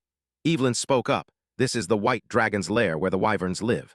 As you know, the White Dragon team carries out missions alongside the wyverns, so the initiation ceremony is held here." He couldn't help but wonder upon hearing this, then asked, "If I can't find a companion, does that mean I cannot join?" At this, Evelyn quickly responded, "Yes, that's right. That rarely happens, but there are cases like that." As soon as he heard this, a flutter stirred in his heart. Would the new recruits be okay? He didn't think this suited their abilities. Well, they can handle themselves. Continuing, Evelyn pointed to the surrounding mountain range and said, "First you can observe around. Usually, you will immediately sense which wyvern will be your partner." Suddenly, a huge dragon's foot appeared. It growled fiercely. Meanwhile, Evelyn and Theo were hiding behind a rock. The monster species, Opterx, is a tyrannical predator with a gigantic size of up to 15 meters and brown scales. Not only that, but there were other large dragons flying in the sky. A venomous species called Aviali, a poisonous dragon that emits a purple toxic mist, with a snake-like long body and a deadly poisonous needle at the tail tip, a lethal weapon. Another species was also gaping and roaring. The Sigisword dragon species, a gentle herbivorous dragon that hides underground and launches surprise attacks from beneath the earth when it detects a threat. On the other side, there were dragons flying around, breathing hot flames. The Velociraptor dragon species, small but agile dragons that hunt in packs and possess high intelligence with the ability to breathe fire. After observing for a while, the two mounted their dragons and flew away. Evelyn continued explaining to Theo. The wyverns currently managed by the White Dragon team are mainly divided into these 4 types. So, have you sensed anything about any of the species yet? He looked back dazedly. Sensed anything? Suddenly, Theo's gaze deepened strangely, stirring his heart. I have my eye on one, but I don't see it here. 6 years after the Great War, a mutated wyvern infiltrated the White Dragon's lair. It slaughtered hundreds of wyverns carefully raised by the White Dragon team, the Dark Dragon Phantom. On that day, 8 villages were burned, and dozens of inspectors were killed. Ragna classified the Dark Dragon Phantom as a level 2 disaster and ordered its extermination. Ultimately, it was captured after the Dark Dragon Demon King and the Sword Dragon intervened. The nickname, Dark Dragon Phantom, was given because of its ability to hide in the shadows. Theo's eyes gazed into the distance, his thoughts flowing continuously. If only there were a companion with such great potential, that would be wonderful, the traits of the dragon I have seen in the past. Suddenly something caught his attention, and Theo's heart exclaimed, found it. From afar, the dragons were gathering together. On another cliff, looking from a distance, a large dragon could be seen perched in front. Upon closer look, it was Julius and his dragon sitting and pondering. Suddenly a girl stepped out from somewhere and spoke up. You look happy, sir. Julius looked at her with a smile and said, if I weren't like this, wouldn't that be even stranger? I accidentally took a dragon under my command. Upon hearing this, Osa quickly responded, very well. I was just about to talk about that. Then Julius said curiously, huh? Osa looked intently at Julius and whispered, Captain of the White Dragon Squad, you intend to make Theo the center of the unit in the future, right? Julius remained silent for a moment, seemingly unwilling to answer. He looked up at the sky and said, as I thought, you are very cautious with your words. Osa saw this and did not hesitate to reply. Words are the root of all troubles. She looked at Julius with a strange gaze. It seemed like he was aiming for a bigger picture. Immediately Julius shot Osa an unfriendly glance and said, I didn't say anything. Osa stepped closer to Julius, her voice suddenly unusually soft. Don't worry, I'm here to make a proposal for that boy. Hearing this, he couldn't help but wonder, what is she plotting? But in Julius's heart, he pondered that since Theo had chosen the White Dragon team, he couldn't go to the Apricot Blossom Palace. After all, what kind of proposal was she planning to make? Osa spoke gently, saying, let him come with me. What do you think? On this side, several aggressive dragons were attacking each other. They started to corner a white dragon. Evelyn and Theo were riding a dragon at quite a distance. She spoke up, they're at it again. Seeing this, he anxiously asked, do you know about that wyvern? Without hesitation, Evelyn shared what she knew. It had been isolated for a long time. I tried to do something, but it was to no avail. It wasn't originally a wyvern, so perhaps it was shunned by the others. Suddenly, Theo realized something. Huh, it's not a wyvern? Evelyn quickly replied, that's right. It was born from a female wyvern and a viper. Hearing her words, Theo opened his eyes wide in astonishment, but he soon regained his composure and asked her, isn't Viper a level 1 monster living in the depths of the sea? How could that be? Seeing Theo looking puzzled, Evelyn glanced down at him and whispered, that's the mystery. This is something that shouldn't have been possible. At that moment, he didn't know what to say, and remained silent for a long while. A level 1 monster has power comparable to natural disasters like storms or heavy rain. Viper is a species of powerful supernatural creatures that live hidden in the dark of the forest. He suddenly thought that the abilities of the Black Shadow Dragon were likely inherited from its father. Theo gave a shy smile, his heart seemingly in turmoil. Seeing he had no response, Evelyn kept talking. Since it was born, it had become a major issue within the White Dragon team. At first, we decided to observe it after letting it stay in the nest, but the other wyverns wouldn't accept the kid. Isolating it wasn't a good option, so we are very worried. It's being rejected just because it's different from the others. Suddenly he looked up and asked Evelyn, what is the kid's name?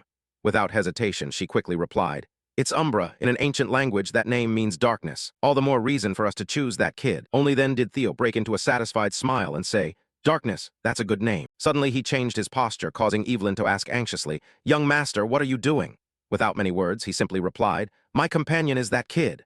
Hearing this, Evelyn couldn't believe what she had just heard and hurriedly exclaimed, what do you mean? But before she could finish, Theo jumped down below. His body fell freely, leaving Evelyn stunned atop the dragon. Theo shouted, I'm leaving first. In horror, she screamed out, young master. Meanwhile, Theo continued falling with a joyful expression on his face. This time I will give you another life. His eyes fixed on the dragons gathered below. Just like myself in this life, Theo suddenly smiled softly and landed. Suddenly, a dazzling light burst forth from the cliff face, the source emitting flashes like continuously exploding electric sparks. At that moment, Theo reached into the weapon system panel, then swiftly drew out swords, swinging his arms to throw them forward. His eyes suddenly lit up. The system screen displayed a notification. Hatchling Synchro, you can use psychokinesis to move designated targets. The sword shot forward at a wind-tearing speed. Theo gently landed on that sword, hopping sequentially from one sword to another, and thus descended downward. Seeing this, Evelyn was extremely surprised and exclaimed, oh my god, when did he learn psychokinesis? And using it this way too. Her mouth wide open in amazement. She marveled at how unbelievably fast he was developing. Nearby, some dragons were gathering to bully Umbra. It growled fiercely, trying to chase the others away. Theo quickly approached Umbra. Seeing it, He involuntarily felt a sense of familiarity, fragments of past life memories suddenly flooding Theo's mind. Each person wore a scornful smile, then mocked him. Foolish. Is he really a Ragnar? So pathetic and illegitimate child. He slightly frowned, his gaze betraying sympathy. Moments later, he gathered momentum and leapt off the sword. Theo hovered midair, lightning bolts in yellow crackling around him and the swords. Theo used the breath of the thunder dragon. In an instant, his eyes flared brightly, his hair stood on end toward the back, surrounded by sparks of lightning. He stretched out his hand forward to command the swords. A moment later, those swords shot down like bolts of lightning. They shot down to attack right at the dragons there, the dragon seal. The sword was embedded firmly in the ground, the lightning from the previous strike still lingering. The dragons were frightened and panicked, flying away immediately, leaving only Umbra behind. Theo lightly landed on the ground. He stepped toward it and spoke. Just a little scared and already running away. Bullies are nothing but cowards. Theo gently asked with concern, "Are you okay?" Umbra growled a few warning sounds at him, then spread its wings and flew swiftly into the sky despite Theo calling from below. "Wait." Evelyn stepped closer and spoke. "It's tense right now, so approaching won't be easy. You should wait a bit longer and try again later." Theo turned his head, smiling as he said, "No, that's exactly when he needs someone by his side. Why do you think he still lingers near the nest despite being shunned?" He watched the figure flying further away and continued. "He is lonely. Mental wounds hurt more than physical ones. He's hurt and certainly won't go far. Help me chase after him." Hearing Theo's words, Evelyn was powerless and could not reply. In a secluded place, where no one was in sight, Umbra lay curled up in a shaded corner. It looked very exhausted and kept panting heavily. Suddenly sensing something, he growled and turned around. It turned out that Theo and Evelyn had found their way here. She spoke up. Many knights had tried to tame him, but none succeeded. He was very cautious with those around him, and his current state was even worse. He waved his hand and said, "Give me some food if you can. Meanwhile, I will try to understand him. After all, this is my entrance exam." On one side was the angry growl, radiating the frightening blue aura of wyverns. On the other side, Theo steadfastly stepped forward with less of the fear of a drake. It let out a loud roar. He looked at Umbra with eyes full of killing intent. It still tried to growl to scare Theo, but each trace of killing intent in Theo's eyes was stronger, causing Umbra to falter, its roar gradually weakening. Suddenly, he poured a kind of medicine over it. That purple medicine was a healing potion, quickly mending serious wounds and partially restoring stamina. Theo gently touched and comforted it, asking if it was okay if the pain had lessened. Umbra looked at him with a puzzled gaze and let out a sound. Theo softly stroked it. Perhaps it was due to the dragon heart, but I could sense Umbra's emotions, the fury he felt towards the pack that had driven him away, the conflicting sadness and attachment, the desire to still be part of them, the painfully torn loneliness. His feelings towards me were also conflicted. He doubted me, a stranger who suddenly appeared yet brought warmth, but at the same time, he hoped I wouldn't leave. He gently reached out to stroke its head. Theo smiled reassuringly. "Don't worry, I won't betray you." Then he reached toward the warehouse system panel, and also, Theo immediately took out a sparkling jade bracelet. "I know you like things like this." The shimmering gem glowed. Instantly, Umbra's eyes lit up as well. Theo teased, "Do you want it?" But it closed its eyes and turned away. Umbra tried to suppress its excitement over the jade bracelet, but moments after opening its eyes, the jade bracelet was already on Umbra. Theo extended his hand and said, "Take this. If you follow me, there will be even more." He gave a sly smile and asked, "So what do you say?" It immediately realized the intent in his eyes, and involuntarily let out a cry. Theo continued to tempt. "I've heard you don't like bridles and saddles, but I can make one for you adorned with jewels like this, extremely dazzling and beautiful." Hearing these words, its eyes sparkled as it imagined the scene. Inwardly, Theo thought he must steal a few things from the lady. Just then, over on the other side, Kissin suddenly used his body. Someone who saw this spoke up, "Is that lady okay? She doesn't look well." Kissin raised a hand to scratch his face and replied, "I don't know why, but I feel like I'm about to lose a lot of money." Suddenly, Umbra stood up, making him unsure of what it intended to do. Then it let out a roar. The system screen also displayed a notification. "You have been recognized as the owner of the flying dragon Umbra." Seeing this, Theo smiled happily. The system screen continued to display that a new skill had been learned. Mastery of flying dragons at level C, -1% proficiency. Higher proficiency increases the trust of the tamed dragon. When riding, it boosts the strength of both the rider and the dragon by 10%. In the midst of the mountains and forests, a dragon was flying away. Someone was gradually approaching. It turned out that person was Evelyn, who brought along 2 wild oxen with both hands. Seeing the scene before her, Evelyn's eyes widened in shock and she froze. What caught her eyes were Umbra and Theo looking incredibly close, like soulmates. Evelyn exclaimed in surprise, "How did you manage that? He's never opened up to anyone before." Theo smiled and turned to ask her, "You're back already?" The two of them stood together watching the feast happily. Theo cheerfully said, "Seeing him enjoy the food like that is really great. Thanks for the meat, Evelyn." Curious, Evelyn turned to ask, "Really, how did you do it?" He crossed his arms and replied, "I simply tended to his emotional wounds." Watching Umbra devour the meat, he continued, "When his heart wavers, this gift seals everything." Theo's words left Evelyn blinking blankly, not understanding. Suddenly he laughed out loud and said, "You want me to eat that?" Umbra widened his eyes and offered the meat toward him. Theo said, "It's fine, I've already eaten. Eat as much as you like." Evelyn closed her eyes and smiled inwardly. admiring that, just like young Master Theo, he not only could charm humans but also tame flying dragons. Then she opened her eyes in surprise. Seeing that Theo was already sitting on Umbra, Evelyn immediately clapped her hands to congratulate him, congratulating the young master. He had acknowledged you as his companion, and a dragon flying while stretching out its neck and back is a sign of trust. Suddenly, Evelyn startled and shouted, "Wait, what are you suddenly doing?" Theo looked confused and pointed toward Umbra, saying he called me up. Evelyn panicked and yelled loudly, "Even though he accepted you as his companion, you still haven't been trained to fly. Riding a dragon without reins and a saddle is very dangerous. Taking off is the shortest path to death." Theo smiled confidently and replied, "It's okay. I have my own way." The system screen displayed a notification activating the skill, taming the flying dragon to compensate for the lack of riding skill, and then he surged up into the sky. Evelyn looked up with surprised eyes, seeing Theo's silhouette gradually disappear against the blue sky. She let out a sigh. "Through the mountain passes. All right, I understand you want to show me something, right? Let's go." He held tightly onto the dragon's body, delighted. The dragon laughed excitedly. Turning his face back, he realized something was wrong, something didn't fit. How could a pure dragon like him cross through every mountain pass and turn into a terrifying demon monster so dreadful that it's called a dark evil dragon? A deserted clear stream. From above, the ravine appeared a gate. The majestic waterfall scene appeared with sharp rocky mountains, surrounded by dragons flying around. The sound of water rushing down the cliff. A dragon immediately flew near a large rock falling into the abyss. Suddenly someone came forward and spoke.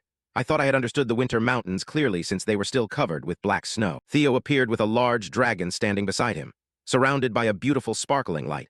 Unexpectedly, there was a crystal cave beside the waterfall. "You really like sparkling things, don't you?" Suddenly, he seemed to discover something and observed it. That thing was. Theo reached out and picked that purple grass. "Seeing this, I understand why you have become a phantom dragon. You have been eating it all along." "Right." He held it and looked at it intently. This also attracted Umbra's attention, who looked at him. "I did not expect to find ghost willow here. A plant full of demonic energy, ghost willow, a plant species that only grows deep in the demon sea. It absorbs pure demonic energy poured down by the moonlight. A priceless elixir for monsters and demons." Suddenly, a golden light flared from Theo's hand and then burned the plant. Dragons and demons are two opposing extremes. How can you absorb this kind of energy? No matter what, it is too dangerous. I need to burn it all. Theo's sudden action made Ambra angry and growl, but he just put both hands in his pockets and walked calmly. "Don't worry, I will try not to touch the crystals you like." Suddenly Theo stopped, his face showing great surprise. Appearing before him and the little dragon was a corpse tied up with hands behind its back, knees on the ground, as if imprisoned for a long time. The corpse exposed a clear skull, mouth wide open, clothes torn and ragged, which further revealed the skin stretched over bones, looking extremely miserable. That face gradually appeared before his eyes. A few strands of hair still clung to the skull, bearing a frightening expression. Theo calmly observed and assessed. A person, no, a corpse, seemed to have been dead for at least 10 years. He approached the corpse, sat down to look more closely and think, but the body was almost undecomposed, partly due to the cold.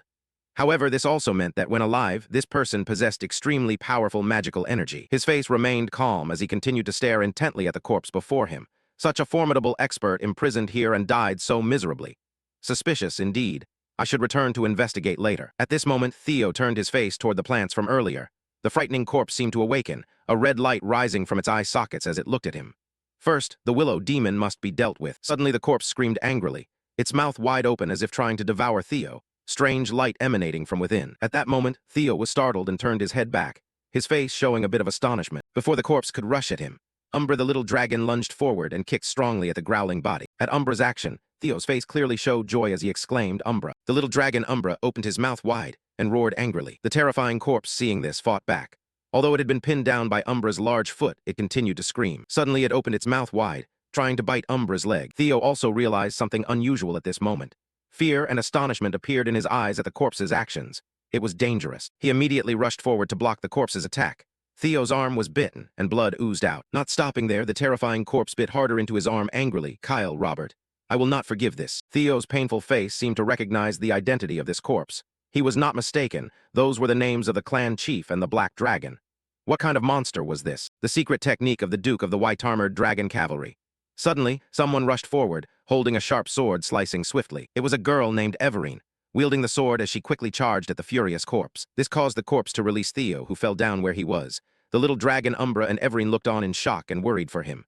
"Young master, are you all right?" "Young master." Theo lay on the ground, his face still calm as he looked at Evelyn, apologizing, "It is my fault," when suddenly the pain from his arm spread, making his previously serene face contort in agony, the pain making him dizzy. The wound on his arm kept bleeding, and the fangs biting deep into his flesh became visible. This was a terrifying kind of poison, filled with demonic energy. My whole body was gradually losing strength without an antidote. Evelyn sat down beside Theo to examine his wound, while the little dragon also gave a cry. With a worried face, she said, "We will take you back to headquarters first. Please try to hang on." Suddenly, Umbra approached Evelyn and pushed her away. "What are you doing? I don't want to hurt you. I am trying to help you." Theo's face had gone pale, and he kept pushing Evelyn away. "Stop, Umbra. If you don't stop, even if you are the young master's companion, I will." Theo tried to remain calm despite the pain. His body was weakening. He panted and said, "Evelyn, wait a moment. Just stop for a bit." He continued looking at the little dragon. "Umbra, you have a way, don't you?" Umbra responded with a sound, seemingly agreeing to the question. Hearing that, Theo felt reassured and smiled as he looked out.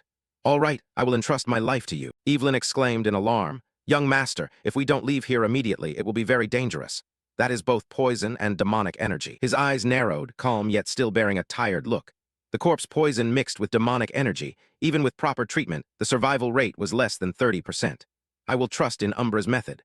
Umbra absorbed the demon willows here to evolve into a level 2 monster, so naturally it had to confront that corpse, through which it learned how to control the demonic energy and corpse poison. His face twisted in intense pain. Exhausted, he spoke, "But trust and follow Umbra's way." Theo fainted. Evelyn panicked and shouted, "Young master!"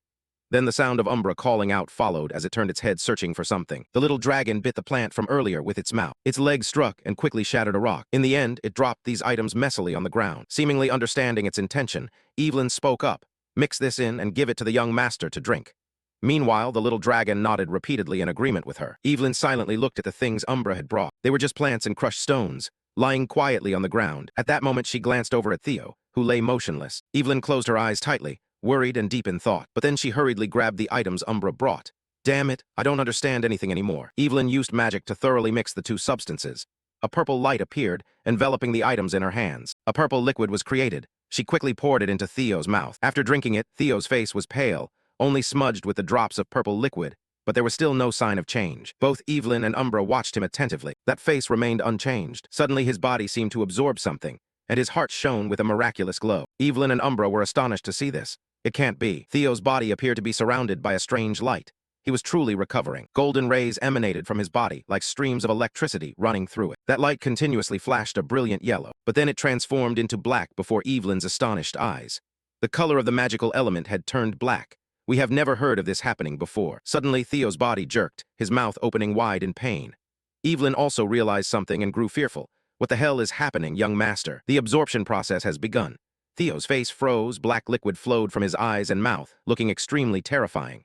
The system sounded off. "You have acquired the traits of the illusion dragon, commander of the white-armored dragon cavalry." A man wearing armor, holding a large sword, looked extremely fierce. Julius spoke. "What did you just say? Has this been confirmed by H letter 1 EAFCTUY letter 1 EBFT yet?" Another person standing not far away responded, "Yes, the comparison process has been completed, and they estimate about 89% accuracy." At that moment, Julius angrily smashed the two tables beside him with one hand. Damn it. Julius's face turned extremely terrifying, his teeth clenched and one eye covered, making this man even more frightening. "This is truly crazy. They say good news comes with bad news." The more he said it, the more Julius clenched his teeth, but Julius angrily shouted before the table that shattered to pieces. He never expected something like this to happen. The captain of the 5th Squad of the White-Armored Dragon Cavalry, Trainer Isvin, together with 15 members. All have died. Purification, rebirth. This is an ancient secret art that expels impurities from the body and reshapes the physical form to absorb mana more easily. However, it requires the cooperation of many master magicians and entails enduring pain for several days. Nevertheless, this method has only been proven effective for children under 5 years old. The fact that this purification process occurred in Theo is the result of countless perfect coincidences, the ultimate toxic poison infiltrating the body, the essence of mana accumulated over decades of absorbing demon willow, and the assistance of Umbra, the dragon who mastered the method to neutralize toxins. Everything harmonized in a strange way. Instead of being consumed or expelled by the toxicity, Theo's body absorbed the essence of power hidden within that deadly poison. Theo suddenly opened his eyes wide, awakening from his coma. Seeing this, Evelyn worryingly asked after his condition, "Young master, are you all right?" Evelyn helped him sit up, and only then did he softly speak. "Evelyn, I'm sorry for making you worry." Hearing this, both she and Umbra breathed a sigh of relief. Theo Ragnar, 17 years old male, title Mirror Phantom, the greatest genius of a millennium of the Ragnar lineage. Viewing the companion inventory of the Dragon Seal Purification Rebirth, Illusion Dragon, access denied. Access denied. Dazed from an unexpected enlightenment, he absorbed demonic poison, producing the first Illusion Dragon. If uncontrolled, you might become the second Illusion Dragon. Theo stood before the lines of text he was reading, his eyes narrowing in thought. The power of the illusion dragon. Level 16, strength stat 112, agility 62, stamina 38, mana 238, intelligence 36, luck 21, skills fear of dragons, young dragon synchronization, flying dragon tamming, access denied. Not stopping there, he continued to ponder 85 additional stat points. This is insanely excessive. Theo and Evelyn were still sitting next to Umbra. His gaze began to focus on the glowing things around them. The crystals in this cave were all crystallizations of pure energy. But then he smiled and cheerfully turned his attention to Umbra. Their power had diluted the toxicity of the willow demon and even became medicinal herbs. At this moment, Umbra's face showed curiosity, looking incredibly adorable. Luckily, I trusted Umbra. Suddenly, a radiant purple light enveloped Theo. Ragnar's already perfect physique now received purification, rebirth, and illusion dragon enhancements. He clenched his fists, constantly marveling that his growth rate from now on would be beyond measure. Suddenly, Theo steadied himself and stood up to speak. But more importantly, Theo looked toward the frightening corpse from before, observing and then questioning the key point. Who exactly was that corpse? Evelyn seemed to have discovered something. She stared intently at the cliff, which caught Theo's attention. He stepped forward and asked, "What's wrong, Evelyn?" She replied, "There is writing on the rock wall." Looking up at the rock wall ahead, there were lines of writing cleverly inscribed. "Defeated by Kyle and Robert. I hid in this mountain to prepare for revenge, but my body." Theo read those lines, recalling the moment he was attacked by that corpse earlier. It also shouted, "Kyle, Robert." Suddenly his eyes froze, reading each sentence. He seemed to associate with the past scene of that corpse. "But my body is weakening rapidly because Robert has destroyed my demonic core. The evil energy I consume to survive is probably killing me. I am beginning to lose consciousness. The demonic nature is taking over. Damn it, I haven't even begun my revenge, yet I am losing consciousness more and more. It's time to make a decision, and I have to admit there is no hope left. I will give up everything and melt down my beloved sword, the serpent sword, to seal myself. I hope someone will find this place. I hope they will fulfill my wish. I hope they will avenge me. I pray that my successor will overcome them. I leave my legacy here." At this moment, Theo and Evelyn were also stunned by that confession, their faces showing surprise. The two continued looking up the rock wall. "Wait, the next part. This is the illusion sword technique and the violent thunder god. Then this person is a legendary figure who once freely controlled wind power and was also a tragic hero. The one who, 40 years ago, contended for the position with the current clan chief until the very last moment, Lord Hector Ragnar. At this moment, a man holding a powerful sword appeared, carrying a destructive power. I had heard he was dead, but it turns out he has always been here." Suddenly, Evelyn realized something, quickly knelt down before Theo. He was stunned and asked, "What are you doing?" Evelyn hurriedly replied, "Even though the clan chief was defeated and exiled, the Lord is still a legitimate heir of the Ragnar bloodline." Closing her eyes, placing her hands over her chest, she continued, "A vassal of Ragnar daring to strike a rightful heir is a grave crime, punishable by immediate execution. Therefore," upon hearing this, Theo quickly interrupted Evelyn, causing her to freeze and open her eyes wide. "Stop speaking nonsense." He calmly walked away, ignoring Evelyn kneeling there. "The one you killed was not a Ragnar, but a madman. I did so to save my own life. Was there any other choice? According to the law." Theo stopped. "Everything that happened here will forever remain a secret." Then he cast a terrifying glance at Evelyn. "If you are still concerned, accept the Lord's secret skills. Keep them." Hearing this, she exclaimed in panic, "Lord, his secret skills can rival the 9 dragons' ultimate technique. So why do you give them to us?" He stepped closer to Evelyn, "Inherit the Lord's legacy and become stronger." And Theo sat down opposite her and continued speaking, "Fulfill his dying wish." He placed his hand on Evelyn's shoulder with a dangerous demeanor.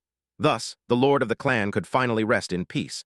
"Now that you are his successor, no one can call it a sin. Didn't you say that you would become my sword, Evelyn?" Evelyn suddenly became silent as if pondering something. Evelyn Nereval, the senior swordsman of Ragnar. As she spoke, she bowed her head. "I swear loyalty to Lord Theo Ragnar as a vassal." She said clearly, "I humbly plead for the noble young master to accept the oath of this humble one." Upon hearing that, Theo smiled in satisfaction and thought, "You truly are one who rigidly follows the rules." He quickly adjusted his mindset, drew a sword, and placed it on Evelyn's shoulder. Theo Ragnar accepted Evelyn Nereval's oath, engraved deep into my heart and soul, and on the long road ahead. "I vow to make you my very first sword." At that moment, he looked at her, his face clearly showing joy, toward the person kneeling before him. The headquarters of the White Dragon Armor Cavalry. A man named Hulkus Lank laughed loudly and said, "Is that Theo guy still not here? Maybe I'm the greatest genius in the White Dragon Armor Cavalry." Suddenly, footsteps approached him and the monster. Looking back, Hulkus and that monster were both shocked and exclaimed, "Ha!" At this moment, Theo was walking over accompanied by the Umbra Dragon. Hulkus exclaimed in astonishment, "Theo Ragnar, what the hell is this? What did you just bring back?" At the same time, this also attracted the attention of everyone around. "What? Don't tell me that's Umbra. How could he possibly tame that uncontrollable monster as a companion? So is this the reason why he is called the greatest genius in 1,000 years? Even if it's talent, what the heck is going on after all?" Evelyn stood next to Theo and declared clearly, "Senior swordsman Alan Narovo and apprentice swordsman Theo Ragnar, We have completed the qualification test and returned. But she spoke while looking toward Theo, who was greeting everyone. Where is the captain? Another young man named Spur spoke up. He just received an urgent order and has returned already. Evelyn asked in wonder, urgent order. Suddenly, a strong gust of wind blew in from nowhere. Small rocks were falling from the sky. A man riding a dragon landed on the ground. The man spoke. I know you have just completed the initiation ceremony, but I apologize to everyone. In a dangerous tone, Julius said seriously, immediately deploy to Blankwy Fortress. This caught Theo's attention, as well as the chatter from those around. Deploying into combat, Theo looked ahead with a terrifying gaze, and finally arrived at the Sears Merchant Guild hostage crisis at Blankwy Fortress. A plot to steal the Dragon Slayer band sword to incite rebellion. The mastermind behind it all is Troyven. Julius Ragnar raised his voice to announce, attention everyone. You will be deployed to Blankwy Fortress. The members looked at each other in confusion, and finally Aud Nallen spoke up. What is happening, Captain? Even the recruits who haven't finished training are being deployed. Is this mission really that urgent? Seeing that Aud hadn't yet grasped the severity of the situation, Julius tightened the reins in his hand, his voice involuntarily growing harsher. Captain Trainer Isvan of the 5th Team and the 14 members under his command have gone missing. Theo opened his eyes wide in shock. The image of Trainer Isvan appeared in his mind, an experienced knight of the white-armored dragon cavalry. Even Julius went to him for advice. There was no way he was taken down so easily. Impossible. Could this be another butterfly effect that I caused? Without giving everyone time to fully absorb this shocking news, Julius continued. According to Black Snow's report, the mortality rate is up to 89%. Even if they survive, they won't be able to continue their mission. Therefore, we will form a temporary 5th team with the current personnel and continue the search mission. The temporary 5th team's captain will be Evelyn Naravel. We have 4 hours to prepare. Make sure the recruits complete basic training. I don't think they're dead, but we still have to avenge them. Then Julius mounted his dragon and flew away. Watching Julius's figure gradually disappear, Theo fell into deep thought. The kidnapping by the Black Skull Gang is connected to the Sears Trading Guild. The White Dragon Armor Legion dealt with it without a single casualty. Or so we thought. But the real target of that incident was something else. The theft and transport of the Bomung dragon-slaying sword. At that time, Troyven used Bomung to start the rebellion. But now the flow of events has changed. If all of this was caused by me, I must witness the truth with my own eyes. Just then, on the system's mission notice board, a line quietly appeared recalling the Bomung dragon-slaying sword. A few hours later in the icy mountains, a watchtower guard was standing exposed to the cool breezes of Mother Nature, muttering continuously, "It's so cold. I can't get used to this weather. Huh, wait, why does the moon look like that?" Following the guard's gaze, the sight was of a squadron of dragons flying dangerously close, steadily approaching. The guard quickly shouted out an alert, "White Dragon Armor Legion incoming." But before they could react, the top of the lighthouse was blasted apart. Evelyn raised her sword to signal the attack legion. The dragons soared upwards, followed by a barrage of magical bombs raining down. The ground continuously shook, and in the blink of an eye, the fortress was heavily devastated. A soldier yelled, "Get inside now, we're all dead out here." But sadly for them, the White Dragon Armor Legion had already landed and completely surrounded them. Evelyn stood in the midst of the battlefield, pointing her sword at the soldiers and taking them down. The price to pay for those who dare touch the White Dragon Legion. I will make them return everything. At the same time, deep in the forest far from the massacre battlefield, an excited soldier ran clutching his sword. Damn it, they said they would deal with the White Dragon Legion after all. If we had arrived even a little later, disaster would surely have happened. Once I successfully deliver this, my mission will be complete, and after this, I will live comfortably. Before he could even imagine how comfortable life would be, he was cut in half. A shadow suddenly appeared. The man swung his sword and beheaded the soldier, fresh blood splattering, staining the night red. Despite the sight behind him of the headless soldier falling, the shadow only cared to wipe the blood off his sword. A moment later, the shadow returned to the covert intelligence outpost. The captain, seeing him return, asked, "Where's the item?" The shadow respectfully presented his sword. "Here it is." The captain pulled back the cloth to check. "Good, the item has been secured. Prepare for the next phase." Hearing the captain's orders, the shadows bowed their heads. "Yes, sir." The captain looked towards the fortress. Now all that remains is to wipe out this nest of vermin. At the same time, the battle on the fortress was also reaching its end. Hulkus Lank lifted the last soldier and declared the total annihilation complete. Too easy beyond allowance. Seeing a group of soldiers kneeling before Theo, he agreed, yes, it was so easy it became boring. He pondered silently. It was hard to believe the 5th Division was completely wiped out. But Theo operated the system to activate the larva synchronization and read the target's memories. Continuously reading the memories of several soldiers, Theo began to feel that something was not right. Yet another one like this. He knew that Bomung had been stolen but had never seen it with his own eyes. The low-ranking soldiers said nothing, but even the officers had never seen it. What had I overlooked? Aaron's voice suddenly rang out, cutting through Theo's train of thought. "What's wrong, Theo? Is something the matter?" Theo turned to respond. "Nothing, it's just that I have some things to think about." Hearing the thoughtful tone in Theo's voice, Selperd Gardner eagerly ran over and clapped him on the shoulder. "Even if it's just a hologram, a rookie is still a rookie. Just admit you're nervous." Aaron reminded him, We've already rescued the hostages, now let's regroup with the main unit. Selperd let down his guard and said comfortably, let's go back. I just want to quickly wash up. I smell like gunpowder all over. Hearing this, everything clicked into place, and a gleam of enlightenment flashed in Theo's eyes. Then he dashed off. Selperd was bewildered, wondering what had come over him. Aaron was equally confused. Perhaps he really hated being clapped on the shoulder. Selperd felt insulted and shot Aaron a sharp glance. Unlike the simple scene here, Theo was swinging his sword, breaking through the layer of camouflaging earth, just as I thought. Aaron caught up and asked, what's going on? Seeing the scene before them, Selperd and Aaron were stunned. Gunpowder, those bastards. They intended to commit suicide along with us. Theo hurriedly turned back and told the two people around him, we don't have time to hesitate. Retreat immediately. Aaron responded clearly. Selperd shouted to remind everyone, brothers, prepare to retreat immediately. But it was already too late. In the distance, a cannonball was flying straight towards them. As if sensing it, everyone simultaneously turned their heads to look at the cannonball. Theo's face immediately twisted, he shouted, but not giving them a chance to escape. The cannonball quickly exploded. That was not all. In the distance, the intelligence team captain continued to signal to reload. A volley of cannonballs were loaded, and then fired straight at the fortress. The captain smirked, let's wipe out every single one of them. For him, at the same time, the him they were talking about was sitting, holding a headless body. Emil Ragnar smirked as he looked into the night through the window, his voice mixed with maddening pain. Ah, my beloved hidden son, you have suffered so much. Mother will bring that disgusting head back for you. Only a few soldiers remained standing in the fortress. Evelyn swung her sword. The troop count immediately decreased by 1. She gritted her teeth and ordered, don't let anyone escape. The white-armored Dragon Legion advanced and attacked simultaneously. Clear. Evelyn looked suspiciously at the piles of enemy corpses on the ground. Was Team 5, led by trainer Isvan, defeated by this group? Impossible, something is wrong. She had a bad feeling. And a moment later, this feeling was confirmed. A cannonball charged straight at Evelyn. The knights anxiously called out, Captain. Luckily, she managed to dodge to the side just in time. The shell slammed into the ground and exploded, the flames flaring up and burning Evelyn's cloak. If she hadn't reacted quickly just now, her fate would have been like that cloak, shattered and broken beyond repair. Evelyn frowned tensely. This is crazy artillery fire. Everyone find cover immediately. Shells kept raining down relentlessly. A terrified soldier glanced around, desperate to save his life. But somehow, he ran straight towards the place where the shell was targeted. Moments later, the shell exploded, shards scattering everywhere, and he lost his chance to survive. Amid the artillery fire, Theo's group rushed over to Evelyn. Hulkus shouted loudly, Captain. Evelyn looked over. Everyone had arrived just in time.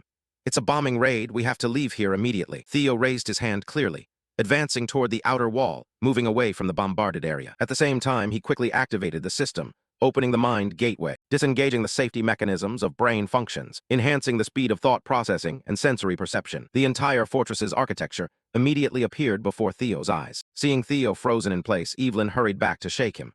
What are you standing there for? We have to run immediately, Theo. Wake up. We have to leave the fortress at once. What are you doing? We don't have time right now. Theo reversed her hand, saying, no, we have to go inside. Evelyn was stunned, eyes wide open. Theo led the Legion through the fortress corridor. Looking at the ceiling shaking relentlessly and collapsing, Hulkus shouted, do you want to go back to the place where we were almost blown to pieces? Selperd continued, the lives of all 21 of us are in your hands. Damn it, shouldn't we have run outside from the very beginning? Theo still didn't slow down.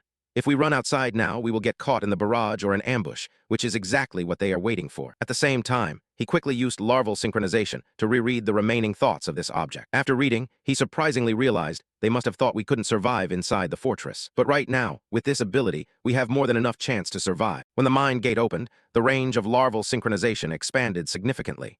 Theo immediately noticed explosives planted on the left. The right side was under heavy artillery fire. We will go down using the stairs in front. Everyone hurriedly followed him running forward, but they were shocked to find it was a dead end. The matter involved lives, and some couldn't help but loudly question Theo, hey, you told us to trust you and follow you. Another knight who had not given up hope hesitated and asked, Theo, do you have a plan? There's no turning back now. A loud noise sounded. Selperd looked up at the ceiling. It was collapsing. Under the Legion's panicked gaze, the ceiling completely collapsed. At the same time, the outer city was engulfed in flames. The captain of the intelligence team was very pleased with his work. A subordinate stepped forward to report that all the cannons had been used up. The captain drew his sword, saying, remember this. This is revenge for young Master Axion. It doesn't matter if they're just heaps of mangled flesh. Bring their heads here. The heads he wanted were in a state of white eyes and darkened lips. It was a pity each head was still breathing. The white-armored Dragon Legion collectively breathed a sigh of relief, thinking they were about to die. Hulkus excitedly cheered, just as predicted. Theo really had a plan beforehand. He destroyed the floor at the last minute. The guards, seeing a group of people fall from the sky, became alert.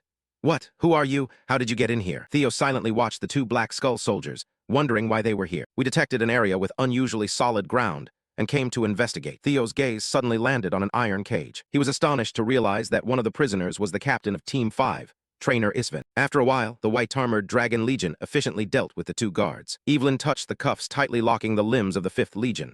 "Luckily, sir, you're still alive, Trainer, but this is really surprising. I never expected the mastermind behind this to be the Special Intelligence Agent Ragnar." After only a short while, those imprisoned were able to move freely again. Trainer waved his gradually numbing arm. "Hearing this, you all seem not very surprised. Evelyn also didn't intend to hide it from him. I had suspected this raid wouldn't have happened without an insider. But I didn't think they would really betray their own people." Aaron was also very angry. "This is blatant treason." Selpert added, "That's right, we must take revenge." Seeing them so agitated, Trainer calmly poured cold water on them. "Don't let your emotions cloud your reason. It's best not to act rashly. They had carefully prepared to capture us from the beginning. With our current forces, we cannot face them head-on. For now, we need to send this news to the Black Snow outside." Theo spoke up, saying that was impossible. "The fact that we haven't received support from Black Snow means they have already wiped out their entire ambush force. That's why we chose to advance into the fortress, but we still have a chance to win. They buried even their own subordinates with this operation. That means they want to erase every trace of this incident. Therefore, they will surely come back to inspect our bodies. The moment they let their guard down, confident in their victory, if we ambush them from the rubble, we can completely reverse the situation." Trainer looked deeply into Theo. He sensed the power of intellect flowing within him. He had even opened a mind gate at this age. The corner of Trainer's mouth gradually lifted, probably just old, thinking about giving up his life over this. "It seems this time we have recruited excellent new soldiers. You're right, the White Dragon Armor Legion will not sit idle and take the hit. We will carry out the plan exactly as discussed. Prepare for battle." The intelligence operatives are searching all across the fortress, but the only thing they found was a pile of shattered bodyguards, mumbling incessantly, begging for mercy. "Please, just this once, please spare me." But the most useless thing on the battlefield is begging. The intelligence captain raised his sword without hesitation and struck down. After wiping the blood off his face, Hand turned to his subordinates and asked, "Have you found him yet?" The subordinate honestly replied, "Not yet, sir. We have finished searching the west area of the fortress and are now moving to the east." The captain glanced into the distance. He had a bad feeling. The ambush unit also had no special reports, but since yesterday, only the White Dragon Armor comrades' bodies have not been found, right? The captain suddenly stopped. "Wait, stop.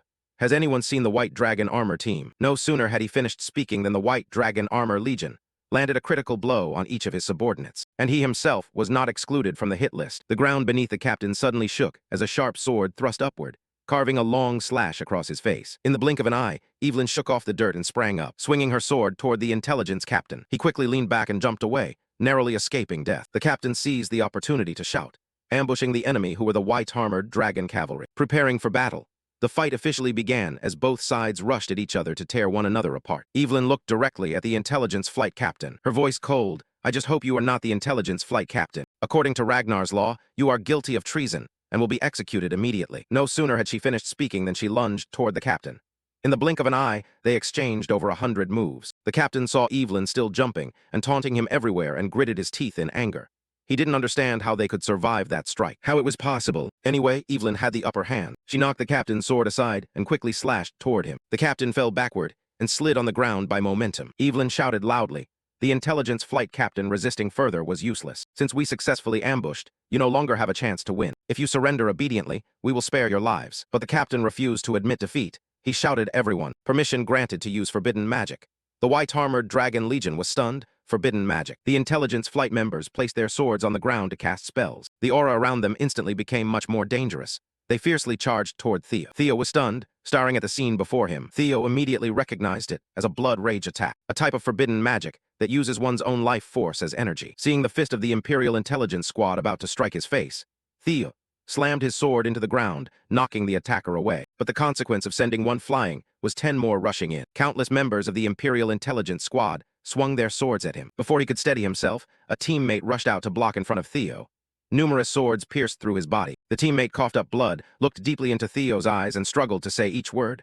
"Run quickly." Under Theo's shocked gaze, he spewed a mouthful of blood and then fell. Theo clenched his teeth in anger, and murderous intent radiated in all directions. How dare this bastard? He activated his triple dragon claw skill. The Imperial Intelligence Squad was crushed by a terrifying force, their bones and flesh shattered. Within a 100-meter radius around Theo, only the dead teammate's body remained intact.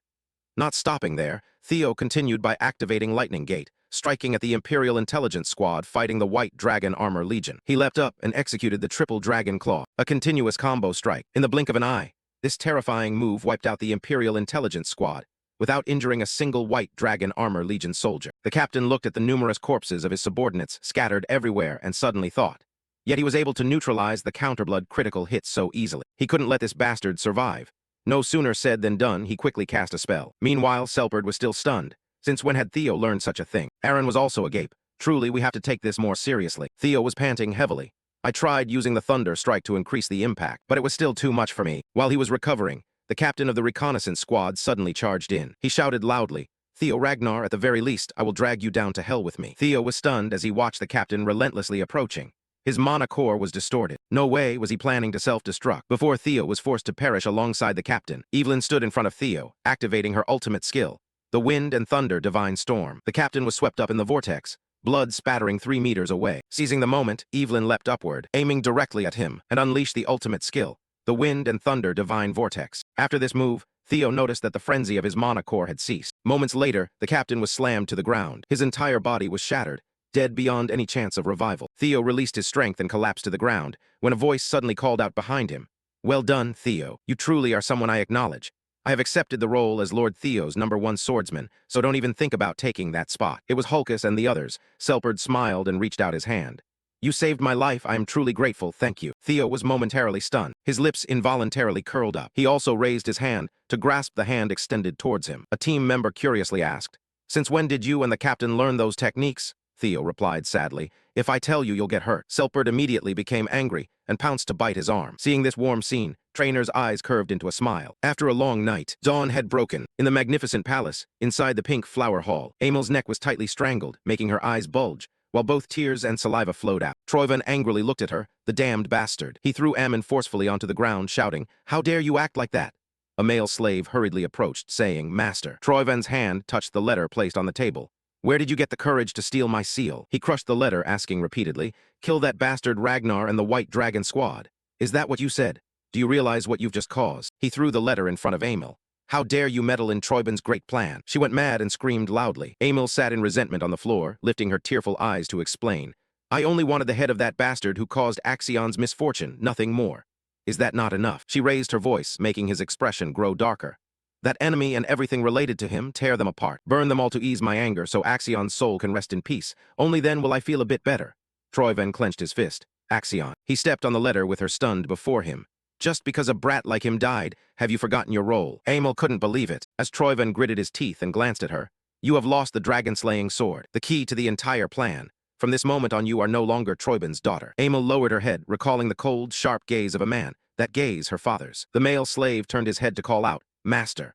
The Troivan figure walked farther away, not looking back to give instructions. "She is useless now. Imprison her where no one can see her.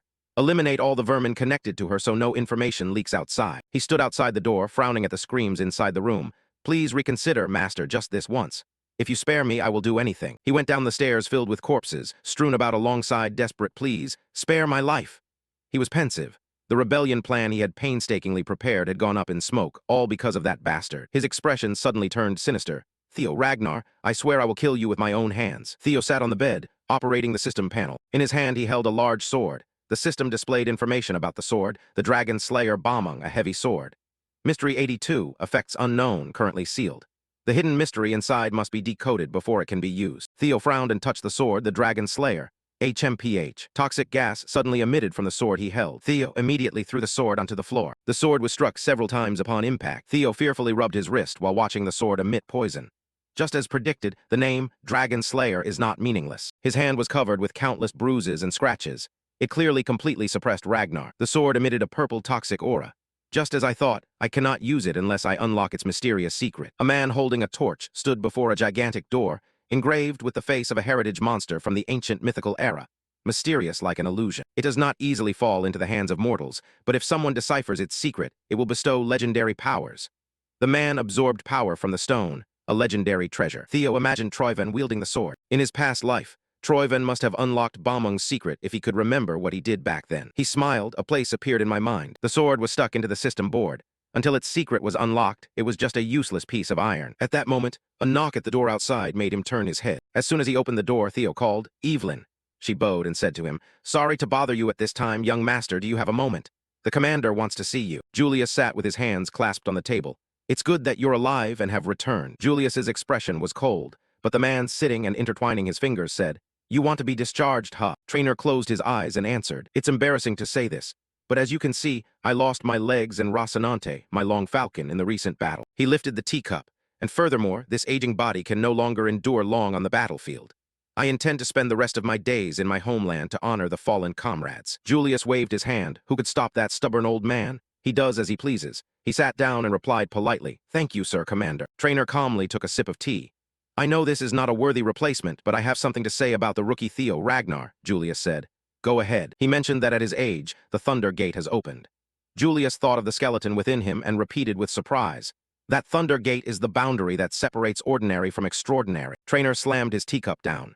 Clearly, he was not a natural-born genius who possessed it from the start. A vivid image appeared of Theo opening the door, but it was as if he had forcibly pried open a door that had been tightly shut. The sensation was unmistakably that the door was being violently forced open. He stepped into a puddle. In any case, his container had suddenly expanded. A figure stood within the cup of water, and compared to what he held, it was absurdly vast. Julius joyfully stood up. "Then we have to fill that expanded container." Trainer calmly closed his eyes. That was all a senior could tell his junior. The moonlight cast down upon the city walls. "From now on," Julius smirked, "you will have to learn and grow on your own." Theo frowned and looked at Julius. In the vast arena, the two faced each other. Julius spoke. "Theo, I've heard you played an important role in this mission." He bowed his head. "Not exactly, it was all thanks to my teammates." Julius smiled at him. "Don't be so modest. So, how far has your martial path advanced?" Theo covered his mouth thoughtfully. "Martial path? Are you referring to my combat power?" Then he answered, "Fighting now is much easier than before." Julius raised his hand. "No, I'm not only asking about your fighting techniques." With cold eyes, Julius said, "I'm asking about the world that your sword is trying to express." Theo was utterly stunned. He lowered his head, his voice embarrassed. "If you mean that, I'm not sure anymore." Julius reached behind and touched the sword's hilt. "I have trained with one sole desire, to imitate my master's swordsmanship.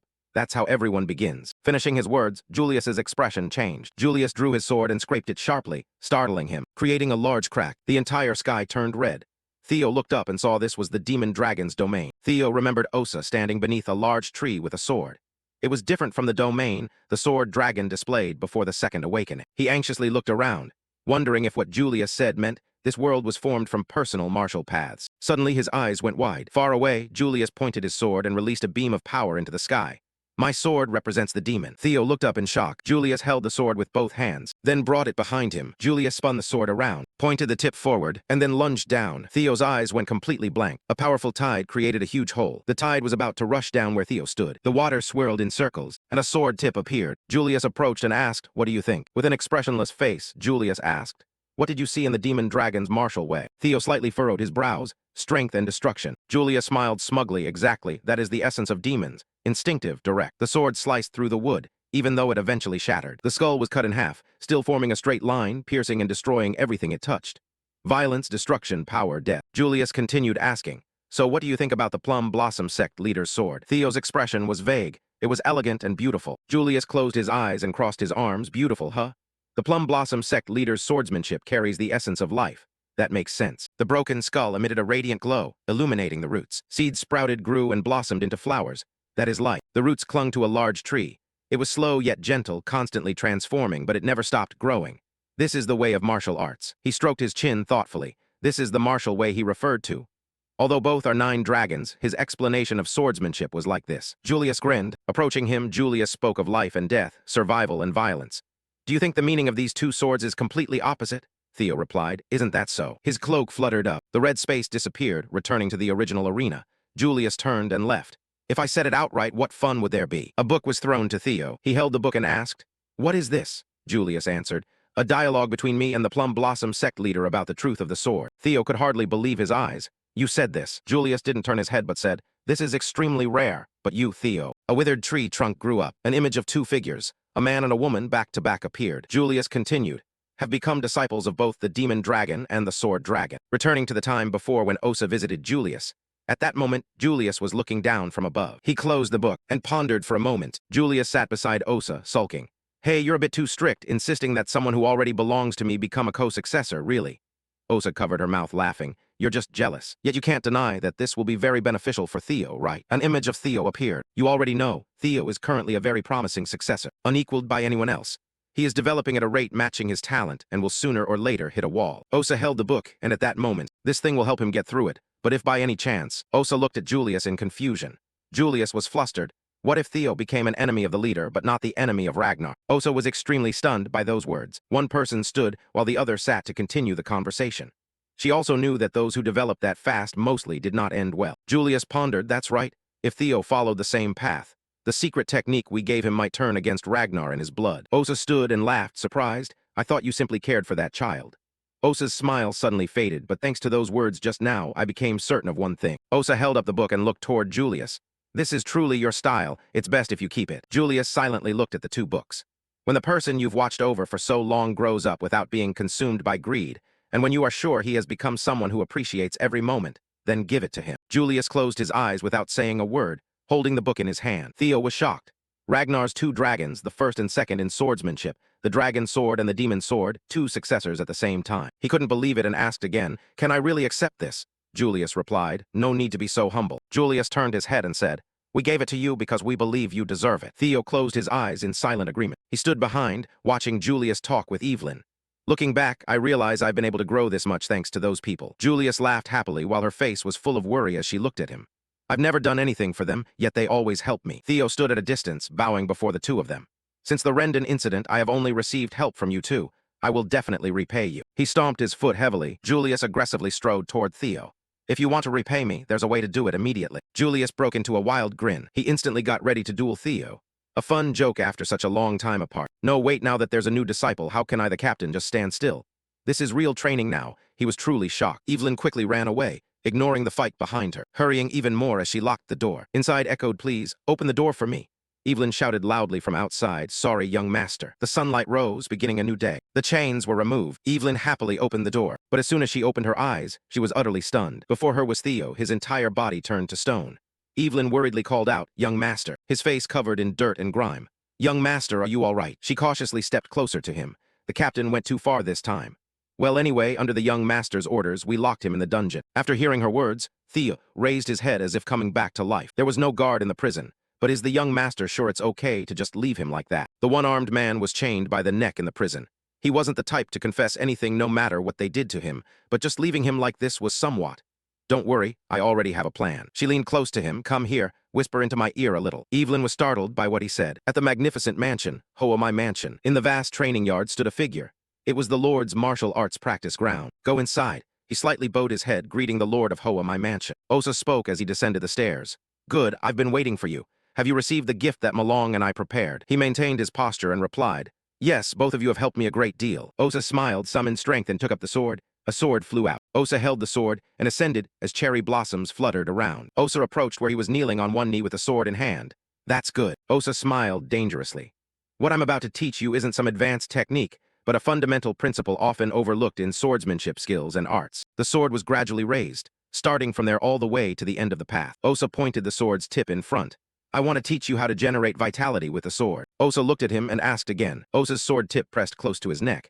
Theo, Ragnar, do you want to become my disciple? Theo bowed his head low before answering. May I ask you something, Lord of the Mansion? He opened his eyes, seeming uncertain. Osa was surprised when he spoke. Is this an invitation from the sword saint, Heavenly Dragon? Osa raised one eyebrow. Not many know that name, yet you managed to guess it. The sword plunged deep into the ground. I do not deny it. The sword reflected the shadow of Osa. I am the sole heir of the secret swordsmanship passed down one-on-one. The Heavenly Dragon Sword, the Holy Heavenly Dragon Sword, is indeed one of my titles. Theo bowed deeply and asked, so this was to probe my true intentions, right? Theo replied, I apologize, it's fine, I don't blame you. Osa smiled gently. I have absolutely no hidden agenda. From the time the apricot blossoms bloomed to the Heavenly Dragon Sword, he couldn't believe his ears and looked up. I intended to pass everything on to you. Theo walked along the path filled with flying peach blossoms. A loud call made him confused. That guy. He glanced at the group standing behind him, the rookies of the White Dragon Armor Squad. You are Theo Ragnar, right? Theo turned around with a contemptuous tone. So what? Henry was furious. You're speaking disrespectfully, aren't you? You haven't even greeted us. The other soldiers began to step forward behind Henry. Now that you are a disciple of the Mansion Lord and part of the Apricot Blossom Mansion, you should at least show some respect to your seniors. His expression was profound. So it's about fighting over territory, huh? Senior. You're not even my senior, so what's with the act? Henry and the men behind him grew furious. What did you say? He turned his back and walked away, ignoring Henry's indignation. Not a senior. What on earth are you talking about? You become a member of Plum Blossom House too. Doesn't that make you our junior? Theo calmly said, I think you've misunderstood. The invitation to become an apprentice came directly from the Lord. He turned around and frowned. I have already refused. Henry and the others fell silent, speechless. Osa wondered, do you want to accept both the blooming apricot flowers and the divine dragon sword from me? Isn't that quite tempting? Theo knelt beside him and answered, of course. He closed his eyes tightly but spoke honestly. I don't understand why you cherish me so much. I haven't done anything for you. Yet here we are. Stand up. Osa reached out and touched him. There is no great reason. It's just that you remind me of Kyle. Osa touched his face full of surprise, recalling Kyle's features. I remind you of the clan leader, huh? Osa's eyes looked at him affectionately. Yes, you look exactly like him in his youth. Not just in appearance, back then he also pursued his ideals and dreams. Osa touched his chin gently. Maybe even now he's still dreaming about that. Kyle stood in the snowy forest, driving away monsters. That's why he was never despairing. He had strived through countless hardships and challenges. Kyle sat before a pile of corpses. Every day was an unending battle. Kyle lifted his head to catch the raindrops. Yet he never surrendered or abandoned his principles. Osa smiled shyly. When I see in you the image of the boy I once loved, how could I sit still? Theo was a bit embarrassed. If that answers your question, then now it's your turn to answer. Oh, right. Osa's gaze turned cold after hearing his answer. Although the offer was truly tempting, I must respectfully decline. What's the reason? He placed his hand on his chest. For I have had too many teachers, Theo said, making Osa widen his eyes. Miss Hoamai, you have taught me many things. As he spoke, he recalled those who had taught and accompanied him, including Commander Julius the Demon Dragon, the seniors in the Evelyn Knights team, Selperd and Aaron, friends and teammates like Remington, Hulkus, and Erica, those from Training Ground Number 4, even Axion and Troyven, all of them are my teachers. Osa tilted his head in confusion. Both Axion and Troyven you call teachers. I heard you and Troyven are rivals. He looked straight ahead. It is precisely because of the hardships they caused that I have become who I am today. Osa did not know what to say. Theo bowed slightly again. My sword has learned and changed, thanks to both those who loved me and those who have hurt me. For this reason, I am not confident that I can inherit the tradition of a sect passed down to future generations. Osa smiled helplessly, unable to inherit because his sword always changes, both precious and regrettable. Osa's eyes widened, but even though I cannot be your disciple, he smiled happily, I am still willing to be your son. Osa was stunned, unable to believe it. Osa sat in the cherry blossom garden holding a glass of wine, savoring it. A slave holding a bottle asked, do you truly cherish him that much? Osa replied, of course. Osa shook the wine in the glass. For heaven did not grant me a biological child, yet a child who looks exactly like that person is willing to call me mother. How could I not be happy? The slave smiled, knowing how happy she was. I also felt joy, Miss Osa. Osa raised her glass, and the slave readily poured more. I should be thankful to Theo for allowing me to be a mother. Could you please prepare a letter for me to send to my husband? What does he want to convey? It is about Theo's promotion examination. The slave holding the wine was completely taken by surprise. The girl immediately said, with permission, but he is still a rookie who has just completed the awakening ceremony. The fish swam happily in the lotus pond. The girl continued, if he already attracts too much attention now, he could be in danger. You understand that better than anyone else, Miss Osa. The wine was set down, so I must hurry. Osa's hand remained on the wine glass, with a slightly irritated tone. Before the great storm from the Ragnar family arrives and sweeps everything away, I want to give him all that I can. There was only one figure in the prison room. The man with chains on his neck and legs sat motionless. The man slightly closed his eyes. The person in the black cloak outside the bars looked at the man inside and said, you have finally arrived. He bared his fangs and claws. Don't blame me, it is all by your command. I will never oppose it. The man holding the neck chain said, now kill me. Small knives were thrown into the prison by him. The knife lunging toward the man was knocked away by another object, leaving him dazed. He widened his eyes and looked up, seeing Evelyn holding a sword flying in through the hole in the wall. From the ceiling, she snapped, I've been waiting for you for a long time. He thought in fear, Evelyn Nereval, damn it, is this all a trap? They fought relentlessly. Evelyn aimed her sword and he quickly dodged. He used his strength to block the sword from hitting him, but she kept pushing forward, forcing him to retreat. Has she always been this strong? He thought of the man sitting in prison. Though he regretted not taking down Sidra, being caught would be far worse. He needed to retreat and plan for next time. With each sword strike radiating power, he luckily managed to avoid them. I won't let you just walk away from here. The secret technique, mysterious wind shift. She pointed the sword, the power swirling into a vortex as it surged toward him. A whirlwind. If he took this hit, he would spit blood. His body was torn with wounds. He thought, I can't get caught like this. I must erase all traces as quickly as possible. Evelyn closed in on him, delivering a strong punch to his stomach. Why do you all react exactly the same whenever things get out of control? In the blink of an eye, he slumped down. She stood beside him, warning, that move won't work on me a second time. At the massive mansion, beneath the mansion stood a small wooden house, inside which were bookshelves. Behind the bookshelf, voices are analyzing. At 1:15 a.m. today, Evelyn Nereval caught an assassin sneaking into the dungeon. Cleve stands analyzing the map. This person has been confirmed as a member of the Snake Season Organization, a branch under the elite Eastern Troyven clan. It's highly likely they have direct ties with the Eid Troyven dragon. Julius sits with his arms crossed. This almost confirms previous suspicions. We have a mole inside. In the small house in the middle of the forest, the discussion rings out. Exactly, we must hold the meeting in such a remote place to prevent any further information leaks. Cleve reports seriously. Theo, our informant, states that Snake Season is currently hiding in an ancient castle in the Calhelm area. Within 3 hours, if the mission fails, they will destroy all evidence and retreat. She lightly taps the staff in her hand. We need to launch a surprise attack on their base within that time frame, capture all members, and extract information. This is the core objective of this alliance mission. This is Cleve reporting, end of message. Theo stands beside Julius, quietly thinking. I never expected to have the chance to meet a Snowless agent in person. Julius rests his arm and adds, there's one more thing. Theo and Evelyn exchange confused looks after Julius announces that this mission will also count as Theo Ragnar's promotion exam. He is stunned and leans down to ask Julius, have I met the requirements to take the promotion exam? Yes, but not everything will be rosy. He was worried when he heard Julius explaining. The difficulty of this test had increased. Julius covered half of his face with his hand, recalling the fierce battles he fought while advancing through the ranks. It was natural for the test to be harder. But what was unusual was that a single mission could spark a civil war for a newly promoted mid-level swordsman. Evelyn closed her eyes, unwilling to listen. I heard you ordered Evelyn Theo to watch over the dungeon, anticipating assassins, because you yourself initiated everything. Now you have to resolve it on your own. He was startled and apologized. Julius stood up and tucked his head under his arm. Though he was the heir, it was disrespectful to plan without reporting to superiors. But since things had come this far, he must complete the mission perfectly. Julius cheerfully bumped his forehead against his, having been promoted to mid-level swordsman, and granted the right to carry out a solo mission. Understood. Theo painfully rubbed his head clearly. Sir, everything revolves around me now. I didn't expect to become the center like this. Suddenly, he saw the system panel appear. The system announced the main quest for the dark ties from a past life.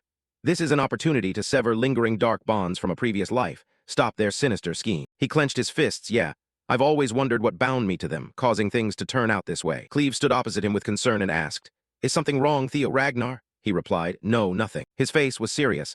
This mission will be accomplished no matter what happens. Julius stretched both arms out and placed them on the table. Good, now that you have been briefed on the mission. The three of them wore serious expressions. Only Julius smiled wickedly. It was time to start the snake clearing campaign. At this moment, night had fallen over the sky, and the pale moonlight shone down on the ancient castle. Deep in the forest, 3 figures were discussing quietly.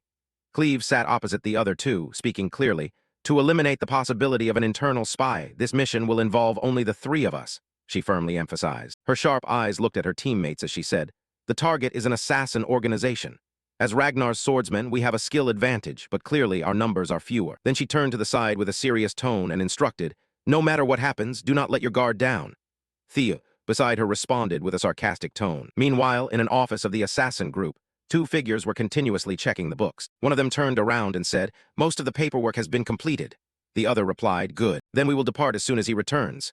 Then he asked, how long has he been gone? As the other replied, a smoke bomb silently rolled in from the corner of the room.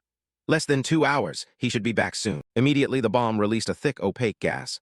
The other hurriedly covered his mouth and shouted, it's an ambush. Then through the dense smoke, a shadow glided lightly past. Immediately, the people in the room were swiftly taken care of. Under Cleve's sword, the masked man was also slashed. He exclaimed in pain and shock. Then he tried to press his hand tightly against his neck to stop the bleeding while attempting to crawl away.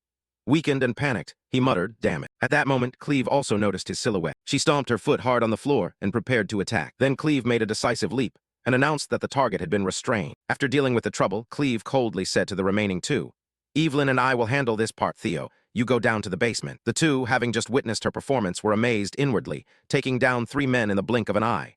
Theo acknowledged her clearly. Without further words, he quickly dashed off following Cleve's instructions. He ran at full speed while his mind kept working.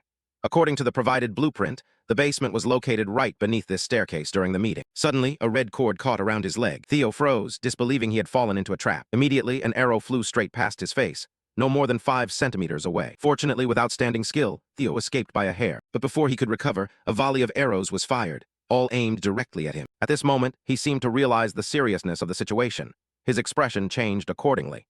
Just then, the system screen appeared, showing the young dragon Sync's skill scanning the area data. Seeing the long corridor completely sealed with traps ahead, he understood that not only traps, but also ambushes had been detected. He decisively selected a skill on the system screen. Immediately, a number of swords surrounded him. This was the Dragon Lightning Bodyguard technique. Right after, Theo activated the Dragon Gate skill, and the swords flew forward, slicing through every obstacle in their way. Each fragile string was cut into pieces and fell apart. Below, those waiting to assassinate him fell sprawled as a result. The masked man was beaten badly at this moment. He couldn't believe his eyes and exclaimed, how is this possible? Theo continued running forward, leaving the assassin collapsed on the stairs behind. Racing against time, he thought to himself that with this level of protection, there must certainly be something hidden in the basement. Suddenly, Theo's gaze halted. Before him, blood was continuously dripping from a large table. The large man ahead sensed his presence and spoke in a stern voice. The foul stench of evil chi rises even all the way here. Without turning his head, he continued, killing during the sacred ritual hour. The man turned around, wearing a large brimmed hat and a necklace with a giant eye pendant around his neck. He calmly said, "You really are an impatient believer." Theo immediately recognized it upon hearing it. The Holy Demon Sect. His memories suddenly flooded back like a torrent. The Holy Demon Sect, an apocalyptic cult that proclaimed the end days were near and that there would be a mortal savior, a counterfeit religious organization specializing in luring the deluded. He recalled the chaotic war scenes and the thoughts running through his mind, which were also the key reasons that triggered the great catastrophe leading to the empire's collapse. Seeing this, the man was somewhat surprised and said, "So you do know who I am?" Upon hearing this, Theo's eyes immediately darkened. Just then, the system screen appeared again, showing the newborn dragon synchronization skill, scanning the flow of mana in the area. Shortly after, the mana inside his body became vividly visible. Seeing this, he was astonished and thought, impossible. The inner gate was not only opened but completely destroyed, and strange mana was spilling out, defying any rule or mechanism. He thought in confusion, is this what low-level priests call a blessing? At that moment, the man glared at him and said, "Unfortunately, it seems you still refuse to trust a devoted follower, huh?" Then he folded his hands calmly, yet added, "But it's all right." As soon as he finished speaking, a massive surge of mana was released from his body. At this moment, the more boastful he became, the more I was honored to become the sacrificial offering to the sole deity. The man with a gloomy expression charged forward and said, "Don't even think about denying the grace of the Lord." Theo immediately drew his sword to block the man's strike. Then he was amazed to realize, so solid it was unbelievable, was this really a human hand? Then the battle instantly erupted, the giant man overpowering him with every strike. Theo nimbly dodged the man's critical blow. He immediately spotted a vulnerability and seized it. He swung his sword decisively, slashing directly toward the priest's hand. The two metals clashed, sparking a blinding flash of light. But then the priest, with astonishing strength, blocked his attack. Theo was shocked to see this. He thought to himself, a full-force strike filled with mana could be blocked that easily. Before he could recover, the priest, without hesitation, hurled him violently against the nearby stone wall. The corner of his mouth started to bleed. Theo screamed inwardly. He was just a low-ranking priest of the Holy Demon Sect. His body collapsed onto the ground. He thought to himself, if I use the triple dragon claw here, I will be buried alongside him. A normal mana-infused slash won't be enough. He lowered his head, his mind working rapidly. So what should I do? Theo slowly picked up his sword and asked himself, with this sword, what can I do now? At that moment, a voice echoed in his mind. It was violence, destruction, power. This was the true nature of swordsmanship, death itself. His eyes then shone as he looked at the sword in his hand, and a voice rang in his ear, the foundation of technique and swordsmanship.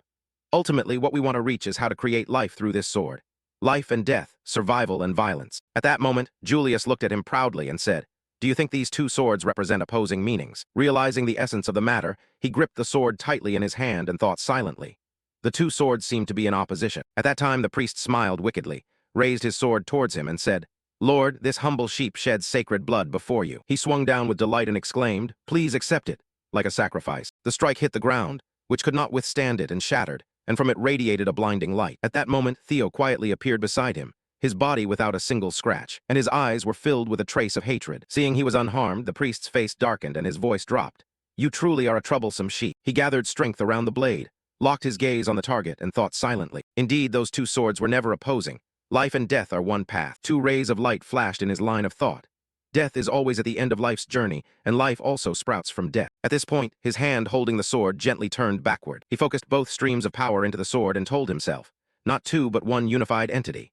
If these separate sources of power could be gathered into a single ray of light. At that moment, the priest raised his spotted hand in front of him and said, "Why are you still so foolish? Your sword strike won't do anything to me. Haven't you realized that yet?" As soon as he finished speaking, a cold sword blade swept across. Theo used the move, Dragon Light. Immediately after, a powerful shockwave exploded. The priest kept his mocking smile and said, "That looks grand, but it's no different from before." Right after the words were spoken, his hand suddenly flashed. His face became astonished. The priest clearly felt every movement of the attack on his body. The strike moved as if it had a life of its own. Then he was blasted by that immense power into the stone wall. Large drops of blood began to fall heavily onto the ground. The priest, bloodied, forced a crooked smile and said, "Enlightenment amidst the bloodshed, you truly are a chaotic scourge of evil. Before you further defile his world." Before he could finish, the man decisively struck a direct blow to his face. Only then did the priest painfully cry out once, and immediately the computer screen appeared, displaying the dragon synchronization skill reading the remaining thoughts of the target. After reading, Theo's expression immediately turned serious. He silently thought about how to uncover the true origin of the strange powers possessed by the Ma-Than sect. Immediately after, his hand placed on his face showed something unusual. Then the space began to swirl. Before long, the two of them were pulled into another space together. Theo exclaimed in bewilderment. What? Inside the space, his body was completely bare, covered only by two simplified colors of black and white. At this point, Theo was startled and thought to himself, this is completely different from all the mind readings he had done before. It's as if they had degenerated into a child. His gaze shifted to the system screen below. Strange characters began to appear on the system board. A blazing red screen clearly displayed. Warning, an enemy higher level than your current rank has appeared. Escape immediately. Seeing this, his face could not hide his worry. He screamed inside his mind, what the hell? What is this? Suddenly, an unexpected pressure emerged, tightening around his body. A large inscription appeared. Who dares?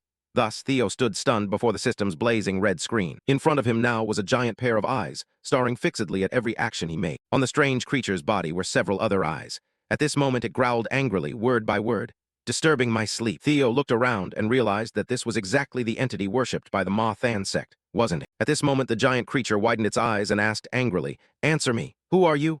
As it finished speaking, a thought flashed through his mind. Could it be their god? His face stiffened, and his eyes betrayed his astonishment. He silently thought, so the so-called Van Hue that the fanatics always mention isn't a lie after all. At that moment the creature fixed its gaze directly on him and said, it is you. It recognized him easily. Theo Ragnar, it said. Hearing this, he was terrified inwardly. Does it know who I am? Before he could react, it stretched out massive tentacles, wrapping around his legs, its voice booming like thunder. I have been searching for you all this time. In front of its gigantic body, Theo was nothing more than a grain of sand in the desert.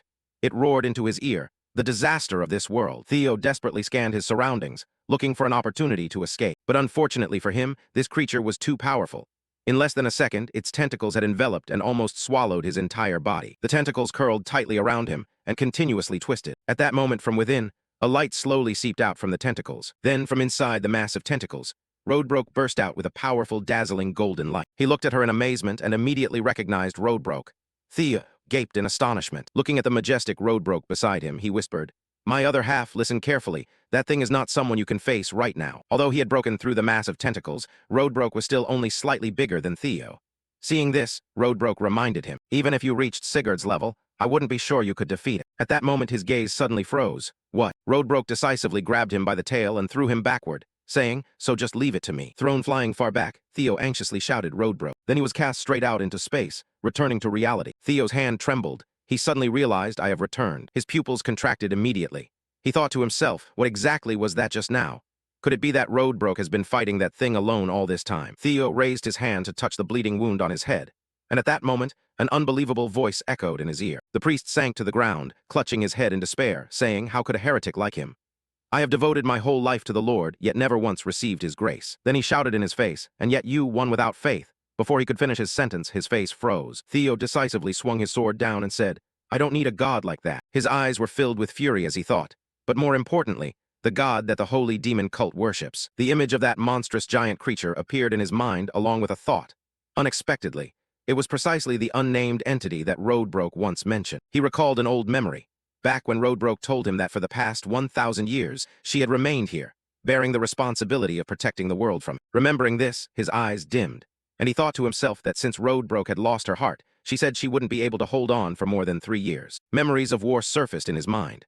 The next year, a great battle would erupt, centered around the cult of the sacred demon, heralding the demise of the guardian dragon god.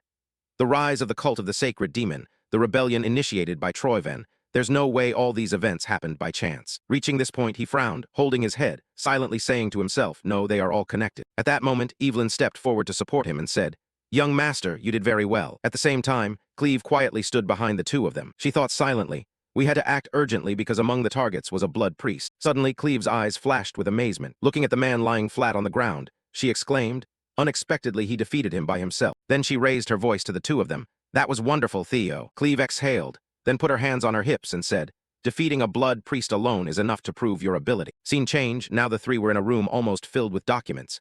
Cleve's voice rang out, that's all there is regarding the documents. She slightly frowned, her tone disappointed. All of it is just indirect evidence, not enough to become decisive proof. Just at that moment, Theo brought out a small box and said, I found this in the basement. Please check it out. Looking at the box, a thought flashed through Evelyn's mind. It was none other than a memory surfaced in her mind. She quietly thought, this is the item I collected on behalf of the young master before the awakening ceremony. a record of secret transactions between the Sears Merchant Guild and the Troyven family. She shifted her gaze to him, her expression puzzled as she wondered why he had never used it before. Unexpectedly, he had planned this far ahead. Cleve flipped through the pages for a while, then stopped and said, "This is the transaction record of the Sears Guild." A seal was clearly imprinted on the page. Cleve said, "There are also transactions with Troyven, all officially stamped." Closing the book, she turned to him and said, "Well done, Theo. With this, we can prove Troyven's conspiracy to rebel and that the Holy Demon Society is also involved." Cleve paid no attention to the darkened expressions of Theo and Evelyn. She spoke nonchalantly, "Now we have enough evidence." Then she turned and kept discussing her plan. "After submitting the preliminary report, we will immediately attack the Sears Guild." Theo walked behind, his gaze sharpening. He silently vowed, "Just wait, Troyven." A while later, the scene shifted to the headquarters of the White Armor Dragon Cavalry. "Finally, it was time for you to face your inevitable downfall." At this moment, Julius clenched the piece of paper tightly in his palm, his expression full of anger. He shouted, "I knew it, that bastard Troyven. I had long suspected he would betray us one day." The person opposite him calmly took a sip of water and said, "We still can't be certain. Although there are many suspicious points, he remains just a suspect." Julius replied, "Do you think I'm stupid?" Robert sat opposite him, his face still calm and untroubled. Julius continued, "The fact that a powerful black dragon took the initiative to share information with me shows this is no longer just a doubt." As soon as he finished speaking, Robert responded, "Stop wasting time guessing." Julius then softened his tone, saying, "Judging by your reaction, it seems you already know but are letting things happen." A name slipped from his mouth. "Theo," he said to Julius. "According to Cleve's report, he single-handedly defeated a blood priest." Julius immediately clenched his teeth and said, "Don't bring that up again." Robert ignored his words and continued, "He's a talent better suited for Black Snow. Hand him over to me." Julius abruptly shouted, "What the hell is going on?" At this point, Robert's eyes darkened. He said, "His observation and reasoning skills are exceptional, able to see the whole picture from the smallest details. His way of acting is strikingly similar to Vo Tuy letter 1 EBFT, as if he has practical experience." After hearing that, Julius waved his hand and said, "Don't try to make excuses anymore. I've already declared it up front. Don't even think about competing with me. Brother, you and Osa are truly a pair of thieves." Robert, upon hearing this, slowly placed his teacup down, his voice lowering. "Brother, it's been a long time since I've heard you call me that. It really warms my heart." 4 figures appeared in his mind. Robert continued, "Kyle, Osa, you and me." Thinking of this, tears welled up at the corners of his eyes. He said, "It's like just yesterday that the 4 of us swore brotherhood." A loud voice rang out immediately afterward, "Don't use those sentimental stories to lure me. Get lost quickly. If you dare compete for Theo with me, don't blame me for being ruthless." At this moment, Robert's voice showed surprise as he said, "It seems you still haven't realized." He leaned close behind Julius, his tone nonchalant but full of mockery. "A brother stealing from his younger brother is simply natural." Upon hearing this, Julius' face immediately froze. Julius replied, "Next time remember to prepare something more valuable." Then Robert turned and walked away carrying 3 bottles of wine, not forgetting to turn back and scold, "You damned fool." As the door closed, furious shouts echoed repeatedly. Robert glanced back at this moment, thinking to himself that at least he could rest assured knowing that there was no traitor within the White Armor Cavalry. Now, there were few places left untouched by the claws of the celestial dragon. His body gradually began to dissolve. He thought that entrusting this mission to him wouldn't be a problem. His entire body thus melted into the air along with his thoughts. They would arrive soon enough. Then by the window side, Robert completely disappeared. He left behind an idea to attack the Sears Guild today itself. This is going to be very interesting. The scene shifts to the main hall of the central chapel of the Sears Merchant Guild. Inside, the atmosphere was tense. A man slowly stepped up to the podium. He bowed respectfully and said, "I am Navan Bacchus, the second young master of the Bacchus family." Before him, a short man sized up Navan once before speaking. "I am Quadrak, head of the Sears Merchant Guild. Today I officially propose a marriage alliance between our family and yours." He pointed to the girl beside him and introduced, "On our side is Lily Sears, the 4th youngest daughter of the Sears family." Then he declared clearly, "From this moment on, these two shall be husband and wife, and the Sears family and the Bacchus family shall become relatives by marriage." After finishing, he wore a satisfied look, thinking inwardly, "At last, the dream of glory is in my hands." Navan bowed respectfully in front, his eyes fixed intently on the pin on Navan's coat. He silently thought, "This upper-class noble title is just the beginning. I will make the Ragnar clan pay for daring to look down on me." His face was twisted with ecstatic joy. A twisted thought arose. "I will definitely take revenge." In the darkness, the elder's face darkened as he silently observed them, thinking to himself that the merchant dared to claim he was part of our family before the Bacchus clan, one of the 6 great families. Then he clenched his wrist tightly and reminded himself that he must endure. With a dowry from this marriage, perhaps he could save the family. His pupils shrank as he thought, "Who cares about an illegitimate child of the clan?" Meanwhile, Navan glanced at the group behind him. a slight smirk curling at the corner of his mouth, as he silently thought that their intentions were so obvious it was laughable. Then his eyes turned hateful, and he clenched each word deep inside his heart.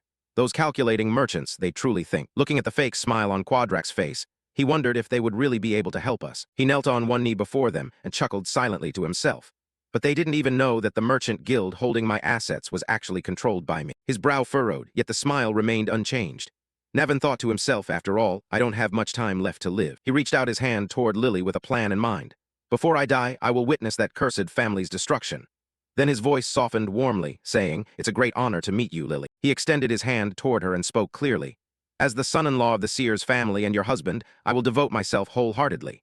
But Lily, standing before him, showed a look of displeasure. Only then did she voice her question. And how do you intend to prove that? After hearing that, the corner of his mouth immediately twitched upward. Navin confidently responded, It seems she already has a plan. Our family is on the verge of bankruptcy, and I myself am being offered for marriage. Then he declared clearly, If the bride desires, I will bring the entire Bacchus family seal to her. The elder, upon hearing this, immediately twisted his face in displeasure and silently cursed the insolent bastard. At that moment, Lily tightened her hand on his shoulder and said, If you dare be so reckless. Then she shouted with fury, revealing the ugly scar on her bicep, Bring back the head of Theo Ragnar, the one who caused me to lose my arm. Navin showed no expression, staring intently at her and thinking, attempting to assassinate an heir in the midst of a ceremony.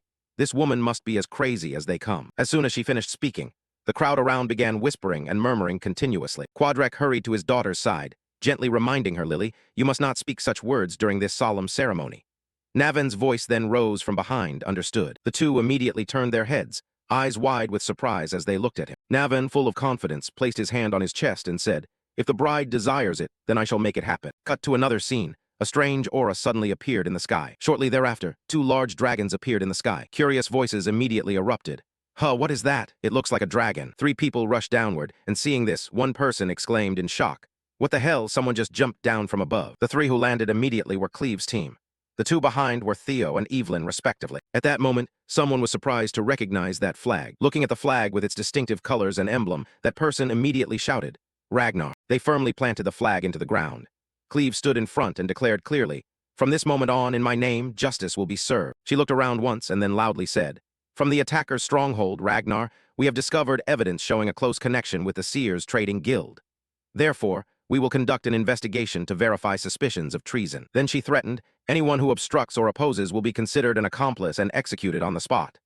The people on the street were astonished and exclaimed, Executed on the spot? The Sears Trading Guild committing treason. She pointed directly toward the central chapel and said, If you are innocent. Faced with her angry expression, Cleve continued, Then step forward and cooperate with Ragnar's investigation.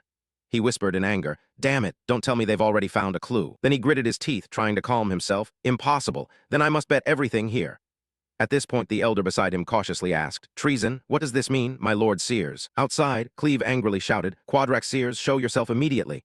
Someone inside also worriedly asked, Chieftain, how did it come to this? Quadrak could no longer hold back and loudly exclaimed, How absurd, that worthless scrap of paper could very well be a forgery. He shouted from inside the central chapel, insisting that this was definitely a conspiracy to trap us, no matter how dirty your tricks might be. In front of the soldiers standing outside, he firmly declared that the Sears family had always been loyal servants to Ragnar. Your lies will sooner or later be exposed. Soldiers of the Sears house, his pupils contracted as he shouted orders, Arrest those who dare point their swords at Ragnar. The elder beside him heard this and immediately tried to dissuade him. Lord Sears, please reconsider. Are you declaring non-cooperation with the investigation? He decisively waved the elder away and said, If that is so, this marriage will be called off. Then he pointed directly at the elder and scolded, You fool, do you think only your side can escape? The charge here is treason. Quadrak leaned close to him, threateningly saying, In Wintera, you all know exactly what treason means, right? As one of the 6 great families, you should understand that better than anyone. Do you think I will die alone? The 3 outside are still quietly waiting. His voice rang out again, and if they really had solid evidence, they wouldn't just bring 3 people. They would have deployed a massive army covering the entire sky. Facing the stern expression of the elder, he raised his voice, asking, Do you understand now? They aren't even certain about that crime. We just need to stop them this time just once, and we can turn the tables. At this moment, Navin calmly spoke up. What do you intend to do with an old man who can't even take care of his own hygiene? He stepped forward, putting his arm around the elder's shoulder and said, Isn't that right, elder? The elder glared at him and cursed, You bastard. Then he turned away and said, Anyway, isn't this a good opportunity? Navin, holding his sword, stepped out of the central chapel and said, We might be delivering the wedding gift earlier than expected. The elder glanced sideways and said, That brat, when did he sneak in? Navin quickly leapt over the rooftops and moved away from the chapel. The elder's face was utterly grim. He clenched his teeth and cursed inwardly. Damn it, that bastard son of a whore. The moment we draw our swords, we become accomplices. Immediately, he ordered the soldiers to advance and support the Seers clan.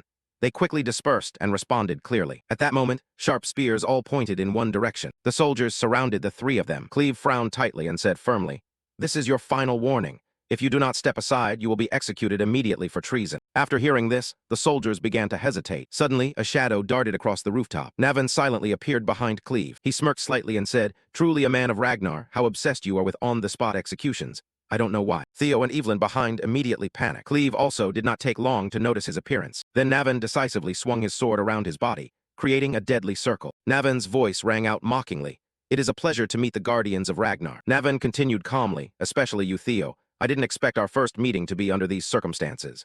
Upon hearing this, Theo widened his eyes in surprise, thinking to himself, I didn't expect to run into him here. A stream of memories suddenly flooded his mind. Recalling the Great War long ago, together with the Seers and Troyven merchant guilds, the ones who plunged Ragnar into chaos. He immediately recalled Navan's cursed sword, pointed the blade directly at Theo, and declared, "I will take your head." As soon as he finished speaking, he attacked Theo with maximum speed, leaving him momentarily stunned. Then came Navan's relentless continuous strikes. Navan's face was full of confidence, thinking to himself, if I use knowledge from my past life, this is the chance to turn the tides and seize great power. But at that moment Theo's gaze sharpened.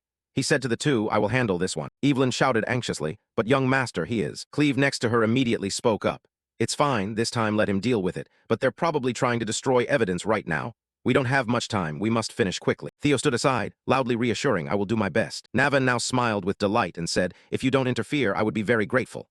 "Are you sure you're okay? Though you don't look like it, I'm very strong too." Theo replied calmly, "I will give those words right back to you." Suddenly his voice held a note of curiosity, "But before that, let me ask you something." Navan tilted his head and responded, "Go ahead and ask." Theo looked at him with sharp eyes and said, "Pointing a sword at Ragnar is clearly treason. Are you declaring yourself a traitor?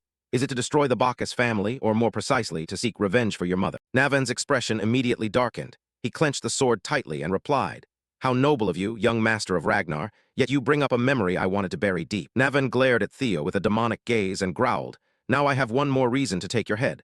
I will tear you to pieces." Theo quickly interrupted, "Listen to me first, let me help you." Theo firmly reached out his hand before Navan and spoke steadily, "Revenge, destroy the Bacchus family." At that moment the system screen appeared, Hidden Mission. Chapter, Yulin Sword Tomb Navan become teammates. Navan Bacchus, the strongest illegitimate of the Bacchus family. His line wasn't recognized by the family despite equal power. The reason being he was born out of wedlock, born in a brothel. Because of that extraordinary talent, his mother had to leave this world, Theo recalled, and because of that he must harbor intentions to avenge the Bacchus family. If I can exploit that, I might pull him to my side. Thinking this, he smiled and reached out to Navan. "Let me help you with your grudge and the collapse of the Bacchus family." Navan smoothed his hair and replied slowly, "Well, I don't know where you dug up the story about my mother, but one thing's certain." As he spoke, he suddenly swung his sword, slashing toward Theo. Suddenly, he used his sword to parry. The two blades collided, sending out a pressuring sword aura. After the unexpected strike, the force forced both to retreat, creating a long crack in the ground. Navan said coldly, "I have no reason to accept your offer. Even if I don't cooperate, the family will fall due to the rebellion." Theo's face hardened, his gaze icy. "That's right. Without my help, the Bacchus family will be wiped out along with you." Navan replied, "Your worry is unnecessary. Anyway, in this life I have nothing left to regret. I don't mind disappearing with that damned family." Navan sighed softly, his gaze averting. Theo continued, leaving him stunned. "It's because of the ether fever, right?" Theo observed him calmly and asked, "A disease that spreads when a young body can't bear an overly great talent. If treated aggressively early, there's still a chance to cure it. But if the golden window is missed, it becomes a terminal illness and shortens your life significantly." Navan lowered his head in silence at the other's words. "The family didn't treat your illness in time, so your remaining lifespan is." Navan answered, 5 years. He spoke defensively, indeed a noble air. "You investigated my dirty past. But knowing that doesn't change anything. Right here the family will vanish and I will die as Navan." Having finished speaking, he rushed forward swinging his sword. Sword auras collided and flashed dazzlingly. Theo grinned, "What if I can cure your disease?" Navan was suddenly shocked. "Nonsense, there's no cure for ether fever," he hastily denied, then used all his strength to push Theo back. Indeed, in his previous life, the cure was found only a few days after he died. So now only he knows the remedy for that disease. He smiled confidently and slowly stood up, his eyes filled with determination as he looked at the other. He continued, "No, it can cure 100%. Theo explained, "As you said, the Bacchus family will vanish even if you don't cooperate with me." He reached out his hand, his gaze sincere and assuring. "But if you take my hand, even after the Bacchus family disappears, you can still live as a hero. You helped the Ragnar family. Trust me this time, Theo implored. Meanwhile, at the city gate, the battle was still underway. Reload, fire. Arrows continuously streaked toward Evelyn and Cleve. Evelyn snapped angrily. How troublesome. Cleve sighed in agreement. That's right. Is Theo still not finished? She asked. It seems like they're having some conversation, she guessed. Hearing that, Cleve angrily tossed all the arrows in her hand down, sighing. Why can't I just kill them all? She suddenly remembered Robert's admonition. If possible, don't make trouble. Our priority is to analyze his potential. We should recruit him quickly. You want me to observe him? Cleve wondered. He did capture that monk, but you didn't witness it directly. That's right, she replied. He put down the cup he had been fingering and continued. That's why our Black Pillar mission must accurately analyze the individuals who will lead Ragnar's future. Seeing Cleve standing at attention, Robert asked them to remember that gathering more evidence is Theo's task in this operation. Cleve focused on assessing Theo's capabilities. Understood, she obeyed but asked what exactly are the intervention limits you mentioned. In response to Cleve's question, he stroked his chin. It's related to the cult rite. I'll allow you to intervene at bishop level and above. Thinking of Robert's words, she couldn't help clenching her teeth in anger. If I intervene at that level, he'll nag me a lot. But if the mission is delayed, my shift end will also be delayed. She glared in annoyance. Suddenly, there was the sound of someone rushing in at great speed. Evelyn startled and became alert. Navan Bacchus, the young master, defeated by him. Seeing the approaching person, she was incredulous. She raised her sword angrily to prepare to fight, but saw Thea rushing in from behind. Before she could understand what was happening, Navan had already swept by to block the arrows flying toward her. Sorry for the earlier rudeness. Ladies, with this, could you forgive me? Now we are on the same side. Under everyone's astonished gaze, Navan turned and smiled. Winking, he said. A system message chimed. Hidden quest completed. You have successfully recruited the demonic sword Navan as an ally. Having said that, he rushed off. Moving deftly through the crowd, the soldiers shouted in fear, "Stop them! At all costs, stop them!" Navan somersaulted and leapt into the air. A soldier shouted from above, he won't be able to dodge. He landed and took a run-up to charge. His hand swung the sword, repeatedly destroying all the weapons, eliminating the soldiers who blocked his way. The first commander shouted in fear, Navan, you bastard! How dare you betray the family that raised you? How can you point your sword at your own family? No sooner had he finished speaking than Navan was behind him, sneering. Family, huh? Is there any family for a filthy bastard child? The cold words fell along with his sword. The commander was killed. After that came pitiful screams everywhere. The weapons have been destroyed. Evelyn stood to one side in astonishment, truly deserving of someone who can match young Master Theo. How did the young master persuade him? I only promised him what he wanted, he said with a bright smile. Before the two could recover from the scene, Theo ordered, don't stand there, follow him quickly. Seize Quadrax's ears. Having said that, the three dashed off like arrows. Over here, a soldier rushed in to report, Master, our forces are being pushed back. Do you think I don't know? Quadrax snapped angrily. Fearfully, he said, there's no time. We must eliminate any documents that could be evidence. The soldier said, first, we must burn the documents related to Troyvan. Hearing that, he immediately shouted, no, don't touch those documents. Faced with his panic, the soldier cowered.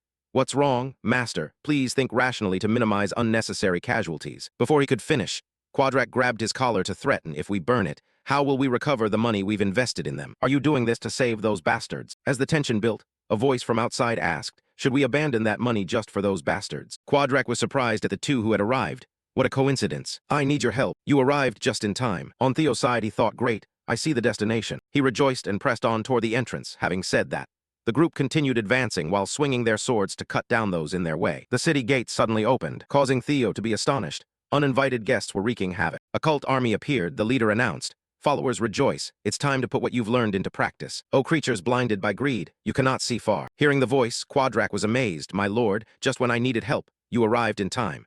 He recognized the newcomers as the demonic cult. Following them was the cult's bishop. He exclaimed, it seems you truly cannot die. Even sending the cult bishop, now that you're here, please help us. Quadrax spread his arms as if finding a straw to grasp. Aren't you and the ledger on the same boat?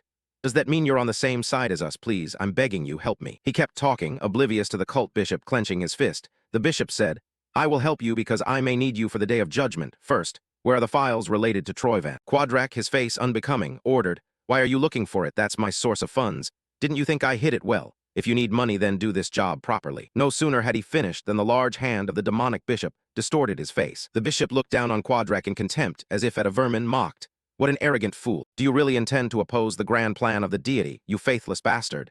He shouted at him with fury. Enough, kill him. Financiers are lined up ready, saying that. He turned and ordered the demonic bishop to act. That hand tightened on Quadrax's face, filling him with utter terror. He struggled and begged, I'm sorry. Wait, I'm sorry. I was extremely disrespectful to the bishop. And if I die now, Troyvan will become even more suspicious. He pleaded miserably. After a moment of silence, the bishop signaled his demonic bishop to release Quadrax. Burn all the files on Troyvan immediately. Don't even think about fleeing, because the deity is watching everything. If you want to live, hurry up, he said coldly, threatening. Quadrek was horrified. He fled in panic. On Theo's side, they continued charging toward the entrance. The group advanced while swinging their swords to eliminate the blockers. I'll breach the entrance soon, he said. The city gate suddenly opened, causing Theo to be astonished. A cult army appeared. The bishop led them and announced, "Followers, rejoice. The time has come for us to carry out the holy war." He frowned, thinking to himself, "Finally he has appeared, the cult's bishop." The bishop raised his hand toward the followers, smiling wickedly. "From our blood the god will be incarnate." They chanted in unison, "The god will come through our blood, worship the deity." The deity having spoken, they moved toward Theo's ready group. I suspected the cult was behind this, but what surprised me was that they even mobilized the bishop. He thought as he swung his sword to strike. One slash sent the cultists to pieces. Evelyn shouted, "You madmen." Navan asked anxiously, "They're surging like this. Can we handle it?" Watching the battle, Cleve stood pensively. "So the bishop really has shown himself.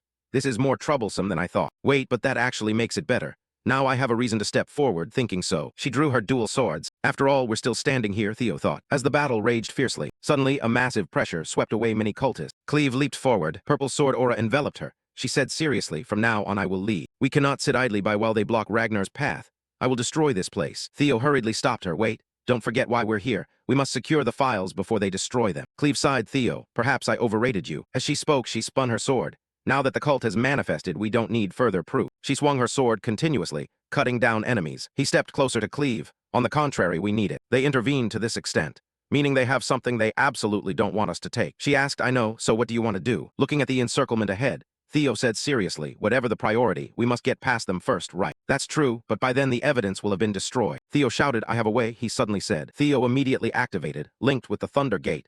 The synchronization dragon range surged, using the synchronized dragon to scan the surrounding terrain. A map of the surrounding terrain appeared before his eyes. On Cleve's side, she kept fighting without pause. She thought there was no evidence, but since it was said by the black dragon, she would observe for now. Then suddenly a cultist charged, shouting, "How dare you be careless!" Cleve swung her sword. The man was immediately cut to pieces. "Then this time I will trust you. We'll handle things here. We must get that evidence," she said firmly. Theo leaped up, confidently saying, "Leave it to me." The cultists suddenly surged to block the path, surprising him. Evelyn, together with Navan Bacchus, quickly charged forward, tearing apart the army ahead to help him. Navan laughed. "I have to clear the way, master. Go ahead." Hearing that, Evelyn shot him an angry look and retorted, "When have you ever called him master?" to his face. Theo immediately used Thunder Dragon Speed technique to escort through the fanatic crowd. He was grateful. "Thank you both." Thunder Dragon Speed Step, Dragon Gate. Looking at the dense army ahead, Theo guessed they wouldn't hand top-secret documents to just anyone. If anyone was suitable, it had to be a high-ranking commander. As he thought, he scanned the terrain ahead. There it is. Quadrexiers. Theo smiled at the target. The system panel announced Mission Scenario 4. Clue: the evil from a past life. This is your chance to avenge a past life grudge. Stop their plot. After clearing the way for the young master, Navan turned proudly to introduce himself. "Let me introduce myself. I am Navan Bacchus." His first sword, Evelyn, angry. "First sword, you're joking a bit too much," saying that she angrily swung her sword to slay enemies as a show of force. He smiled. "Judging by your reaction, you really are the first sword. I feel relieved." He smirked slightly. "If you are the first, then I can be the second." Evelyn sneered, sounding as if you think you can beat me. Navan confidently, "Of course." Then he rushed to kill those trying to ambush her. Navan pressed his sword to Evelyn's neck. Teasingly, "The stage is set, so let's duel. Whoever kills more fanatics is number one." She exhausted. "We're on a mission, don't joke around." He provoked, afraid to lose. Unable to contain her anger, she immediately swung her sword to strike. Navan was terrified. Luckily, that swing was only to cut down those trying to ambush him. Evelyn didn't look back. Charging at the enemy, she said, "I'll show you why I'm his first sword. Don't say I didn't warn you." Navan ran over. "I'm looking forward to it." Over here, the tavern door opened. Deep inside, there was an access to a basement. Quadrek opened the door, stepping into the secret room beneath the cellar. He looked at the chest full of documents before him. Evidence to extort money from Troyvan. "Just burn this and it's over. That way I'll escape the charge of treason." Holding the torch blazing in his hand, Quadrek hesitated. "Do I really have to burn this? It's very valuable. Once burned, it can't be recovered. Not to mention the businesses I've entrusted to the Celestial Dragon. I need to shore up the reserve fund." Suddenly recalling the bishop's cruel gaze, he sighed. "Let the fire go. Better than dying. Anything will do." In a flash, Theo appeared, snatching the torch. "Theo Ragnar," Quadrek gasped. "How did you get in here?" Theo's eyes full of killing intent. "It seems the arm of the fourth daughter still isn't enough for you." Sensing the pressure, he panicked. He begged, "I'm sorry, I'll do as you say, spare me." Before Quadrek could finish speaking, he was coldly cut down by Theo. At Ragnar, betrayal means beheading. He expressionlessly sheathed his sword. "System notice, congratulations. Scenario Mission 4. The karmic bond from a past life is complete." Theo studied the pile of documents in hand, feeling unsurprised that the Dark Holy Church had acted. "The black notebook I gave Cleve should be enough to incriminate Troyvan. But to Troyvan, the Celestial Dragon is just a disposable pawn. We need to bring down Troyvan too. not just the celestial dragon. And with these documents, I can topple the whole lot of them. He thought to himself, they're all important anyway. I don't know which to take first. He suddenly noticed a book in the corner. Investigation report on the Crimson Bow relic. This is Troivan's handwritten report. Theo gasped. This is a recorded report. Warning of interference and surveillance by the Black Dragon during relic retrieval. So far 2 relics have been obtained, and the Crimson Bow is believed to still hold an undiscovered relic. He shuddered and gritted his teeth. The relic of the Crimson Bow. What is this? Could all the slanders, wrongful crimes, and my tragic end in the past life have been because of relics? Therefore, in future plans, we will eliminate Cecilia and Theo Ragnar. Reading this, his fury could no longer be contained. All because of relics that might not even exist. Theo crushed Troivan's stack of documents in rage. He sighed to calm himself. Anger won't solve anything now. I just need to continue avenging step by step. And to do that, he glanced at the 2 relics before him. I'll seize the precious relics he painstakingly collected. The system appeared. You have discovered 2 ancient dragon relics, besieged and surrounded by enemies. The 2 panting back to back, Evelyn suddenly spoke. I remember now Nav and Bacchus. Immediately after, they charged at the same time, shouting and laughing loudly. The heretic who passed the awakening ritual 7 years ago as runner-up then vanished. Navin at the forefront swung his sword. It's an honor that you still remember someone like me. A straight sharp slash split several nearest foes in half. He smirked. But do you really have time to think about that right now? At this rate, I'll replace you as the #1 swordsman. No sooner had he finished than a large green whirlwind swept across the remnants ahead. She firmly stood in front of Navin. A sharp glint flashed in her eyes. Nerve-wrapping secret art thunder burst. He was helpless, now it's a draw. Before he could finish speaking, a broad-shouldered man appeared from behind. Without giving the 2 a chance to react, he struck down toward Navin's position. For meters around the ground and rocks shattered, leaving a large crater. He slowly looked up. You're right about that. You lowly people dare to interfere. Navin stood to one side with a half-smile, sneering, interfering with the plan of the great god. Evelyn added, finish him. I'm glad we see eye to eye. The 2 of them charged forward together. The man widened his eyes, raising his axe with both hands. But before he could do anything, Selperd appeared riding a medium-sized dragon. One of its claws killed the man on the spot. Navin was left dumbfounded, not yet understanding what had happened. Selperd cheerfully said, how about that? Squad leader Evelyn, I arrived just in time, didn't I? Evelyn and Navin's faces fell. She gripped the sword hilt and stepped toward him, growling, why did you touch him? Before Delper could understand, a dozen or so medium dragons descended from the sky in succession. Aaron rode one in the air and shouted loudly. The White Dragon Cavalry, the entire 5th Squadron, annihilated the Seers Merchant Guild and the Holy Demon Church forces. As he finished speaking, the scene below exploded. Both sides clashed fiercely. The advantage quickly tipped to one side. A massacre by the cavalry ensued. However, at this moment inside the building, blood flowed everywhere. The bishop, mouth full of blood, eyes rolled back showing maddened red veins, laughed, yearning fiercely. When the sky runs red with blood, it signals a new sun and the approaching end. Do not falter. Embrace it with faith. Let the sacred blood guide the way and bring peace to the people. Cleve sat to one side, tilting her head and sighing. That kind of scheming calculation really doesn't suit me at all. After raging like that, it feels like a burden in my heart has finally been lifted a little. He was dead, but his face still wore a chilling smile. The state was dreadful. After the sweep, there was a pile of work to handle. Right now, the cavalry were in chaos over the many citizens' complaints. A series of complaints rang out, can I leave now, about compensation for losses. The cavalry barely had time to reply, okay. Just show me your Merchant Guild member card, and you may leave next. The complaint desk is at the far left. Over here, Selperd rambled as if mad. Squad leader, do you still need that report? Bring it to me at once.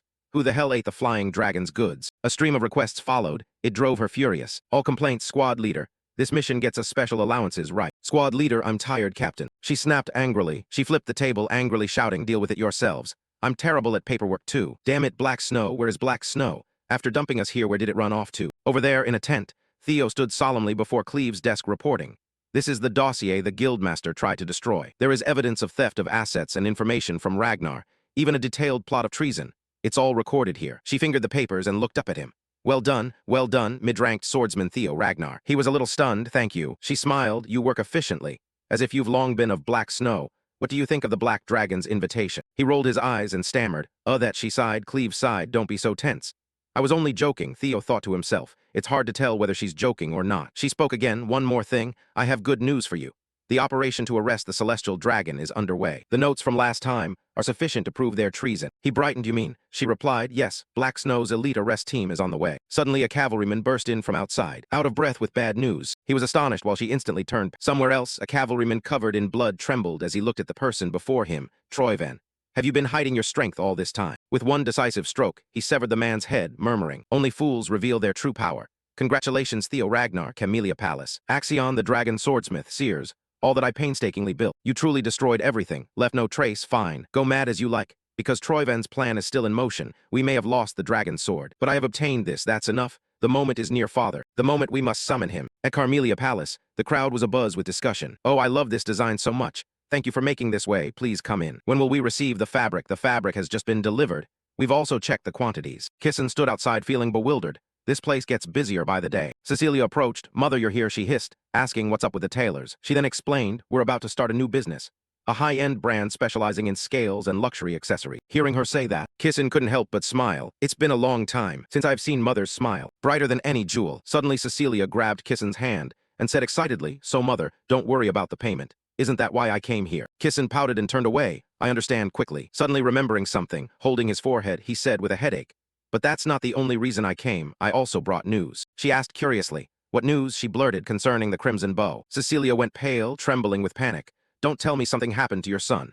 Could that wicked Emil have harmed the boy again? She couldn't bear it, Longtham thought. How worried has he been all this time? Kissin placed a hand on her head and gently told her to calm down. Actually, it's the opposite. Try not to be too shocked. Emil, that woman. A blood-red tragedy appeared. She crouched down. The woman hurried over. Are you okay? Cecilia raised a hand and forced out. Mother, I'm sorry. Thinking that everything was over made her legs give out. It really happened, didn't it, Mother? The woman comforted her. Have you ever seen a noble lie? She nearly screamed all this time. I didn't let it show, but every day felt like walking on a blade. Plots kept coming, constant slander, and whenever people began to forget there were assassins. I never told anyone, but I've nearly died many times. Each time I only prayed that at least my son would live. Now it's really over, isn't it? Kissin was heartbroken. The woman knew how to comfort. Yes, it's over. You've endured so much alone. You did very well. My daughter. Navan approached Theo and on entering said, now you're a famous figure, aren't you? He replied cheerfully, it did take quite some time. Then asked, finally finished the job, huh? He said with a smirk. I told Vo Tyet not to let it slip, yet you still found out. Navan began to recount. That's right. The Bacchus clan will be dissolved. From the chieftain to anyone who signed merchant ledgers. They will all be stripped of titles. At least that's the plan. You reap what you sow. With this, the Bacchus clan will be completely. He suddenly interjected. You think that's enough? He looked puzzled. What do you mean? Theo directly made a shocking proposal, at least to Navan. Navan, let me propose something. Become the new chieftain of Bacchus. He was stunned me. He began to explain, if everyone except you loses their titles, you'll be the only eligible chieftain. And moreover, join forces with me for the coming war with Troyven. Navan shrugged. Ha, war with Troyven, huh, he thought. Could that have been the goal all along? He continued, the power struggle between him and me is now public. War with Troyven is unavoidable. Troyven and the Holy Demon Church's involvement in the Celestial Dragon Rebellion has been confirmed. Navan silently added a question. So the question is, what are you plotting in the north? This is almost a declaration of war. A war means nothing to someone like me who doesn't have much time left. He leaned back in his chair. I need to get something out of it too, don't I? Theo smiled faintly and took out an object. Navan looked at it in puzzlement. This is, he said, I told you. I can cure your illness. The remedy formula and main ingredient, an ether core. Navan, astonished, snatched it up. He smiled. It's not officially published yet, but that sickness is caused by a disruption in your mana flow.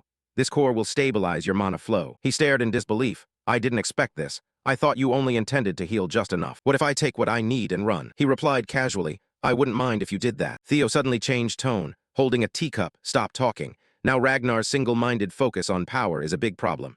You and I are both victims of that culture, aren't we? I don't want to rule by force. I want to build trust. What I want is not oppression or coercion, but trust. Navan Bacchus sighed, wistful, my God. I tried not to underestimate you because you're young. Yet it turns out you're such a romantic. He asked again, so you don't want to do it. He took a sip. He slammed the teacup down. In a voice, I am Navan Bacchus, chieftain of the Bacchus clan. I swear to serve as Theo Ragnar's sword. Is that enough? Theo laughed with joy, more than enough. Waiting for Navan to return, he held the teacup, brooding war with Troyven. Everything is moving faster than in my previous life, but I'm not worried. Waiting for Navan to return, he held the teacup, brooding war with Troyven. Everything is moving faster than in my previous life, but I'm not worried. So far everything has gone smoothly. Now then, open the treasure chest. Side quest chapter 2. Relics you've obtained progress 02. Theo reached for the treasure chest neatly placed on the table. Start by opening the treasure chest. The ancient draconic relics I've absorbed so far are the Lesser Drake and the Griffin.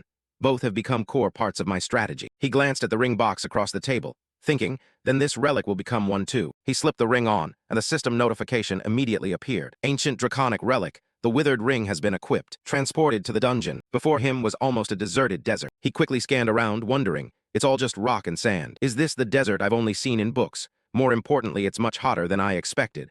What the hell am I supposed to do in a place like this? Is this the desert I've only seen in books? More importantly, it's much hotter than I expected. What the hell am I supposed to do in a place like this? A notification appeared. You have entered the Guardian's domain. Survive for at least 72 hours. Seeing the task declared, he was burning hot. Sweating, frowning. What, 72 hours in a place this hot like I'm about to melt?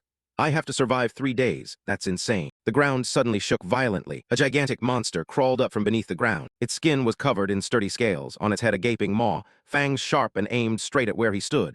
At the same time the system announced, the Desert Drake boss has appeared. The beast muttered, "Intruder, I found you." It opened its mouth and attacked Theo head-on. He quickly dodged the strike. At the same time he launched a counterattack. Dragon Thunder Shield, Kai-Speed Dragon Gate. Surprisingly, the moment it hit, yet not a single scratch appeared on it, which astonished him. It absorbed the long gate move and was still unharmed. How could that be? Before he could recover, it unleashed an attack he almost couldn't dodge. Lightning Attribute. Is it because of matching attributes that this happens? The Desert Drake repeated phrases like a machine that he couldn't understand. "Intruder, I will kill you." The chunk of earth and rock from the earlier attack flew to block his escape just before he could move. He gritted his teeth, his way out. The Desert Drake appeared behind him. It attacked with full force, forcing him to run and dodge. Glancing at the time, he worried. Only 5 minutes have passed. I can't hold out like this. It keeps burrowing so I can't land precise attacks. The Desert Drake surged up from the ground to attack. He could only evade and couldn't strike back, which frustrated him greatly. It shared the lightning attribute with me, so my techniques were useless. Even the terrain favored it. Wait, the terrain. Could it be? As if realizing something, he reached to the system and pulled out a snowflake-shaped core. He considered the remaining relic from the previous quest. What if I use it now? It's a gamble, but worth trying. He dodged an attack. While attempting to use the item, a notification sounded. Ancient Draconic Relic Butterfly of Frost Blossom has been equipped. Transported to the 3rd dungeon. However, at the critical moment, a red notification appeared. Notification changed. Cannot enter another dungeon quest while one is in progress. He gritted his teeth slightly. Indeed, things don't go my way easily. At that moment, a spatial rift appeared. The air seemed to fill with frost and snow. System alert. 2 dungeons are intruding into each other. The master of the Frost Blossom dungeon is appearing. A large golden eye peered out from the crack. The rift widened until the worm could pass through. Its eye fixed on Theo. He was stunned. Its face was full of slyness as it spoke. "Chosen one, long time no see. Guardian of the Draconic Relic, you acted rather recklessly." Then it attacked directly with overwhelming force. He was truly helpless. Damn, I didn't expect things to turn out like this. Seeing the battle before him, he felt utterly powerless. In the end, it turns out this is how things end. 72 hours. I should have gritted my teeth and endured. Now that it's come to this, the only thing I can do is... Suddenly, an unannounced attack from the Desert Drake aimed straight at the Draconic Guardian. The Draconic Guardian displeased. "What are you doing?" The Desert Drake's Guardian only said, "Intruder, kill." The Draconic Guardian sneered in agreement. 2 guardians cannot coexist in the same place. Saying that, a claw from the Draconic Guardian struck straight at the Desert Drake. It roared, "Die, sandworm, intruder, I will kill you." A system notification appeared. 2 ancient draconic relics are vying for priority. The Desert Drake opened its maw and unleashed lightning at the Draconic Guardian. Its teeth clenched, aiming to break the barrier. Watching the fierce battle, Theo was horrified. Just thinking about being there was terrifying. The sword in his hand suddenly glowed. "As if urging me to use you, Moonblade." He smiled at the scene before him and said, "Endure a little longer. It seems they're about to be finished off." The barrier was broken. Immediately, the Desert Drake shot lightning to attack the Guardian's flank, causing it to spit a mouthful of blood. It fell to the ground in pain. Seeing that, it seized the opportunity and opened its mouth to attack once more. The Draconic Guardian glared at the Desert Drake with anger. Just as the Desert Drake lunged with its mouth, sudden streams of cold ice formed around its body. Then ice spikes rose up and pierced the Desert Drake's body. The moment an ice spike struck its mouth, it bit down on it. Bit down hard, causing the ice spike to shatter. Then the Desert Drake stared back at the Draconic Guardian. Seeing this, the Draconic Guardian also stopped and looked at it with flashing eyes. Then the 2 lunged at each other again. The Desert Drake bit the Draconic Guardian once, and the Draconic Guardian clawed back at the Desert Drake once. Thus the 2 fought fiercely in a brutal tug-of-war. Seizing the opportunity, Theo immediately leaped toward them. His gaze cold, he swung his sword. "First you." Saying that, the Desert Drake was cut in 2. It let out a final, agonized roar. Theo smiled and said, "Go ahead and lose your mind if you want." He spun in midair, and with the moon blade summoned a griffin. It immediately appeared, extended its talons, and lunged at the Desert Drake. The Desert Drake was instantly torn to pieces. The Draconic Guardian was astonished. "What is this?" it asked fearfully. From the remnants of the battle, Theo slowly stepped out. A system announcement chimed. "Congratulations, you have successfully hunted the Desert Drake. Side quest, conquering 2 ruins restored. Progress 1-2, just as he predicted." As expected, hunting a boss is similar to conquering a ruin. Thinking that, Theo looked at the Draconic Guardian before him with murderous intent. Then the remaining one. It was fearful. Wait, let's talk a bit." He impatiently asked. "What do you want to say?" The Draconic Guardian hurriedly explained. "This is not the way to conquer the ancient dragon ruins among the guardian deities. I am the wisest. I exist here to test your intelligence." Hearing that, Theo fell into thought. It continued, "If you can solve my riddle." He abruptly cut in. Perfect timing. "I've already proven my intelligence." Theo condensed his mana, preparing to attack. The Draconic Guardian broke into a sweat in fear. Theo said, "I'm the one who made you 2 fight each other." The Draconic Guardian grew anxious. Wait. Theo ignored its pleas, condensing the moon blade. "If you truly are the wisest guardian, then accept the outcome." The overwhelming power left it unable to resist. It stammered, "Hey, hey, did you hear the riddle?" A shockwave produced an incredibly loud sound. System panel notification. Congratulations, you have successfully hunted the Draconic Guardian. Returning to your room, Theo placed his hand on the table. He exhaled a breath. He looked at the ring in his hand with joy. I've dealt with both of them. A system window appeared.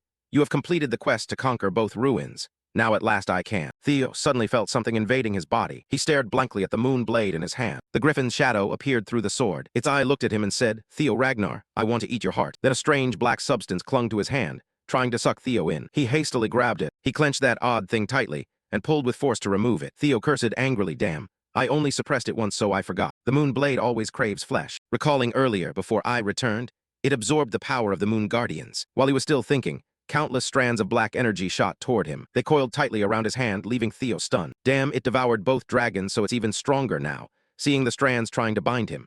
At this rate, I'll be swallowed too. The black strands wound around him. The griffin looked down at Theo struggling and said smugly, I will swallow you right here. And chase the moonlight again? Theo seethed in helplessness. He was slowly consumed by darkness and finally vanished into the black circle. Scene change, Theo suddenly woke up. He looked around in bewilderment. This place is. A voice rang out. This is inside the griffin's stomach. Before him, two gigantic forms loomed in the darkness. A deep voice sounded. Theo froze. They were the Desert Drake and the Draconic Guardian he had just defeated. The Draconic Guardian's eyes gleamed as it said from the darkness, Griffin, it finally chose someone. It seems he has waited a long time for this opportunity. It will soon devour your heart. Theo fell silent, clenching his fist, thinking, I see. So in the end, I'll be devoured by it. The Draconic Guardian taunted. This is the end you chose for craving our power, even though you can't control the griffin. Oh, you truly are a foolish chosen one. He glared and demanded, after it devours my heart, what will happen? It laughed loudly, death, of course, only you. The Desert Drake calmly explained, we are guardian deities. Guardians cannot die, only you will die. The Draconic Guardian nodded. He said, that's right. Although waiting for the next chosen one could take a long time, we only return as relics if you die. Both guardians looked at him and sneered. After a moment of silence, he retorted in a cold voice, have you forgotten the mission the ancient primal dragon assigned to you? The two guardian deities stared in confusion. His face darkened. He said coldly, the guardians must assist the chosen one in fighting the nameless lord. If I die here and this world collapses, I never expected you two to be so irresponsible. Feeling insulted, the Draconic Guardian snarled in anger. What? Theo sneered. In the end, you are just like the griffin. Selfish, stupid guardians, aren't you? The Draconic Guardian snapped angrily. How dare you? Do you think you can brandish the name of the ancient primal dragon to threaten us? Saying that, countless pillars of ice erupted from the ground toward Theo. Faced with its fury, he stood still, his gaze unmoving. You really want to die, I told you. We could simply wait for a new chosen one. Theo suddenly cut in. Then kill me. The Draconic Guardian was a little stunned by his words. Theo continued, enough with the meaningless threats, kill me. He said with a challenging smile. If you want to watch this world collapse helplessly from within relics like you. Both guardians fell silent and looked at Theo. Suddenly, the ice pillars around him dissolved. The Draconic Guardian said in admiration, you are indeed brave. Chosen one, impressive. At least I admire that confidence. Its body glowed as it slowly wielded its power. I will open this door so you can leave here. Even the Desert Drake nodded in cooperation. Open, open. The two tried to create an exit, but that was the limit of what we could do. The rest is up to you. Go. Theo turned and ran for the exit. He smiled faintly. Don't worry, the first thing I'll do is teach him a lesson. Scene shift, seeing the gem blazing before him. The griffin exclaimed, finally found it. It grabbed the gem in its talon. I just need to swallow this and his body will be mine. Saying that, the griffin opened its beak wide, ready to devour the gem. But at that moment, a sword beam tore through the space. Theo sliced its head off from the inside. The griffin screamed and fell in pain. From the darkness, Theo stepped out, the sword still dripping blood. Its head began to regenerate. It roared furiously, you bastard. How did you get out of my stomach? Seeing the Desert Drake and the Draconic Guardian behind Theo, it angrily demanded, I knew it, you two helped him. Where is your guardian pride? If not for you, Theo suddenly stepped forward and grabbed its screaming beak tightly. He smiled with ire, you're too talkative. Seems you've forgotten our first encounter already. The griffin flinched, let go, let's talk. Theo said, I never asked you to cooperate, but when we're on the same boat, and one side holds all the power, fighting only exhausts both sides, right? So be reasonable and don't cause trouble. A voice called from afar, praising and putting Theo on guard, wise choice. He was surprised, Blake, you're here too. It greeted, long time no see, chosen one. Blake reclined casually, smirking. Make them compete with each other for easier control. Others have used this trick too. Theo doubted. Others, you mean the previous chosen ones. Facing his question, Blake fell silent without explanation. You don't need to know because now we'll help you grow. He told Theo, I'll be watching your next moves with greater expectation. System sound notification. Latent buff activated. Protects the body from monster energy by increasing immunity. Earth Dragon Devourer activated. Resists monster energy by increasing attack power. The black smoke slowly dissipated. Theo returned to the room. He was tired, leaning on the table. He sighed, thinking about what had just happened. It's hard to believe. The guardians I thought were dead when I took the relic are actually still living inside me. Theo glanced at the moon blade. Traces of darkness still remain. He took up the moon blade. Calmed down yet, Theo sheathed the sword, thinking, maybe that's for the best. It helped me understand the ancient primal dragon's power more clearly. Whatever, he lightly slapped the table. His gaze steady. Looking at the window, I'll rely on you. Scene shift, a solemn figure stood amid a blizzard, surrounded by thousands of swords planted in the ground. Robert slowly approached, voice full of doubt. Are you really going to make Theo the official successor candidate? Yes, he clearly has talent and stands out like the 5 other candidates. But you're worried because he's a regressor. The other leaned in and replied, that's Kyle Ragnar, the current head of the Ragnar clan. Robert frowned, the clan head. Didn't you loathe regressors? Didn't you once personally kill all the regressors of House Ragnar? Facing his question, he turned away. In a low voice, that's right. But this time I want to let him try once. Kyle slowly drew the sword stuck in the snow. Robert's eyes showed astonishment. Could it be? Kyle turned his head, his gaze sharp as a blade, smiling yes. After all, everyone must complete the full ritual to become an official successor candidate. Robert hurriedly said, but that sword is too dangerous. Kyle smiled in response, but there is no better choice. Because it's the sword of the regressor I killed with my own hands. The sword of the Mad Dragon Emperor, the previous clan head. Scene shift, commander of the Knights Julia stood before him and ordered, Theo Ragnar, prepare to depart. The clan head summons you to the Sword Cemetery. He was stunned by the request. At the Sword Cemetery, Theo stepped forward. His gaze looked ahead. He walked with firm steps. He thought to himself, it's heavy. The reason I feel heavier this time standing in the Sword Cemetery is certainly because I'm bearing more burdens now. He recalled Kyle's words then, don't answer so easily. Do you think you can speak those words while still feeling their resentment? No sooner had he arrived than Kyle said, you're here. Theo kneeled respectfully and replied, Chief Overseer. Theo Ragnar salutes the clan head. That's right, Kyle's eyes flashed red and he said, skip the formalities, Theo Ragnar. Everything started with a parasitic teacher on you, didn't it? He was surprised to hear that. Then you, Axion. And this time, the master of the Crimson Bow was executed.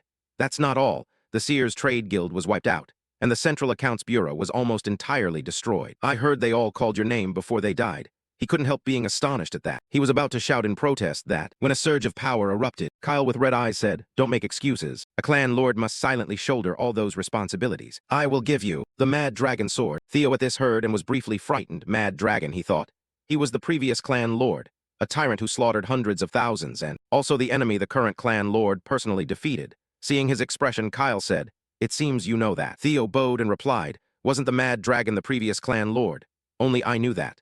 Saying that, but inwardly he calculated that he must be careful. All information about the Mad Dragon is currently classified. Kyle was silent for a long while after hearing that, then uttered a sentence that made Theo go pale. In your previous life, was there a gap in your information about the Mad Dragon? Upon hearing this, Theo could no longer remain calm and looked up at Kyle. Before him was Kyle's blazing red gaze. Kyle grabbed his throat. He ground out each word. I hate regressors. They want to reshape the world to their will. So greedy and foolish. They treat the world like a chessboard, to be overturned at will. Kyle unleashed his power and said, I will slaughter them with my own hands if I discover any. Theo broke into a sweat at this power. He thought to himself, this is pure power, not merely a test of will. He's serious. So does that mean Father was this strong even if he wasn't a fake regressor? At that moment, Kyle said, take hold of the Mad Dragon sword. If you can withstand its resentment, I will recognize you. However, I will only acknowledge you if you abandon your child Theo Ragnar, and keep only the fake regressor, Theo Ragnar. At this, he gripped the sword and asked again, what does that mean? He narrowed his eyes and replied, it means all the connections you formed after regression must disappear from this world. The people you met, if you did not regress, that you saved or acquired, will be erased. He heard this and clenched his fists. He turned and walked away, leaving one line.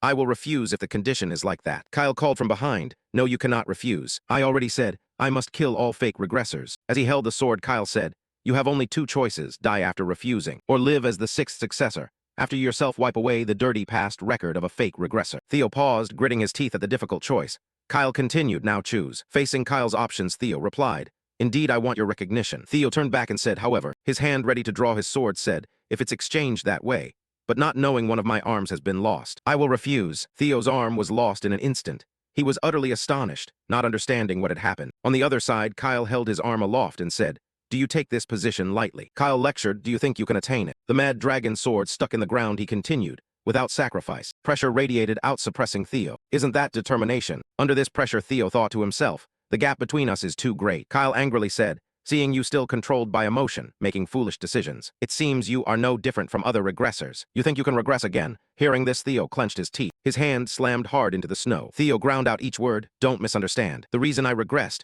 the reason I went so far away. Blood welled from his mouth and eyes but could not stop his resolve. He shouted, it's because I wanted to take responsibility and protect. Everything fell apart because of me. The power within him erupted. If you want to stop me, if you want me to throw everything away to gain your recognition, right now. At this moment, all the swords around were covered by a stream of energy. Theo now seemed mad, controlling the swords as he said, I will surpass you. He shouted, and the swords hurled themselves toward him. At this, Kyle raised his hand. Theo was surprised at his movement. Immediately, a red stream of power surrounded him. He gently flicked his hand down. A barrage of swords lunged to attack Theo. He chopped and blocked each blade that lunged at him. When he reached Kyle, he unleashed all his strength, his power forming the shape of a dragon with mouth wide rushing forward. But at that moment, a sword controlled by Kyle's red power rushed forth, piercing through his abdomen unexpectedly. Theo staggered and fell, blood still flowing from his mouth. Kyle remained silent and said nothing. Then he turned and looked at Theo, impaled in the chest by the sword. From below, Robert appeared. He said unexpectedly, Theo decided to fight immediately. Kyle replied, Indeed, it's been a long time since someone dared face me head-on. Looking at Theo lying before him, Robert said, He truly is special. Every fake regressor we've met so far treated others as tools to discard. Kyle agreed with Robert's view, but this kid is different. Finally, he smiled. On second thought, a fake regressor who wants to take responsibility and protect. Kyle continued, Interesting. I'm genuinely intrigued by you. Placing his hand on the sword, he called the fake regressor's name Theo Ragnar. I acknowledge you as the sixth successor. As a symbol, I give you my father's mad dragon sword, a regressor like you. At this, the sword began to glow. Kyle said, Both of you are regressors, but walking two different paths. I look forward to seeing how the end of your path will differ. At this, Theo's body lit up. A burst of power shot into the sky. A modern scene appeared. Crowds of people bustled by. Lights illuminated the night. A hand pressed against the glass thinking, Where is this? What is this scene? Theo looked at his lifeless face in the mirror, unable to hide his surprise. He said, Now then, everything is over. Cut to Theo lying in a room. He woke up, clutching his head thinking, What just happened? At this, Cecilia called in, Are you awake? You seemed so exhausted you slept so deeply before waking. Seeing this, he asked, Are you okay? Are you hurt anywhere? Cecilia replied, That's exactly what I wanted to ask. She recounted, Last night the master carried you home in a coma. I was truly alarmed. You seem to enjoy worrying your mother. At this, Theo thought, So what he said then was a test. At that moment, Evelyn entered and said, The young master is awake. Theo was surprised. Evelyn, Captain Julius. Julius smiled and said, Congratulations, Theo. I heard you passed the master's trial. Theo, hearing that, asked in confusion, A trial? Julius replied, Yes, out there everyone is talking about you. Outside, newspapers flooded the streets with news that the official new successor of House Ragnar had been announced. At that moment, a hand holding a paper said, The sixth successor. Images of two people appeared. We have someone new, how interesting. A girl holding a crescent under the moon said, The new successor. The hooded figure in black also clutched the paper tightly. Elsewhere, a man stood in the snow. The girl ran up from afar calling, Captain, that lazy one has become the successor after you. She held her head in regret. What a pity, I should have pulled him back to the Black Iron Knights earlier. I'm sorry. The man replied, Even the master of the plum bow failed. Don't blame yourself, Ayan. He smiled and called the name Theo Ragnar. I think I should meet him myself. He is the captain of the Black Iron Knights, Thorkel Ragnar. After the Troyven family's act of betrayal, it left a profound aftermath, an event that shook the very power structure of the Ragnar clan, because Troyven failed to file an appeal within the allotted time. From that moment, war was officially declared, unleashing a wave of tension and unease across the land. In the Nine Dragons Council chamber, an important meeting was underway, where the supreme leaders gathered to discuss the next moves amid the chaos.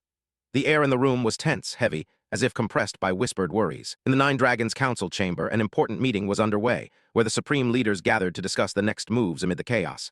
The air in the room was tense, heavy, as if compressed by whispered worries. A council member spoke in a low voice. The lords in the northern continent are acting oddly. Their behavior is suspicious. It seems they're quietly preparing for something big.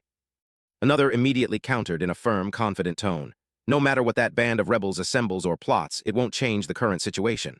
They don't have the strength to overthrow Ragnar. A different member, wearing a bitter, slightly mocking smile, interjected, How ironic. Now in this esteemed council, a vacant seat has appeared, the mark of betrayal. Who would have thought? Although the current head remained silent, everyone understood that discussion of succession could no longer be delayed. Another council member spoke up. Is it too soon to discuss succession here at such a sensitive time? Black Dragon replied at once. No, this is the most appropriate time. If conflict erupts among the succession candidates on the eve of war, wouldn't that be catastrophic for the whole clan? We must act now to avoid the worst-case scenario. Another dragon, voice full of anger, scolded Black Dragon. You should watch your mouth. Such insults have no place in this council. Unfazed, Black Dragon continued. I only want to minimize any variables that could cause trouble. Am I wrong? If we don't prepare, the consequences will be unimaginable. A different member, looking weary, hurriedly tried to stop them both.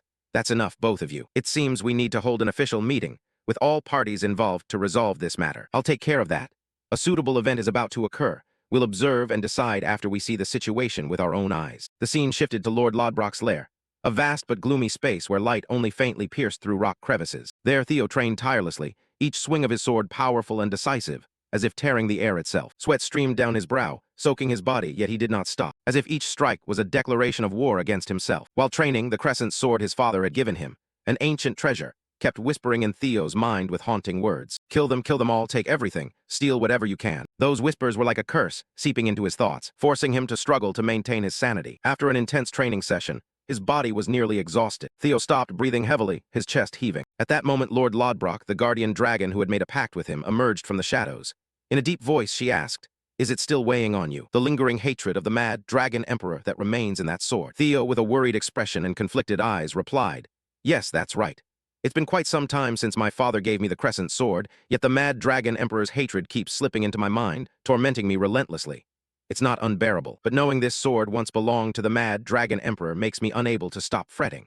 It's like a ghost that never leaves." He paused, then continued, "Because of this sword, I once glimpsed the realm of the mad dragon emperor, a terrifying power but chaotic and dangerous." Lord Lodbrok fell silent, eyes distant as if lost in memory. "The mad dragon emperor, a name I will never forget. He once stole my heart and made the whole world tremble before his power." Theo nodded. She had told him that story before, which only unsettled him more. "Why did my father give me this sword? Could it be some kind of test?" Lord Lodbrok advised calmly, "Don't be so hasty, covenant-bearer.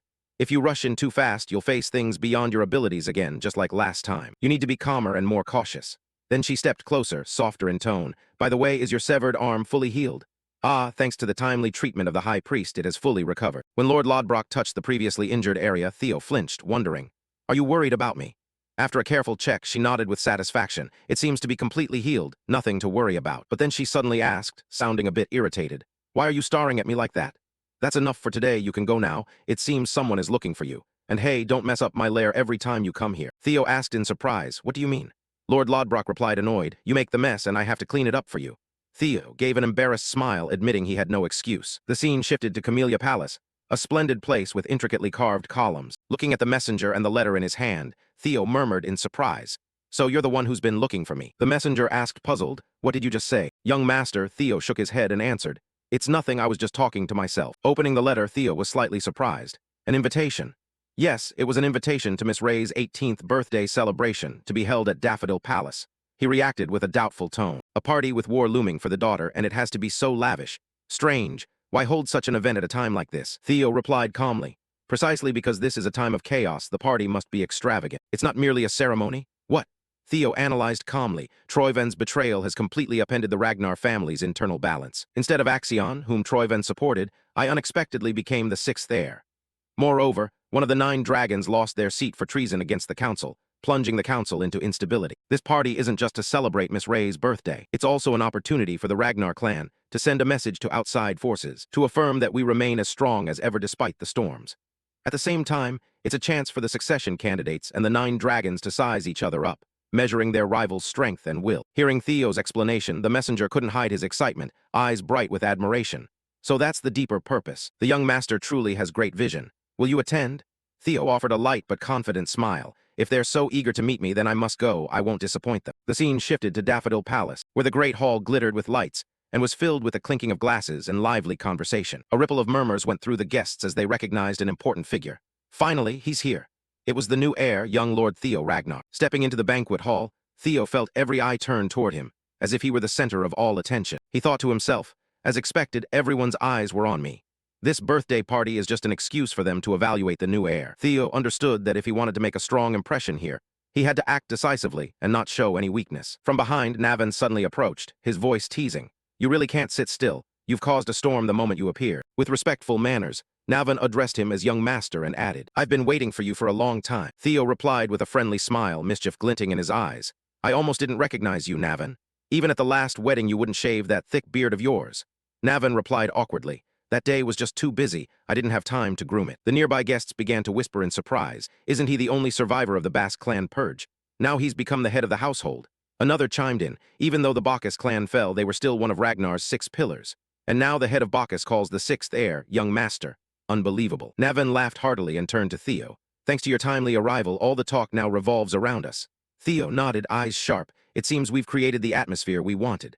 Now comes the most important part." Suddenly a voice rang out, cutting through their thoughts. "So you're Theo Ragnar." Theo and Navan started in surprise and turned to look at the one who had spoken. The man before them introduced himself calmly. I believe this is our first meeting. Allow me to introduce myself a bit. I am Thorkel Ragnar, the 5th heir commander of the Black Iron Cavalry.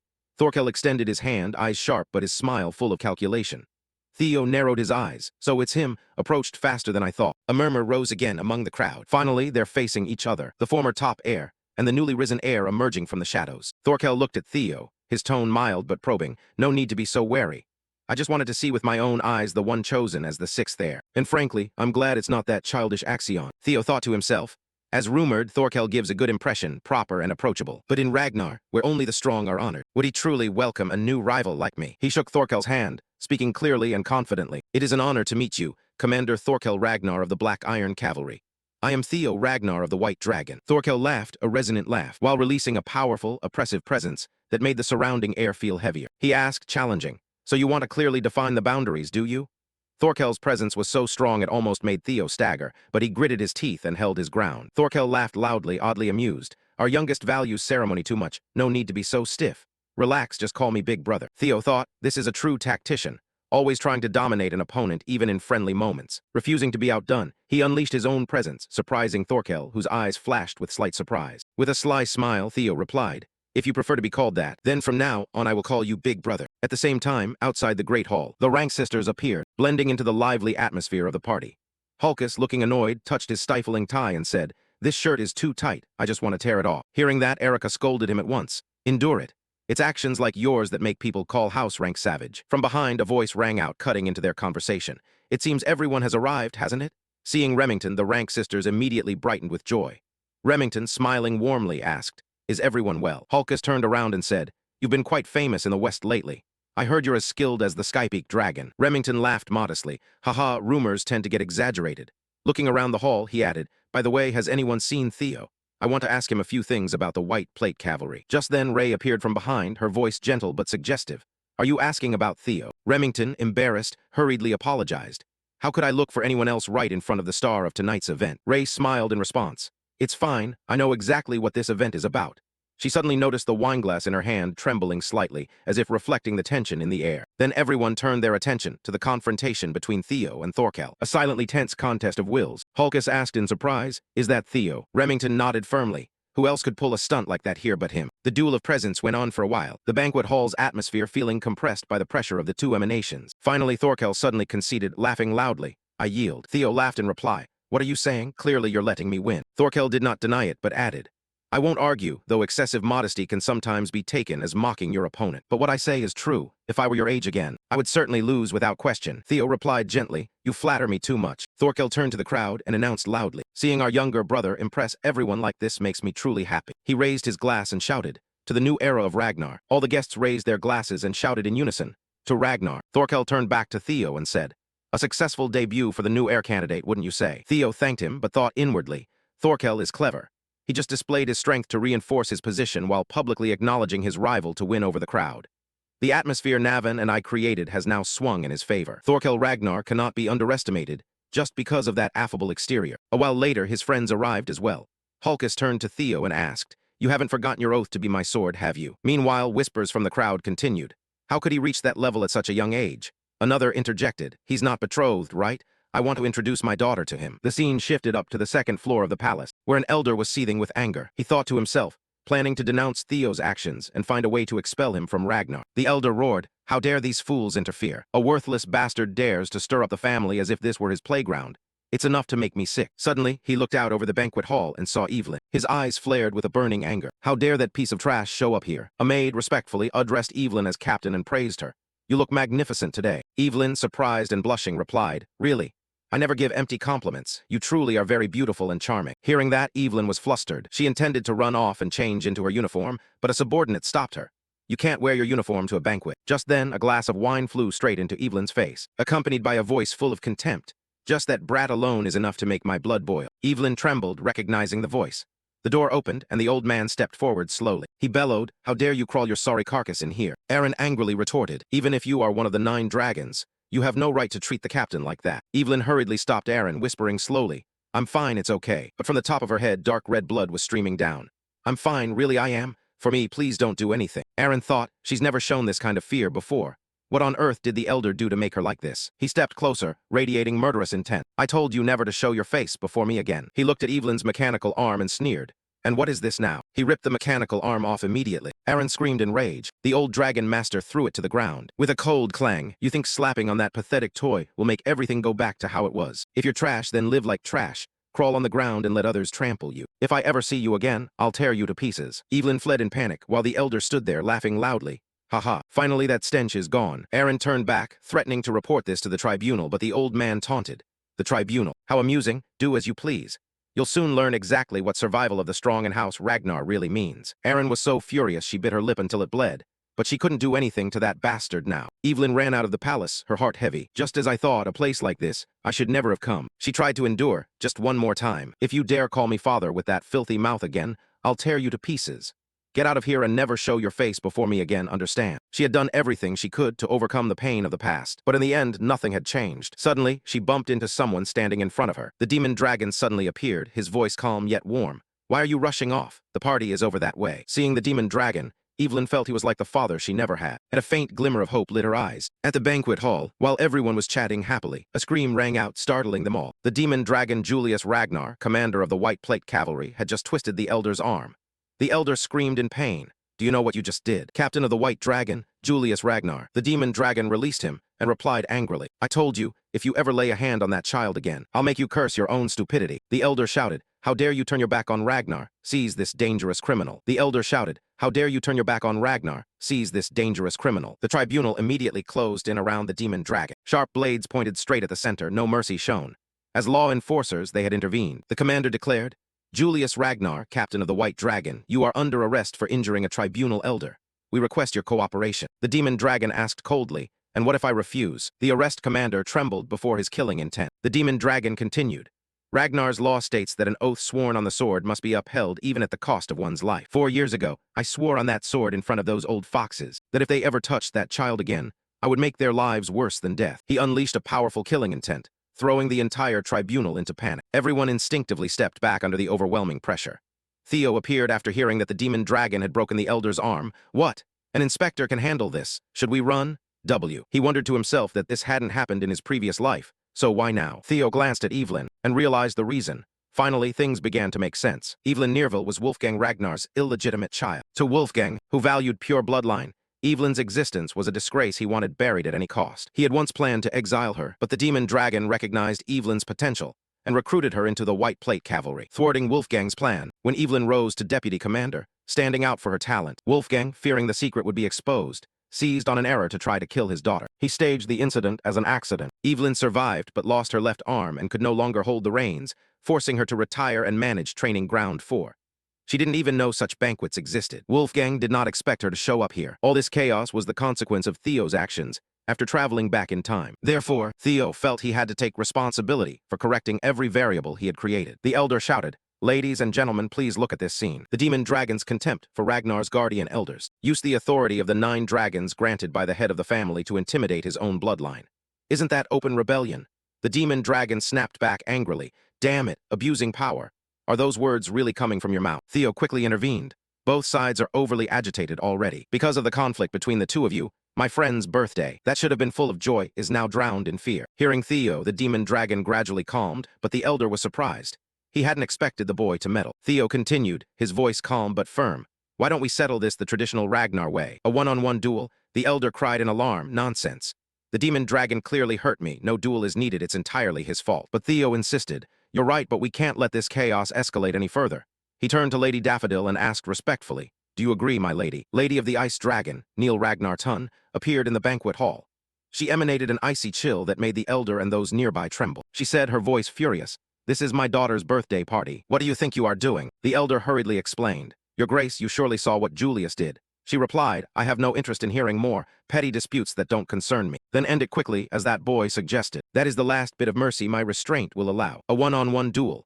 The crowd murmured, worried that the advisors had the advantage since they were all high-ranking swordsmen, and only the demon dragon could stand up to them. The elder thought to himself, yes, only the demon dragon can win. I hold the advantage. The duel rules were simple. 3-on-3, best 2 out of 3. The final match is between the defendant and the plaintiff, but the first two matches are fought by family representatives.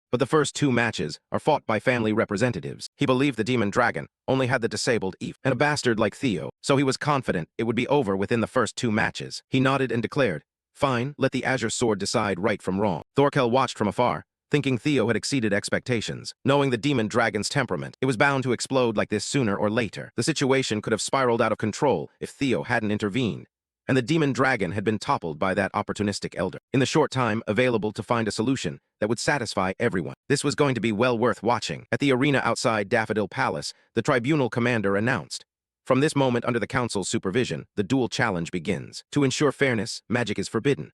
All actions in the match are governed by the false eye law. Afterward, both sides must swear not to seek revenge or harbor hatred." Both the demon dragon and the elder voiced their oaths in unison. The commander called for the first fighters to step forward. Theo Ragnar stepped forward from the demon dragon's side.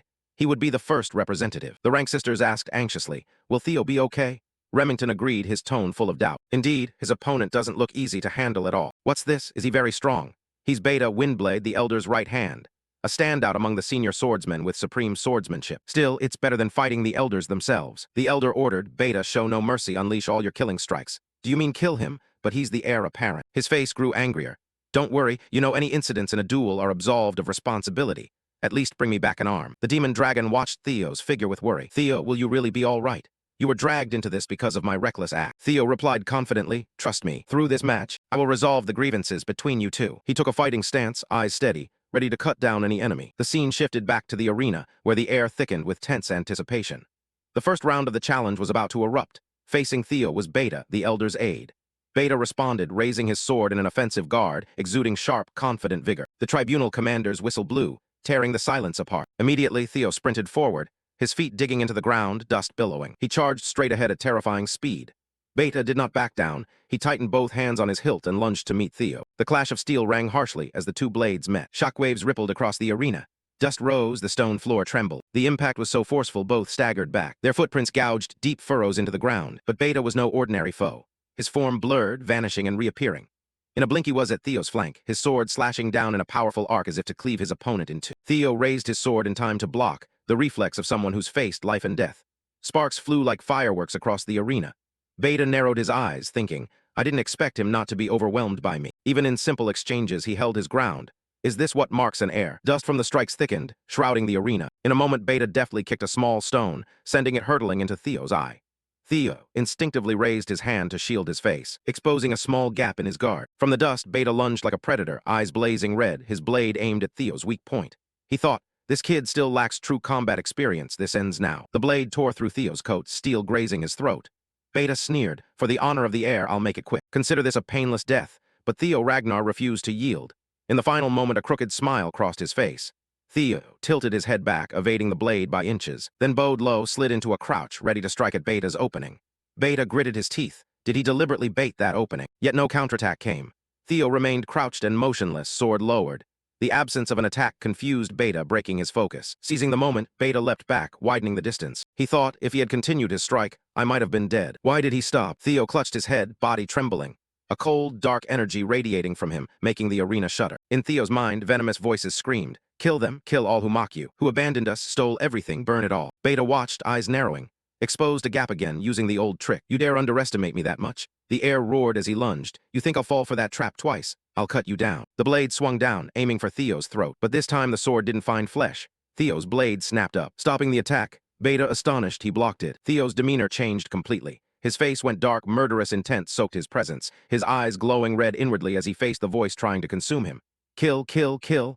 That's enough, I'll handle this match myself. Shut up. Beta, confused and sweating, shouted, You bastard, what are you saying? But before he could say more, in an instant Beta's arms and legs were severed, blood spraying to stain the ground red. Beta couldn't comprehend what had changed. He only saw the sword hurtling toward him, panic-stricken, with no limbs left to defend. Beta screamed as Theo's blade. The blade struck the ground, unleashing a horrific blast. The earth cracked, shockwaves sent dust and stone flying. Spectators covered their faces, nobles crouched behind seats, cloaks billowed in the strong wind.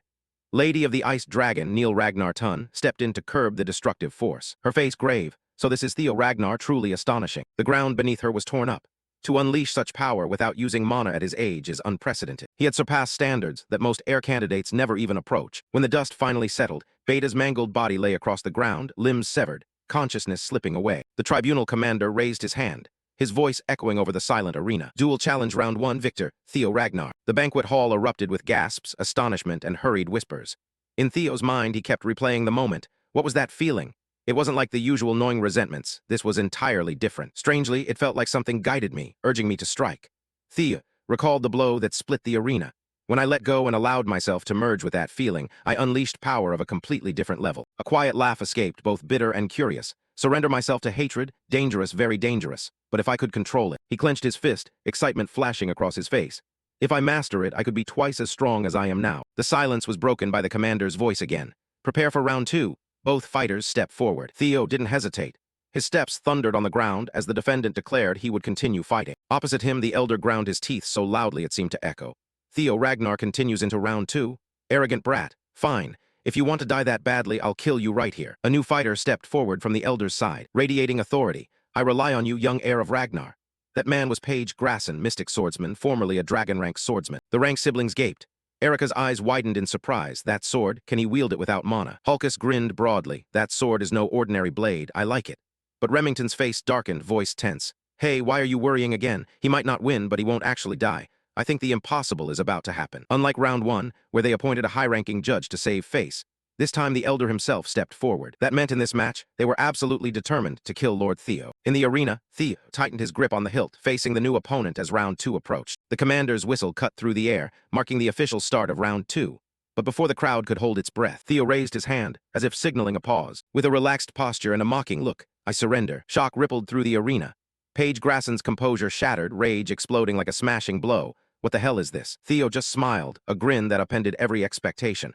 How could a mid-level swordsman like me dare face an elder? No fight needed. The elder's victory is obvious. Even a newborn would know that. Page Grasson ground his teeth and slammed his sword into the ground in fury. The commander announced officially, round 2 winner, Page Grasson. The crowd erupted with gossip. That was a direct slap to the council's face.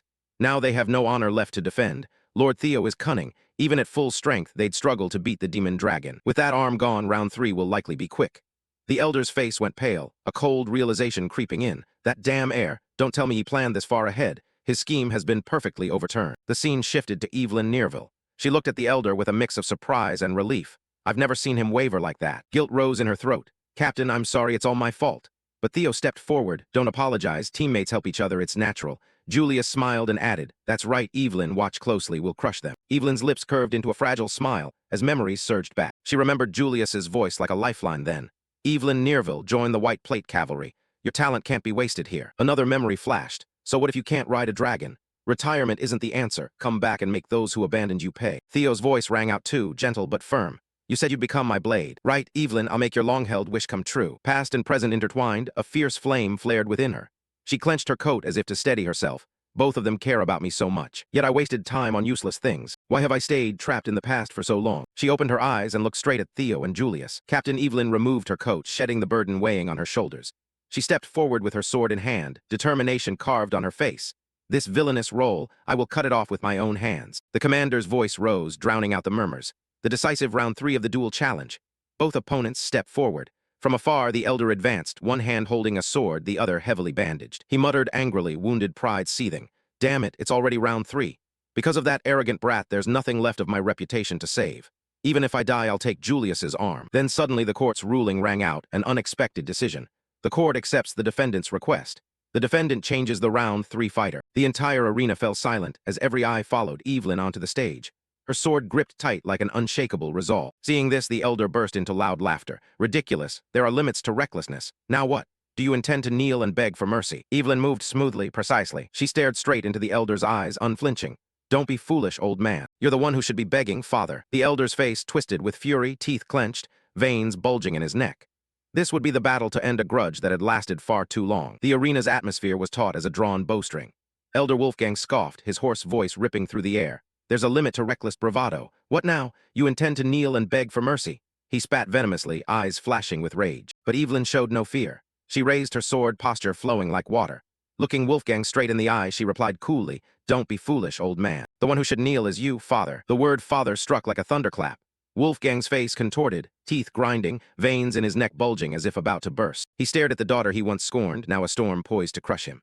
The crowd erupted, whispers spreading like wildfire. Father. She called him father. One man murmured, Evelyn from the White Dragon Squad is Wolfgang's child. Another voice, skeptical, impossible, they don't look alike at all. Could she be an illegitimate child? I've met Wolfgang's lawful wife once. So what she said must be true. Each whisper cut into the elder's pride like a blade. His face flushed crimson as he roared, You bastard, you call me father? Ridiculous. Evelyn only gave a cold smile, eyes sharp as a blade.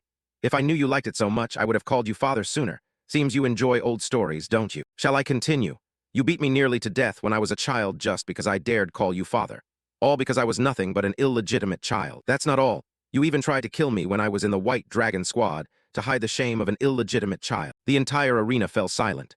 Wolfgang bellowed, his face twisted as he tried to retort.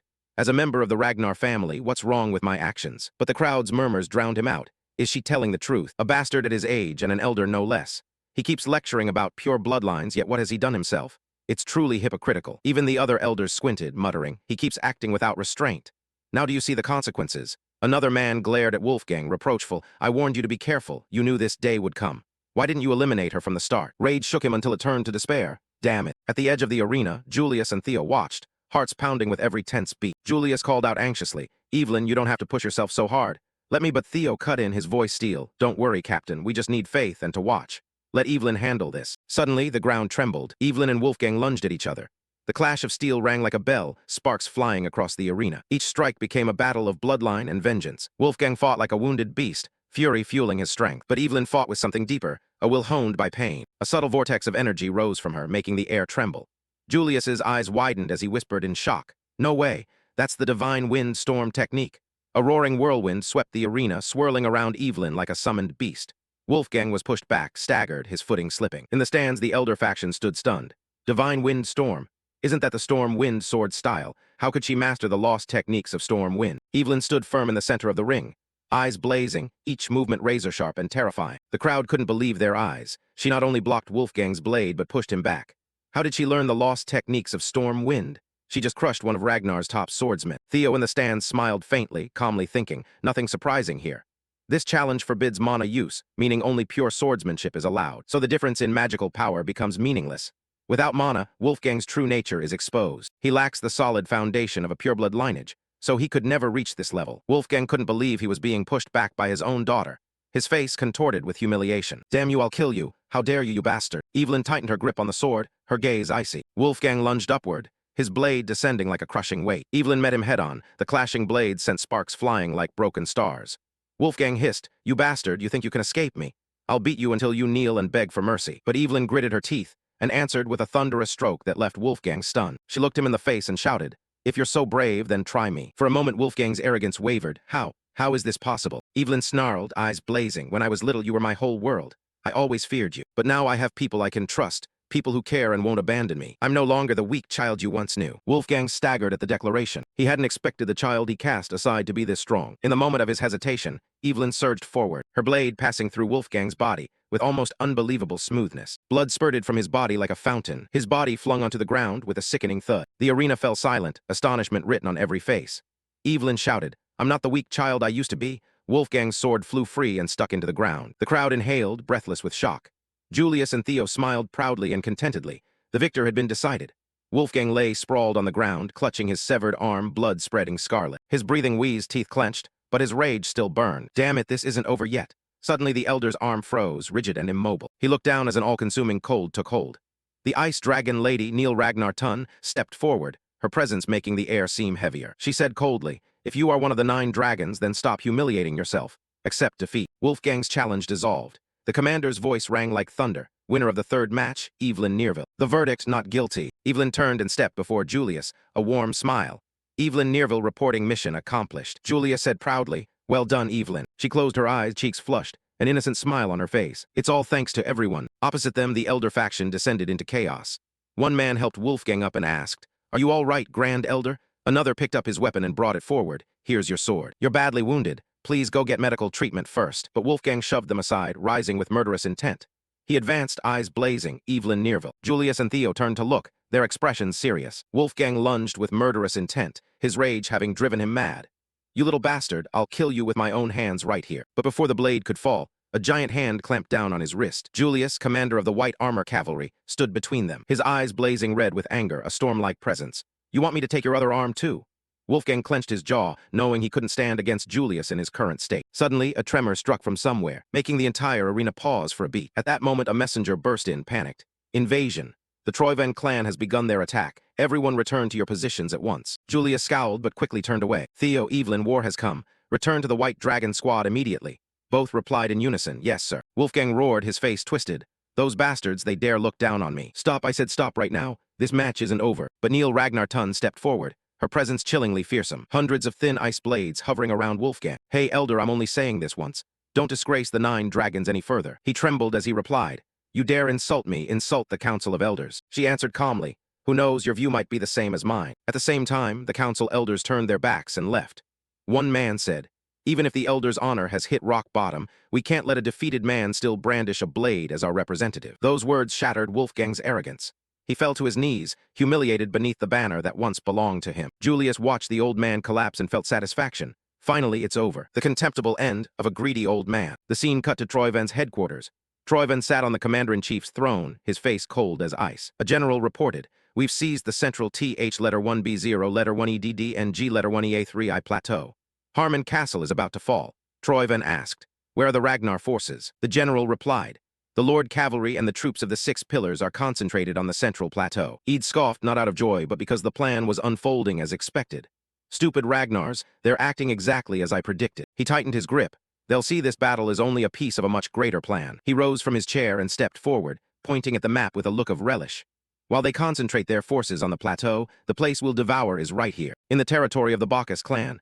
The atmosphere over the 6 great noble houses was heavy and bleak. Outside the city walls, a soldier whispered to his comrade about the newly instated lord. He muttered that since that man became lord, he shut himself in the castle, drowning himself in drink day and night. The soldier sighed heavily. In these times, does he even realize he's the head of the clan? The other shook his head, his voice full of resignation and despair. He told those who could leave to go already. "What's the point of asking more?" he said bitterly. "What good is a lord in a territory drowning in debt? Even the knights and vassals who had served the Bacchus house for generations have abandoned it. What can the new lord do now?" He snorted sarcastically. Maybe he should count himself lucky that he at least still has money to buy booze. The other soldier chuckled. True enough.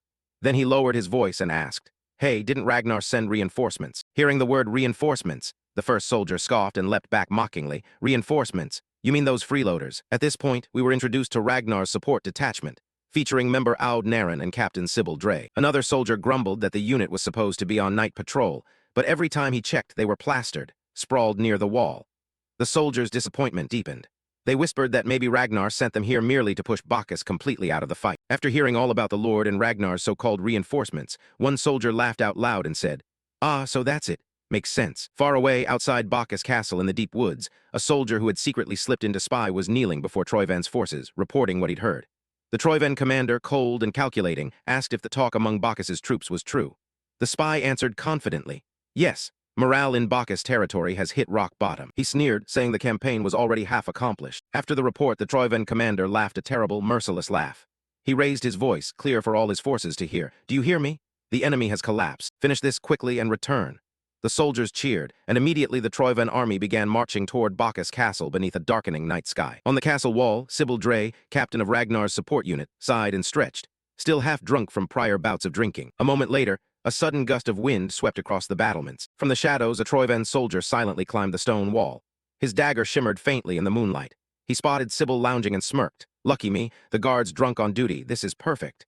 He raised his dagger and muttered, "Finish the rest of your drink in your next life." Just as he prepared to plunge the dagger into Sybil's chest, the scene shifted to a past conversation between the demon dragon and Theo Ragnar. The demon dragon sat behind his desk, eyes sharp as he stared at Theo. He asked, "You want to request independent operating authority as a mid-rank swordsman?" "No. In wartime, combat operations are the top priority. You will not receive any special privileges." Theo calmly and steadily handed him a sealed letter. Theo said, "This concerns the war. Please read its contents." The demon dragon opened the envelope, and after reading the documents inside, his expression shifted immediately. His brows knotted in surprise. "Is what's written here true?" Theo nodded. "Yes. Troyven's main objective right now is Harmon Castle and the Central Plateau, but that's only bait. Their real target is the island chain, bringing it under their control." The demon dragon was silent for a moment, thinking deeply, then murmured, Logical, that's a reasonable conclusion. On this side, the protagonist continued his explanation. From the series Assassin's Hostage Incident, it's clear they're collaborating with Troyven, and the precursor of Black Tower is the Island Sea Transport League, the organization through which the Empire's financial streams flow. The demon dragon narrowed his eyes. That explains Troyven's enormous war funds. Theo agreed. Exactly. With the island's strategic position, it will become an even greater threat as the war continues. That's why our top priority must be reinforcing the neglected Bacchus territory. However, Troyven has concentrated enough forces at the Central Plateau and Harmon Castle that it looks like an all-out effort. Ragnar has also deployed troops to counter them. We have no soldiers left to redeploy. Theo cried out. They can't simply abandon those strategic points. That's why you asked for independent command of the campaign, from reinforcing the Bacchus territory to investigating the islands suspected of funding Troyven. Theo declared confidently, I can handle it all myself. The demon dragon looked at him in surprise. You foresaw this much from the start of your request. The demon dragon gave a short laugh and finally nodded. Very well, since it's related to the war, there will be no problem. You're permitted to proceed, but don't be reckless. Theo bowed slightly. I will remember that. As the demon dragon watched Theo leave, he told himself that the documents Theo brought were high-quality intelligence. But Theo's choice to report directly to him, instead of to an intelligence specialist like the Black Dragon, meant that Theo intended to act on his own. In that case, the demon dragon murmured inwardly. This permission is merely a formality. If it's Theo, he's already prepared everything. Back in the present, just as the Troyven soldier was about to stab Sybil, the captain who had seemed drunk suddenly sprang into action. With a motion as quick as a blade, Sybil hurled a bottle straight at the attacker's face, the liquid splashing into the soldier's eyes and temporarily blinding him. The Troyven soldier recoiled, rubbing his face, then froze when he realized the liquid wasn't booze but orange juice. Sybil grinned broadly and giggled. I never did like drinking. Before the enemy could react, Sybil moved like lightning and felled him in a single decisive motion, killing him instantly. Another member of the support unit rushed over and reported they dealt with the vanguard trying to infiltrate. Sybil nodded decisively and said, Good, hurry up and light the signal fire. His subordinates exchanged excited, confident remarks. One observed that their swords would cut through Troyven's forces, something he had never imagined during the opening ceremony. Another laughed and said they weren't idle either. As Sybil prepared to light the signal fire, he glanced at them mischievously and muttered that none of his team ever listened to their captain. Just as Sybil bent down to light the fire, one of the Troyven soldiers feigning death suddenly moved. He snatched up a dagger and lunged at Sybil with a crazed look. Sybil and the others realized it too late. The dagger had been swung toward him, but before the strike could land, a streak of metal flashed through the air, and the Troyven soldier's head dropped clean to the ground. Standing behind the corpse was a calm, confident man with a faint smile. It was Navin Bacchus, head of the Bacchus clan. He slowly lowered his sword and said nonchalantly, Careful now. If any of you are hurt, how am I supposed to face our lord? Sybil, embarrassed by his presence, hurriedly bowed and said he'd make amends. Navin smiled warmly and waved. I'm joking, relax. But then his tone suddenly grew cold. However, if you insist on relaxing, there is one thing the Lord should handle. Sybil casually handed the torch to Navin and said, Please hold the flame for me. I have matters to discuss with my comrades. Navin immediately responded with a stone-cold expression, raising his sword threateningly. Sybil was punched by Navin for joking around. Shouts rang out across the battlements. I was joking. I'll go do it right away. Signal fires along the castle walls flared up one after another, lighting the dark night. Soldiers rushed to their positions, shields raised and bows drawn, ready for the coming assault. Navin stepped onto the battlements and looked down. His sharp gaze caught the Troyven forces climbing the stone wall. He wondered silently, what did our lord see? How far ahead could he foresee? How could he see through everything? Below, the Troyven ranks froze as they noticed the signal fires blazing. Fear spread through their ranks as they realized the truth. Their ambush had failed. They were the ones caught in the trap. In a clear, angry voice, Sybil shouted, The Troyven vermin have attacked. Hold Bacchus Castle, annihilate the intruders. Then the one-sided slaughter began. Castle soldiers unleashed volleys of arrows and spells from the walls, cutting mercilessly through the invading Troyven army. Under the stormy sky, Theo finally arrived in Bacchus territory. He looked toward the distance and saw smoke faintly rising from the battlefield. Has the battle already broken out? It seems I arrived just in time. With determination in his eyes, he tightened the reins and rode down toward the castle. The wind howled around him as Theo gave a faint smile and said, Moments later, the battlefield fell silent as the last Troyven soldier's body hit the ground. Navin, Sybil, and the Bacchus clan soldiers stood amid the smoking wreckage after the raid. Their chests heaved, weapons still stained with the inky black blood of war. Lord Theo's orders to defend Bacchus territory had been carried out thoroughly. Theo glanced around and chuckled to himself. You didn't have to shout like that, really. He placed a warm hand on Sybil's shoulder. You did very well. Those words struck Sybil more powerfully than any blade. Tears welled in his eyes. He noticed me. Sybil stood rooted, basking in that recognition, while his comrades clustered around, teasing with a hint of envy. We're jealous of you. You're one lucky guy. Theo moved toward Navin. I didn't expect you'd come in person. Theo gave a small smile. I stopped by as a precaution. but it seems in the end you didn't need the help. Navin glanced at Sybil, and the soldiers gathered near the signal fire with a curious smile. Where did you find people like these? Theo's chest swelled with quiet pride. They are men I trained with when I was a junior swordsman. They wanted to serve me, so they joined the Camellia Palace Guard. Theo looked at Navin and added, it seems they've also won your approval. Navin lowered his head, his smile growing gentler. To be honest, at first I didn't expect much. They were just mid-rank swordsmen, lacking real combat experience or notable achievements. But after working with them for a few days, I felt the difference. Their skills are raw, yes, but I can trust them. Theo closed his eyes for a moment, receiving the praise. Hearing you say that makes me proud too. He murmured, then opened his eyes and looked directly at Navin. I have a request for you, Navin. He gestured toward the ranks of soldiers who had responded to the signal fire. Now that the vassals and knights have gone, the Bacchus Knight Order stands empty. How would you feel about training these friends of yours to become the Bacchus Knight Order? Navin inhaled. Excitement slowly crept across his face, gradual but genuine. The Knight Order. It's been a long time since I've felt anticipation like this. Watching his change, the responsibility naturally shifted onto Navin's shoulders with ease. Theo straightened, made a decision, and began to walk, waving casually. Then I'll count on you. Navin blinked, startled. You're leaving already, young master. Yeah, Theo replied simply. I've seen what I needed to see here. I'm just passing through. I have other business. Navin asked, other business. Theo turned back and answered warmly. An investigation of the floating isles. Navin bowed his head and gave a chuckle. I should be used to this by now. But your boldness still surprises me, young master. Theo's smile widened as Navin continued. Isn't that place notorious for hostility toward outsiders? And it's very hard to get into. Don't worry, I have my own way, Theo replied. Leaving Bacchus behind, along the windswept coast lay the port city of Dion, bustling with its own rhythms. In the lower quarter of the city, a noisy tavern rang with clamor. A hooded figure pushed the door open and stepped in. He didn't notice the large man blocking the way and bumped into him. The big man's rough hand reached out and grabbed the newcomer's shoulder rudely. Hey, shorty, you got your eyes on your feet. The hooded man calmly looked up and replied in an even tone. Ah, my fault, I must not have seen you down there. The rude man bristled at the insult. Oh yeah, I'll bend down to your level, see how you like that. The tavern's noise seemed to hold its breath. Then in an instant the hooded man's hand flashed like lightning, grabbed a mug of ale, and smashed it into the big man's forehead. The room's atmosphere shifted from loud to tense silence, then to wild excitement in a single breath. People leaned forward, watching intently. Oh, a fight! Someone shouted, half in thrill, half in warning. Others burst out laughing. The serving girls hurried over. Hey, wait, I'm coming. Yes, here's your drink. In the candle-lit room behind the tavern, a woman's voice rose as she read a report to the man opposite. Summary of the request is as follows. The floating isles will regularly supply gunpowder and steel to Troyven as agreed. All costs will be billed as rent for the Azure Dragon Sword. The man slammed his hand on the table, his face twisted with rage. A request? Dream on, that's a straight-up threat. The man was Antonio Spinola, head of the Spinola House and the next leader of their maritime empire. His anger filled the room as he snorted. And what is this rent fee? They stole that damned sword and now say they'll rent it back to make money. What a joke, I won't fall for that. But sir, we have no other choice, do we? Antonio's reflection shimmered on the polished surface of the nearby globe. Without the Azure Dragon Sword, the floating isles will sink quickly. He rubbed his forehead. The disappointment in his voice turned to despair. Damn it, if we hadn't lost that sword, we wouldn't be under their thumb. His gaze darkened. Is there truly no hope left for our isles? Before an answer came, a loud crash sounded from outside. Shouts, curses, and splintering wood. The sounds of a tavern brawl poured into the room. Antonio rushed to the door and kicked it open. You bastards, my head's about to explode. What is going on now? What the hell, you idiots? Fighting again? The room went suddenly silent. Dozens of faces turned to him, some guilty, some defiant. How many times have I told you not to get drunk anymore? Only drink quietly, understand? Idiots. From across the room, a familiar, calm voice rang out. At last he's decided to show himself. The speaker pulled back his hood to reveal sharp eyes and a confident smile. It was Theo Ragnar. Antonio Spinola, the next head of the Spinola family. Inside Antonio's office, he leaned back in his chair and tapped his fingers impatiently on the desk. So you say you want to go to the floating isles, and you want me to put you on my ship as a fighter? Theo nodded without flinching. That's right. I've heard sea monsters have been appearing more often near that floating land. As for my skills, what you saw earlier should be proof enough.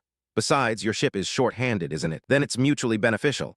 Antonio stroked his chin, his tone skeptical. You're not wrong, we're looking for a few capable fighters. Suddenly his gaze sharpened, his posture shifting from weary to alert.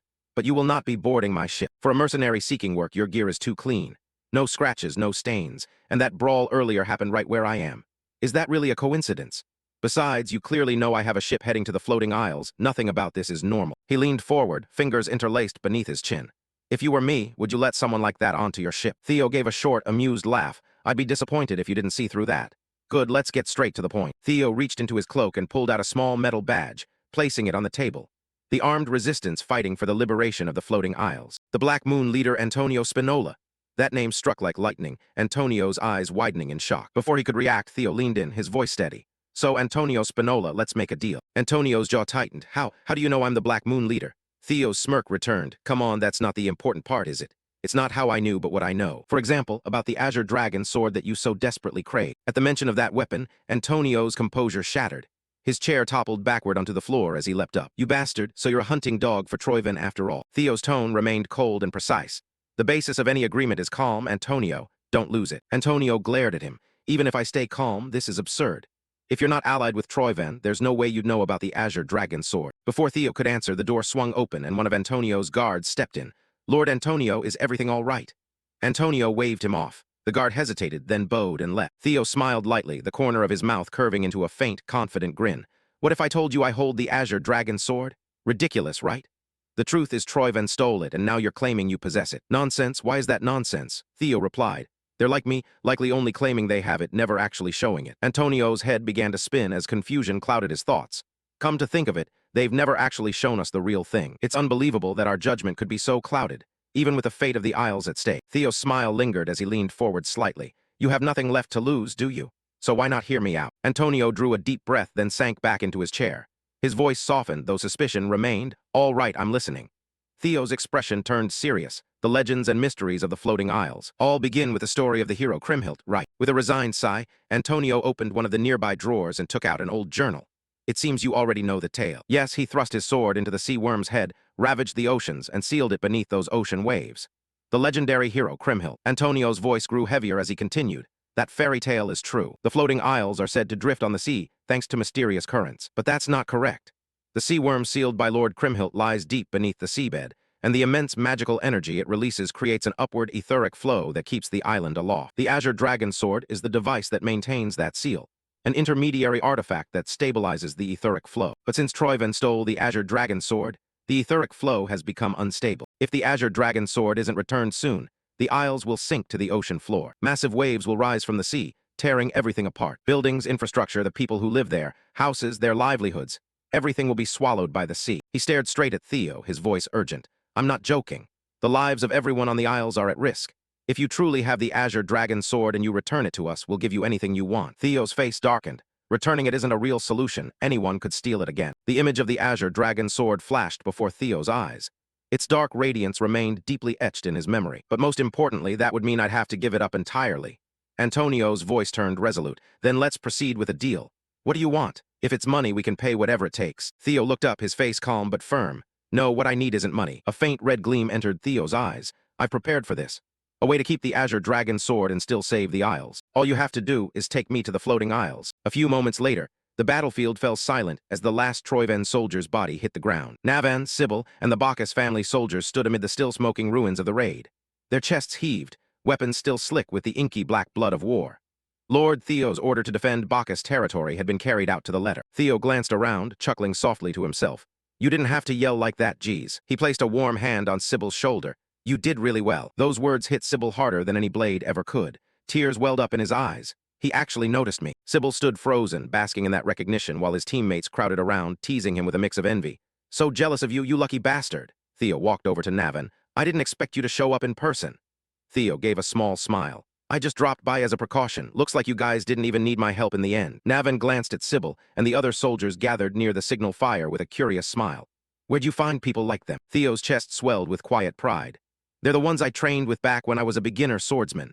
They wanted to serve me, so they joined the Camellia Palace Guard. Theo looked at Navan and added, Looks like they've earned your approval too, huh? Navan bowed his head, his smile softening even more. Honestly, at first I didn't have high hopes. They're just mid-tier swordsmen, no real combat experience or standout achievements. But after working with them for a few days, I could feel the difference. Their skills are still rough, sure, but I can trust them.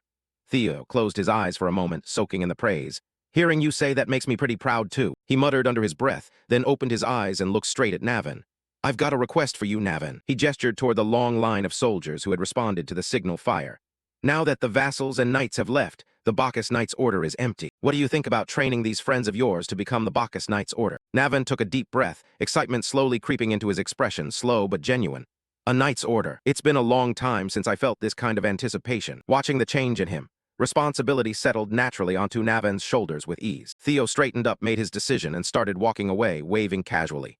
Then I'm counting on you. Navan blinked, startled. You're leaving already, young master. Yeah, Theo replied simply. I've seen what I needed to see here. I was just passing through anyway. I've got other things to handle.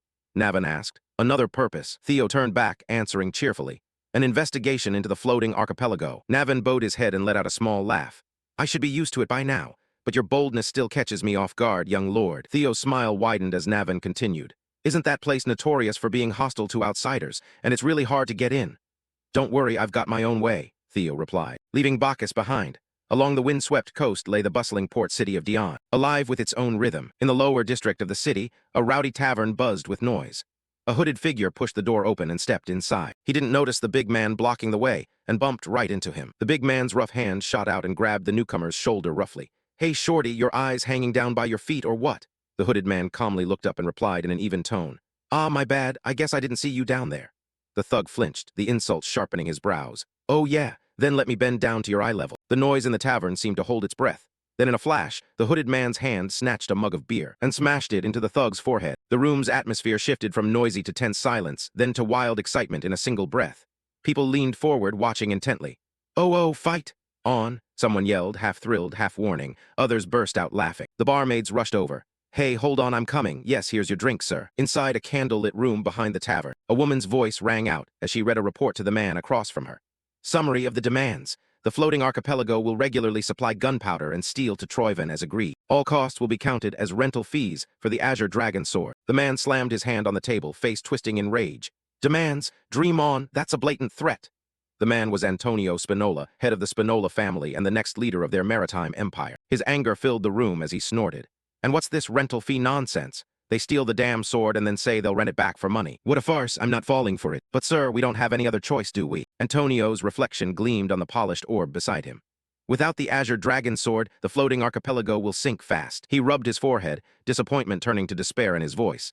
Damn it, if we hadn't lost that sword, we wouldn't be under their thumb like this. His eyes darkened. Is there really no hope left for our archipelago? Before an answer could come, a loud crash echoed from outside. Shouts, curses, and the sound of splintering wood. The noise of a tavern brawl spilled into the room. Antonio stormed to the door and kicked it open.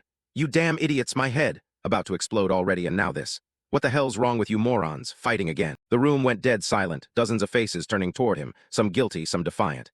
How many times have I told you no more getting drunk? Drink quietly, only got it? Idiots. From the far side of the room, a calm, familiar voice rang out. Finally, he shows himself. The speaker pulled down his hood, revealing sharp eyes and a confident smile. It was Theo Ragnar. Antonio Spinola, the next head of the Spinola family. Inside Antonio's office, he leaned back in his chair, tapping his fingers impatiently on the desk. So you're saying you want to go to the floating archipelago and join my ship as a fighter? Theo nodded unfazed. That's right. I've heard sea monsters are showing up more often near that floating land. As for my skills, what you just saw should be proof enough. Your ship's short on people anyway, right? It's a win-win. Antonio stroked his chin, his tone turning skeptical. You're not wrong, we are looking for a few good fighters. Suddenly his eyes sharpened, his posture shifting from weary to keen. But you're not getting on my ship. For a mercenary looking for work, your gear's way too clean. Not a scratch, not a speck of dirt. And that brawl just now happened right where I am. Pure coincidence. Plus, you know way too much about my ship heading to the floating archipelago, definitely not normal. He leaned forward, fingers interlaced under his chin. If you were me, would you let someone like that on board? Theo gave a short, amused laugh. I'd be disappointed if you didn't see through that. Good, let's cut to the chase. Theo reached into his cloak and pulled out a small metal badge, placing it on the table. Armed Resistance Organization fighting for the liberation of the floating archipelago. Black Tower leader Antonio Spinola. The name hit like thunder, Antonio's eyes widening in shock. Before he could react, Theo leaned in closer, voice steady. So, Antonio Spinola, let's make a deal. Antonio's jaw clenched. How do you know I'm the Black Tower leader? Theo's smirk returned. Come on, that's not the important part, is it? It's not how I know, it's what I know. For example, about the Azure Dragon sword you're so desperate for. Hearing that weapon, Antonio's calm shattered, his chair tipping backward as he shot to his feet. You bastard, you're Troyven's lapdog after all. Theo's voice stayed cool and precise. The foundation of any deal is calm, Antonio, don't lose it. Antonio glared at him. Even thinking calmly, this is ridiculous. If you're not with Troyven, there's no way you'd know about the Azure Dragon sword. Before Theo could reply, the door burst open and one of Antonio's guards stepped in. Lord Antonio, everything all right?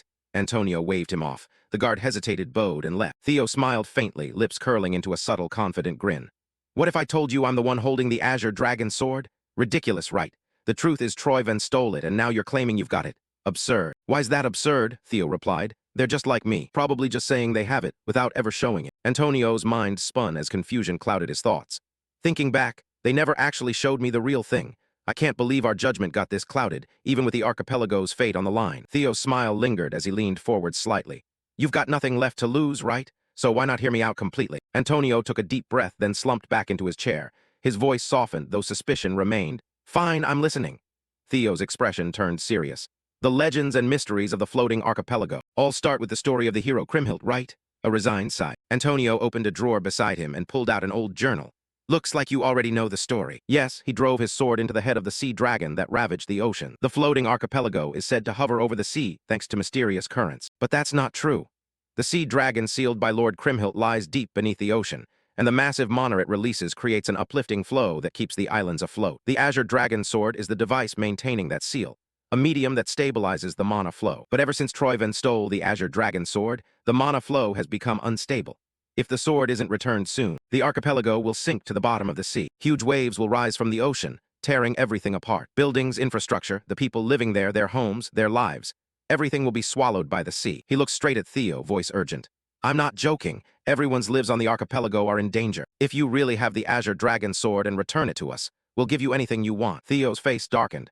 Returning it isn't a real solution. Anyone could steal it again. The image of the Azure Dragon Sword flashed in Theo's mind, its dark light still etched in his memory. But most importantly, that would mean I'd have to give it up completely. Antonio's voice grew firm. Then let's continue the deal. What do you want? If it's money, we can pay whatever amount. Theo's eyes lifted, his face calm but resolute. No, what I need isn't money. Theo's eyes glowed faintly red. I've prepared for this. A way to keep the Azure Dragon Sword and still save the archipelago. All you have to do is take me to the floating archipelago. Sweat rolled down Antonio's face. He stared in stunned disbelief at Theo's words. The scene shifted to the vast sea stretching like a living map, restless and silver under the glaring sky. A sailing ship skimmed the waves, bow rising and falling as it carried Antonio and Theo toward a horizon thick with islands. Theo stood at the railing, wind tousling his hair.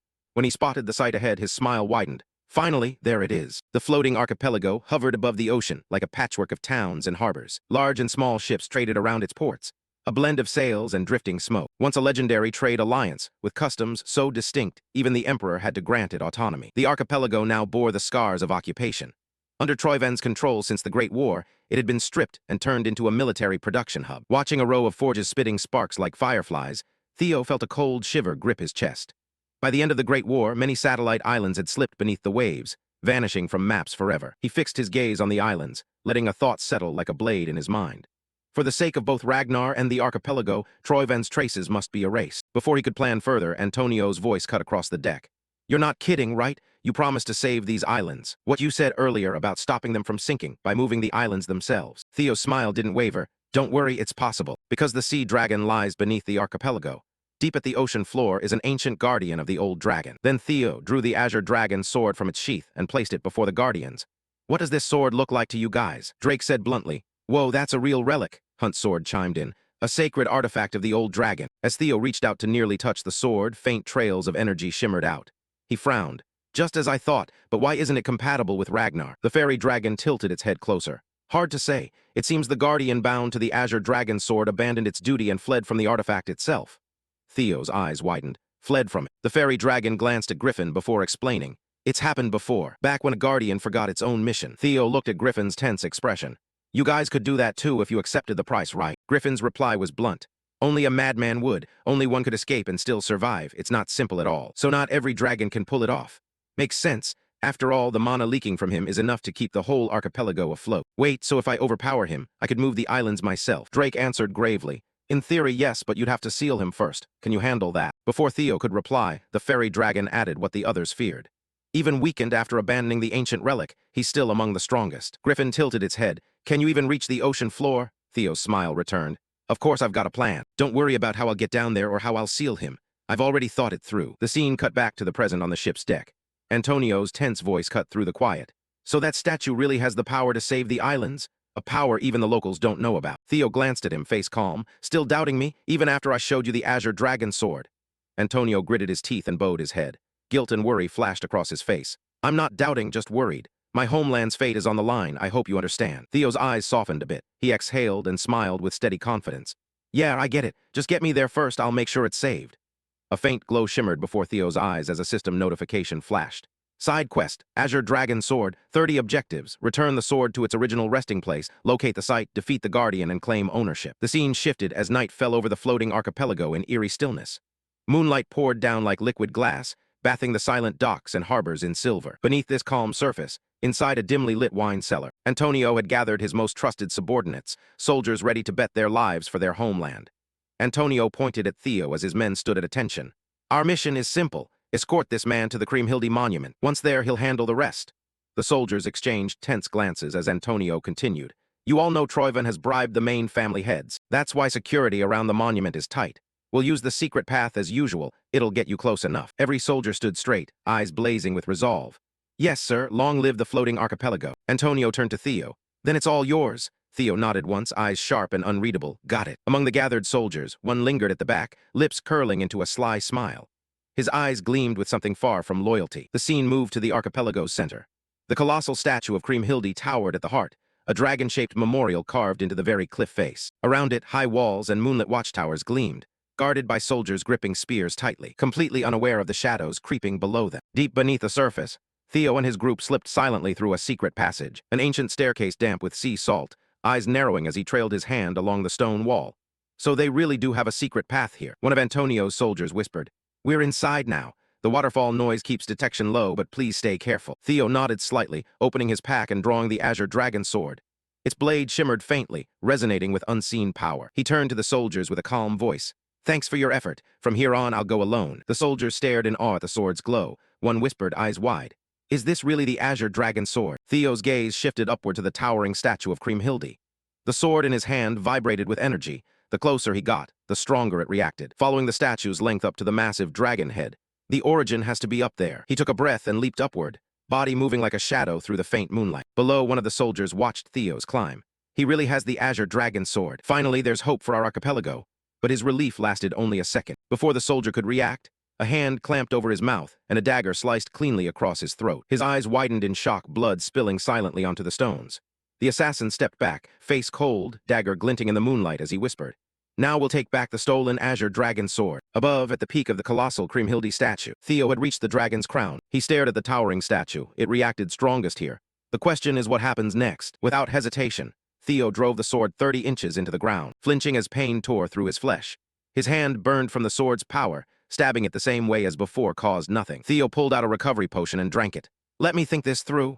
Maybe there's a hidden message, but before he could finish the thought, the air around him shifted quickly. The assassin emerged from the shadows, eyes blazing red with bloodlust. Without a word, he charged, sword slicing through the air with deadly intent. Yet when the blade passed through the space where Theo had stood, it hit nothing. The assassin's eyes widened. What? Before he could recover, pain exploded in his gut.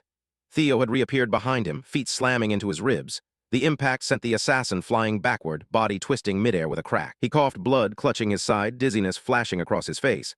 How did he get behind me? Theo landed lightly, adjusting his stance, eyes sharp as lightning. The assassin planted his sword in the ground for balance, breaths ragged. From behind him, two more figures appeared. Lord Grey, you okay? I'm fine, Grey growled, eyes locked on Theo. He's strong. They charged straight at him. Theo still held the recovery potion in one hand, a slow, mocking smile spreading across his face. Outside the walls of the Kriemhilde monument, a deafening explosion shattered the silence. The guards shuddered and exclaimed. Did you hear that? Sounded like something broke. Then another soldier pointed upward, voice trembling. Look, the monument, the Kriemhilde monument. All eyes turned to the colossal statue. What they saw left them frozen in disbelief. Damn it, how could this happen? The statue was crumbling, massive stone blocks peeling from its body and falling like meteors. The roar of collapse drowned the night. The scene cut back to moments earlier beneath the massive staircase of the Kriemhilde statue. Antonio paced restlessly, brows furrowed as he looked up the tunnel. Why's it taking so long? What the hell are they doing up there? Before anyone could answer, hurried footsteps echoed through the passage. A female soldier staggered out, gasping for breath, face pale in the flickering torchlight. Lord Antonio, big trouble, Grey and his crew, the ones with us. They suddenly attacked our guest. Antonio's eyes widened. What, damn it, so Troyven's spies infiltrated this deep. Meanwhile, at the top of the colossal statue, Theo's sword clashed with 3 assassins at once. Theo spun to parry and counter, pushed back by their relentless attacks. Damn it, these bastards aren't amateurs. His eyes darted between them. Even when I leave an opening, they don't rush in recklessly. They're stalling for time. They've already taken 3 C zones, so they're waiting for reinforcements to slip in quietly. Theo gripped his sword tighter. No way I'm letting that happen. His voice startled the leader. What's he trying to do? Instantly, Theo's sword swept wide through the air, unleashing a surge of energy that tore the stone beneath their feet. The ground shook violently, shockwaves ripping the rock apart as if the sky itself had been split. When the dust cleared, the ground cracked open beneath them, revealing something ancient glowing below. Gray's eyes widened in horror. How did he know? Theo's expression shifted from tense to excited. So it's been right under my feet all this time. Theo surged forward as Gray shouted orders to his men. Stop him at all costs. But Theo moved faster than their reaction, the azure dragon sword humming with energy in his hand. A faint chime rang out as another system notification flashed before his eyes. Side quest, dragon-slaying sword Balmung, desires to return to its original resting place. Objective, locate its position, defeat the Guardian, and claim ownership. Theo's thoughts clicked into place. I was overcomplicating it for nothing. It wants to return. The sword reacts strongest here. This is its original spot. He raised Balmung high, the blade shimmering with brilliant green flames. With one decisive thrust, Theo drove it straight into the heart of the ruin before him. It can only be here. The moment the blade struck, the ground convulsed, energy exploding from the ruin like a tidal wave of light, shaking the colossal statue to its core. Gray and his men were hurled back, tumbling across the cracked stone floor. Their screams drowned in the roar of unleashed power. Theo stood firm, hands locked on the hilt, body trembling as the ruin's energy surged through him, blinding light swallowing everything. Outside, guards along the Kriemhilde walls spun around as a deafening crack tore through the night. Did you hear that? Something just broke. Then came the cry that froze everyone in place. Look, the monument. Look at the Kriemhilde monument. All eyes turned upward, horror sweeping over the fortress. The once-proud colossal statue of the archipelago began to collapse. Damn it, how is this possible? Theo's body twitched as he slowly came to, vision blurry, and a dull ache throbbing behind his eyes. What happened? Did I pass out? Theo blinked, trying to focus, then froze. The battlefield was gone, no ruins, no monument. Around him stretched a dense forest with ancient tree roots twisting across the ground. So I survived. As expected, this is definitely inside the ruined dungeon. A familiar voice sounded beside Theo. So this is that guy's domain. Theo turned to see his guardians standing before him in miniature versions of their true forms. He raised an eyebrow. What's with those weird shapes? The fairy dragon sighed, crossing its tiny arms. I'm manifesting directly using your mana as a medium. Your lack of magic power makes us look ridiculous. Anyway, for a ruined guardian to hold such deep longing and compassion for a human, that's no small thing. Theo's eyes widened. A human. Wait, could that human be Kriemhilde? Griffin shook its head. We're not sure. We only read the lingering remnants of thoughts. Theo paused to think. Given the situation, that's probably it. With no ruined guardian left, let's explore this place slowly. Perched high among the branches, a skeletal archer drew an arrow, its hollow eyes glowing. Right away it let go, and the arrow tore through the wind straight toward Theo with zero mercy. Theo's razor-sharp instincts let him spot it coming without any trouble. He spun around and snatched the arrow out of the air with ease. An ownerless house, right? That's what you guys said. So how do you explain this? He whipped around and noticed way more movement now. From behind the trees, skeletal soldiers started crawling out. Bones clacked and creaked in a creepy chorus as dozens, then hundreds of them clambered over roots and boulders. Intruder! Intruder! Balmung belongs to Kriemhilde. The air grew thick with the stench of rot as their numbers swelled. In moments Theo was completely surrounded, a jagged ring of rusted blades formed by an army of skeletons. For Kriemhilde, we will annihilate the intruder. Griffin's feathers stood on end. So that's how it is. I never thought that guy would go this far just to guard some ruins for a human named Kriemhilde. Suddenly another arrow shot straight at them. Theo raised his hand and caught it mid-flight, spun it around, and fired it right back. The arrow whistled past Griffin and punched straight through the skull of a charging skeleton. Theo slowly exhaled, face ice cold. They're a lot, but nothing special. I just cut through every last one of them and it's over. Simple as that. The ancient dragon floated closer, shaking its head. It won't be as easy as you think. Theo frowned. What do you mean, look closer?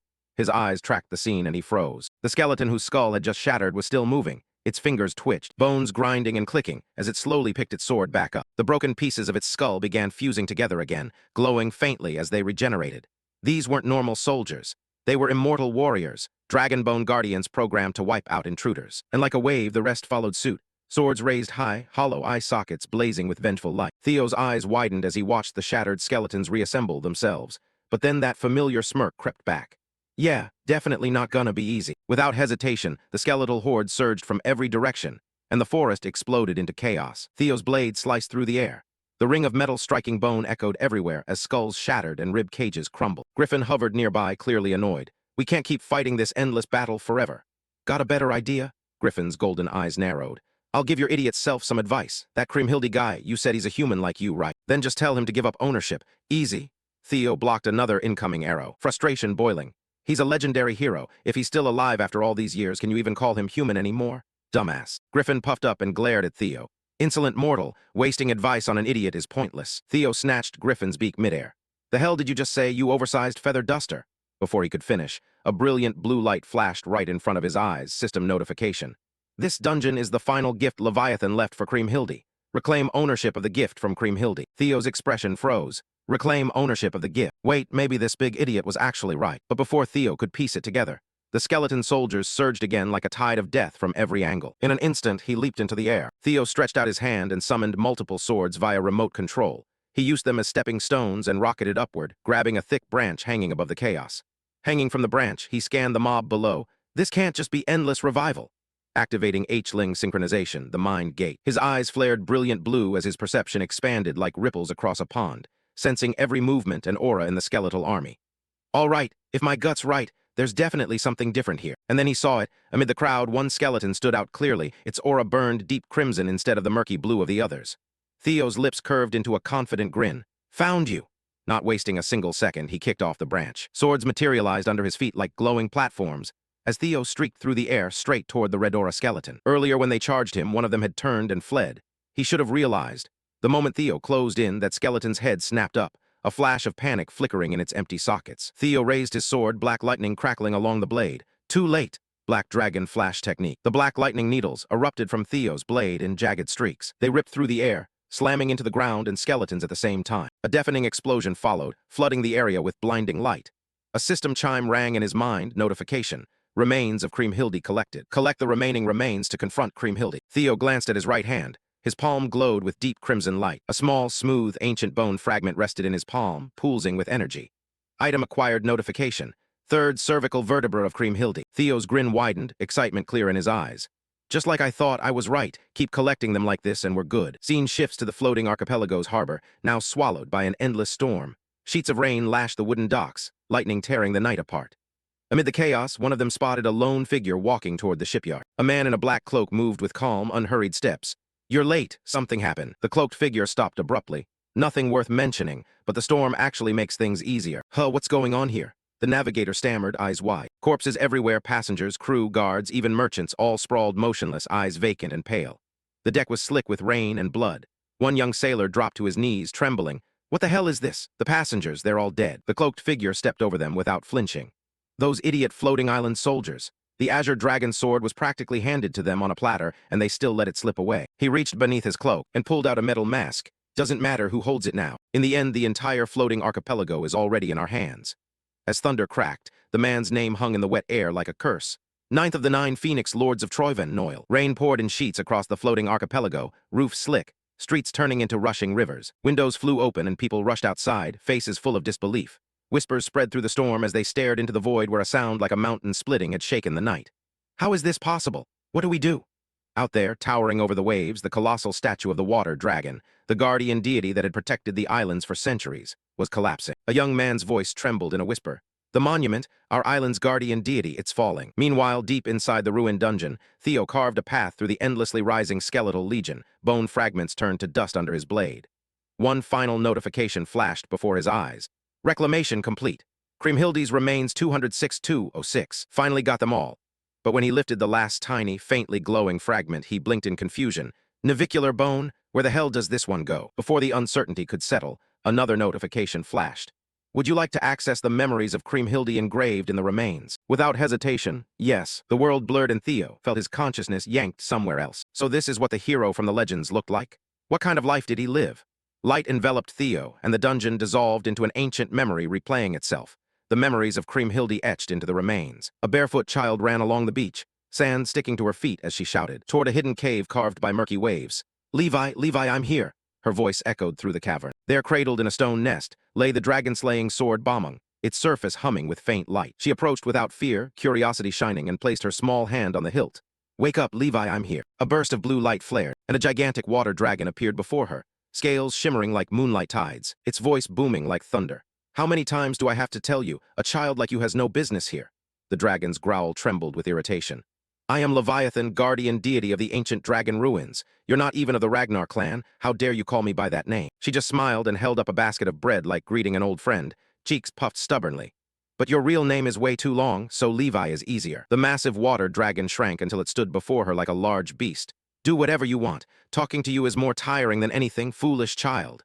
Then it stared at the bread and muttered, Why does that innkeeper always give you bread? She beamed, completely oblivious. Right, I don't get it either. Oh, today was amazing. While Leviathan listened in silence, slowly chewing. And she chattered rapidly about the baker, the docks, random little things. Days turned to years, she grew up. Voice deeper, hair longer, but she always came back with bread and endless stories. Leviathan kept acting grumpy, groaning at every tale, yet never once drove her away. And somewhere between the stories and the silences, the water dragon began watching over her not as the guardian of ruins, but as something closer to family. Many years passed. The cave stayed the same, cold, dim, filled only with the sound of the sea breathing in and out. One night under pale moonlight, those familiar footsteps returned. The water dragon sighed in annoyance and lowered its head. For heaven's sake, I told you not to come any more. Why are you so stubborn? But before it could finish, something wet splashed onto the stone floor. The smell of blood flooded the cave. Kriemhilde staggered in, body covered in cuts and bruises, blood streaming from her arms and legs. Her voice shook as she reached out. Levi, help me. Strangers had suddenly stormed the town and captured people. Before she could take another step, a soldier burst into the cave and grabbed her by the hair. His holy sword stabbed down right in front of Kriemhilde, terror flashing in her eyes. The soldier yanked her head up by the hair. Got you now, you stupid barbarian brat. Why'd you have to run, huh? Our great emperor is bestowing favor on this backwater sea region. You should be grateful. His face twisted into something vile. And while we're at it, I want to have a little fun. The water dragon watched it all in silence, but its eyes changed, gold and red flaring like molten fire, and its entire body tensed with a rage so deep it shook the air. Instantly, the cave cracked from the unleashed power of the water dragon. The whole island felt the violent tremor. The attack came without warning. In the blink of an eye, the town was swallowed in flames. Greedy fire devoured roofs, racing from street to street. Screams for help mixed with clashing steel and barked orders from the occupying soldiers. Move your asses if you don't want to burn. But even the soldiers started to panic. Hey, what the hell is that noise? The sky above them suddenly darkened, and in that instant, a gale whipped up, turning the rain into slashing blades of punishment. The water dragon rose above the burning town, wings tearing the storm apart. The raindrops themselves became weapons piercing the soldiers. What monster is that? Those trying to flee couldn't escape its gaze. And atop the water dragon stood Kriemhilde, tiny compared to the dragon's massive form, wounds still fresh.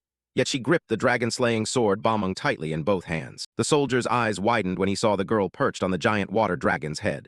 Rain poured down his face as he screamed. There's a girl standing on its head. She's controlling it. Kill her first. But he never got the chance to raise his sword. A compressed orb of air and seawater formed in the dragon's jaws and fired.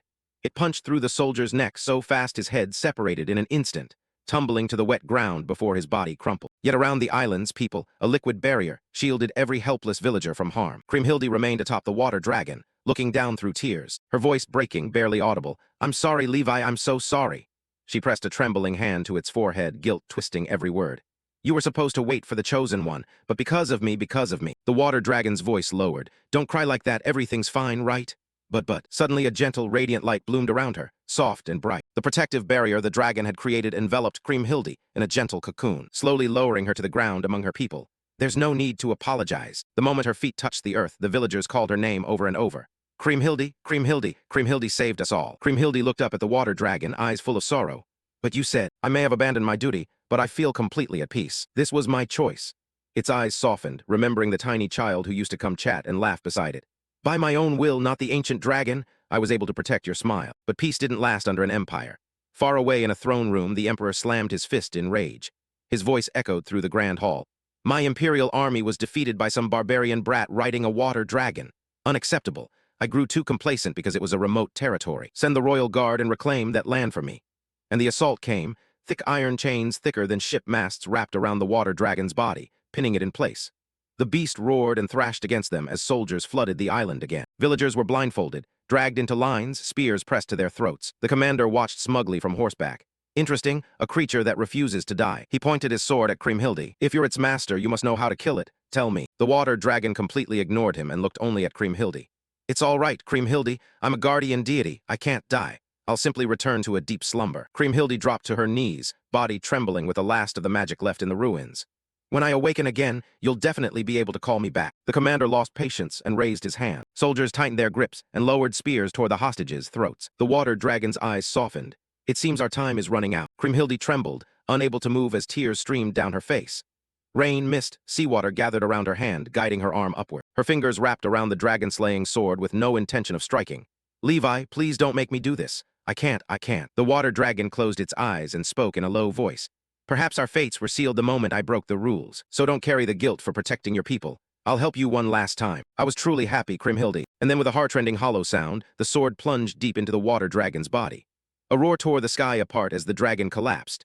Its massive form crashed to the ground, chains clanking around it. The commander stared at the motionless creature, eyes widening before twisting into manic triumph. He threw his head back and let out a deranged laugh. His voice cut through the rain like jagged lightning. But right at the peak of his laughter, the expression vanished from his face. The smirk melted away, pupils contracting, breath hitching. Something's wrong. The soldiers around him shuddered, bodies stiffening. What? Fear crept into their voices. How is this possible? From the horizon, a wall of water rose higher than cliffs, higher than watchtowers. A colossal tsunami awakened by the dragon's final breath. The ground shook beneath the people's feet as the roaring waves surged forward, swallowing everything in their path. Soldiers screamed and tried to flee, but the sea devoured them without hesitation. Yet at the center of the archipelago, the people weren't drowned. The water curved around them, forming that familiar protective barrier once more, shimmering like liquid glass. Kriemhilde stood in the storm, soaked and hollow-eyed, watching the waves carry the fatting form of the water dragon back into the abyss. Her voice cracked. "Levi!" Her cry dissolved into the sea, the scene fading, returning to the silent ruin world where Theo stood. His expression had softened, a quiet sorrow settling in his eyes. So that's how it was. Kriemhilde wasn't the legendary hero everyone thought she was. She was just a girl, an unfortunate girl who only wanted to be friends with a guardian deity. Theo's thoughts were interrupted by a voice behind him. He turned and saw the Kriemhilde from the past standing there, the dragon-slaying sword held in her hands. She looked at Theo, her voice heavy with meaning. "So you're the one Levi has been waiting for, the chosen one." She bowed her head, a sad smile appearing. "Because of me, Lord Levi couldn't fulfill his duty. I caused him pain he never should have had to bear." She stepped forward and offered the sword to Theo with both hands. "Please make Levi happy. He was everything to me." Theo took the dragon-slaying sword in his hands, feeling its soft hum against his palm. "Looks like I don't have to do anything special." Kriemhilde blinked, not understanding what he meant. Theo lifted the sword slightly and smiled with certainty. "This guy already looks pretty happy to me." Those words hit Kriemhilde harder than any blade ever could. Her breath caught, shoulders trembling as tears welled up and fell. Her voice broke, warm with relief. Thank you so much." The memory dissolved like mist and the world shifted. The rain had stopped over the floating archipelago. Clouds parted, letting moonlight spill onto the ruined plaza where the colossal statue had fallen. Soldiers stood around the shattered stone debris, forming a cordon as soaked, trembling people gathered. "Please don't come any closer." But whispers spread through the crowd as someone pointed, voice shaking. "Wait, there's someone there." Heads lifted, breaths held. Atop the highest piece of the fallen statue stood a lone figure. As the light gradually reached where the figure stood, eyes widened in disbelief. "It can't be that. The one who saved our island from being swallowed all those years ago, isn't it?" Theo stood amid the ruins, cloak billowing in the sea breeze, surrounded by ceaseless cheers. "It's Kriemhilde. Kriemhilde has returned." Scene shifts to an underground meeting room on the floating archipelago. A secret council chamber trembled with panicked whispers. Senators from the 3 maritime clans had gathered in secret. A cold, authoritative voice floated through the dim hall. "You assembled pretty quickly." Everyone in the room froze. Standing in the doorway was Noel, one of Troiven's 9 noble vassals. His presence felt like a blade pressed to the throat of the entire room. A man immediately spun toward him, voice cracking with worry. "Noel, how are you so calm? Our plan is ruined." The dragon-slaying sword was supposed to be in Troiven's hands by now. That clueless galleon was right about that, but another immediately shot back. "Then what the hell is that thing the outsider's holding?" Because of him, everyone on the archipelago was rushing toward the monument, shouting that he was the legendary hero Kriemhilde. At this rate, the power of the 3 maritime clans would fall into his hands. This wasn't what we agreed on, but Noel's calm didn't waver. Yes, he had personally handed over the dragon-slaying sword. In exchange, Troiven promised the clans would keep their status. His gaze swept over them like a cold-blooded predator. "But watching you all make such a fuss over something so trivial is really annoying." That word annoying landed like a slap. One senator, offended by Noel's contempt, stepped forward and grabbed his shoulder.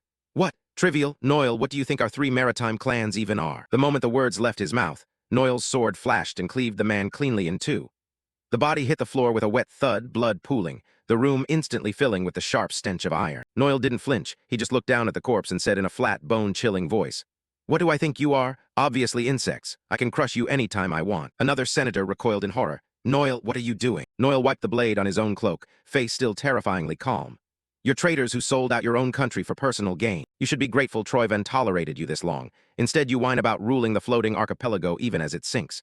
Greed has limits, if you still want any mercy." The remaining senators trembled, trying to defend themselves. "Are you serious? Without the archipelago's capital, Troiven will collapse too." Hearing this, Noel stepped closer until the man could feel his breath.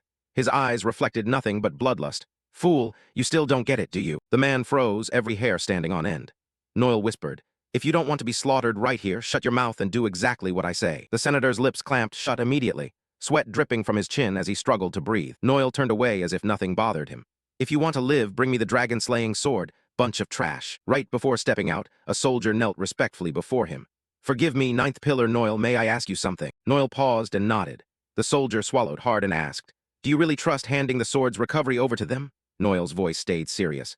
"I know what worries you. I'd prefer to retrieve it myself, but the situation doesn't allow it. One of Ragnar's 9 dragons, the tyrant dragon, is here." Noel's eyes narrowed further. "Since he's arrived, restraining him is our top priority." The day was just beginning on the other side of the archipelago, as crowds gathered around the rain-washed ruins of the colossal dragon statue. Shards glittered in the sunlight, whispers rippling through the sea of people as Theo descended the broken stairs. The crowd erupted, voices overlapping into a thunderous roar. "Kriemhilde! Kriemhilde!" Theo forced an awkward smile. He knew they saw Kriemhilde as a god, but he hadn't expected it to be this intense. His thoughts drifted to the girl he'd seen in the memories. Kriemhilde wasn't some mythical savior or divine hero. She was just a kind girl caught up in a tragedy far too big for her. His fingers tightened around the dragon-slaying sword. Even this sword they believed belonged to her. But in truth, it was a relic of the primordial dragon, usable only by a Ragnar. When Theo reached the bottom of the stairs, a man broke from the crowd and shouted in desperation, "Kriemhilde, I beg you, please listen. Those cursed Troyvan scoundrels are dragging the archipelago to ruin. So many here can't escape. If your heart still holds any mercy, please save this island." Theo blinked, then let out a small, amused huff. Maybe it wouldn't hurt to play along just a little. He raised the dragon-slaying sword high, his confident voice echoing across the ruins. "People of the floating archipelago, I promise you this. I'll do everything in my power to save this island." A wave of hope surged through the crowd.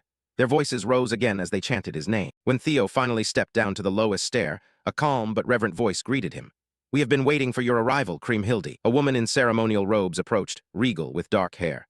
"I am Marty, High Priestess of the Kriemhilde Temple. Please allow us to guide you from here." The scene shifts as they cross a long mountain bridge leading to the temple. People lined the path in awe, whispering prayers and blessings as Theo passed. Inside the temple, where ancient frescoes lit the corridors, Marty spoke softly. "For generations our priests have maintained this place, believing in the prophecy that one day the hero would return. Please come this way." Theo's eyes widened. Marty gestured toward a statue and revealed a small pearl necklace. It is said to have belonged to the hero, Kriemhilde herself, and it is the key to reaching the abyssal waters in the deep sea. A system notification flashed before Theo's eyes. "Magic accessory, gate link key, Kriemhilde's pearl." Marty continued. "Now that you possess it, shall we proceed?" Theo hesitated, then sighed. "Before we go, there's something I need to tell you." But the priestess only smiled serenely. "There is no need to be afraid, my lord." Theo froze. How did she know? Marty turned to look at him and answered. "The dragon-slaying sword is a relic of the primordial dragon. Naturally, only a Ragnar can awaken it. The reason we call this place the home of Kriemhilde, even I could sense it after guarding the sanctuary across generations. The sorrow of a girl who had no choice but to wound the one dearest to her. Her final wish was to protect this island. Kriemhilde has acknowledged you, so you deserve to be treated accordingly." Marty led Theo down an ancient staircase carved beneath the temple.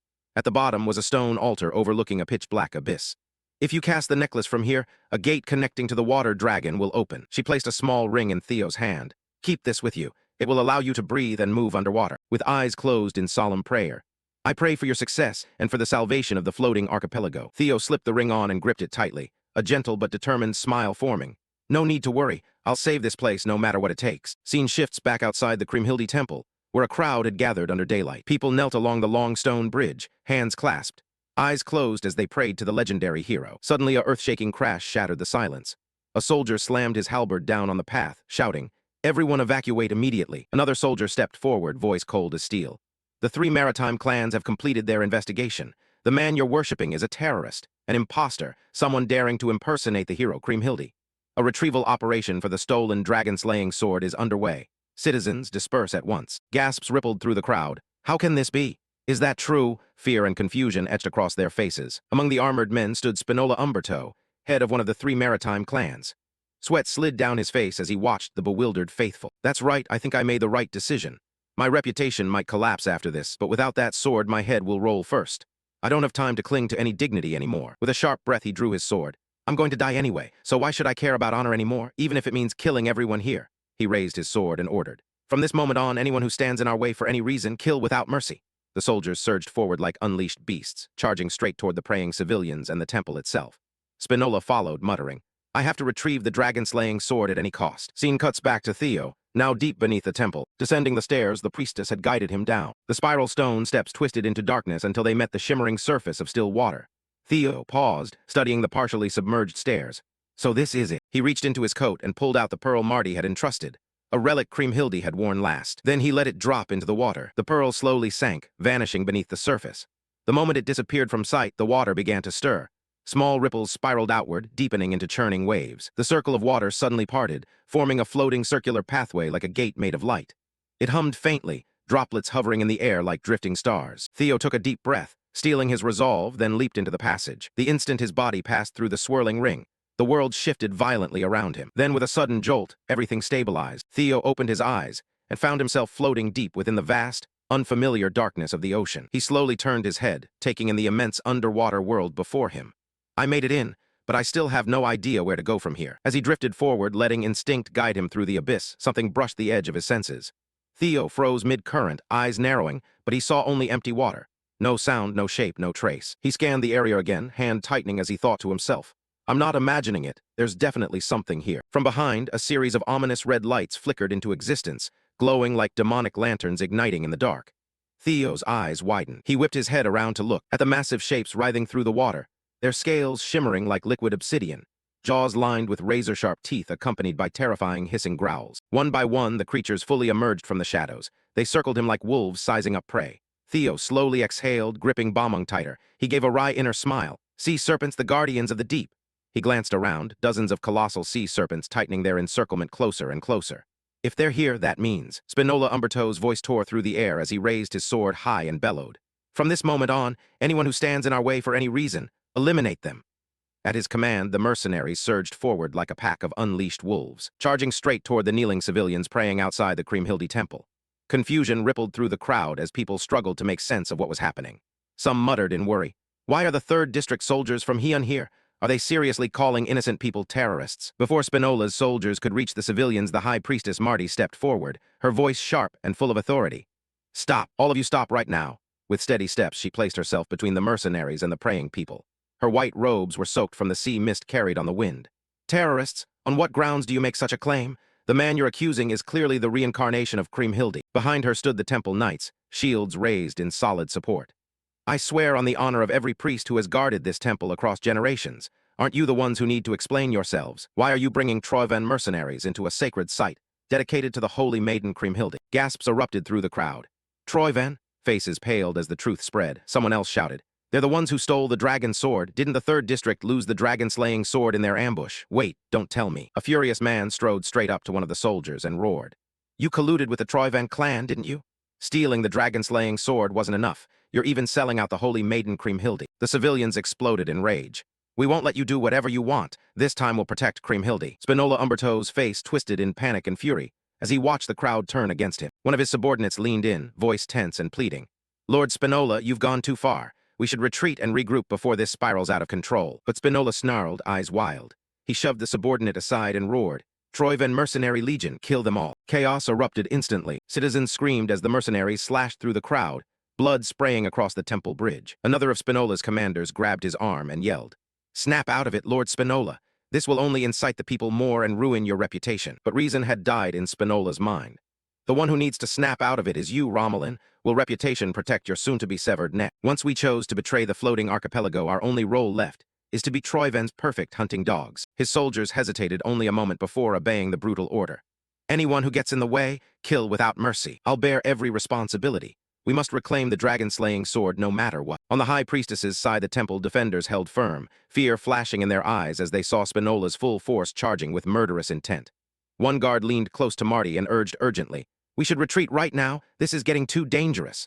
But before he could finish, Marty planted her feet and shouted, No, we fight alongside the people. Clashes rang out as both sides collided. Spinola's soldiers bellowed, As if we're gonna let you do whatever you want, while the temple knights and civilians shouted back, Hold the line, don't let them break through. Spears thrust forward brutally toward unarmed civilians. One man ducked as a spear tip hovered inches from his chest, breath catching in terror. But in the final instant, steel rang sharply.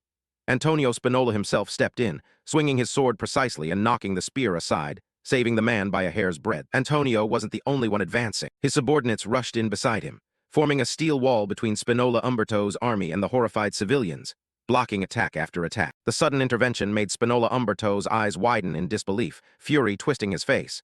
You idiots! What the hell are you doing? Antonio parried an incoming strike, gripping his sword tight. Long time no see, father. But Spinola Umberto showed no warmth, only sharper rage. Abandoning your rightful inheritance just to pull this stunt? What a ridiculously pathetic story. Antonio's jaw clenched at the accusation. With anger flaring, he swung his sword so hard an incoming spear snapped in two, metal shards spinning across the ground. What do you mean by pathetic stunt? Betraying your own country or slaughtering innocent civilians? Spinola Umberto's fury only deepened, eyes trembling with rage as he spat venom. You worthless bastard son. Both armies clashed fiercely. With Antonio and his men joining the temple knights and civilians, their side finally had a slim chance. Antonio pushed forward through the chaos. All Black Tower members present. Advance, suppress those unjust bastards, and protect the civilians at any cost. The battlefield erupted with fresh power as swords met spears again and again, sparks flying like scattered embers, while Antonio fought fiercely, shielding civilians whenever he could. A grim thought weighed heavy in his mind. No matter how much I try to rally the people, the reality is still overwhelmingly against us. We're still outmatched in strength and numbers. The line won't hold much longer, please hurry. Scene shifts to Theo. He was floating in the deep sea encircled by sea serpents. Theo scanned their movements. I figured there be sea serpents, but I didn't expect this many. He watched their silent gliding, noticing something odd. Even though they surrounded him, none seemed ready to attack. Why are they just holding position? Theo slowly lowered his sword as realization dawned. Could the reason be the sealed aura of Leviathan inside the blade? The idea sank in deeper. He cautiously reached toward one sea serpent while thinking to himself that if his hunch was right, this might work. The sea serpent didn't retreat. Instead, it lowered its glowing eyes as Theo's palm rested on its head. A system notification appeared. Sea serpent trusts you. You have been acknowledged as its master. Blue light spread from Theo's hand, diffusing through the water like drifting sparks. Another notification followed. Wyvern tamming activated. Sea serpent has been tamed. Theo watched the glowing energy swirl around his hand and exhaled. It feels just like the first time I tamed Ragnar. An emotional echo flowed through the dragon heart. He could sense Leviathan's memories beneath the waves, the curiosity, the fear, and everything the great guardian felt as it sank into the abyss. All of it vibrated through him, now exactly as the sea serpents remember. Theo began communicating with the sea serpents through pure telepathy. Their thoughts flowed through his mind like currents. You were all drawn here by Leviathan's power gathering together. That's why you didn't attack me. You're just observing, waiting, because I carry the same aura as him. Another sea serpent glided closer, its eyes dimming with worry, and whispered directly into his mind. Theo's expression sharpened, then softened in surprise. Is that really true? But instead of fear, a slow smile spread across his face. Theo reached out, gently patting the sea serpent, and spoke warmly. Don't worry, just trust me. I'll handle this no matter what, take me there. Theo climbed onto the sea serpent's back, gripping the dragon-slaying sword tightly, as the creature coiled through the water, leading him toward Leviathan's resting place. They plunged deeper and deeper into the abyss. The world darkened until only faint blue glimmers remained. Pressure thickened around him. Currents twisted violently. Theo raised a hand to shield his face, feeling the ocean squeeze like a fist. The deeper we go, the stronger the currents. Mana is distorting around us. Clear sign we're getting close to Leviathan. He activated Dragon Egg synchronization, the mind gate. His eyes glowed with strange blue light cutting through the darkness. And then at the very bottom of the deep sea, Theo finally saw it. The colossal form of the water dragon Leviathan lay motionless on the ocean floor. Corrupted purple mana streaks wrapped around its massive body like chains. Theo's breath caught. He whispered, "So this is Leviathan. It really has been lying dormant at the bottom all this time." Even with Leviathan's size, the pressure was terrifying. Yet something about the mana felt wrong, twisted. The mana flow is so strange. Just like the sea serpent said, this isn't the Leviathan I saw in Kriemhildi's memories. Suddenly Griffin materialized beside him, feathers bristling as it hissed in shock. Whoa, this thing is completely rotten? Theo blinked in shock, eyes wide.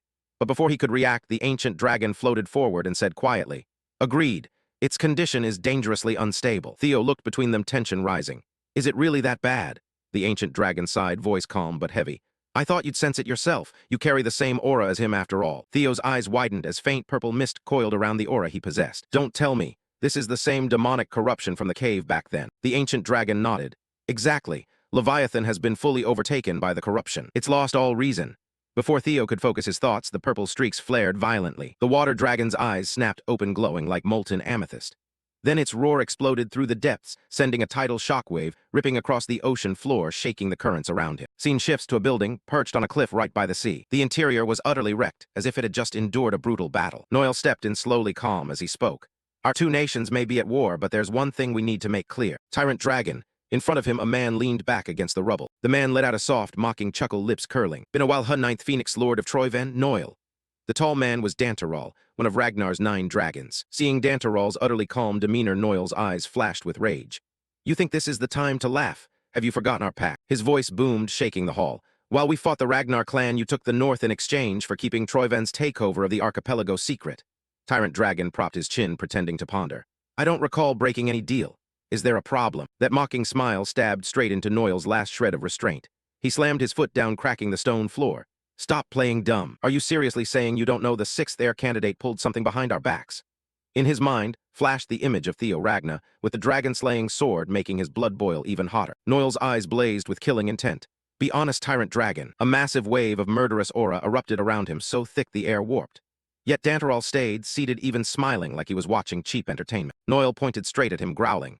If there's no reasonable explanation, our agreement ends here. Scene cuts deep to the ocean floor, back to Theo, facing the colossal form of Leviathan. Now fully stained with toxic black-purple demonic corruption streaks. Purple veins pulsed beneath the once majestic blue scales, making Leviathan's entire body look poisoned to its very soul. Theo frowned, recalling. Don't tell me this is demonic corruption. The ancient dragon beside him nodded, face darkening. Precisely. Leviathan has been completely seized and has no reason left. Before Theo could react, Leviathan jerked violently. Purple light flared, its eyes opened, deep amethyst pits burning with hatred. A roar thundered out, strong enough to split undersea currents, the pressure from the bellow shaking the entire area. Theo gritted his teeth. What the hell is this? How could Troyvan? The ancient dragon pointed at the deep purple crystal embedded in Leviathan's forehead. When the dragon-slaying sword was pulled, the ancient seal was broken. Leviathan would have stood to protect this archipelago then. But look, Troyvan has something powerful enough to poison an entire guardian deity. Leviathan began losing control. The sea dragon was about to go berserk.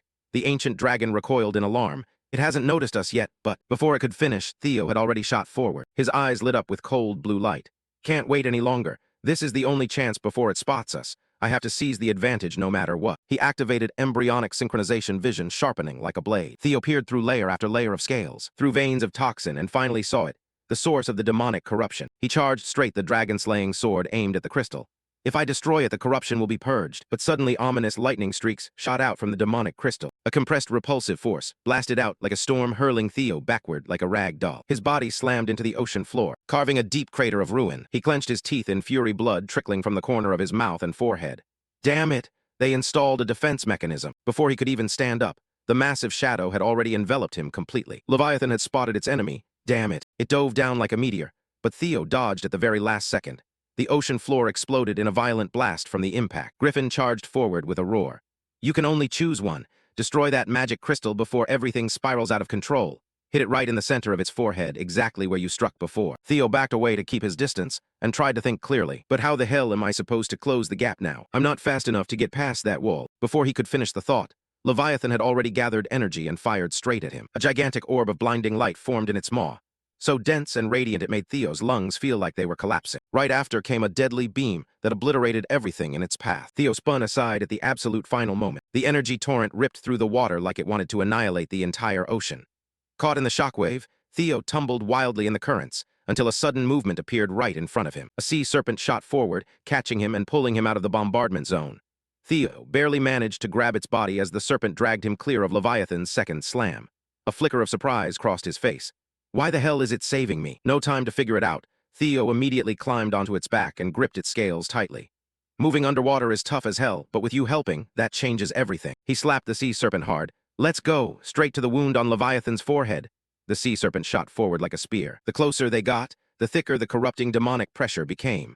The water around him started to tremble violently. The perfect moment arrived. Theo launched himself off the serpent's back. The dragon-slaying sword in his hand blazed with light, his eyes glowing red with concentrated killing intent. Lesson learned from the fight with Griffin. He activated his active skill, and a flood of system notifications flashed up. Activating Griffin Claw, suppression rate against stronger opponents skyrockets. Activating Fairy Tribe Enhancement, immunity to demonic corruption protecting the body. Activating Dragon Devourer, channeling power to resist demonic energy. Theo roared, half my blood paid in blood, guardian against guardian. He twisted his body, unleashing a colossal energy blade that sliced straight through the ocean and slammed into the crystal.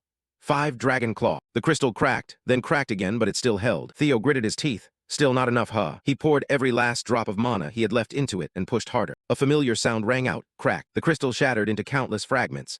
A blinding explosion of light swept across the entire ocean floor. Theo panted heavily, but suddenly he sensed someone standing right behind him. A familiar figure materialized, the final fragment of Kriemhildi's memory. She trembled, eyes downcast, filled with sorrow. The ocean shook once more.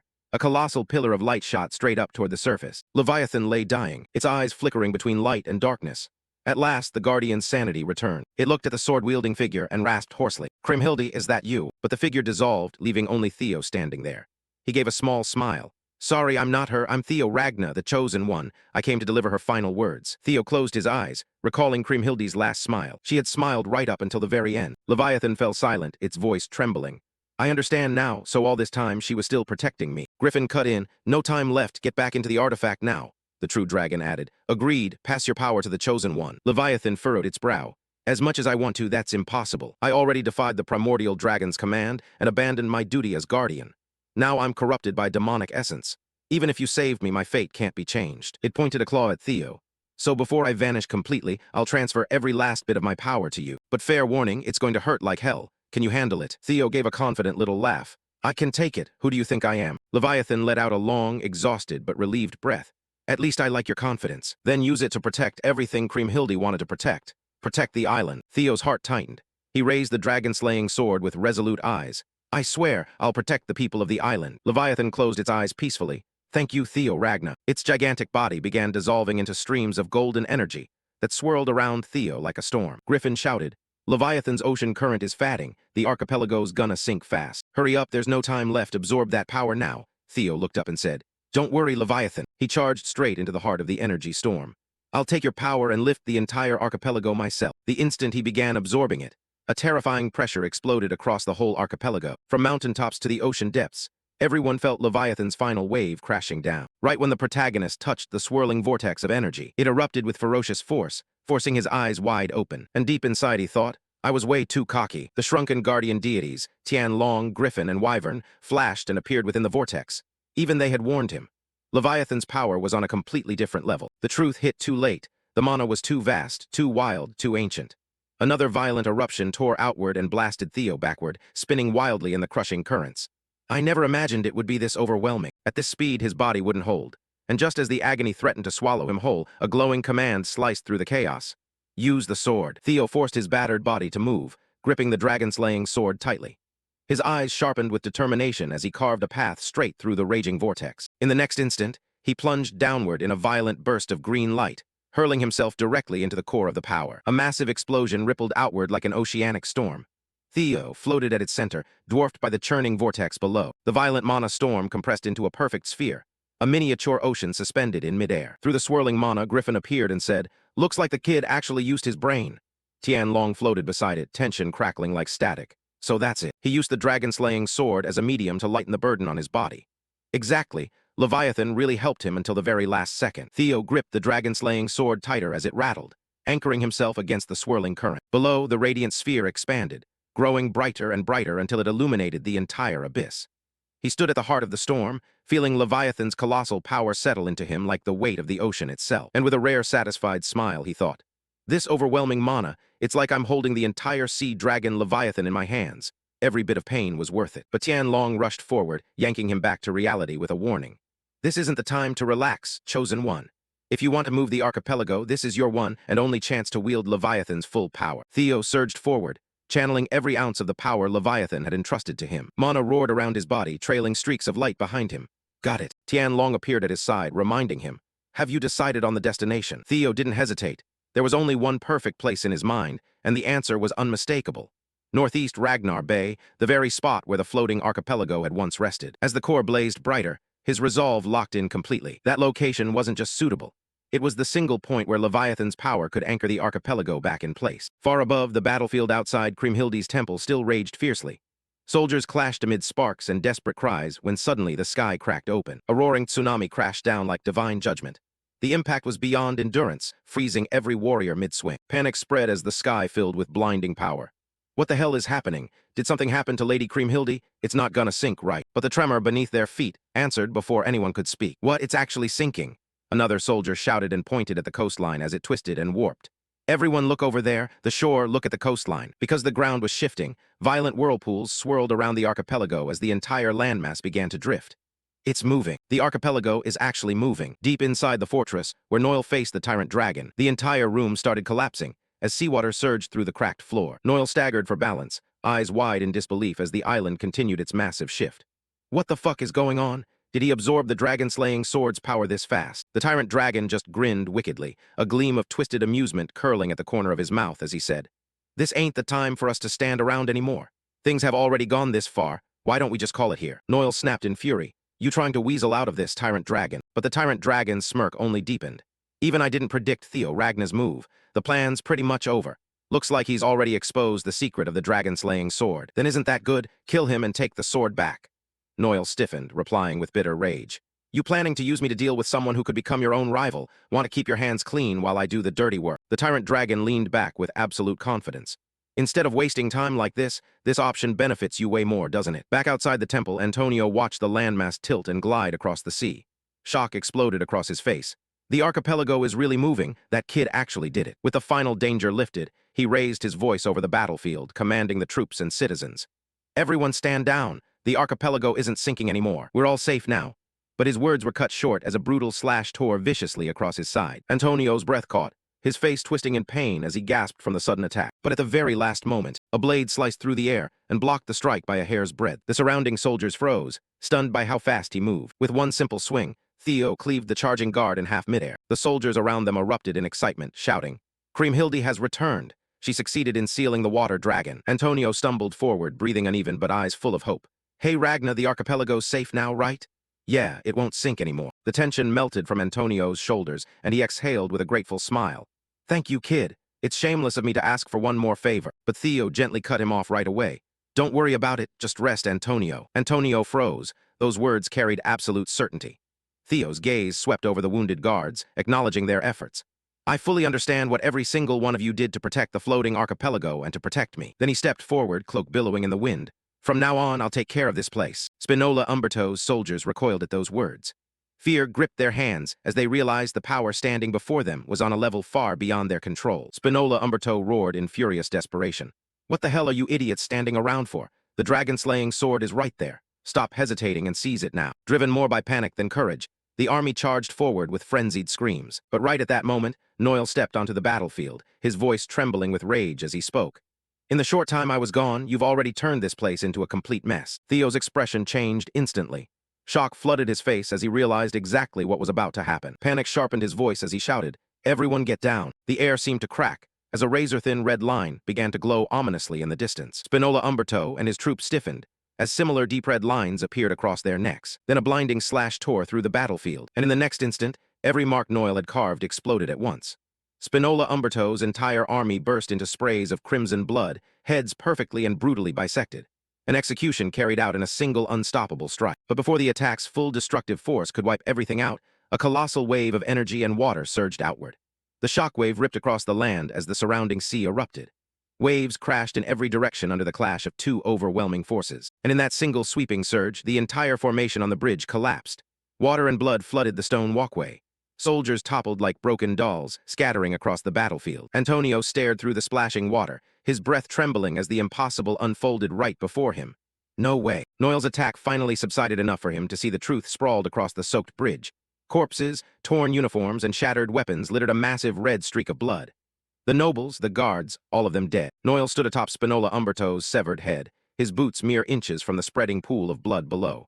You pathetic pirates! You couldn't handle one damn brat and instead turned everything into this disaster. Antonio's eyes widened, every trace of color draining from his face. Father, Theo stepped past Antonio, his stride steady despite the blood-soaked chaos around him. Snap out of it and evacuate the citizens right now. The floating archipelago will need you. Antonio understood and began leading the people to safety. Theo narrowed his eyes at Noel, studying him through the lingering mist of water and blood. Even from this far away, I could only block a mediocre strike. Noel charged forward, his entire body wreathed in raging red flames. Ragnar, you arrogant little bastard, this is the end of your insolence. Theo felt the sheer killing intent radiating from him. Just who the hell are you? Noel's shadow dissolved into a ferocious blaze, his presence burning like a wildfire. I'll tear you apart piece by piece until even your own father wouldn't recognize what's left. Facing such an overwhelmingly powerful opponent, even the protagonist couldn't help but feel fear grip his heart. He told himself that someone this absurdly strong couldn't just appear out of nowhere. It defied all logic.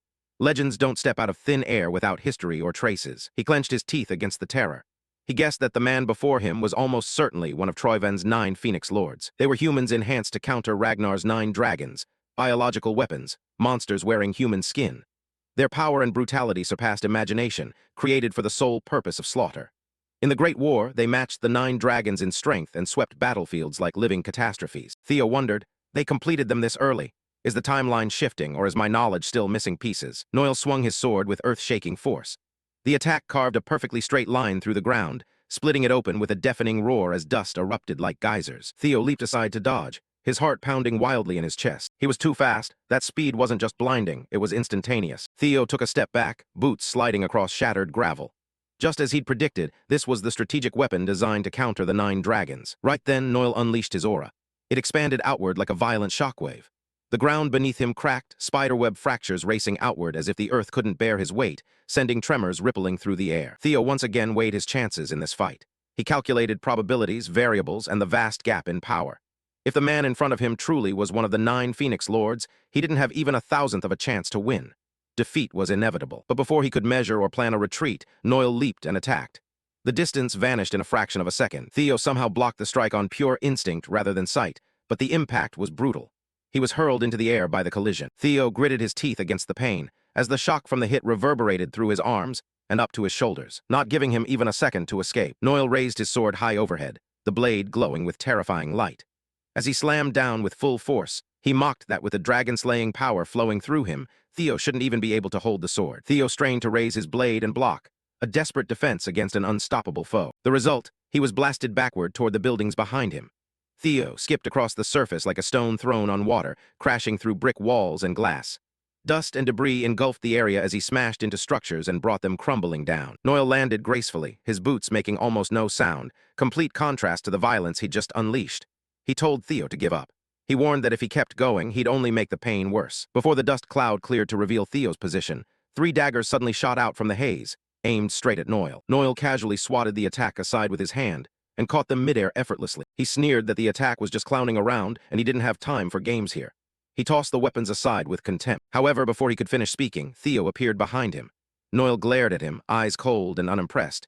"You're too old to be playing childish tricks like that." Theo felt a mix of anger and confusion at the comment. He slashed downward, kicking up a thick cloud of dust as the shockwave echoed through the ruins. When the dust settled, reality was clear. Noel had blocked the slash with only his own sword. He hadn't even taken a single step. In Noel's mind, he began to understand what Lord S had hinted at. The pieces of the puzzle were starting to fit. A memory surfaced in Noel's mind. He stood rigidly in a dimly lit room. Eid Troyven was warning him about Theo Ragnar, the next generation of House Ragnar. Eid told him to pay special attention to the boy. It wasn't just a warning, it was a mission directive. Eid ordered that if the opportunity arose to confront Theo, Noel must eliminate him immediately. Back in the present, Noel swung his sword casually. The sheer wind pressure alone swept away the surrounding dust. The ground beneath him lay in ruins from the force of Theo's attack. Proof that this kid possessed dangerous power. Noel thought to himself that if Theo was left alive, he would surely become a massive variable in the war, one they couldn't afford. Therefore, he was a threat that had to be eradicated. The decision was made. Then we see Noel's sword drenched in Theo's blood. Dark liquid ran along the blade's grooves and dripped to the ground. It was a deep wound. Theo was fleeing and struggling to buy time. Every second counted. One of his guardian spirits was contacting him, asking what he was doing because they needed more time to help. A system notification appeared before Theo's eyes. Activation of supporting fairy technique failed. Cooldown still active. The life-saving skill was completely useless right now. He told himself he couldn't afford to lose here, even as blood poured from the wound, soaking his clothes and leaving a long trail behind him as he ran. The system displayed. Time remaining until the dragon-slaying sword stabilizes was over 2 minutes. 2 minutes in a fight at this speed felt like an entire millennium. Theo gripped the sword tighter, knuckles white. If he could just borrow Leviathan's power one more time, he might escape this. As he neared the harbor, the salty sea air mixed with the metallic scent of blood. He caught Noel's reflection in the water, charging from behind. The once peaceful harbor was instantly destroyed by Noel's attacks. Warehouses collapsed, wooden crates shattered. Theo leaped back, dodging the strike by a hair as blood from his wound sprayed across the blazing red wreckage. Before he could even catch his breath, another attack came rushing in. Theo leaned back sharply, narrowly escaping a slash that flattened the buildings behind him.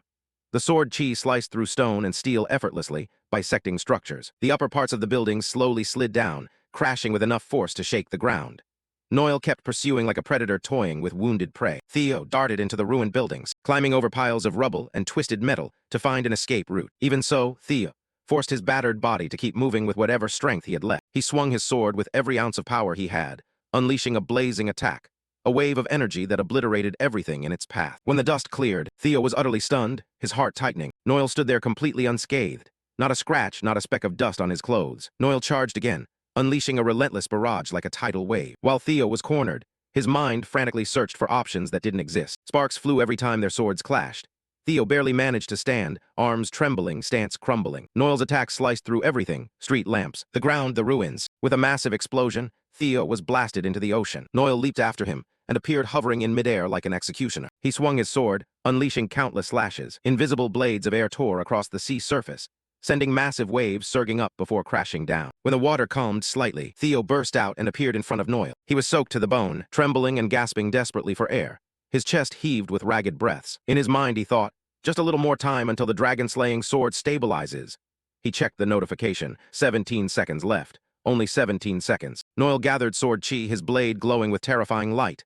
This fight, starting to get boring. Let's end it here. Theo's eyes widened. He knew the situation had turned extremely dangerous.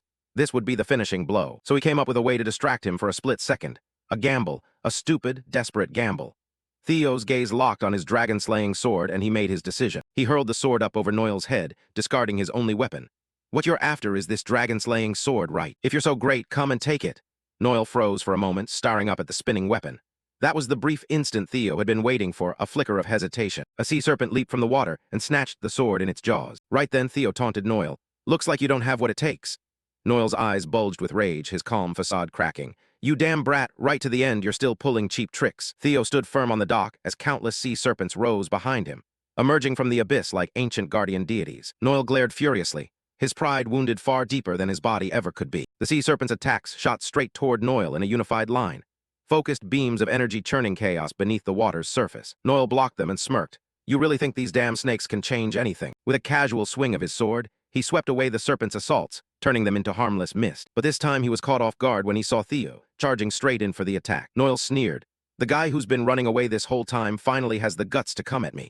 I don't care what scheme you're cooking up, but go ahead and throw everything you've got. I promise I'll give you a spectacular ending. Noel gathered his energy, the pressure becoming unbearable, making the air thick and suffocating. Theo's eyes locked on the notification. The countdown had stopped. 0, the dragon-slaying sword was fully stabilized. A voice echoed in his mind. Thank you, Chosen One. Use the power I left behind to protect yourself. It was an acknowledgement and granting of true authority. Noel was stunned by the sudden shift in Theo. The atmosphere around him changed in an instant. A notification popped up.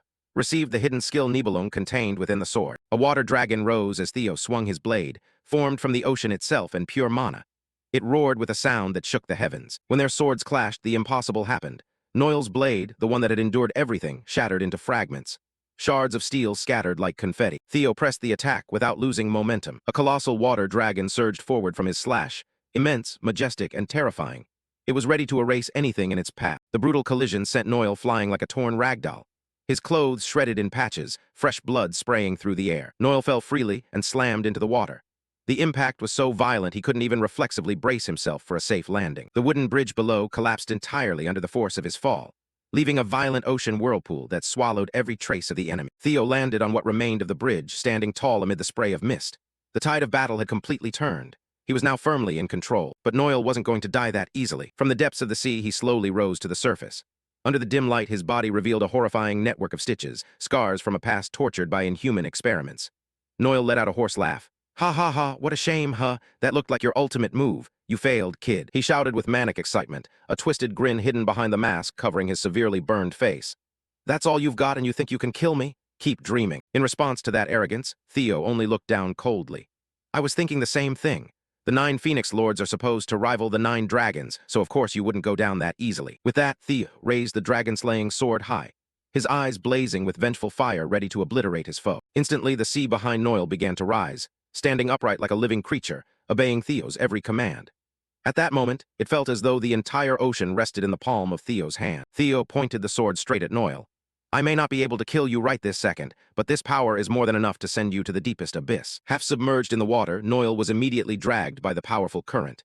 He felt the water constrict around him in terror and rasped in panic.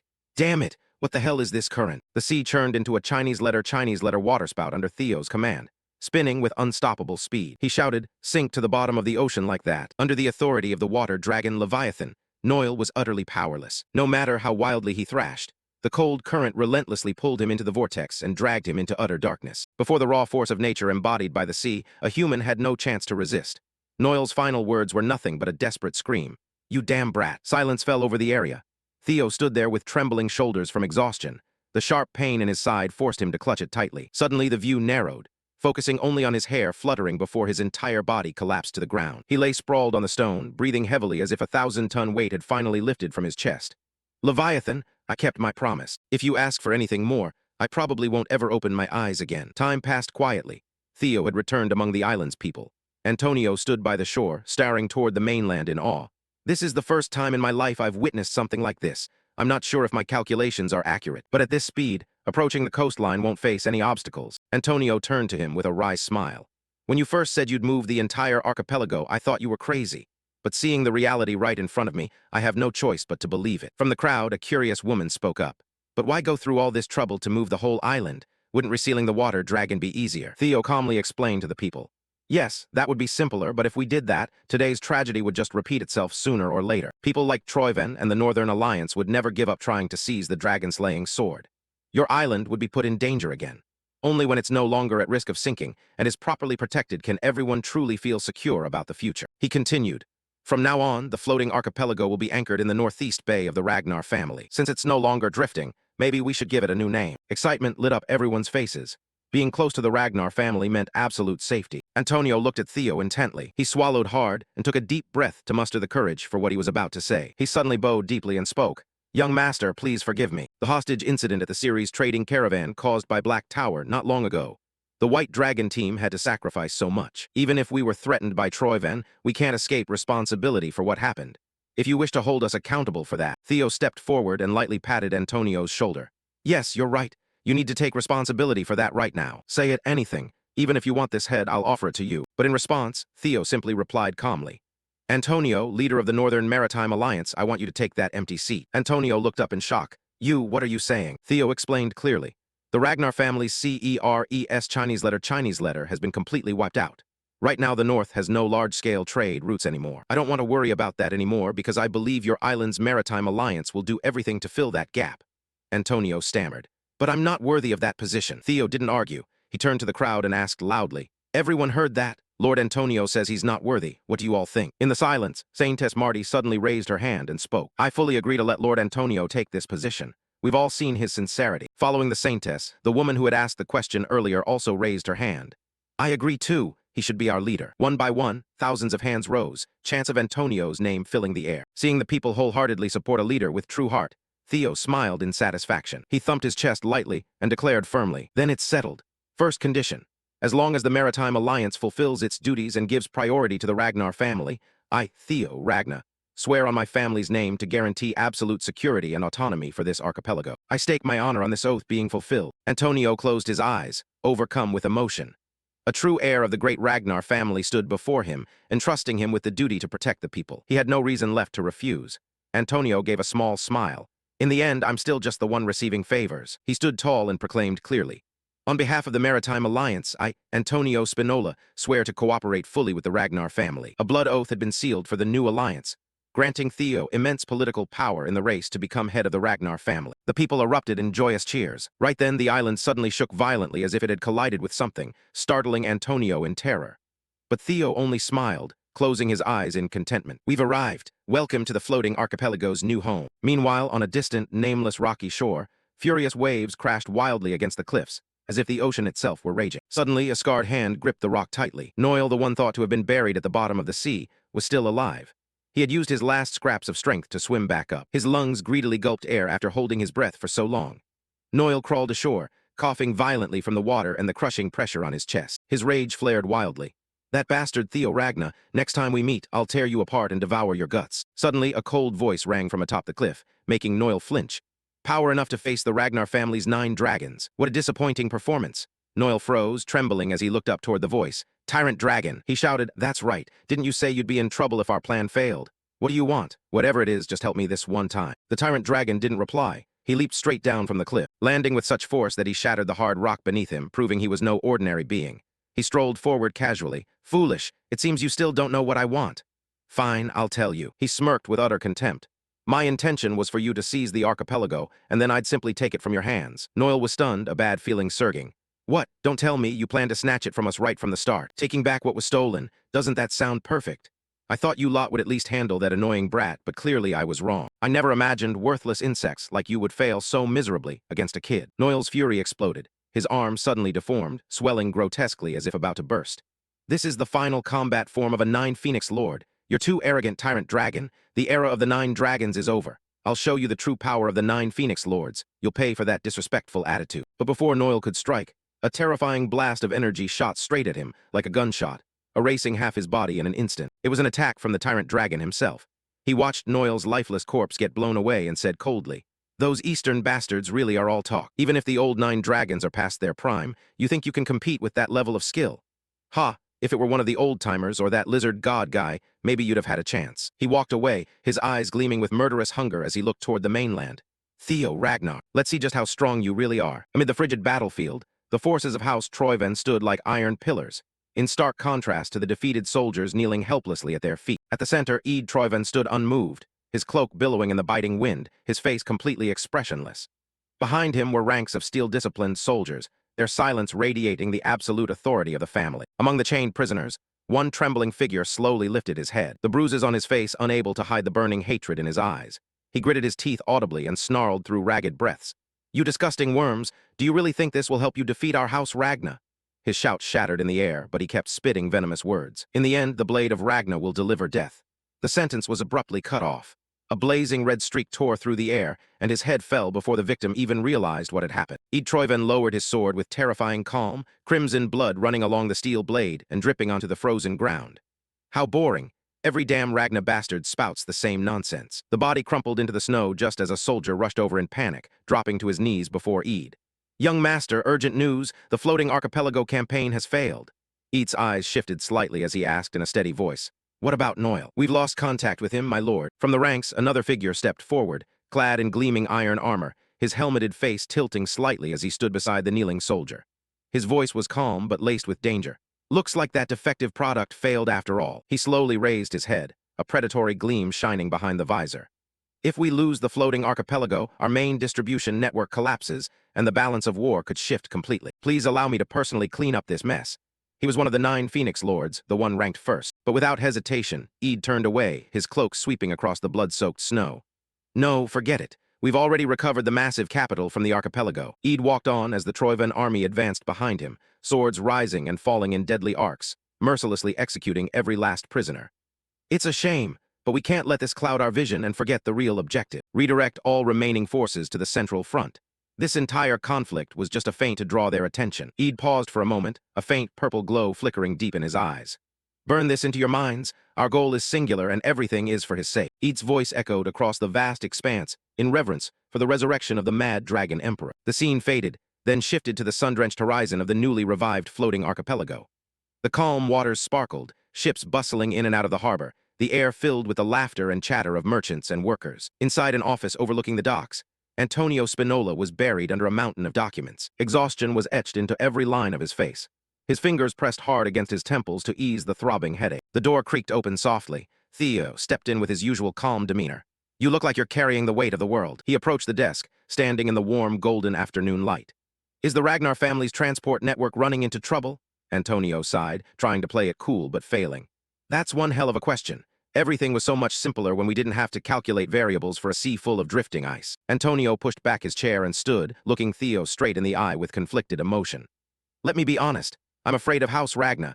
I'm grateful you freed us from Troyven, but nothing in this world comes free. With one snap of Ragna's fingers, everything we've built could be wiped out.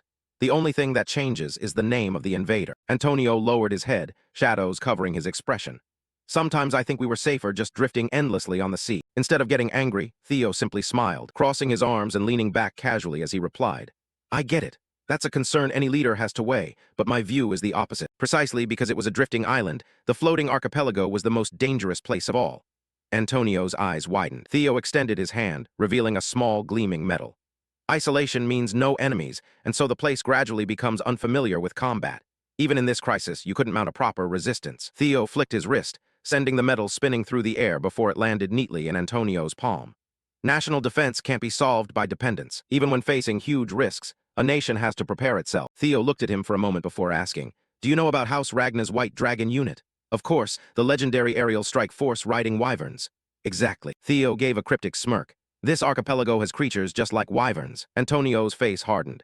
"You mean the sea serpents? Don't even mention them. Those vicious beasts travel in packs and crush everything in their path." Whenever they show up, it's an emergency. Right then, a shout from the harbor echoed into the office. Emergency. Sea serpents sighted at the docks. Evacuate all civilians immediately. Combat forces prepare to engage. Antonio cursed in shock and started to rush out, but Theo stopped him with a gentle wave. No need to panic like that. Theo smiled and strode to the door, flinging it open as if welcoming a guest. Antonio froze as a massive sea serpent head appeared right in the doorway, casting both of them in its shadow. The creature lowered its head, filling the entrance like a living gate. These are the ones I summoned. Theo pointed casually. Antonio's jaw dropped, sweat pouring down his face. What? You deliberately called those sea thugs here. Have you lost your mind? Ignoring Antonio's panic, Theo slowly placed his hand on the beast's snout in an unbelievably natural gesture.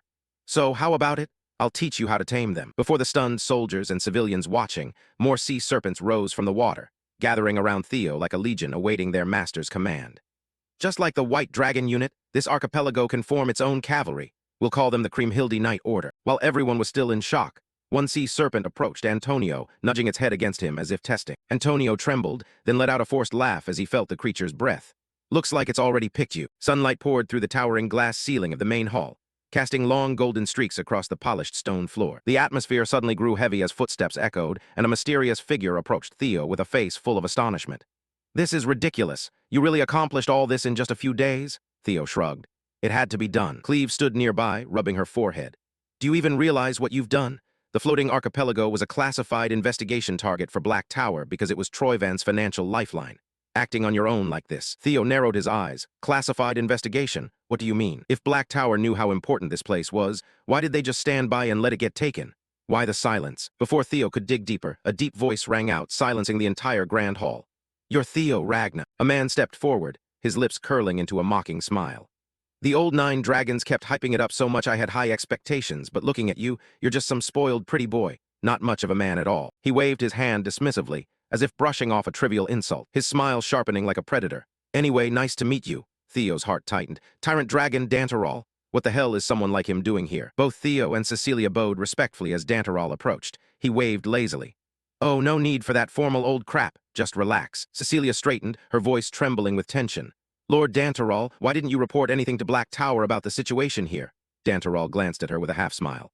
Sorry, I got here a bit late. Cecilia's calm shattered into anger. Late. Because of your delay, our position in Black Tower is becoming extremely precarious. The room suddenly shook violently as an overwhelming pressure swept through, a deep crimson aura exploding around Danteral. Ah, my apologies for that, Danteral said, the red energy swirling around him like a ferocious beast. But honestly, Cecilia was the first to collapse, her body buckling as if the air had turned to stone. Theo wasn't faring much better. His eyes widened in horror as the weight of that aura slammed into him. Danteral stood like the eye of the storm, his voice booming like thunder. Do you have the confidence to bear the consequences? The shockwave erupted, shattering nearby windows. Theo gritted his teeth, fighting to keep his footing as the floor seemed to tilt beneath him. Every breath was now a battle for survival. Damn it, I knew he was strong, but this is beyond imagination. Theo's vision blurred, his chest burning.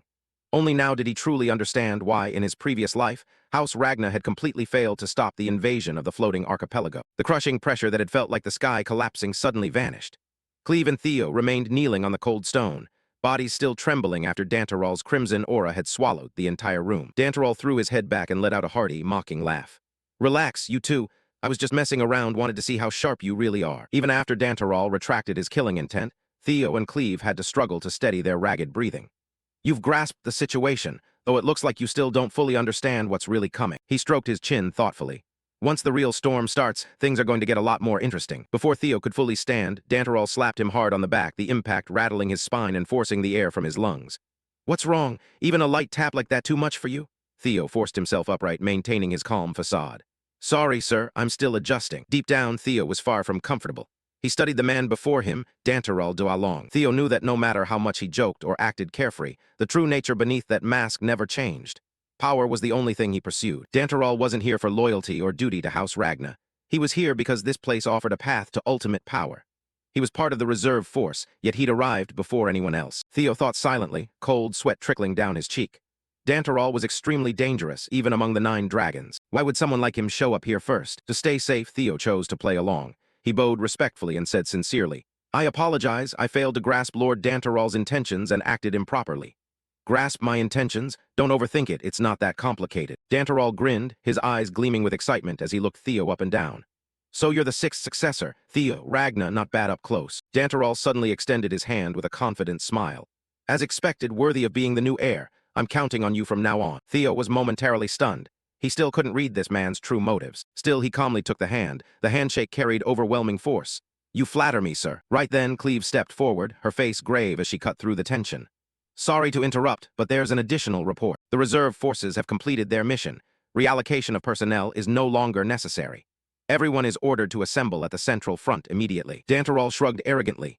Job done, so time to head back and guard the territory. Pretty standard stuff. But then his voice dropped, killing intent suddenly flaring and freezing Cleve in place. But first, there's someone I need to deal with. The reserve forces dared to summon me for an inspection.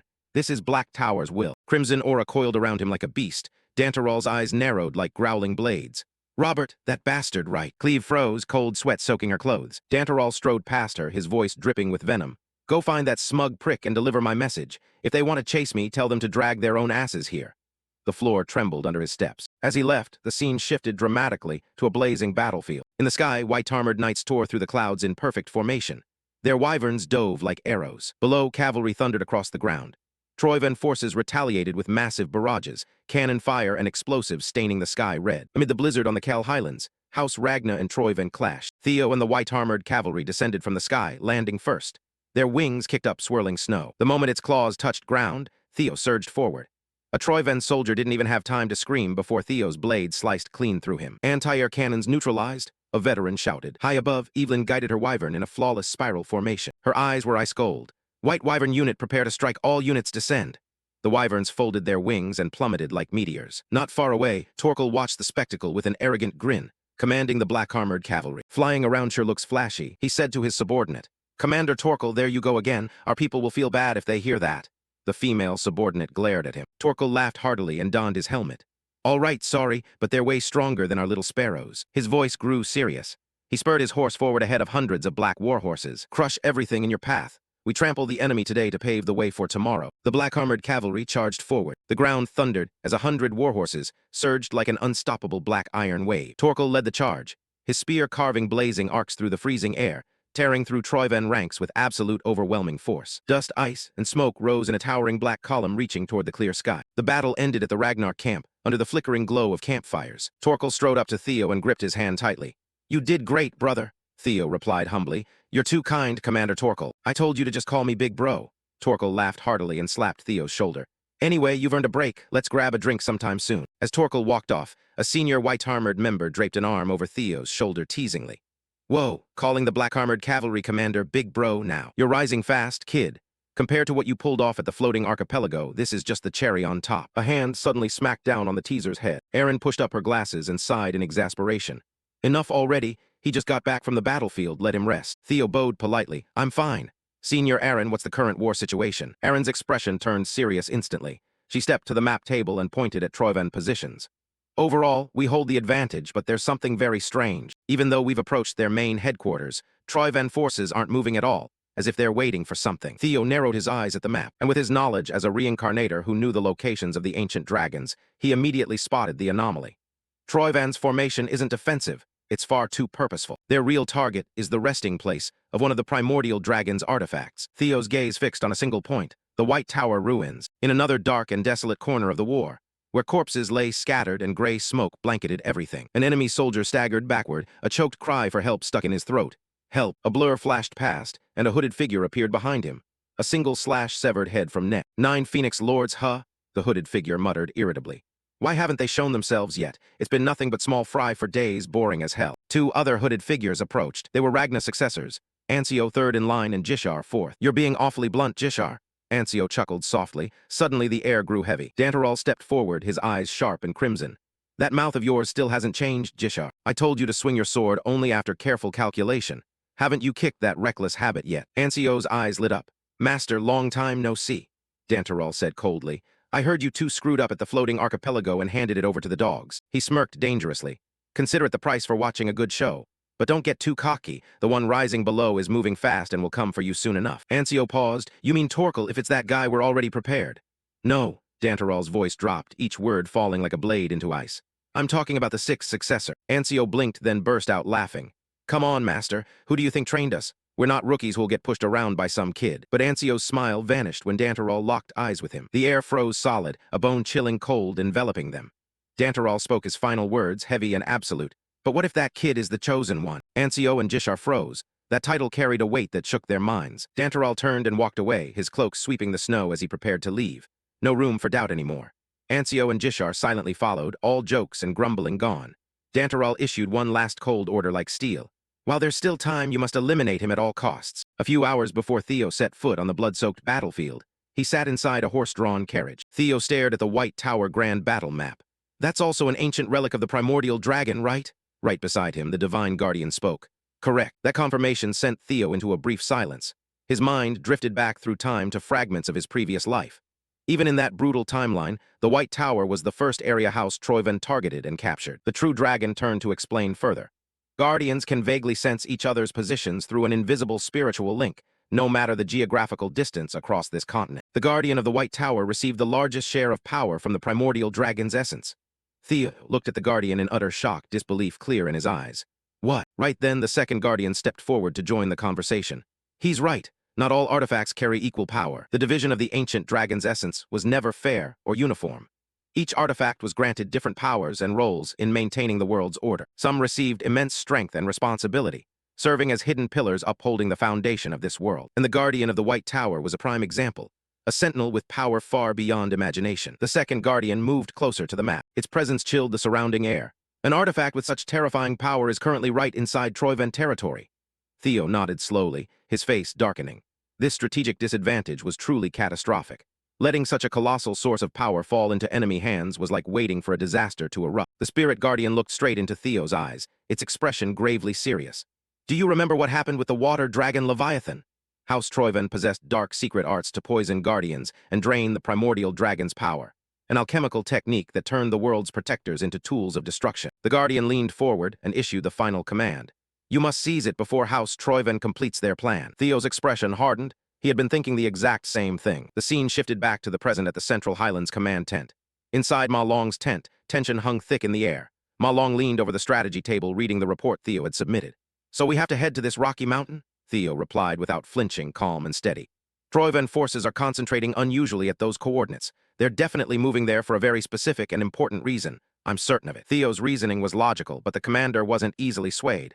No need to say more. You want to abandon the main front for an independent mission. You seem to have gotten too arrogant with that air candidate title.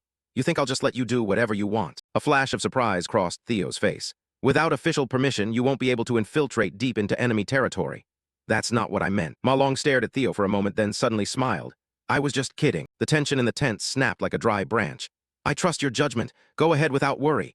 He also reassured Theo that the white dragon-armored cavalry would never weaken just because he wasn't there. Hearing those words, a grateful smile finally appeared on the young man's lips. Ma Long smiled back.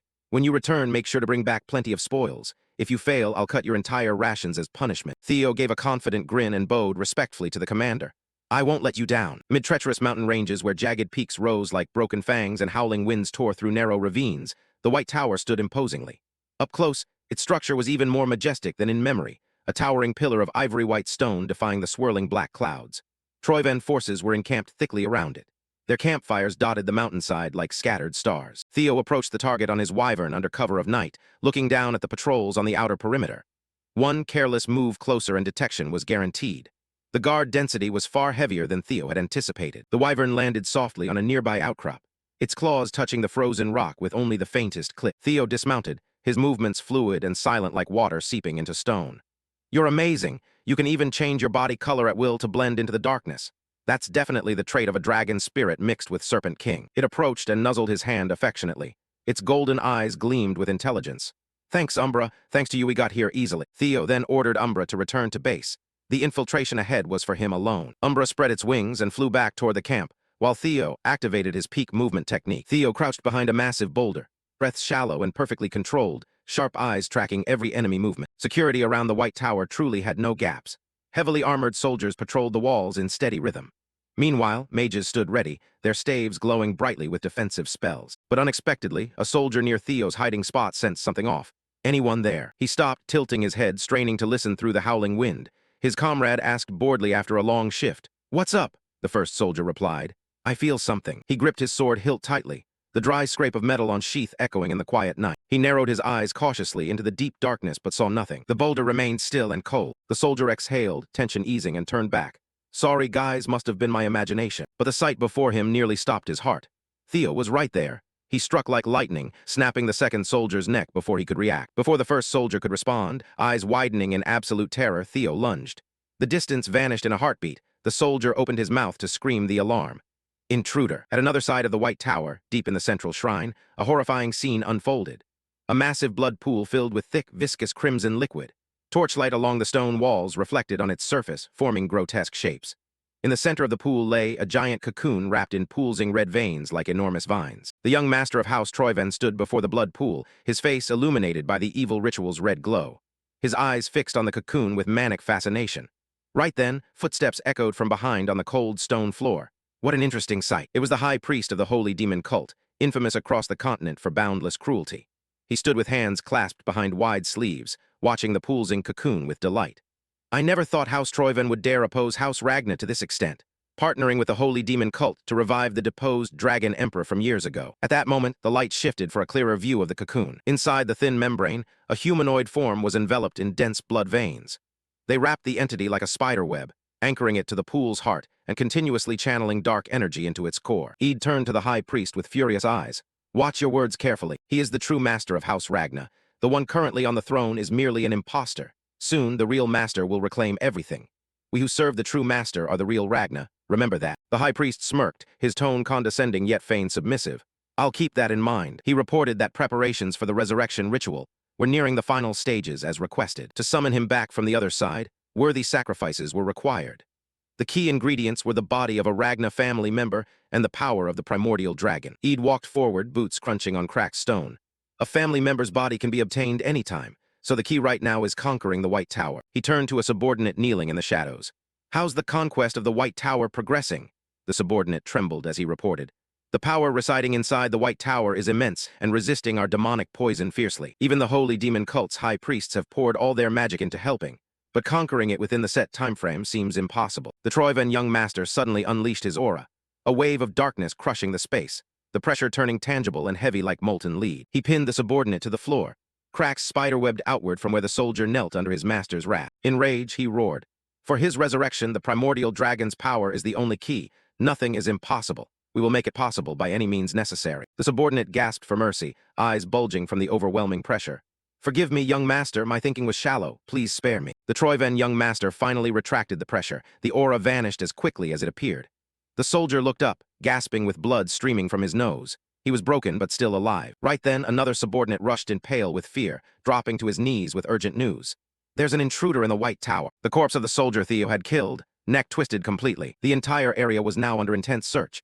Troyven soldiers, shouts echoed through the mountain ravines. From afar, the whole chaos was being watched from high above. On the cliffs overlooking the valley, a figure sat silently in the shadows. The panic of Troyven soldiers, Theo disguising himself and blending into the enemy ranks to join the search. All of it fell under the sharp, calculating gaze of one observer. That was Ancio Ragna, perched casually on a high rock outcrop, legs dangling as if enjoying an entertaining play on stage. Watching Theo's actions, he murmured with a mix of admiration and curiosity. Killing only those who need to die, disguising as the enemy without a second thought, like a true shadow operative. So in your past life, you really did work for Black Snow. Theo was proving to be a far more intriguing variable than Ancio had ever imagined, an unexpected factor in the grand plan he hadn't fully accounted for. Ancio wanted to test just how far this reincarnated warrior could go. Jishar Ragna, standing in the shadows right behind him, spoke coldly. Stop with the pointless thoughts and keep tailing him. Don't get spotted like what happened with Torkel. Ancio licked his lips, eyes flashing with the thrill of a predator. Relax, little sis, I'll follow orders. A Troyven soldier rushed up in panic. He dropped to one knee, gasping between ragged breaths. Young master, emergency, something happened at the White Tower. An intruder has appeared. The instant those words rang out, Eid's expression twisted violently. Something deep inside him seemed to snap. His jaw clenched so hard the grinding of teeth echoed clearly. Even the way they had arranged the army formation had been subtly manipulated by that intruder, just enough to avoid raising suspicion. Suddenly, a razor-sharp realization flashed through Eid's mind. It can't be. The truth crashed into him in an instant, one single name surfacing in his thoughts. Eid's face contorted, eyes blazing with chilling, killing intent as he hissed through gritted teeth. It has to be him, Theo Ragna. But then the fury vanished as quickly as it had erupted. Eid's face returned to an eerily calm composure, eyes narrowing with cold calculation. The soldier below continued his desperate report, completely unaware of the shifting calculations in his master's mind. We should reinforce the guard immediately and tighten the search. With our current forces, we'll catch him in no time. Unnecessary, Eid said curtly. The soldier blinked in stunned silence. Eid looked toward the assembled troops and issued new orders. Leave only a minimal force at the White Tower, everyone else withdraw immediately. The soldier's face drained of color, panic plain. But my lord, if we do that, the primordial dragon's power could be stolen. Eid stepped forward, cloak sweeping across the dry stone. That's exactly the point. Eid didn't bother looking back. His gaze was fixed on the distant horizon, where the majestic silhouette of the White Tower pierced through the thick black clouds. He whispered, eyes gleaming with sinister intent. The intruder is almost certainly that brat Theo Ragna. He will conquer the White Tower and emerge having claimed the primordial dragon's power. As if to affirm his resolve, Eid raised a gloved hand high. In an instant, 3 pitch-black figures materialized from the deep shadows behind him. They bowed in perfect silence like statues awaiting command. Eid gave a twisted smile under the dim torchlight, revealing his true ambition. If we can't conquer it ourselves, we'll let him do it for us. Then we simply take the dragon's power from his own hands. Ain, a tall, imposing figure, stepped forward. Zui, a massive guardian subordinate wielding a great hammer. Try, finally a graceful yet deadly female assassin with disciplined poise. The 3 stood in a line before Eid. A circle of absolute loyalty forged in cruelty. Eid issued the command coldly. The moment you confirm he has obtained the primordial dragon's power, kill him and bring it to me. Understood, master. Their voices answered in chilling unison. The scene shifted to the rugged terrain surrounding the White Tower. Wind howled through jagged rock crevices. We have to find him, a soldier shouted, voice cracking from tension. The commander quickly regained control and barked.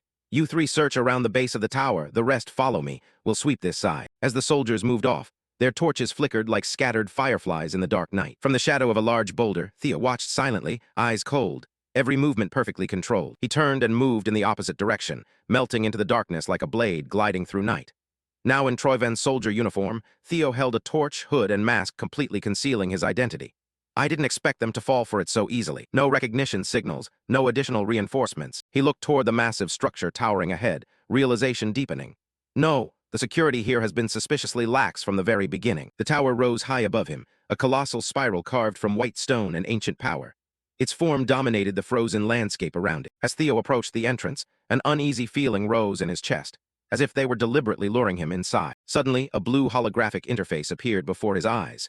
You have discovered the relic of the primordial dragon White Tower. The notification dissolved into sparkling particles as Theo pressed his hand to the stone pedestal, searching for hidden traps. Trap or not, it didn't matter.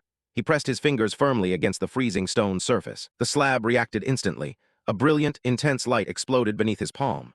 Theo's eyes widened in shock as the relic pulsed with radiant energy. A blinding white halo erupted like a wave, bathing the ruins in light.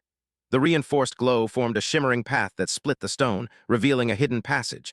Because one truth would never change. He had to seize the primordial dragon's power before they did. The halo swallowed Theo's figure into a pure white veil. Another system notification appeared, entering the relic of the primordial dragon White Tower. Space stilled until sharp footsteps shattered the silence. I heard about it from Master, but I never imagined a primordial dragon relic hidden in a place like this. Beside him, Ancio maintained her steady stance and replied calmly. It seems infiltrating House Troyven was for this reason too. Jishar tilted his head back, slapping a gloved palm against his forehead before letting out a booming laugh. As expected from the Chosen One, but Ancio didn't smile. Her voice cut through his excitement coldly. Even though the title of Chosen One carries immense weight, do you really think he can achieve something like this just because he's the Chosen One? Jishar's laughter faded, replaced by a sly glint in his eyes. Well, we did find his discarded uniform as proof, but it was thrown away too obviously. Don't you think he's deliberately luring us? Ancio stared straight ahead, voice devoid of warmth. His intentions don't matter. We just need a justifiable reason to act. Let's go, Jishar. We need to set the stage before he comes out. I'm not going anywhere, Jishar said in an unshakable tone. I'll wait for him to step out of this tower. Ancio paused and slowly turned to look at him. What? Jishar raised his sword in front of his face, steel catching the faint light. Aren't you curious? I want to see what his face looks like when he dies. The smile spreading across his face no longer looked human. His eyes widened with feral excitement. Inside the White Tower ruins, the old world seemed to dissolve after a blinding white flash. The brilliance swallowed stone, air, and sound in an endless white ocean. Theo squinted and raised a hand to shield his eyes as the searing light pressed against his eyelids. Damn it. Before him rose pale stone pillars, stretching to an impossibly distant ceiling lost in the light. Theo's fingers tightened around his sword hilt, eyes turning icy. I can't afford to let my guard down. He felt enormous pressure weighing on his shoulders. This guardian had received the most power from the primordial dragon. It had to be a colossal, ferocious beast, something worthy of guarding this relic. Then from the deep darkness ahead, two red dots ignited like burning blades. A low, sharp sound echoed. Theo reacted instantly, dropping his center of gravity into a combat stance. But when the figure stepped out of the shadows, Theo's breath caught in absolute shock. Emerging onto the stone steps was a tiny creature, waddling like a baby dragon. "You finally arrived, Chosen One." Before Theo could process anything, the little dragon huffed indignantly. "Just a moment ago, some weirdos tried to sneak in here with spirit demon poison. Do you have any idea how annoying it was to stop them?" Theo stood frozen, mouth agape, sweat beading on his temple as he tried to reconcile this image with the concept of a terrifying guardian. This tiny thing is the guardian who received the most power. He slowly turned toward his own guardians, pointing helplessly at the miniature one. "Hey, you guys are sure this is the one we were talking about, right?" The true dragon looked at Theo with utmost seriousness. "Don't judge by appearances, Chosen One." Griffin observed the tiny creature with cold eyes and muttered dryly, "Though you yourself look like a spoiled pretty boy who's always rambling about being the successor, or whatever." Theo immediately lunged, clamping both hands over Griffin's beak as it squawked in protest. Were all the other guardians really afraid of this thing? Right then, the tiny monster perked up cheerfully, waving its little arms in greeting. "Oh right, how rude of me. I forgot to introduce myself. I am Karato Suchus, the most loyal servant of the great primordial dragon, inheritor of the greatest power, and guardian of the gate to the myriad gods' temple that connects to other worlds." It raised a tiny hand and added brightly, "Just call me Karato for short." Theo stared at it for a long moment. The only word that surfaced from his stunned thoughts escaped his lips. Myriad gods' temple. Karato nodded enthusiastically, circling above Theo's head. "That's right, the myriad gods' temple where the gods reside." It descended to hover right in front of Theo, tone shifting to instructive. "You know that the relics of the primordial dragon are fragments of his divided power, correct? In the past, the primordial dragon was entrusted with many duties. A radiant, ethereal silhouette of a colossal dragon with vast wings appeared behind Karato. Guarding the gate connecting the myriad gods' temple to the mortal world was one of those roles. The one who inherited that sacred duty, the loyal servant who has perfectly preserved the primordial dragon's power is me, Karato Suchus." Theo looked at it with furrowed brows, mind swirling with distant thoughts. "Gods, I've only ever read about them in ancient texts." Theo raised his head and asked loudly, "Do those entities really exist?" Karato repeated its name once more, with absolute solemnity. Theo hesitated, pronouncing it again, "Karato Suchus." The effect was immediate. Karato lit up like a lantern, spinning in midair with boundless excitement. "Yes, you just called my name correctly, didn't you?" Theo rubbed his forehead while watching the tiny creature twirl, thinking to himself that this one wasn't normal either. "But you're forcing me to be patient." "Right, Karato Suchus, tell me, do the gods really exist?" Karato flew close enough for Theo to see his own reflection in the guardian's sparkling eyes. "Of course. Doesn't it feel familiar to you? If I mention those messages only you can see, does anything come to mind?" Theo froze in place, heart skipping a beat as a cold jolt ran down his spine. The system windows, those absurd blue screens only he had seen since the challenge began, they flooded his mind like a dizzying waterfall. Every moment surged up at once. Karato hovered before Theo, eyes narrowing. Exactly, that is where this trial ends. The scene shifted to the Ragna family, meeting in the Central Highlands command tent. Inside the tent, Robert Ragna stood imposingly before the tactical map. "I believe everyone here understands why we must concentrate our forces on this front." Robert continued in a cold, emotionless tone. "This war is being unnecessarily prolonged. The main reason is interference from Troivan's 9 pillars. Therefore, the Ragna Council must directly oversee military operations to accelerate progress." Midway through his speech, one of the 9 dragons tried to interrupt, but Robert narrowed his eyes instantly. "Any questions or suggestions will be discussed privately after I finish this report." Robert made it clear this was not the place for petty objections. But one person didn't care about the rules. Dantarol, the one called Tyrant Dragon, leaned back in his chair, lips curling into an arrogant, mocking smile. "I'm afraid this report needs to be paused, because there's another matter just as important as the war itself waiting to be judged." Dantarol pointed a finger toward the tent entrance. The heavy canvas flap lifted, and Ancio Ragna stepped inside. Ancio bowed respectfully. "First, my sincerest apologies to everyone, but this is an extremely urgent matter. Please forgive my intrusion." Ancio straightened, holding a neatly folded Ragna uniform in her hands. She raised it before them, eyes gradually turning icy. "Would you mind taking a moment to look at this? I personally witnessed Theo Ragna's betrayal. What you're seeing is the most solid proof of his treason.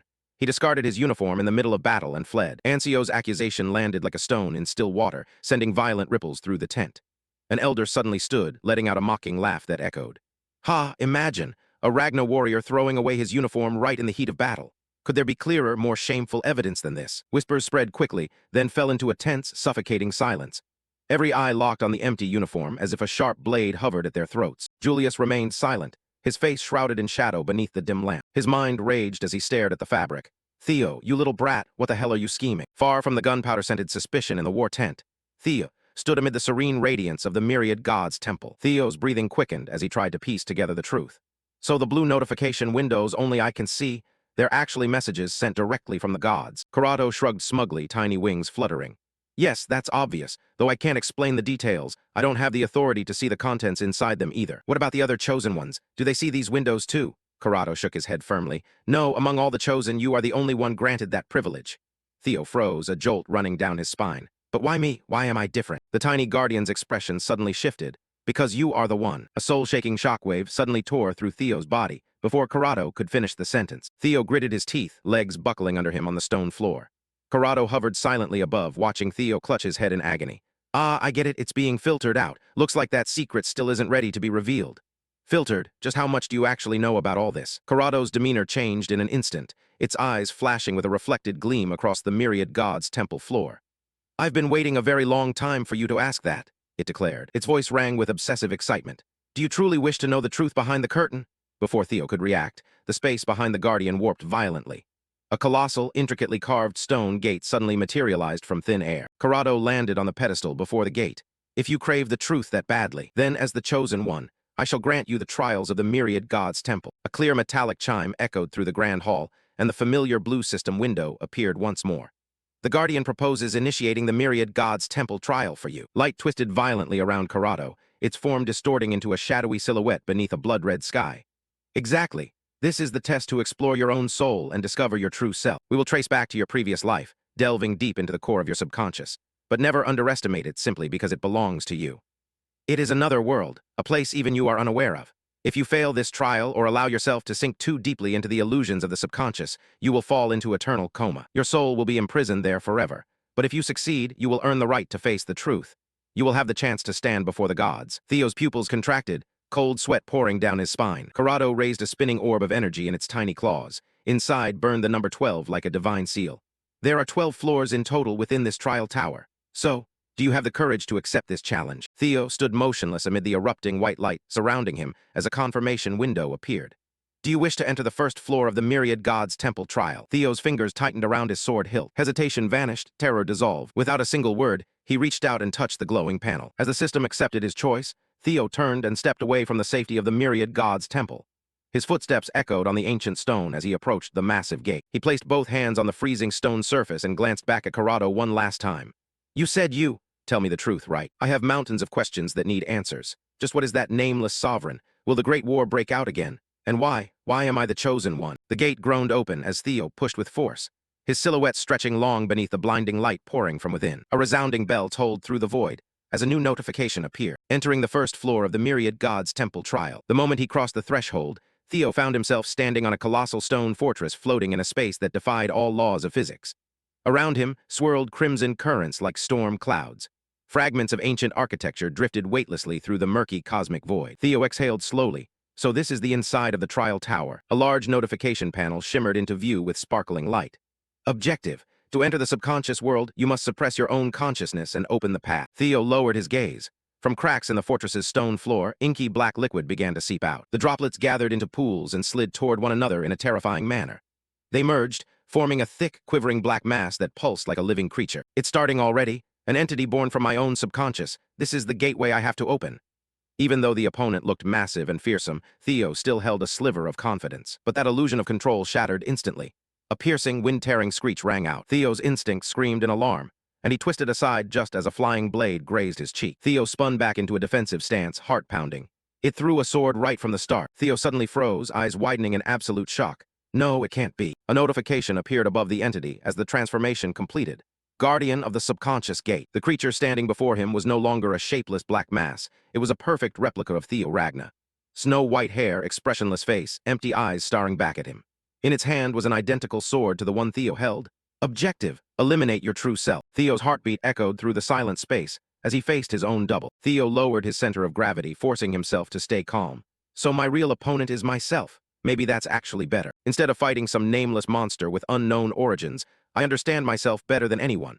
I know my habits, my weaknesses, my instinctive reactions. But that sense of advantage lasted less than a second. Theo's double suddenly erupted.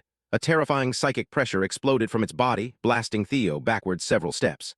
A deafening screech rang out as black lightning crackled around its limbs, leaving charred scars on the fortress stone. Dark lightning coiled around its arms, enveloping its entire body in a brutal aura of electric energy. Theo's eyes widened in horror. That's thunder dragon breath. No time to think. The blades came flying like black lightning. Theo tried to maneuver and deflect the strikes, but every movement seemed to be anticipated by his opponent. Theo's boots slid across the stone, until he felt his heels hanging over the edge of the fortress's abyss. He looked up at the black lightning storm rushing toward him. The world before Theo was now swallowed by dark thunder. I won't back down. Instead, he took a deep breath and charged straight into the storm. 5 Dragon Claw. Theo's sword swung in a brilliant arc, unleashing 5 dense blue energy streams. They tore through the air like the claws of an ancient celestial dragon. The attack collided head-on with the double's black lightning storm, creating an earth-shattering explosion. The entire space screamed as light and darkness clashed wildly. Theo stood amid the devastated battlefield, his arms trembling violently from the aftershock. His vision blurred for a heartbeat as he tried to peer through the dissipating smoke and dust. This is going to be tough. The white-haired double still stood completely unharmed. It remained rooted in the exact same spot as before the clash, its blank face staring at Theo, sword lowered casually at its side. Have I really become this strong already? The double raised its sword into a guard stance without hesitation, and in a flash it charged, its figure blurred, feet barely touching the ground as it glided over cracked stone, closing the distance in an instant. The air screamed as a downward slash descended with murderous intent. Theo charged forward in refusal to retreat, executing Dragon Flash. A dazzling, masterful sword strikes straight at the double. Radiant light tore through the darkness of the arena, drawing a blinding arc that overwhelmed sight and sense alike. But then nothing. When the dust cleared, the double had vanished. Theo halted, both swords cutting through empty air where his opponent had stood just a breath ago. The sudden silence sent a chill down his spine. He scanned rapidly, heart pounding, every sense stretched to its limit. And then from above, the double descended. It had used the chaos to leap onto the high stone beams, now falling like a meteor. Instinct screamed warnings, giving him no moment of respite. The double unleashed a relentless barrage of slashes, each one a deadly masterpiece weaving an inescapable steel net. His clothes tore, bruises and fresh blood quickly spreading across his body.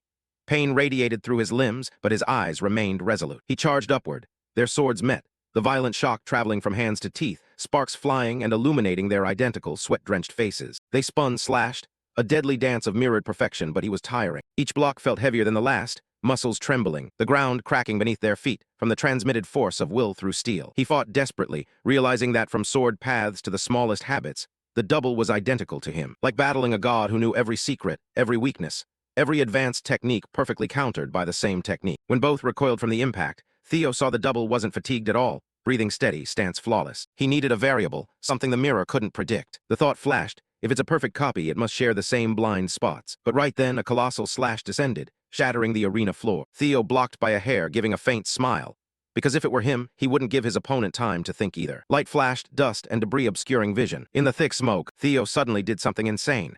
He hurled his own sword straight at the double. The subconscious monster froze for a split second before this suicidal tactical move, and easily swatted the blade aside. But that was the trap. Theo had vanished into the smoke and reappeared right behind it. If it were the old me, I'd be panicking right now. Drawing on memories from his past life, he executed Flying Sword, a technique requiring absolute precision that high-level masters rarely used. Thunk, the blade pierced through the double's chest, black liquid gushing from its mouth. Theo smiled.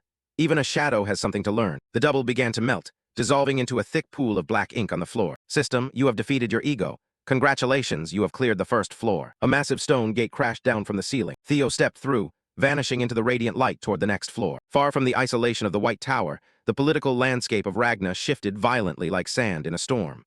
A soldier discarding his uniform in wartime. What clearer evidence of treason could there be? In that moment, silence enveloped the tent. Ma Long's gaze slowly shifted to Ancio. Is it true that Theo Ragna has defected and entered Troivan territory? Ancio answered without hesitation, affirming she had personally witnessed Theo Ragna willingly step into enemy lands. She looked down at the uniform on the table, stating that this alone was sufficient proof. T-letter 1ED Long shot to her feet in disbelief. Impossible. Theo would never do something like that. Her voice trembled with rage and loyalty. She immediately sent a private message to Ma Long, hoping to uncover some hidden truth, but Ma Long only sneered back through the link.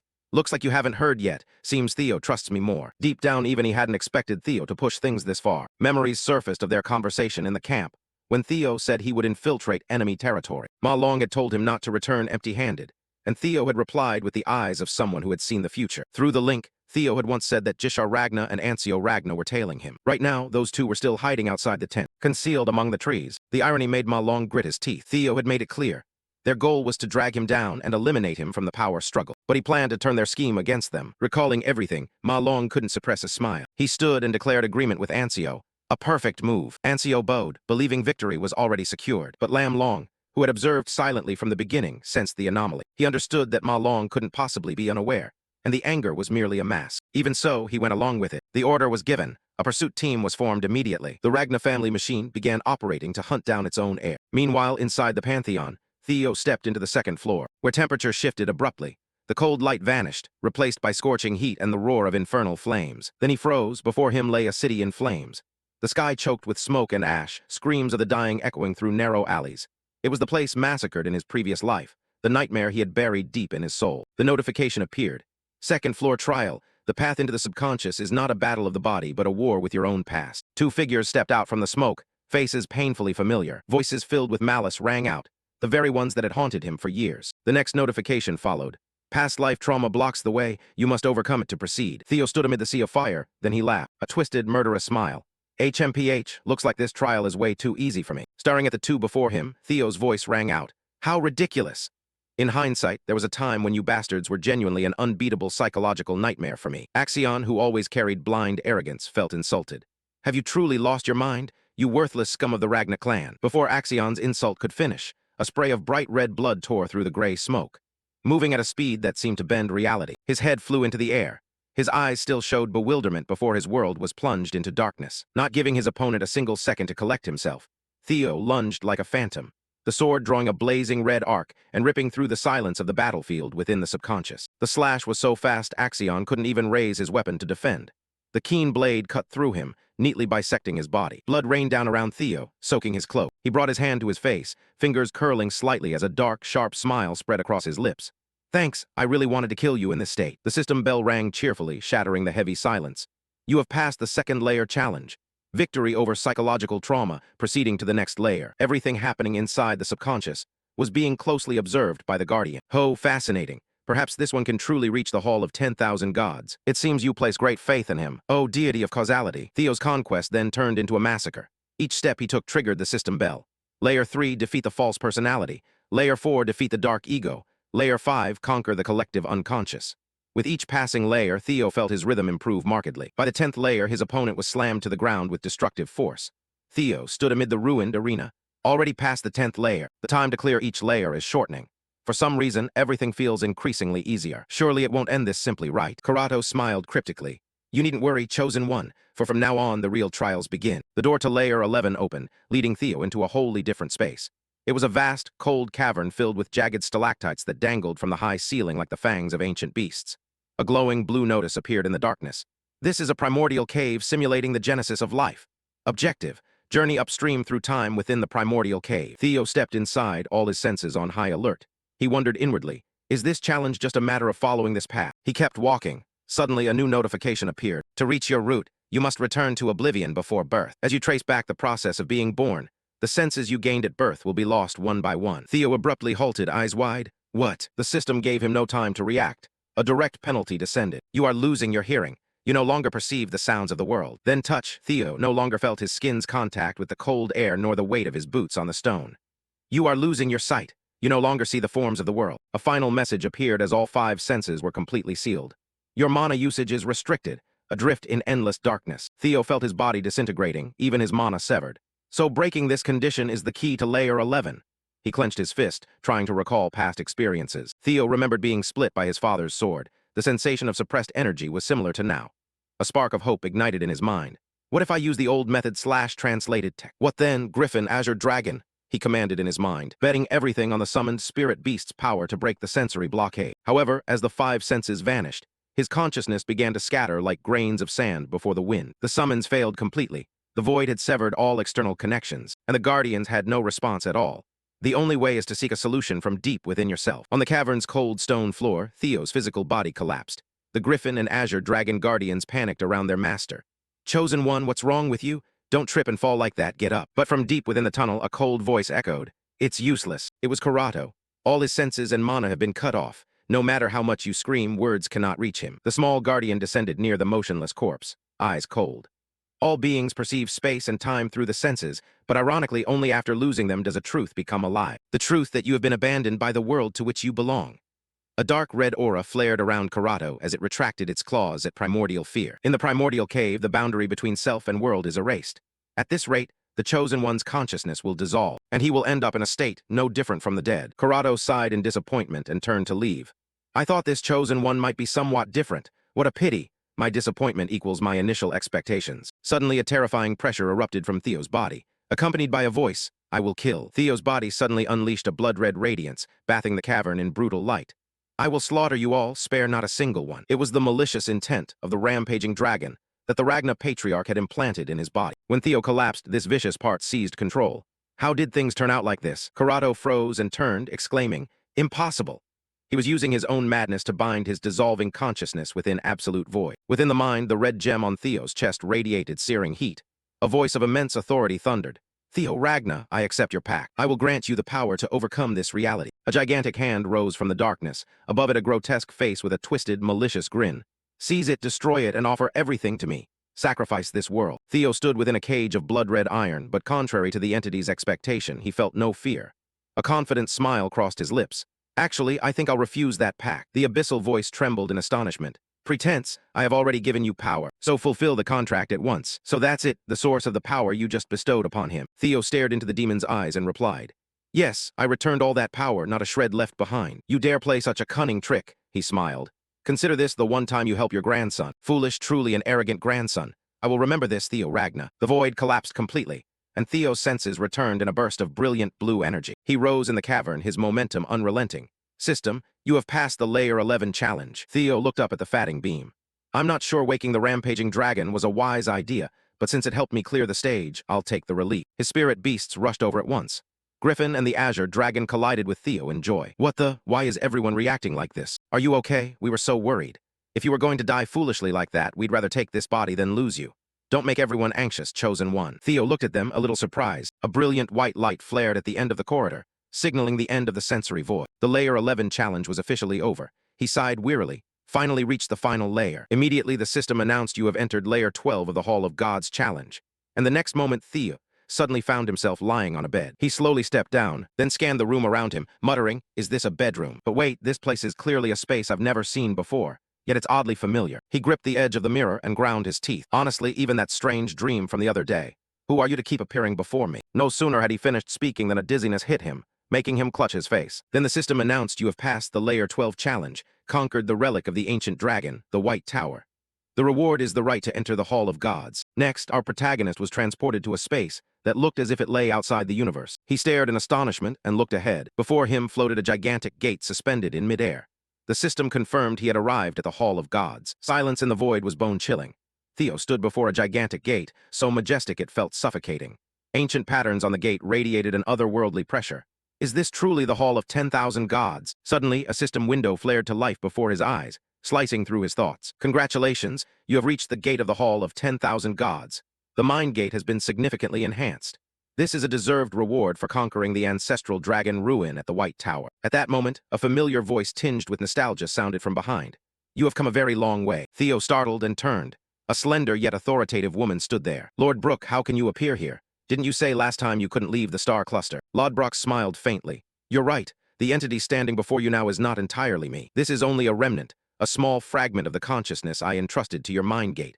At the moment your Thunder Gate advanced, I can temporarily roam the outside world in this form. The system vibrated again, displaying a notification about the deepening link between Theo and the Dragon Guardian. Now the connection was so firm he could hear her call across any space or time. Lodbrok stepped closer, her gaze at once proud and a little pitying.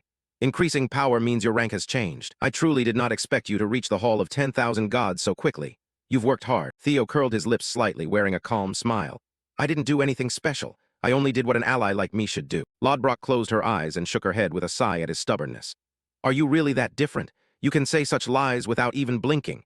Your brazenness and stubbornness haven't changed at all, just like the day I first met you. As they drew near the gate, Lodbrok thought to herself, Hall of 10,000 Gods, surely Sigurd is here as well. Hall of 10,000 Gods, surely Sigurd is here as well. Suddenly a bone-freezing chill swept in. Lodbrok shuddered, cold sweat began to run down her temples. From the cracks of the hall's gate, dank black masses began to pour out like molten tar. Stay close to me, don't leave the Dragon Guardian's range. Lodbrok shouted, instantly deploying a sturdy barrier to envelop them both. Theo was also left speechless. From the thick darkness, a colossal entity rose. It had no fixed shape, but its body was studded with thousands of blood-red eyes blinking incessantly. It was the nameless Lord. Whispered voices of hatred and polyphonic sounds echoed from it, threatening to shatter the listener's mind. It hurts. Why must I endure this? I do not deserve it. I will crush everything. Stop tormenting me. Let me go. Theo squinted, assessing silently. Not right. Though both exude dangerous auras, they are clearly different entities. Lodbrok, what exactly are they? Lodbrok struggled to maintain the barrier as her breath grew heavy. They are beings known as outer gods. I will explain more later, but we must leave immediately. This place is no longer safe. However, immediately after, a blinding white light suddenly exploded from the void, clearing away the surrounding darkness and striking directly at the outer gods. The hall's gate thundered open, and a figure stepped out from the center of that light. Long time no see, Lodbrok. Glad to see you retain some of this consciousness. Hearing the familiar voice, she hurriedly turned her head. Sigurd, she trembled as she uttered the legendary name. Theo froze, his gaze fixed on the man who had appeared. The man's bearing and features closely resembled his, but the aura he emitted was on an entirely different level. Sigurd Ragna, could this man truly be the progenitor of my clan? The outer gods screamed madly. It truly hurts, slaughter them, why is it you again? Theo watched in astonishment. They took such a heavy blow and yet remain unharmed. Facing that frenzy, Sigurd merely flicked his hand calmly. A gigantic blade of light appeared, slicing through space in an instant. The nameless entity was cleaved in two. Its wails of agony echoed through the void before it dissolved into shards of energy. Sigurd turned to Theo, his eyes deep as if holding the clan's entire history. At last you have reached this place. Looking at you, I see you have countless questions for me, don't you? Ask them. I will answer what I am permitted to reveal. Theo regained his composure and asked the man from the tower's final trial. I have seen him in previous dreams. Do you know who he is? Sigurd regarded Theo intently, a knowing smile touching his lips.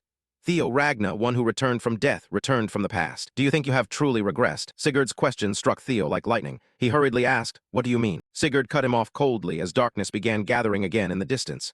For now, I can only reveal this. Then he raised his hand high. Tens of thousands of blades of light appeared in the sky, raining down like a storm to utterly annihilate the remnants of the outer gods attempting to revive. It is not yet time for you to know the whole truth.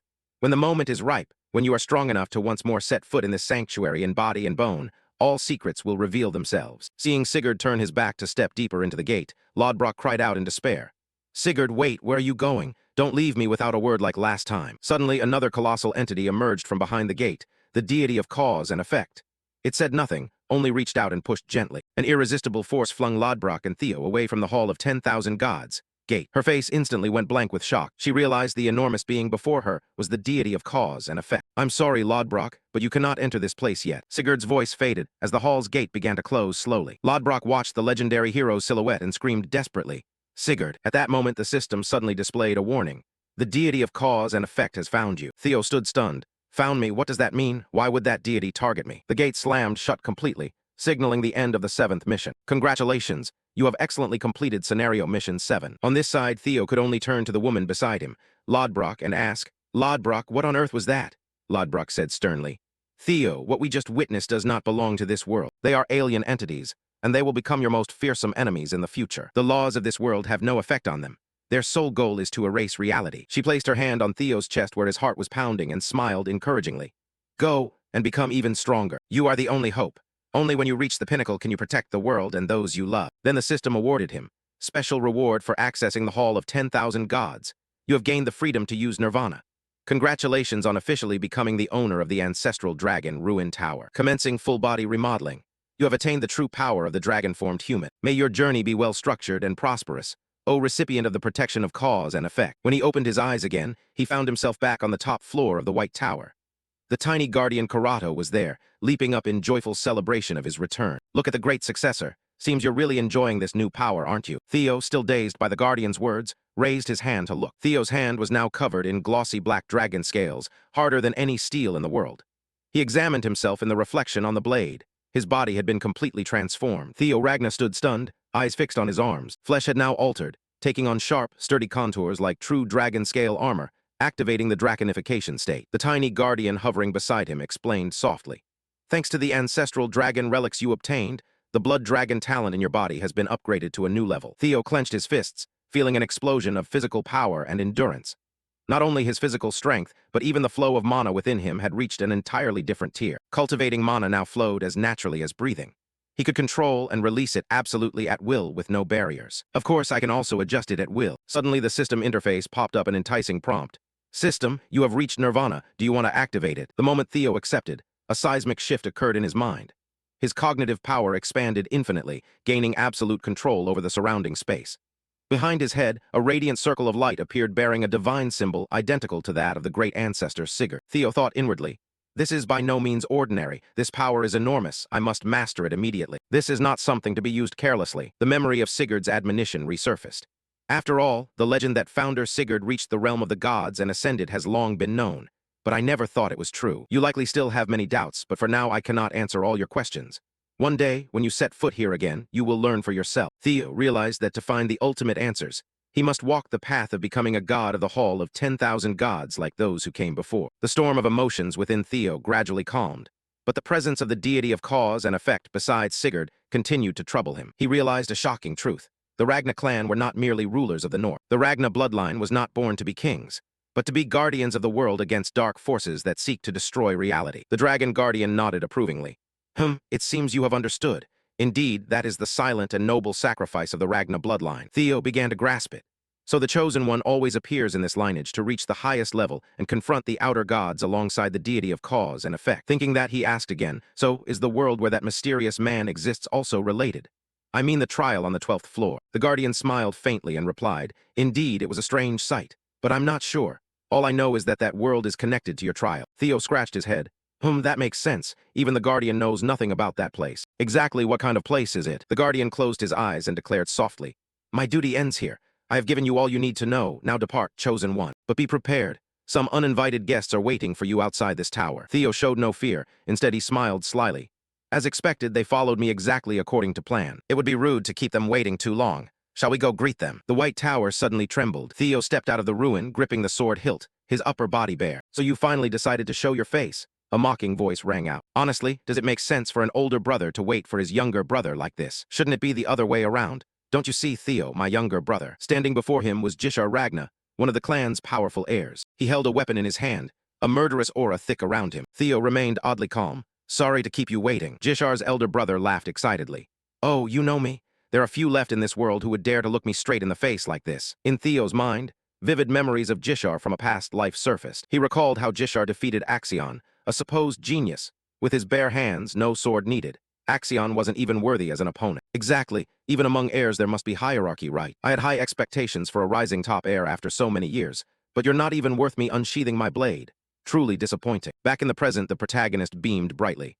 Of course, you're an heir too. How could I not know that? But more importantly, first I want to say thank you. What? The smile on Jishar's face vanished. He didn't understand what Theo meant. Theo explained, you went to the trouble of coming here to save me, didn't you? Jishar laughed heartily. This candidate heir speaks rather adorably, quite different from that name Torkel. But I'm here to kill you. In the blink of an eye, Jishar vanished and reappeared right behind Theo. The Reaper's scythe swung, aiming to sever his neck in one strike. But Theo gently blocked the attack with his sword and turned to face him. I know you came to kill me. Cut the pointless theatrics. Do the traces I left help you track me down? If I had to guess, Troyven's forces are about to arrive to capture me for conquering the White Tower. If that happens, I couldn't escape alone. So I used my twin older siblings, because you always shadowed me. I figured that by leaving behind my uniform, you'd lead the pursuit team straight here. Jishar gritted his teeth, suddenly remembering seeing Theo's discarded uniform. He warned his sister then, leaving it so conspicuously. Wasn't that a trick played on us? Yet his sister didn't believe it, which made him snarl in frustration. Ha, I wasn't wrong, Ancio, that foolish sister of his. Over here, Theo continued. I never thought you'd go ahead on your own. Jishar swung his scythe and knocked Theo backward. He skidded across the hard stone for about 30 meters and came to a stop. Theo panted from the strain of the fight. I figured it wouldn't be easy. In the blink of an eye, Jishar closed in and taunted. So what if that's the case? As soon as your head rolls on the ground, it's over. He tightened his grip on the sword and thought to himself. Right. From the start, I never expected to have a civil conversation with him. Rather, someone like Torkel is the strange one, being an heir of a Ragnar who worships the strong. So surely each person holds their own steadfast creed. But that doesn't make me an exception. As the two weapons were about to clash in midair, suddenly from behind a giant bearing a hammer charged in. A shock explosion detonated between Theo and Jishar, forcing both to jump back and evade. Jishar ground his teeth in fury. Damn it, what on earth is happening? From the gray smoke, two terrifying figures emerged. A woman with blazing red eyes and a hulking giant of rippling muscles. What a pity, I thought we could finish both Ragna in one blow. Theo squinted and said, looks like larger players than I expected have appeared. The one opposite curled his lip. You are Theo Ragnar, right? Credit to your intelligence. You realized we deliberately let you into the tower. But to us that's an insult. Do you really think the two of you can stand against Troiven's 9 great works? This girl is the third ranked of Troiven's 9 Phoenix Arts. Try. The bulky man remaining is the second ranked of Troiven's 9 Phoenix Arts. Zwei. We really are lucky. The two heirs carried the body here themselves. Theo stood there, sweat pouring from his brow. He was concentrating all his strength to analyze the situation. These two possess the power of the 9 phoenixes, beings born to oppose the 9 dragons. I have to find a weakness. Try continued to hover above, her voice cold as a blade. You two will make excellent sacrificial offerings. He will surely be pleased. Sacrifice? Theo asked curiously. Immediately Try's teammates shouted, Try, I told you to stop talking nonsense. Try waved her hand, unconcerned by her comrade's anger. What are you whining about? We're going to kill them all anyway. If you're unhappy with how I do things, you should have dealt with them back at the first strike. Zwei growled in his throat. You always get on my nerves. The murderous intent in the air thickened. The sky seemed to turn blood red as both unleashed their full killing instincts. Theo adopted a stance and thought, just their manner alone is this strong. Luckily, they seemed to dislike each other. If I can exploit that gap. But his line of thought was cut off by a sudden burst of movement. Try vanished from her position, streaking across the battlefield like a deep-red lightning bolt. Then let's begin. The faster one gets the prey. Theo was caught in a dense web. Dozens of deep-red slashes simultaneously tore through his body. Blood beginning to seep from the wounds, soaking Theo. So fast, I didn't expect her to unleash over 30 sword strikes in such a short instant. The final slash aimed at my neck. That one was even stronger. Try sneered, raising her hand before her mask with delight. Not bad, you were about to lose your head a moment ago. She tilted her head curiously and asked, You're the one who took down Noyle in the Flying Isles, aren't you? Noyle, he remembered the subordinate he'd faced. So she's talking about that guy. This organization really does reach everywhere. Theo inhaled deeply, a faint smile forming at the corner of his mouth. That guy was a loser. He was the first opponent in a long time who made me feel like I'd slammed into a wall. Seeing Theo's expression change, Try laughed loudly. Her form blurred in the cold wind. Even that puzzled look of yours is cute. Try launched herself into the night sky. Her figure was surrounded by blazing red energy. Try's eyes looked down at him mischievously. Don't worry, since you're pretty handsome, I'll at least leave your head on your shoulders. As Try lunged with her claws spread wide, Theo did not dodge. He erupted with power and charged straight up to meet her in midair. On the other side, Jishar wasted no time either. Darkness spilled from his body. The shadow assassin sword, Black Heaven Flying Blade, split into many copies of Jishar, each plunging down like an avenging spirit. The clones attacked simultaneously, their blades weaving a net of dark energy that slammed into the ground. When the dust cleared, Jishar landed and squinted. That wasn't enough to finish him off. Try executed a skillful somersault. Jishar's dark energy slid beneath her feet without causing any damage. Try lightly landed on a sharp rock. Surprising. I thought you'd want to take my darling's life too, but it seems you value him more than I expected. The sarcasm pushed Jishar to his limit. His eyes blazed with fury. He's my prey, you bastard. I'll kill you first. Try just tilted her head and snorted. Ha ha, not bad, but I don't like love triangles. Try lunged forward, her claws flashing. I just want to be alone with my darling, so please disappear, okay? But Zwei also acted. He swung his giant stone hammer at Jishar, forcing him to struggle to dodge. A thunderous explosion erupted. The block succeeded, but the weight behind Zwei's strike was overwhelming. A violent shockwave burst forth. Meanwhile, the woman, upon landing, had lunged straight for her teammate. Her metal claws dug into the giant's head, climbed onto his shoulder, and whispered coldly, You muscle-brained fool, I'm attacking him, can't you see? Want me to kill you first? Zwei looked down, his voice so cold it froze the air. Didn't you say the faster one gets the prize? Get lost, unless you want to die. Try sprang up, murderous intent now aimed squarely at her own comrade. Bastard. Theo stood amid the chaos, gripping his sword in complete astonishment. They're having internal trouble. That's unpredictable. He glanced at Jishar, and saw he had also reached his limit. Jishar's face was now a mask of boundless rage, his eyes glowing red with killing intent. Immediately the surrounding space shattered, spawning hundreds of black stone blades hovering in the air. Shadow Assassin Sword, Black Heaven Flying Blades. That big brute is mine, Jishar declared plainly. Try giggled, tapping her claws against Zwei's helmet with a clacking sound. Oh my, you really made him mad. He's going to kill you. Jishar rushed forward, unleashing a flurry of attacks on the giant, while Try turned back to toy with Theo. Try dove down from the sky, aiming straight at Theo and said, Now it's just the two of us, darling. Let's finish what we started, shall we? Theo remained unfazed, his gaze locked on the shadow streaking toward him. She seems very confident in her speed. Their clash created a moving fog no eye could track. Theo braced against the momentum as the ground beneath shattered into debris. High-speed combat is much harder than pure strength fights. It gnaws at concentration terribly, sparks flying like dying stars. She's even faster than Nabin, Theo observed, and her strikes always aim for the vital points. But in this life-or-death moment, a ruthless resolve rose. Theo deliberately loosened his guard around his neck. What if I expose a weakness? She'll surely bite immediately. Try's golden eyes flashed. Spotting the opening, she poured everything into the finishing blow. Theo twisted back, Her metal fingers only grazed his hair. A massive blue mana surge exploded from Theo's body, the terrible pressure bending the surrounding space as he smiled. Dragon Claw. Her expression remained calm in the face of the counterattack. Theo used the Mystic Thunder skill. Blue-white mana lightning shot from his sword, weaving a deadly net. Tri leapt back, searching for a gap within the storm of energy surrounding them. Sword Chi with lightning attribute? No wonder dodging is useless. Then her gaze paused for a beat, as wave after wave of terrifying sword Chi passed before her, plowing the ground into unrecognizable ruin. Tri narrowed her eyes at the devastation Theo had caused. Destroying the terrain to slow me down? A cheap trick, but not bad. But unfortunately, nothing can stop me. Saying that, her body shot forward again at lightning speed, leaving trails of red light in her wake. Amid the dust and chaotic energy, a figure wearing a plague doctor mask watched from afar.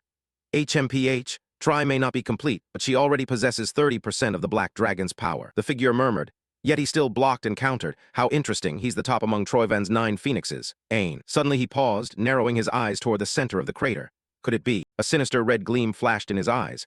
Oh, this is getting fun. Among the shattered battlefield, Tri flitted back and forth cautiously. HMPH, I openly exposed a weakness, yet you still won't act. You're hesitant to step out of that smoke, aren't you? She flipped a few times in the air and called out. How long do you intend to hide in there, darling? The thing I hate most is a man who keeps a woman waiting. No sooner had she finished speaking than a massive mana surge, in the shape of a dragon, lunged at her. But that sudden attack was easily dodged by Tri's agile twist. Her eyes widened in surprise. That form is exactly what the master mentioned. Theo underwent an extreme transformation. His hair turned a brilliant silver and sharp horns sprouted from his brow. He wore a predator's smile and spoke with full confidence. Too bad. I thought you couldn't dodge while airborne. Tri froze for a moment, then her gaze showed sultry admiration. Oh, so you have a wild side too, do you, darling? The battlefield was torn apart by the brutal clash of 2 opposing powers. White lightning and deep red mana colliding. Tri hovered over the wreckage. She tilted her head slightly, her tone laced with sarcastic doubt. They say the Ragna line are descendants of dragons, but are they conducting shady experiments behind everyone's backs? Anyway, you look much hotter now than before. This version of you suits my taste. Theo didn't back down an inch. He met the taunt with equal confidence. I'm glad you like it. From here, it'll only get more interesting. Instantly, reality exploded. Theo surged upward like the eye of a storm. He unleashed dozens of overlapping slashes just as she had at the start of the fight. His body was cut by the strikes, blood spurting relentlessly. Theo lifted his face and smiled. I hope you enjoy this. At the same time, from a jagged rock above, Ain watched everything with calculating amusement. Impressive, so that's dragon transformation. Previously, it wasn't impossible to match Tri's speed, but after his draconic transformation, he completely dominated, meaning the moment he used the dragon form, his power surpassed the 9 phoenixes at present. Dangerous as it is, it's absolutely magnificent. Beneath the ravaged ground, the battle reached a new climax as Theo's blade broke through Tri's defenses and plunged deep into her shoulder. Tri winced in pain, hissing through her teeth. Yes, he truly is dangerous. I can't afford to be careless for even a second. A fierce pink radiance erupted from her hand as she concentrated all her strength. If I end this fight with this decisive blow, he won't have a chance to recover. The air seemed to tear apart as the final strike detonated. A colossal column of energy shot skyward, sending dust and debris flying. Ain adjusted the brim of his hat, eyes still fixed on the swirling smoke. This Ragna has exceeded my expectations. He glanced toward another nearby fight. Let's see how things are over there. Down below, Jishar moved across the battlefield like a seasoned predator. His strikes flowed smoothly, each slash leaving a streak of dark energy cutting through space. Well, it seems his heir candidate title isn't just for show. He's pretty good. Jishar seemed ecstatic, his eyes wide with mad fervor as he laughed loudly and surged forward, swinging a vicious blade aimed straight at the giant Zway's throat. Ain's eyes narrowed, gleaming behind the plague doctor mask, his voice turning cold. But unfortunately, he picked the wrong opponent. The giant's eyes suddenly lit up as he read his opponent's movement. At the very moment Jishar's blade struck his body, all it touched was an afterimage, while Zway himself had already moved around to the giant's back to prepare a counterattack. The speed made Jishar panic and look back. Impossible, he dodged my strike with that massive frame. Zway's hammer fell like a meteor, the ground seeming to scream as everything shattered. Ain shrugged in disappointment. I know he's a candidate, but is this all he has? Zway was originally created to face the demon dragon, but right now he's operating at only 20% of his raw capacity, so it's understandable. However, Ain closed his journal with a satisfied click. Even so, I'm delighted to discover many ways to improve them. Jishar barely escaped death by pure instinct, landing on a shattered stone pillar. Damn, this has gone beyond my imagination. His power is far greater than I envisioned. The supreme battle force of Troivan's 9 phoenixes. Rumor said they were knockoffs made to oppose the 9 dragons. Could it be that now I don't even have enough strength to defeat an artificial being? But that weakness lasted only an instant. He tightened his grip on the sword hilt until his knuckles went white. All right, damn it, come at me if you can. If pure strength can't beat you, I'll use every trick I have. He poured mana into his blade, unleashing a destructive technique with a mad smile. Shadow Assassin Sword, Molan. Black Sword Chi spiraled toward Zwei like a storm of dark blades. But Zwei simply replied. He swung his hammer and dispersed the blades as if they were mist. Zwei snorted with contempt, his face calm. Pathetic, this is all you've got. Jishar roared and slammed his two blades together. Of course not. Now I really begin. From the darkness at his feet, dense black chains erupted and coiled around Zwei's massive arms, binding him in place. This was the Shadow Assassin Sword, Heavenly Net. Zwei gritted his teeth, killing intent radiating like scorching heat. Do you really believe this toy web can hold me? Jishar stood on a vibrating chain and wore a calculating smile. Of course it won't work on you. I never said it would stop you because you're not the real target. Zwei blinked in confusion. What? Jishar shot up into the sky. The chains not only tightened but began to pull hard, dragging massive chunks of earth and rock caught in their links. Thousands of floating boulders formed a meteor shower aimed straight at Zwei's position. Zwei snarled in anger. You dare use this cheap trick. A cataclysmic explosion swallowed Zwei within it. Elsewhere, the protagonist's battle had also ended. At his feet lay Tri, her body collapsed on the rubble. Both of her metal-clawed arms had been severed at the elbows. Theo looked down at her, his voice low and authoritative. I'll spare you for now because I promised I'd return with spoils. But instead of fear, a strange expression crossed Tri's face. Behind her mask, she blushed slightly, as if forgetting her precarious state. You've definitely become hotter than before. May I be moved by you? Theo didn't bother to reply and turned away. Is Jishar's side not finished yet? Zwei had now broken through the rubble and risen up, hoisting the boulders as if they had no weight. Jishar immediately dove down from above at deadly speed, aiming straight for the giant's helm. A battle erupted anew. Jishar attacked frantically from every angle, but it didn't even draw a drop of blood from the big man. Jishar grit his teeth in anger. Damn, my attacks aren't strong enough to break that armor. At that moment, Theo suddenly charged in, launching a lightning-fast strike that sent Zwei flying. Theo slowly stepped to Jishar's side and nonchalantly said, I'm here to lend a hand. Jishar fell silent, looking at Theo with annoyance. This brute who asked you to interfere. He glanced at the hero's draconic form and cursed inwardly. Dragon transformation. He really is the chosen of the Ragna line, damn it. Then he boldly added, after this fight I'll settle things with you. Theo smirked, seeming to sense his brother's intent. I'll be looking forward to it. He adjusted his grip on the sword, eyes locked on the dust and smoke ahead. But first, let's clean up these traitors. Jishar grumbled. Don't order me about. If you stay overconfident like that, you'll lose your life in no time. Because the one you're about to face is on a completely different level. The three most powerful killing intents collided across the ravaged valley. Jishar took stance with his twin blades. Theo tightened his hold on his sword, and in the smoke, Zwei waited silently. A new storm was about to sweep the battlefield. Thorkel sat tall in his saddle, his massive frame looming over the entire formation behind him. When Thorkel spoke, his voice carried an absolute authority that tore through the silence. From this moment forth, under the laws of the great Ragna clan, we are executing an arrest warrant for Theo Ragna on suspicion of treason. As the soldiers prepared to march, Thorkel's expression grew even grimmer. Theo, I truly don't believe you would betray the Ragna family, but the clan's teachings and the laws of this house are my father's will. Resisting the law is a denial of both the family and its head. He tightened the reins and turned his horse toward the path ahead, his hesitation fatting into a cold sense of duty. If he refuses to comply with the arrest order, military law permits execution on the spot. Those words erased any lingering doubt. I cannot let this continue any longer. Taking a deep breath, he let out a thunderous roar that echoed through the ranks. Black iron armored cavalry, follow me. Elsewhere in the heart of the camp, the white armored dragon cavalry stood stunned as the news spread. Young Master Theo is a traitor. Another turned sharply to the commander, asking in a panic, Captain, is it true that young Lord Theo betrayed us? Please say something. Evelyn lowered her head slightly, her voice softer than usual. I'm sorry, I don't have all the details myself. Julius spoke in a cold tone. We're ready, let's move out. She looked up, protesting in disbelief. Young Lord Theo is a traitor. That makes no sense at all. She stepped forward, gripping her weapon before turning to Julius. Captain, you know him better than anyone. Why are you starting this campaign without asking questions? Julius met her gaze with an unreadable expression. Evelyn, since when did the white armored dragon cavalry care about such things? We just need to trust our comrade like we always do. Without waiting for a response, he soared into the sky, becoming a dark silhouette against the moonlight. Evelyn watched him go, his words echoing in her mind. Slowly, the doubt on her face vanished, replaced by a firm resolve. The captain is right. I trust young Lord Theo. She turned to face the entire unit and raised her voice with authority. Everyone, follow the captain. The response was immediate. Yes, ma'am. A roar echoed across the mountains as each wyvern spread its wings and surged into the sky. The night air was filled with the sound of beating wings as the white armored dragon cavalry advanced. Far from the scene, under the pale moonlight, Danteral stood silently observing the cavalry disappear on the horizon. His posture was motionless, but the tension in his body was impossible to hide. Beside him, Aaron noticed the change and spoke carefully. Master, is there something troubling you? Danteral's face darkened, his voice laced with irritation. This situation disgusts me. It's absolutely revolting. A man who broke an elder's arm just to protect his subordinate is now taking the lead in a manhunt for desertion. It's a pathetic farce. Aaron spoke softly. If that is true, then... Danterall cut her off. Exactly, they are covertly plotting something. He reached out toward a nearby boulder, his fingers sinking deep into the stone as if it were mere clay. With a sudden burst of power, the rock was torn to shreds. There's no other way now. We can't just ignore what's happening. If that's the case, I will intervene personally. Back on the battlefield, Theo stood amidst the lingering smoke and asked Jishar bluntly in a steady voice. First, let's clean up these rebels. Jishar glanced at Theo with irritation. Don't give me orders. If you stay this reckless, you'll lose your life.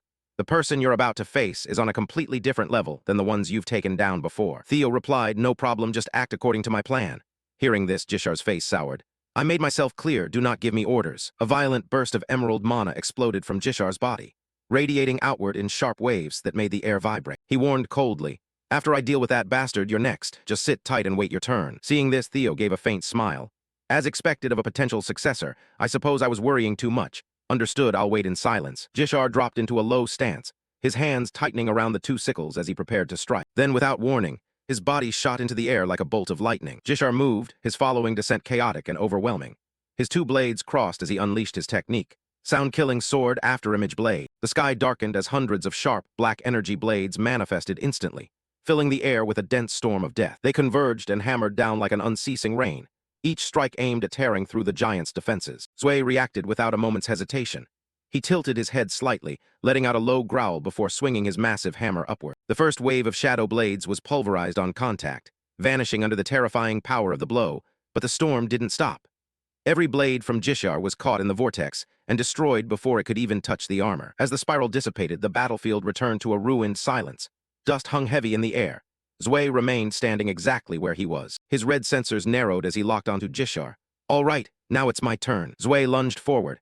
His massive frame closed the distance in a heartbeat, his speed a total contradiction to his size. Jishar's eyes widened as he struggled to keep up with the movement. He's this fast despite having such a colossal body. Reacting on instinct, Jishar swung his blades to defend, knowing that taking a direct hit from those attacks was too risky. However, blindly evading would never lead to victory. An opening would surely appear. The moment he loses momentum from a missed strike, I'll deliver the finishing blow. No sooner had the thought crossed his mind than his weapons were smashed to pieces by Zwei. He gave a smug, provocative smile. It looks like you've run out of chances to pull those cheap little tricks. Jishar stared at him in a fury and replied, You're getting cocky just for breaking one weapon. In the background, Theo observed everything calmly. It seems this will take longer than expected. In the meantime, I'll interrogate this captured Phoenix member. Suddenly, a cold voice rang out, making him spin around in surprise. Oh, seeing it up close is truly a marvel, isn't it? This is a structure that continuously transmits lightning from the protector into the chain swords to bind the prey. Furthermore, the swords resonate with each other to amplify the chains. Quite a sophisticated creation. When did this guy get here? Theo narrowed his eyes, assessing the situation. Given the circumstances, he had to be another Phoenix member. Seeing that the man could sense him, it was no longer a matter of being strong or weak. Phoenix number 1 glanced at him and said, A pleasure to meet you, Theo Ragna. The mana radiating from him was horrific and overwhelming. On this side, Ain continued. It's only right to call it dragonification. You can't possibly win with only 30% of the Black Dragon's power. Hearing this, Theo asked in confusion. 30% of the Black Dragon's power? What do you mean by that? Ain declared, exactly what you just heard.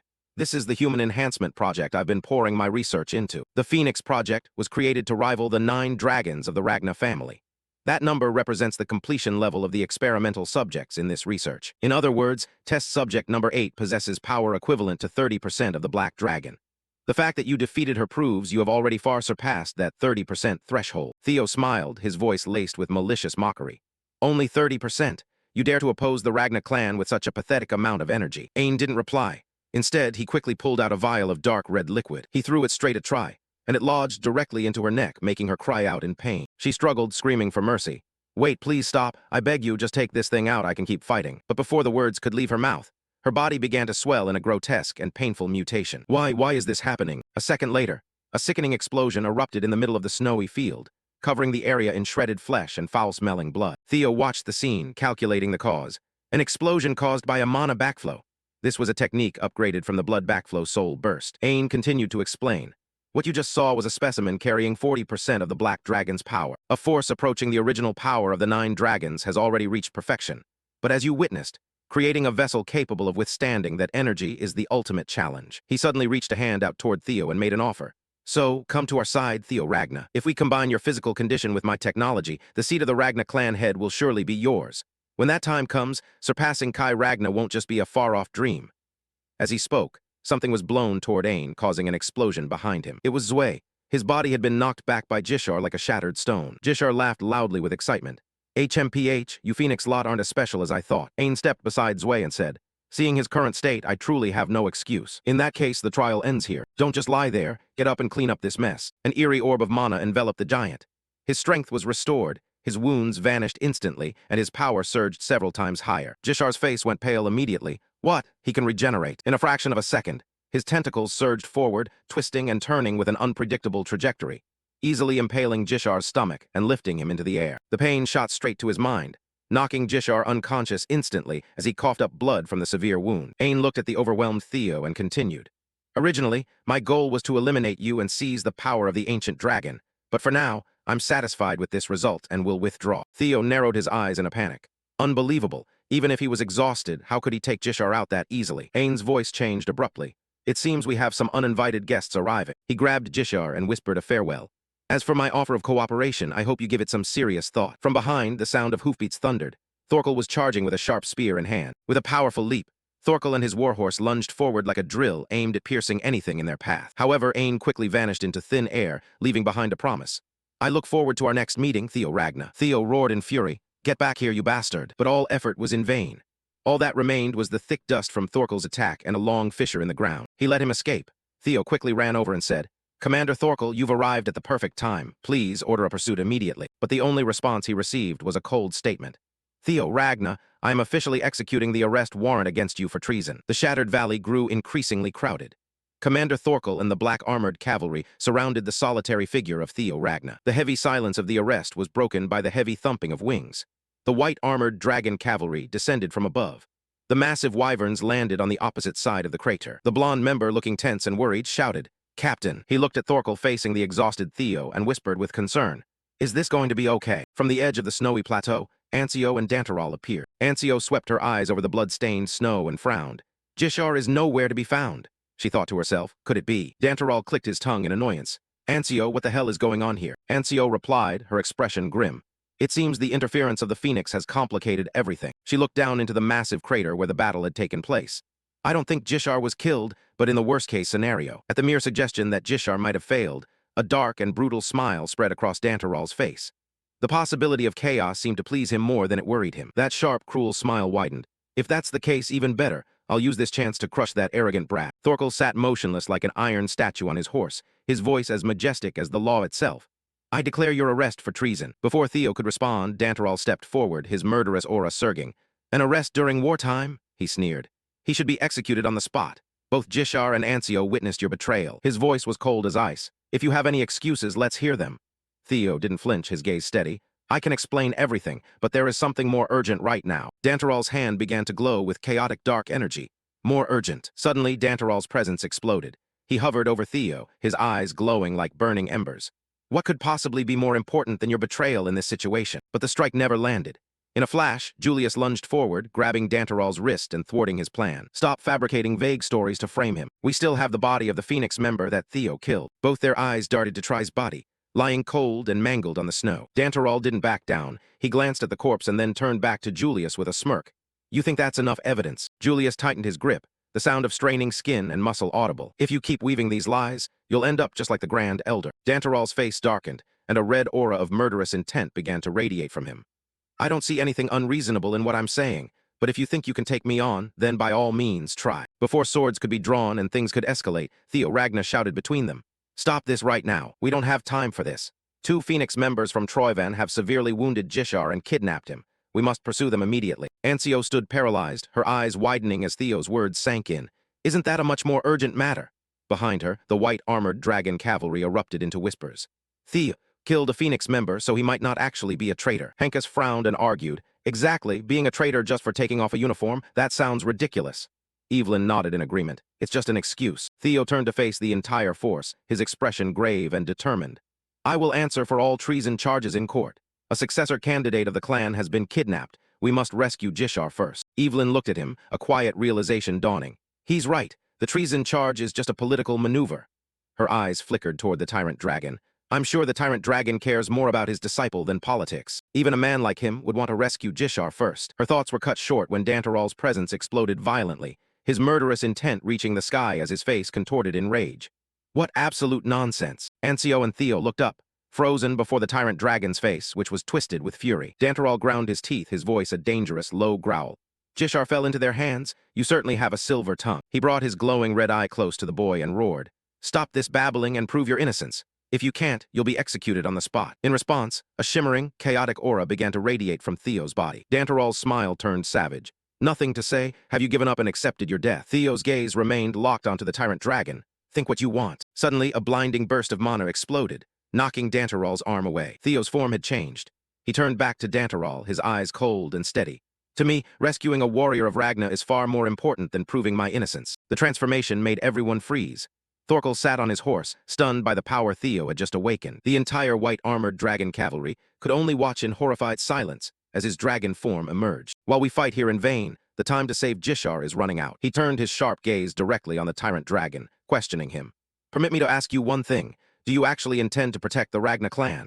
Or are you so thirsty for your throne that you're willing to abandon even your own disciple? Dantaral's face contorted with pure rage. He ground his teeth and growled from deep in his throat. What, you little brat? But his roar was drowned out instantly. Theo's mana exploded. A pillar of brilliant blue energy shot straight into the sky, creating a violent vortex of wind and light that forced everyone to shield their eyes. Julius watched the scene with a mix of pride and awe. Theo, that is. The entire battlefield was covered in an ethereal blue light, swirling as if to swallow space itself. The elders and hardened soldiers stood paralyzed, their mouths agape as they felt the crushing pressure. The ground began to shake from the center of the blue fire.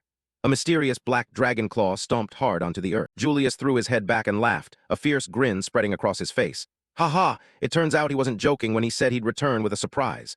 Evelyn, standing behind him, could only whisper tremblingly, It can't be. A pair of massive feathered wings tore through the fog, followed by the heavy breathing of an ancient beast. Thorkel's soldiers stood like statues, the blood drained from their faces. Hencus was nearly in tears, his voice trembling with fanatical fervor. A descendant of the legendary dragon. Destiny will lead the Ragna clan. On the other side, the elder completely lost his composure. His jaw hung open in a silent scream of horror. No, it's impossible, he shrieked. How could a half-breed like him summon such dragon guardians? The swirling mana solidified into the forms of the great red dragon, the majestic griffin, and the ancient fairy dragon, all standing in a line of absolute loyalty behind Theo. Griffin narrowed its eyes at the boy and smiled. Ha, so you intend to use us? Using Nirvana to mimic an isolation zone? Impressive. However, the guardian looked down at Theo. You know that with your current strength, you can only summon illusions of us. Without our physical bodies, we cannot fight him for you. Theo explained without flinching. I never intended to fight the tyrant dragon from the start. He turned toward the sea of soldiers, his sharp eyes calculating. I just need to shut him up right now and pull public opinion to my side. He looked at the four guardians shimmering in blue mana. Nothing is more effective for that than you. The impact was immediate. The black-armored cavalry looked at the legendary beasts in a daze. He really is the descendant of the legendary dragon? You can summon the guardians. Theo, Ragna, he is the legendary protector of Ragna, the one destined to lead us. Suddenly, the entire valley erupted in cheers as hundreds of arms were raised toward the sky, their loyalty shifting completely. Theo, Ragna is the true heir of the dragons. The heir of the ancient dragon would never betray Ragna. We should have known when he prioritized saving Lord Jishar first. Theo looked at the ranks of the black-armored cavalry, a sharp smile touching his lips. Good. The tide has turned. Now it won't be difficult to convince them to go save Jishar. But then Dantaral's roar tore through the air, instantly silencing the cheers. Nonsense. The tyrant dragon lunged forward, his fist clenched with the weight of a falling star. As the blow struck, Theo's Nirvana zone shattered, the brilliant mana splintering into sharp shards, and the guardians vanished into thin air. Theo looked through the settling dust, his eyes narrowing coldly as he faced the monster before him. Behind him, the soldiers were pale with horror. He dared to attack the guardians. Dantaral stood amidst the thinning mist, his silhouette dark and oppressive. You arrogant, foolish brat. Do you think summoning a few lizard illusions can erase the crime of treason? He turned his head, his gaze sweeping over the trembling soldiers with pure contempt. You're all the same, you damn insects. Only because you believe in legends like mindless children are you tricked by such stupid illusions. The heir of the dragon clan summoning guardians. How can you keep babbling such rubbish? Suddenly, the tyrant dragon's voice went dead silent. The air around him changed drastically, becoming thick with an absolute stillness.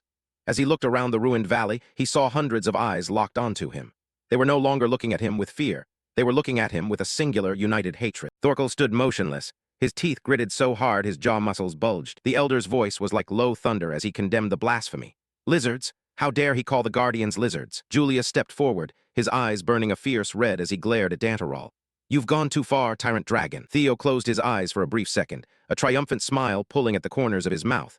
"Thank you, Lord Tyrant Dragon. You just made everything a whole lot easier." The legend of the Dragon Emperor turned out to be his own grave.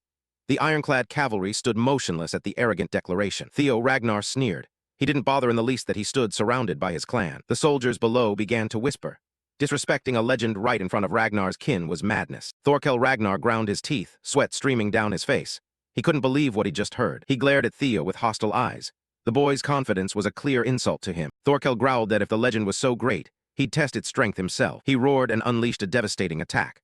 Thorkel was certain that whoever Theo was, he would not walk away unscathed. Theo stared at the incoming blast of force. He stood motionless, showing no sign of dodging. A loud explosion tore the air.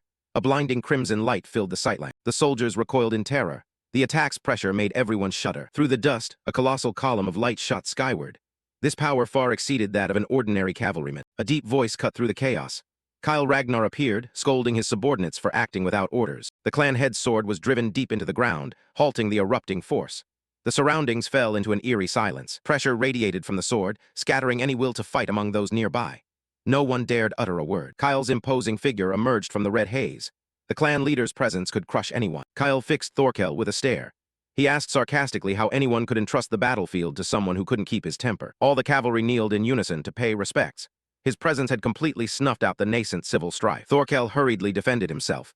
He claimed this wasn't an internal quarrel, but that he was punishing a traitor. He pointed at Theo, accusing him of wearing enemy colors and tarnishing the Ragnar name. Thorkel shouted, demanding Kyle authorize Theo's immediate execution as an example. Kyle curled his lip in contempt. He called the old man a dog that barked blindly without knowing where he stood. Kyle's gaze was razor-sharp as if to pierce Thorkel. He asked who had given him permission to choose targets without orders. Overwhelmed, Thorkel crumpled, trembling and speechless. He was utterly subdued by the clan leader's authority. Kyle demanded everyone explain why they had caused this disruption in the middle of the battlefield. Theo Ragnar spoke up to break the tense atmosphere. He reminded them that the fourth heir, Jishar Ragnar, had been captured in the battle with the Troyven forces. Thorkel stood, dismissing Theo's words and ordering a pursuit team to be formed at once to rescue him. Theo mocked that the old man was always driven by emotion. Kyle watched in silence. He looked at his son with a different expression, somewhat curious about what he was about to say. Theo posed a cold question about the law of the jungle. Isn't the death of the loser inevitable? His words stunned everyone. Thorkel shouted, reminding Theo that Jishar was, first and foremost, his brother. He couldn't believe such cruelty. Theo looked at him with pity. He said the old man had completely misunderstood his true purpose. Kyle stood towering, asserting that the Ragnar clan was no place for family sentimentality. His words were as cold as ice. A strange light flashed in Theo's eyes. He was preparing to play his final card to persuade his father. Theo insisted firmly that they must rescue Jishar, but not because he was family. If they didn't save Jishar now, the honor and fear the name Ragnar commanded would be erased. That would be the true loss. The soldiers fell silent. Theo's argument struck at the core of the clan's power, the thing Kyle valued most. In the distance, a mysterious figure cloaked in white was also astonished by Theo's sharpness. He intended to sow a fear worse than death. They had to set an example so that no one would dare lay a hand on a Ragnar without permission. It was the only way to maintain authority. Kyle Ragnar remained silent, but his eyes showed he was very pleased with his son's reasoning. His presence began to surge more intensely. Thorkel lost his patience and bellowed that they were straying from the main issue, Theo's treason. He was furious at being led by a brat. Kyle roared for silence. A burst of force exploded beside Thorkel as a stern warning, never interrupt him. He gripped the sword hilt and repeated the clan's word honor with overwhelming authority. All arguments about Theo suddenly became meaningless. Kyle loomed before Theo, his shadow enveloping the boy. The confrontation between father and son had entered a wholly new phase. Kyle Ragnar stared at his son. He said Theo spoke as if he were the master of the clan. He sheathed his sword. The metallic clang rang decisively. The earlier oppressive momentum began to recede. Kyle curled a knowing smile. To him, this was a fascinating reply from a child he once considered worthless. Theo silently met his father's gaze. He understood he had just passed a life-or-death test with his razor-sharp argument. The clan head immediately ordered the entire force. From this moment, all cavalry present would switch to rescue operations. The Ragnar forces shouted their assent in unison. Their sole objective now was to reclaim Jishar from the Troyven enemy. Kyle Ragnar turned to Theo once more. He spoke his son's name with an entirely different tone. He stated that the two of them needed a private conversation after the battle concluded. Theo nodded slightly, sweat still beading on his brow. He knew this was only the beginning of great changes within the clan. Elsewhere on the northern border, the atmosphere was bleak and reeked of death. The headquarters of the Dark Church loomed in the night. Ancio, the enemy's junior clan head, showed obvious displeasure. He sat astride his horse, watching the progress of the unholy ritual. The grotesque thing was the dragon cocoon. a pulsing mass of flesh ready for a nauseating rebirth. A lackey knelt trembling, apologizing for losing Theo's trail and failing to bring the precious item back. He begged Ancio for mercy. Ancio growled, repeating the order. He had commanded them to secure Theo and the relic to resurrect the violent dragon emperor, but they returned empty-handed. Ancio's anger was so fierce that none of the surrounding soldiers dared breathe loudly. The lackey hurriedly explained that Theo was too valuable to kill on the spot, but that he had brought back a substitute. He had no more excuses for his failure, only the hope that this replacement would soothe his master's wrath. Ancio looked toward the dragon cocoon, which radiated dark energy. A normal Ragnar body would not suffice for this ancient rite. He asked whether another relic could be used to make up for the shortage. The situation was becoming extremely urgent. The old warlock beside him mentioned the dragon savior sword. It was one of the most powerful weapon-type relics in existence. The giant sword lay in a stone coffin, radiating a cold, killing aura. It would become the weapon the violent dragon emperor used against Kyle Ragnar in the future. Ancio clicked his tongue in regret. They should have seized a higher-quality sacrificial specimen from the start instead of patching things together like this. Suddenly, a soldier rushed in with an urgent report. Ragnar's main force was launching a direct full-scale assault on the base. Ancio was stunned. This news was beyond his calculations. He hadn't expected the enemy to move so quickly. Ragnar cavalry were frantically breaking through the front lines. They were throwing everything into reclaiming their heir. Ancio muttered that he was certain someone like Kyle would leave Jishar to die by the clan's law of the jungle. Why was this happening? Jishar Ragnar lay gasping on the ground, blood leaking from his mouth. He sneered despite teetering on the edge of life and death. He whispered that he had been certain the clan would come to rescue him. The pride of Ragnar was not to be underestimated. The Dark Church followers began to panic. They feared that once Kyle Ragnar intervened directly, this place would be leveled. The old warlock clicked his tongue, worried the Ragnar forces would soon pinpoint the ceremony's exact location. They were running out of time. The sacred Dark Church's barrier could only conceal them to a certain degree. Once energy erupted, it would be exposed immediately. The old warlock asserted that the resurrection of the violent dragon emperor could only be performed on this northern land. If they missed this moment, there would be no other chance. Ancio gritted his teeth and resolved. He could not allow the resurrection plan to be delayed another second. It was time for decisive action. Jishar's eyes flew open as he felt death drawing nearer than ever. His gaze was full of resentment and helplessness. Ancio ordered Ain to take Jishar along. He decided to sacrifice him alive with the dragon savior sword immediately. Jishar screamed in terror as the fleshy tentacles began to coil tightly around his body. He hadn't expected to become a victim for such a grotesque thing. The old warlock nodded in agreement. It was indeed a wise decision to salvage the situation. They had to complete the ritual before Ragnar stormed in. The dragon cocoon widened, ready to swallow the sacrifice. A horrific scene unfolded at the heart of the Dark Church base. Jishar's body was pierced by crimson tentacles. His harrowing screams were drowned by the metallic tang of blood. Ancio stood before the massive pulsing flesh as the resurrection ritual officially began, dyeing the surrounding space red. His eyes lit with a bewitching purple glow. He proclaimed that today, right here, a new chapter of history would be written. The violent dragon emperor would be reborn by the blood and relic of the Ragnar house. A true catastrophe was about to be unleashed upon the world. A blazing red rift suddenly tore open the space in the middle of the arena. The rift continued to widen, resembling a gigantic eye surveying the entire world. In an instant, Theo found himself standing amid a ruined land floating in the void.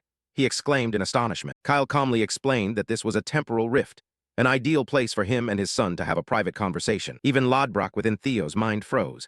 She realized this was truly a space beyond all laws of time and space. She shivered, wondering if this could still be called swordsmanship, while Theo began to see his father as unnaturally powerful. Looking at his father's back, Theo thought to himself that no matter how you looked at it, this man had long since surpassed the realm of humanity. Kyle suddenly turned and asked if Theo had finished chatting, as if he knew Theo was communicating with the spirit in his head. He asserted that he had brought Theo here for a private discourse, and he did not want any ancient spirits meddling. Vilong, Kyle spoke Lodbrok's name directly in a voice cold to the bone. Immediately, the Thunder Gate alarm system was forcibly shut down, completely severing the link between Lodbrok and Theo. Lodbrok was flung back, clutching her head in a cold sweat. She hadn't expected this old man to be a monster capable of interfering with her power. Theo was stunned that his father could even block the Thunder Gate. He wondered just how far his father's sight truly reached. Kyle was silent for a moment. The atmosphere grew thick and oppressive. Then he suddenly asked a question that left Theo speechless. Have you ever hated me? Theo froze at the bluntness of the question. His eyes betrayed his wavering. Kyle proceeded to list his mistakes, from abandoning him and his mother for so many years, to allowing brothers in the clan to slaughter one another under the banner of the law of the strong. Theo looked up at his father, as if trying to digest all these bitter confessions. He remained silent, not rushing to react but calmly continuing to listen. Amid the ruined, desolate space, the two father and son stood facing each other in a prolonged silence. Kyle laughed, pleased by Theo's honesty. He showed no panic nor attempted to deny the facts. He began to expound that once one is the head of the Ragnar house, one must never look at anything other than the absolute power necessary to maintain the order of the world. Kyle affirmed that this was the belief he used to protect these lands, for the Ragnar clan bore the duty of guarding the world. He further explained that he wasn't merely hunting reincarnators, but actually clearing out the rats causing chaos within the clan. In shards of memory, the manic face of the violent dragon emperor, Kyle's father, appeared hauntingly. Kyle admitted he had personally slain his father when he went mad, accepting blood on his hands to protect the common home. He closed his eyes, seeming to recall all the purges he had carried out to keep this world peaceful. Suddenly, a gigantic magic circle blazed to life behind Kyle. He confessed he had grown too powerful for this world. Theo realized immediately that it was the call from the Pantheon, the place for entities that had surpassed mortal limits. Kyle stood proudly within the halo of light, emanating an existence that seemed to have touched the threshold of divinity. Golden chains poured down from the void, beginning to bind the lord of the house. He explained that when one's power exceeded the human realm, a call from the Pantheon would continually pull him away from this world to join a greater battlefield. Kyle gripped the chain tightly. He said he could not simply abandon the clan to chase his own glory, and that was why he chose to seal his own power. He revealed a bitter truth. The more power he displayed, the more tightly these fated chains would bind him. Theo listened intently as Kyle said fear was necessary to keep the clan from collapsing, even if he could not draw his sword. Standing alone in the endless dimension, Kyle confessed that he had to become a monster to protect this place. His eyes flared in the darkness as he issued a challenge. Theo, do you have the strength to break these chains? Theo did not falter. A confident smile gradually formed on his lips at his father's grand challenge. Theo pondered, admitting he wasn't certain whether the path he was on was the right answer. But the two roads his father had abandoned, the clan and the Pantheon's call. At that moment, he activated Nirvana to expand his mental realm, a technique to steady his mind against the overwhelming pressure from his father. He declared boldly that he would shoulder everything in his father's stead. By becoming a housemaster greater than his father, Theo looked his father in the eye with iron resolve. Kyle suddenly burst into hearty laughter at the astounding arrogance of the son he once underestimated. He realized Theo's answer had always been consistent, so he decided to delay his departure for a while longer. Kyle's gaze turned sharp.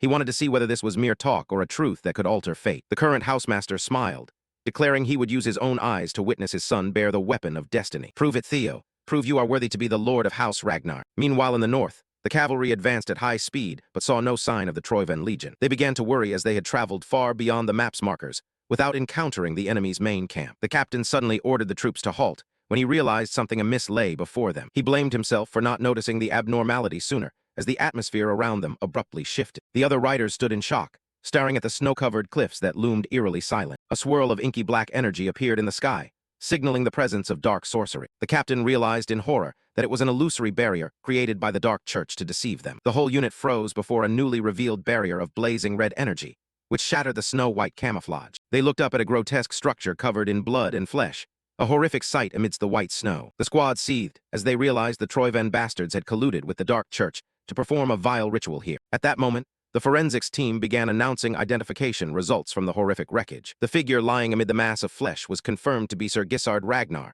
a noble member of the clan. The team member couldn't believe her ears.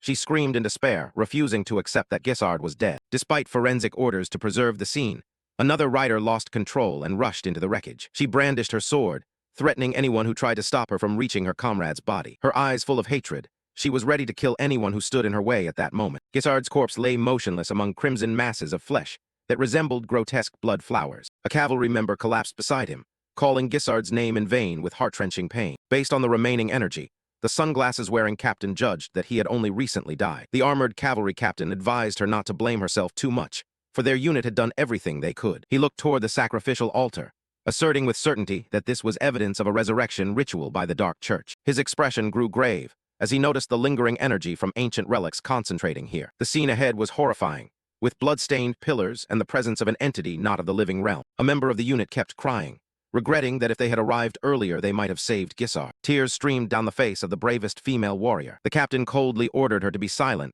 so he could focus his thoughts in this dire situation. Above them, the figure of a madman began to take shape with a grotesque smile. He bared razor-sharp fangs, an unmistakable sign of utter madness. It was the violent dragon emperor, the resurrected one, mocking the brats who had enabled the ritual. Meanwhile, in another space, Kyle Ragnar suddenly felt a familiar murderous aura that made his skin crawl. Both Kyle and Theo were stunned. They sensed an extremely terrible presence had just arisen. Kyle muttered in disgust, realizing that even though his son had once beheaded him, that one continued to cause trouble even after death. Standing in the trembling arena, Theo keenly felt a horrifying shift in the atmosphere. Kyle stared deeply into his son's eyes and asked if he still remembered his arrogant words. Theo answered decisively, "Yes, father." Challenges always come sooner than expected, Kyle warned, implying Theo's declaration would soon be tested. The resurrection of the violent Dragon Emperor became a reality, ushering in a dark new chapter for House Ragnar. The continent trembled as Troyven officially declared war. But their true aim was far crazier than that. It was to perform a dark ritual to resurrect the violent Dragon Emperor, the brutal former head of House Ragnar. Ragnar did not publicly confirm it, but the gruesome traces at the altar suggested the ritual had succeeded. To stop that old monster's power, Ragnar immediately concentrated all forces into a full-scale assault as the continent's strongest. Everywhere lay desolation, with the tattered banners of the defeated. Troyvan's armies were repeatedly routed, losing territory and being driven into a corner. Yet behind this swift victory lurked an inexplicable anomaly. At headquarters, a member of the 9 Dragons slammed the table in anger after a month, without a sign of the violent Dragon Emperor. The meeting room grew tense, as everyone realized the enemy was retreating too easily. Instead of playing their trump card, they preferred to abandon land rather than show themselves, clearly plotting an even greater trap. A scarred man sneered, thinking everyone was overreacting about an old man long dead. To him, even if the violent Dragon Emperor had truly returned, he couldn't do much against their current strength. He only cared about the immediate result.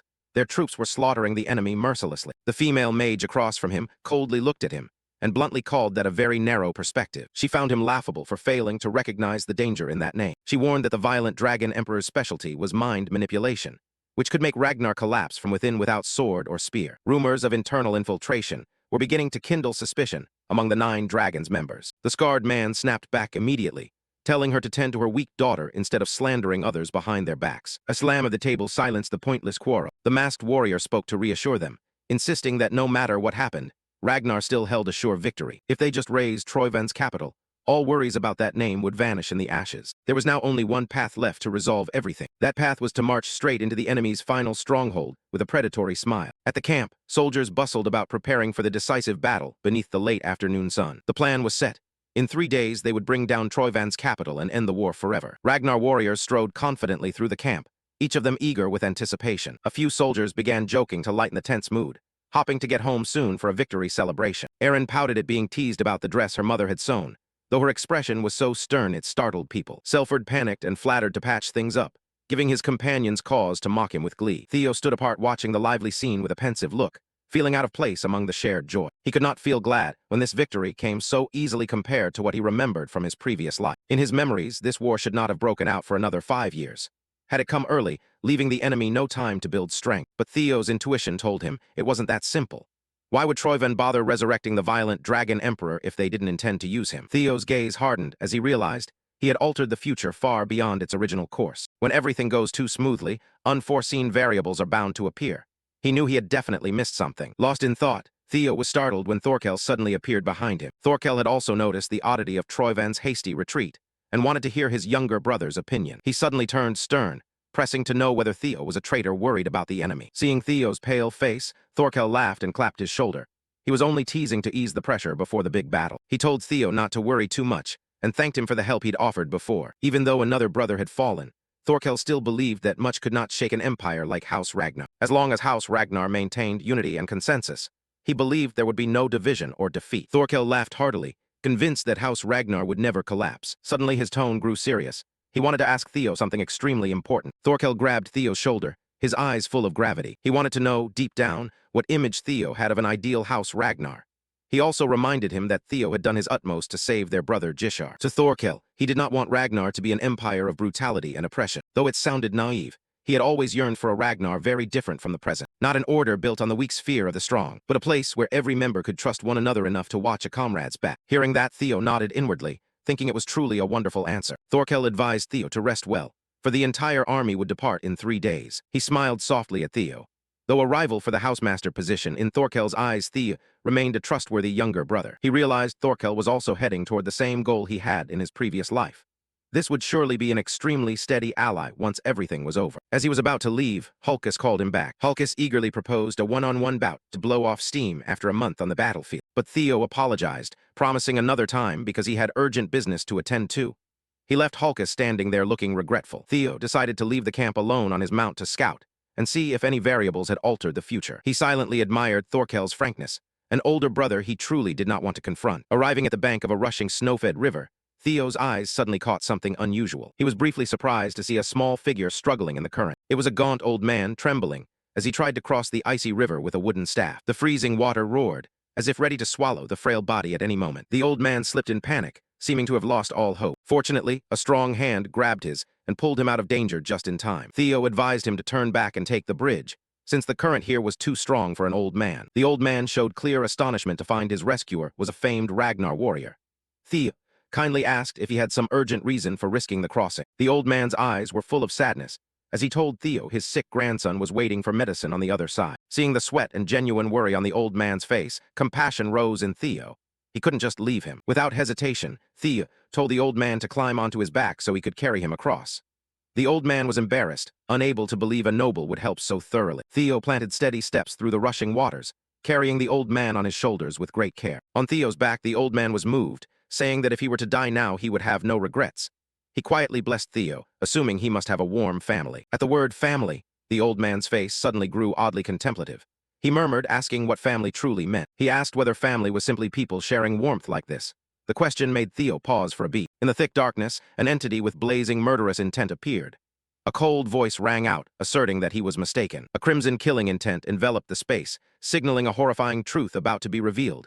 House Ragnar was never a place for warm family games. Theo's expression fell at the mention of the word family. He said coldly that he did not know what family truly was. Hearing that, the old man narrowed his eyes at him from behind, his gaze revealing an unpredictable, sinister quality. He changed his tone and invited Theo to his home for dinner as thanks for the kindness. His house was just across the river. Seeing Theo hesitate, the old man smiled kindly and told him not to worry. Theo smiled faintly and agreed, unaware of the trap closing in. But when the old man's bony hand touched Theo's shoulder, the air turned bone-chillingly cold. The old man whispered praise for Theo's steady, warm back. Then his voice took on a demonic tone. He asked why, from that warm back, he only heard the icy wind of death. A disgusting red-black murderous aura began to engulf them both. The old man's eyes flared red with evil. He laughed madly, claiming that what makes a person is a warm heart, something a Ragnar warrior like Theo would surely be fascinating to taste. The old man's laughter turned grotesque. He licked his lips with hunger as if he'd found a delectable prey. Then, he began mysteriously. Beneath the encompassing darkness and the icy water, the two figures' reflections on the river looked like an omen of death. The old man ordered coldly, "Come with me." What followed promised an unavoidable confrontation between Theo and this mysterious entity. This time our destination was the border forest of the demonic sea to the north, the domain of House Ragnar. Amid the snow-white night, the mysterious ghost castle suddenly appeared beyond a layer of magical wards. Only at midnight, when the wards were weakest, would this refuge reveal its true form. This was the residence of the former housemaster Hilda Ragnar, a powerful and equally dangerous woman. Theo sensed the moment had come, and prepared for this unannounced visit. He urged his spirit Mount Umbra to plunge forward, breaking the silence that hung over the ancient castle. Standing before the main hall, Theo silently noted that the place was maintained far better than its sinister name suggested. His footsteps echoed on the cold stone floor as he advanced toward the castle gates. He wondered what future awaited behind that door, yet felt a certain excitement. He recalled that at the appointment ceremony, Hilda's gaze had clearly held goodwill and curiosity toward him. He guessed she wouldn't kill him outright, and as he thought that the heavy main door began to open on its own, Theo squinted into the dark emptiness inside the castle. He reassured himself that no matter what happened, he would find a way out. Inside was a great hall, with splendid chandeliers hanging along the aisle. The sound of his boots striking the marble floor was stark, as Theo walked deeper into the silent corridor. Suddenly the space around him began to warp. The paintings on the walls became strangely empty. A flash of light flared before his eyes, making Theo jump back into a defensive stance. He was amazed to see the silhouette of a little girl appear within a veil of white smoke. The scene suddenly shifted to a strange, snow-covered village, where a figure was running in desperate flight. Theo looked around in alarm, sweat beginning to bead on his tense face. He realized he had fallen into a powerful illusion magic that enveloped the entire castle. Ahead was a young woman with her eyes blindfolded by a black band, emanating an invisible pressure. Theo guessed this was an illusion Hilda had created herself to welcome her uninvited guest. A brutal battle erupted before his eyes.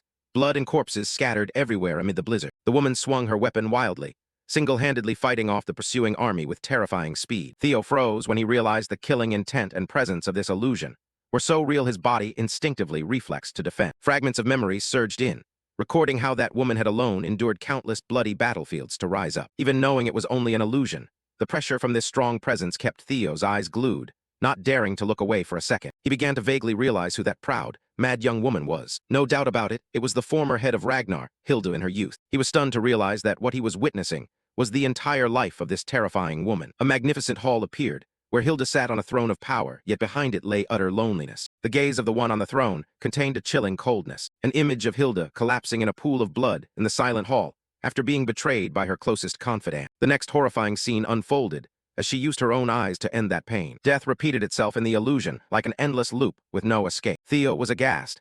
Now he understood the deeper meaning behind the strange words she had once spoken. The illusion faded, and Hilda actually sat on the throne now, casually asking, "You're a reborn one, aren't you?" She smiled sardonically and remarked that Theo's acting skills were indeed impressive. "No need to hide it. I'm a reborn one too," she calmly admitted the earth-shattering secret. What Theo had just witnessed were the countless past lives of Hilda, a woman who had repeated her life too many times. Theo fell silent as he realized he was not the only one wielding the power of time, and the woman before him had been driven completely mad by it. The illusion began with a horrific tableau, heads impaled on spikes before the castle hall. Amid that atmosphere of death, a noble hand casually swirled a goblet of deep red wine as if savoring the scene. Hilda sat on the throne in full authority, but her eyes were hollow among the piles of enemy corpses. A tear rolled down the iron woman's cheek as she sensed the presence of someone familiar. Suddenly, a sharp sword cruelly plunged through her chest from behind. The one who struck was none other than the only man she had entrusted completely. Hilda gasped, asking why the one she loved would do this, blood beginning to spill from the corner of her mouth. The man sobbed, saying he could no longer face the souls of the tens of thousands who had died by her hand. Instead of hatred, Hilda gently told him to go ahead. She would follow soon to repay her debt to him. In a mad moment within the illusion, she grabbed a knife and gouged out her own eyes so she would not have to see this world anymore. Mad laughter echoed through the hall as she declared that in the next life, she would so fear far worse than this. Theo witnessed the whole ordeal with a shudder, cold sweat streaming down his face. A series of shattered memories surfaced, showing that Hilda had endured countless brutal deaths in previous loops. An empty picture frame appeared as a warning about the indeterminacy of fate. Standing in the corridor, Theo was horrified to realize that no matter how many times she repeated her life, Hilda's end was always betrayal and ruin. He wondered what had made a person become so cruel and desperate. Could it be that the endless cycle of rebirth had driven her down a path of inescapable madness? Fear rose in Theo. If he kept being reborn, would he end up like them? Theo tried to regain his composure, hardening his gaze to maintain reason under the crushing mental pressure. The veils of illusion suddenly dissipated when a cold voice sounded right beside his ear. He realized the whole spectacle had been an extremely elaborate greeting prepared by Hilda. Theo stood in the actual hall, facing the woman who sat arrogantly upon the throne. Hilda looked at him with a mysterious smile and asked provocatively, "Was that little play entertaining?" Despite having just witnessed a horrific scene, Theo quickly regained his composure. He bowed respectfully to the legendary former clan head. Even though the two had shared an intimate conversation during the recent knighting ceremony and revealed the biggest secret, that both were regressors, Theo still quietly reminded himself to remain on maximum alert. Noticing his tense, coiled posture, Hilda leaned forward with an attitude that was both authoritative and relaxed. She leisurely told him, "Relax. Since we have already shared our deepest secrets with each other, there is no need to maintain such a rigid, hostile attitude." She snapped her fingers sharply, and the purple magic barrier surrounding Theo instantly shattered and dissolved into the air. As the heavy magical pressure dissipated, Hilda glanced at her watch and suggested continuing their important conversation over a light meal. A long, luxurious dining table illuminated by flickering candles had already been prepared in the great hall. Suddenly, a mysterious cloaked figure emerged from the shadows, gesturing for Theo to follow them to the table. Theo cautiously agreed, but when the person turned back, his eyes widened in utter astonishment. Beneath the hood was an old man with long white hair and a beard, radiating a powerful aura. It was Zennies, the legendary warrior. Zennies smiled and greeted him. "Long time no see, young master." Seeing a powerful figure like Zennies acting as a mere guide left Theo stunned. He recalled the wild rumors that this legendary warrior was secretly serving as a servant to the former clan head. Before him sat a delicious steak and a glass of wine, but Theo just sat staring at them, cold sweat streaming down his face. Hilda smirked and asked if he was worried about the taste, then reassured him that the old man's cooking skills were so exceptional that she had kept him by her side through countless regression cycles. Zennies, standing behind, coughed awkwardly. Hilda swirled her red wine and went straight to the point. She confirmed that what Theo saw in the illusion was the truth. A person can indeed regress multiple times. But then she offered a meaningful smile and dropped a bombshell. "Even so, this life is my last." Theo sat perfectly still, cold sweat pouring down. Hilda saw through his thoughts and sneered. "You're very eager to know how many regressions you have left, aren't you?" She gazed at the flickering candle, admitting that after dying and resetting too many times, a regressor is left with only a vague premonition. It is an intuition warning that one's cycle is about to end forever. Calling it an abstract intuition would be more accurate. "I see." While listening, a blue system window appeared before Theo's eyes. He secretly realized the huge difference between the two. Hilda relied only on vague hunches, while he had a concrete system, a massive advantage she knew nothing about. Hilda asked if he wanted to know anything else, While cutting his steak, Theo raised a question about his father. Hearing him say his father was showing signs of an ascender, Hilda was extremely shocked, her eyes flashing dangerously. How do you know about ascension? Could it be? She leaned closer, her voice trembling. Have you seen the Hall of the Myriad Gods already? A terrifying wave of purple energy exploded from Hilda, filling the entire great hall. A brat like you. Zennies hurriedly intervened. Please calm down, master. The boy does not understand the severity of the Hall of the Myriad Gods' secret, my lady. The purple energy gradually dissipated. Hilda sighed, admitting she had reacted too strongly. I have become too sensitive. After drinking more wine poured by Zennies, she continued talking about Theo's father, Kai Ragna. Do you mean my father is like those who ascend in the Hall of the Myriad Gods? Yes, exactly. She confirmed that he wasn't seeing things. His father was using all his power to resist the call of the Hall of the Myriad Gods, all in an attempt to stay in this world. So father is truly about to ascend, not immediately. But if he intervenes in this world once more, he will be forced to leave right away. That is why that man can only stand by and watch like a fool, while his own children slaughter each other and his subordinates rebel. Zennies anxiously reminded her, My lady, isn't that a bit dangerous to say? But Hilda just laughed aloud. Just tell him to come here and try something. That is, if he intends to kill his own grandmother before ascending. At this moment, everything in Theo's mind became clear. So his father couldn't act recklessly, due to the risk of being forced to ascend from this world. That explains why his father suddenly went into hiding right before the Great War in his previous life. If his father had ascended then, those bastards would have run rampant much more. Doubts and certainty are two completely different things. But I didn't come all this way just to hear about these things. Putting down his knife and fork, Theo looked straight at Hilda with seriousness. Enough with the small talk and appetizers. Why don't we move on to the main course? Hilda laughed in amusement, snapping her fingers. A rookie is still a rookie, but I guess a regressor still retains the mettle of a regressor. The golden cover on the table slowly dissolved into nothingness. Theo narrowed his eyes, silently reviewing the dangerous information he had gathered about Hilda from the Black Tower before asking. Hilda's scroll of prophecy. A record of the future given only to those who could offer her benefit or loyalty. The amount of information approached the level of divine prophecy.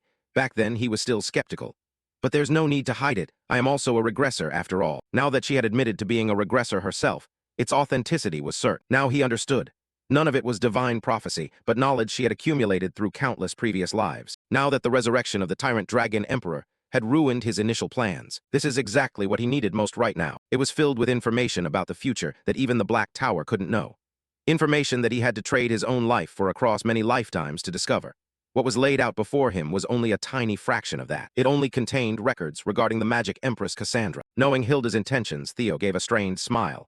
So you knew what I was looking for. I assume you won't give this to me for free, right? Since we are both regressors, communication is truly easy. Hilda leaned forward, her eyes greedy and excited. Become my disciple and give me all the secrets from your previous lives.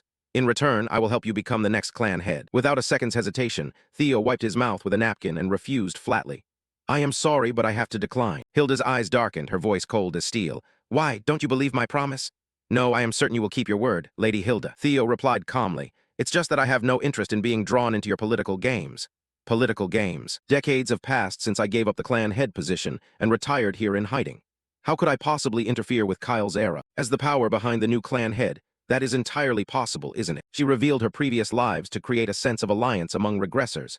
But it actually backfired. It only made him realize that her obsession with power was no different from the madness of the tyrant dragon emperor. Hilda put down her wine glass, laughed softly, and suddenly spilled the wine onto the table.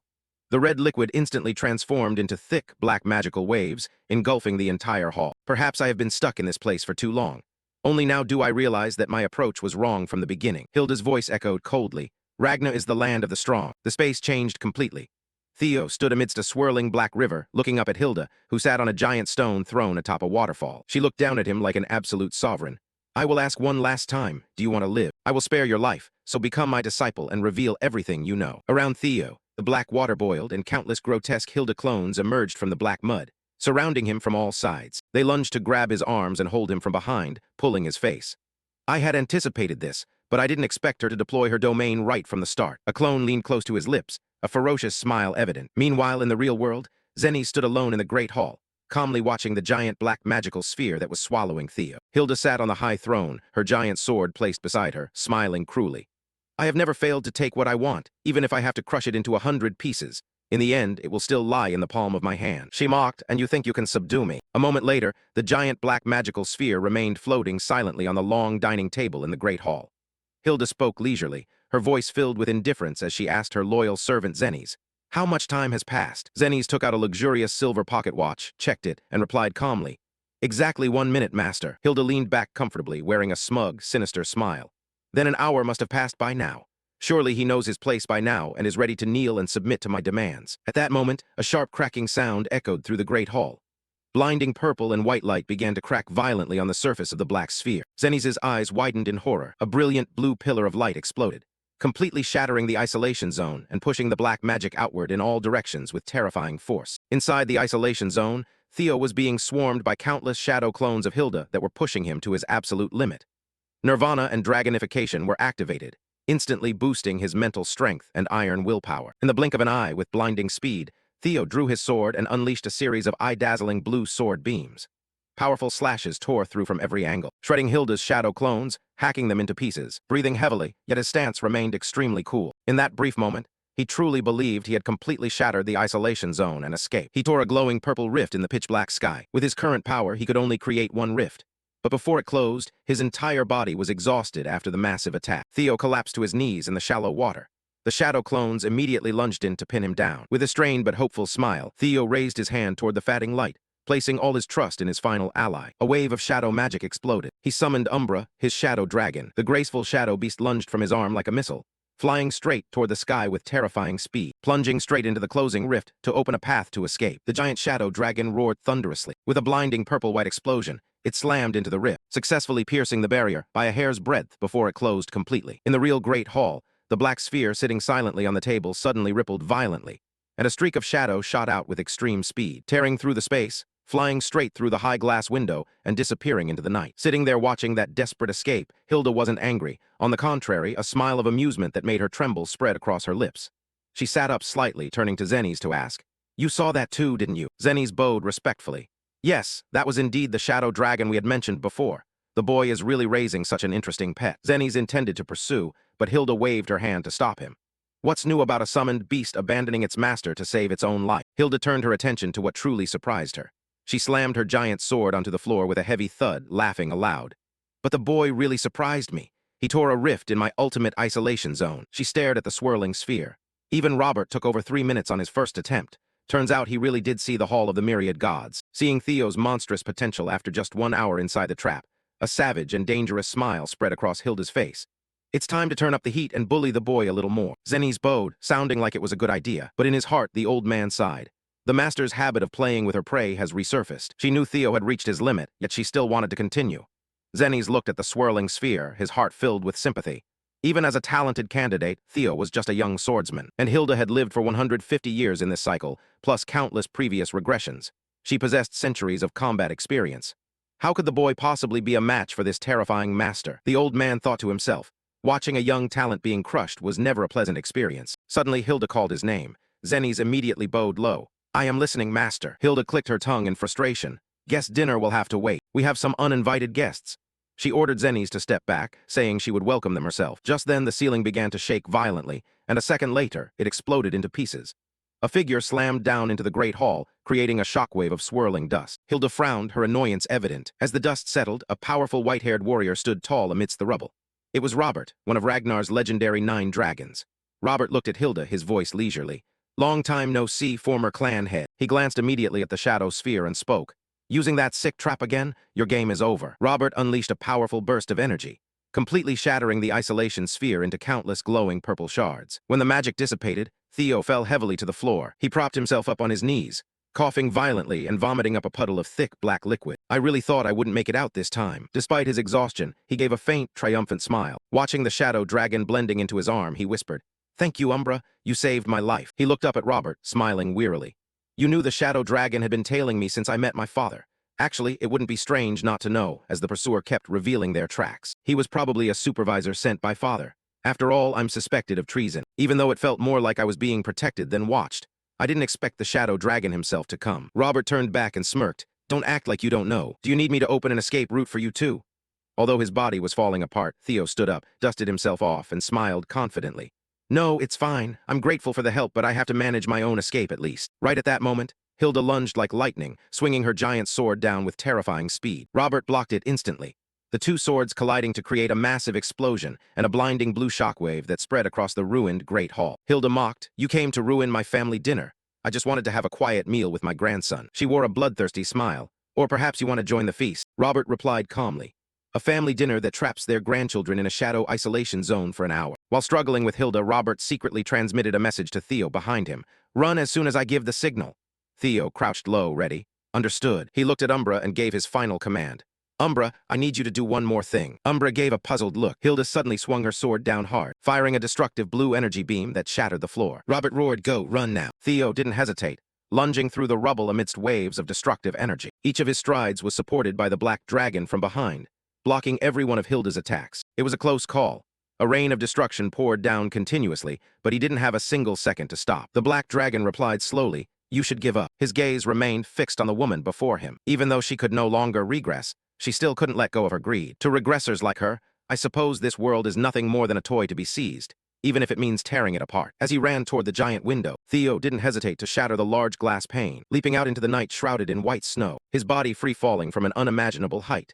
The view outside was truly magnificent. From within his own shadow, Theo summoned his familiar companion, Umbra. The white dragon's body became visible in the void, catching the falling Theo with precision. With just a few simple flaps of its wings, the figure had put a vast distance between himself and the mansion. From the broken window, Theo's silhouette slowly faded into the pitch-black night. Hilda withdrew her blade and roared in fury. Damn it. She turned to Zennies and ordered, I think I'll take a nap, clean up this mess. Zennies bowed, as you wish, my lord. Robert asked curiously, aren't you going to chase him? Hilda smirked, pointing at the broken window. Chase someone who would rather jump out a window because they hate being here. But as she walked toward a pedestal on the table, her expression suddenly changed. She gasped, then burst into a wild, maniacal laugh. Ha ha, that brat is bold. The smile on Hilda's face was both maniacal and extremely excited, as she realized Theo had pulled off an unimaginable theft. When on earth did he snatch this? Time passed quickly, shifting the scene to the eastern slums of Briomos in the Edda Empire. Inside a certain house, a little girl's voice sounded. Mom, are you asleep, Mom? As if guessing something, the mother's voice asked softly. My daughter, are you having nightmares again? The daughter admitted, yes, it was a terrifying dream. Hearing this, the mother gently consoled her daughter. It's okay, Mom is right here with you, my baby. However, the little girl still hesitated, saying, but the bad people in the dream, they killed you. At that very moment, the mother's eyes became distant and vacant. But very quickly, she anxiously asked, in that dream, did those bad people hurt you? The girl buried herself deeper into her mother's embrace and replied weakly, no, Mom, they didn't touch me, but they tied me up and dragged me away. Hearing that, the mother held her little child tighter than ever. A deep sadness appeared in her eyes as she gently comforted the traumatized child.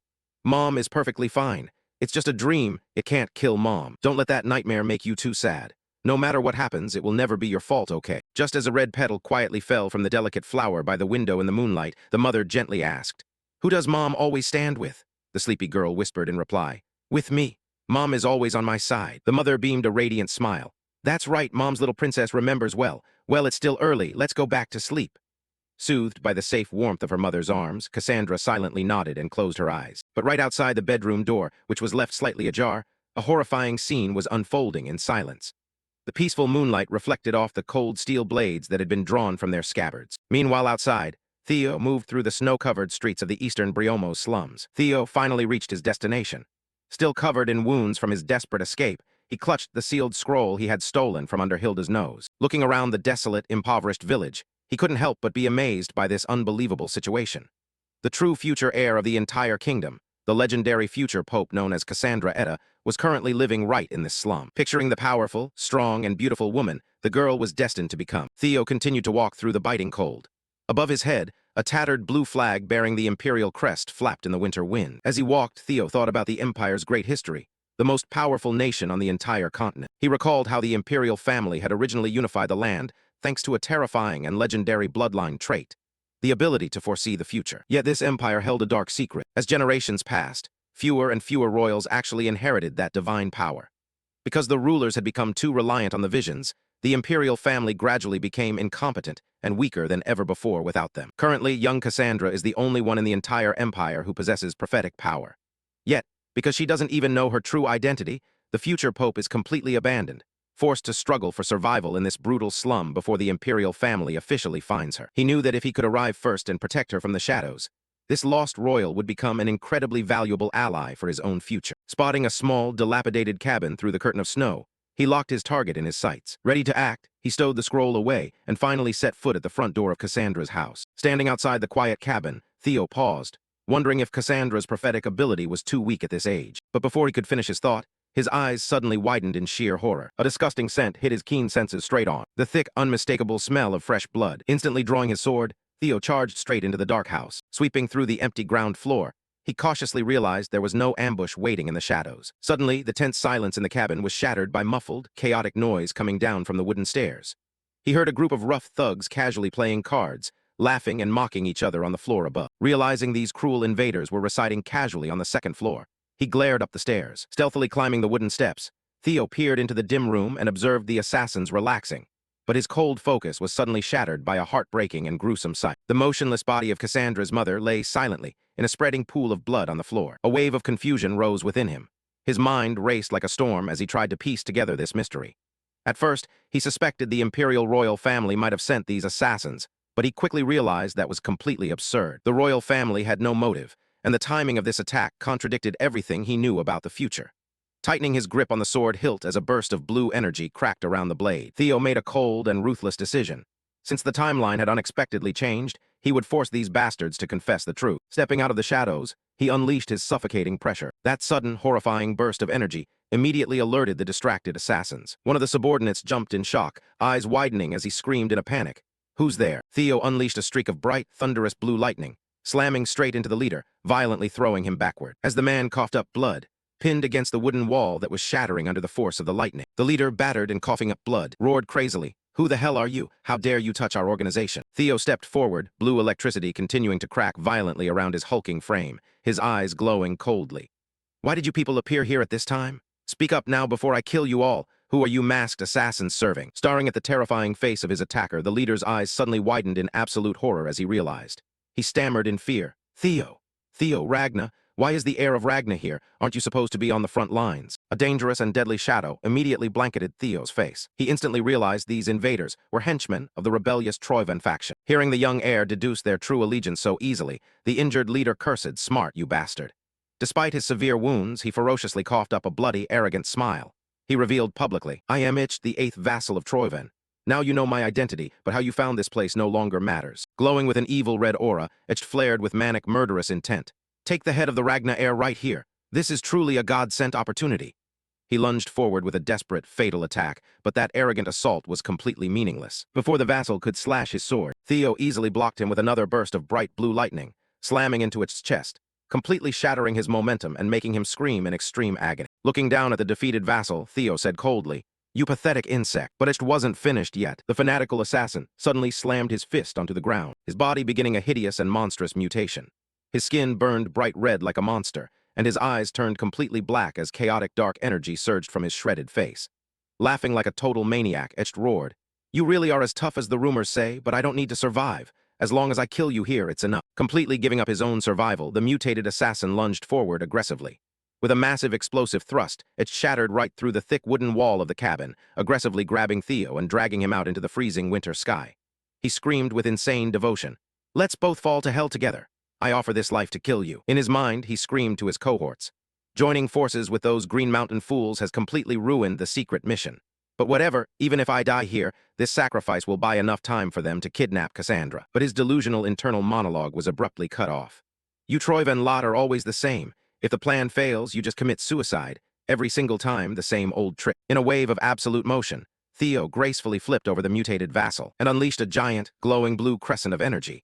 That brutal blade decisively tore it apart in midair. Theo glared down at his defeated enemy, then coldly commanded, "If you want to go to hell, go yourself." Below, the shattered and heavily bleeding body of the 8th vassal crashed violently onto the frozen ground. When it crashed into the snowy abyss, his body exploded violently, a giant and blinding red blast. Moving through the blood-soaked floorboards, he grabbed a blanket and gently covered Cassandra's motionless body. He muttered the stolen scroll's contents to himself and gritted his teeth. There isn't a shred of information about Troivan attacking Cassandra this early. The sudden revival of the mad dragon emperor has bent the timeline. The future is changing in a dangerous direction. He realized his own return had caused this wave of death in the timeline, making him indirectly responsible for this tragedy. If I had arrived just a few seconds earlier, she would still be alive. Suddenly, a small, trembling voice shattered the silence. Sitting upright on the bed, little Cassandra desperately pleaded, "Big brother, is my mom okay?" Theo stood frozen, eyes wide with pure shock as he looked into her clouded, pale blue eyes. The only person in the entire empire who could see the future couldn't see what was right in front of her. The protagonist hesitated, unsure whether he should tell her the truth. But before he could say a word, Cassandra gently interrupted. My mom is actually dead, isn't she? Theo's eyes widened in absolute astonishment. Clutching the blanket in her hands, the blind girl whimpered and uttered something that left him completely stunned. I saw this in my dream already. I saw everything, and what I see is never wrong. But amidst her pain, she pointed out one thing. In my dream, they took me away. But this time is different because you appeared. Looking up with pale blue, tear-filled eyes, the girl asked the ultimate question. Do you really have the power to change the future? Hearing the girl's heartbreaking plea, Theo stood there completely stunned. A glowing blue system window suddenly appeared right before his eyes. Scenario Mission Number 5, the key to the timeline. Officially ordering you to find and protect the future princess of the empire. The morning sun rose over the frozen slums, casting a somber light on a newly dug grave in the snow. Standing silently before the simple memorial, Theo gently took Cassandra's small hand, staring down at the snowy grave. The child, immersed in grief, squeezed Theo's hand and asked a question that made his heart ache. If you have the power to change the future, why couldn't you have arrived a little earlier to save my mom? Looking down at the shattered, orphaned child, a heavy shadow of guilt fell across Theo's face.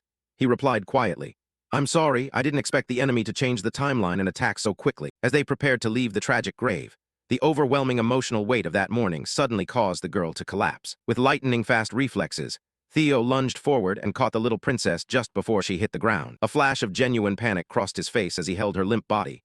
Cassandra, wake up!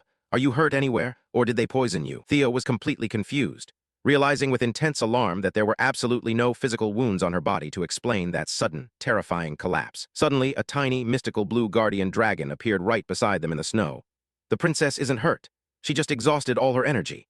The mental shock from her mother's death and the assassin's raid last night made her exhausted mind completely collapse. The tiny guardian dragon flapped its mystical wings and gently reprimanded. You need to act immediately.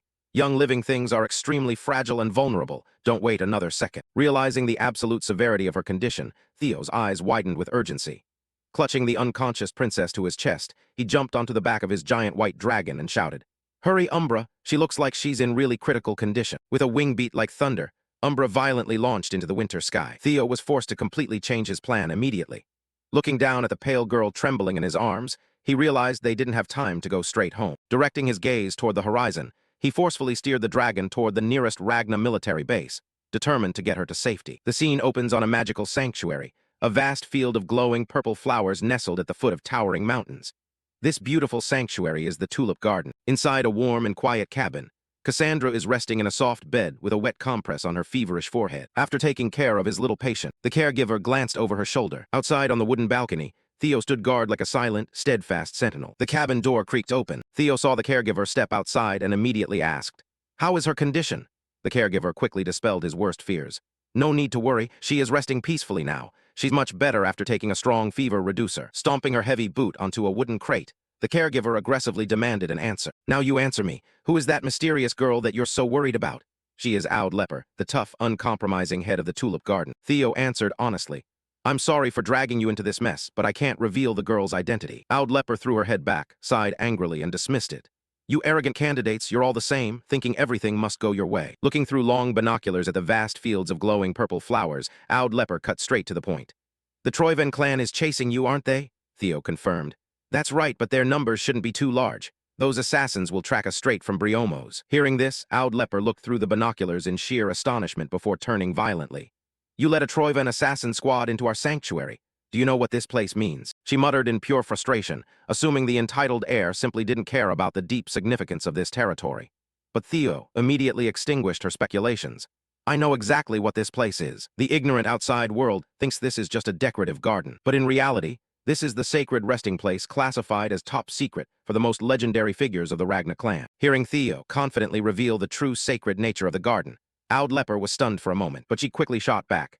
Then that's even worse, isn't it? You knew how sacred this place was and still intentionally led those assassins here. However, her intense anger suddenly faded as she muttered, Forget it. I suppose I have no right to complain. The exhausted caretaker slumped into the wooden rocking chair and waved away the tension. All right, I've verified your crazy story. The ruthless Troyven clan certainly wouldn't pursue just any ordinary child. Let the girl rest here. Theo let out a deep sigh of relief and said honestly, Thank you so very much for all this help. Placing his hand respectfully over his chest, he once again offered a formal apology. I sincerely apologize for interrupting the peace of this sacred resting place. Oud Leper was truly impressed. It's been a long time since I've met a candidate who knows their manners, unlike that other guy. She complained bitterly about another incredibly arrogant heir, who had recently stormed into her sanctuary under the pretext of an urgent mission. Hearing this, Theo's eyes widened in absolute astonishment. He quickly asked, "Who was that person? Is there someone else hiding out here?" Oud Leper answered calmly, "That was another official Ragna candidate just like you." Suddenly, the tense conversation was shattered when a fierce figure lunged onto the cabin's snowy roof, wielding a giant, terrifying scythe. A majestic woman looked down at Theo with a predatory smile and casually spoke. "Long time no see, little brother. You seem to be quite good at fighting, don't you?"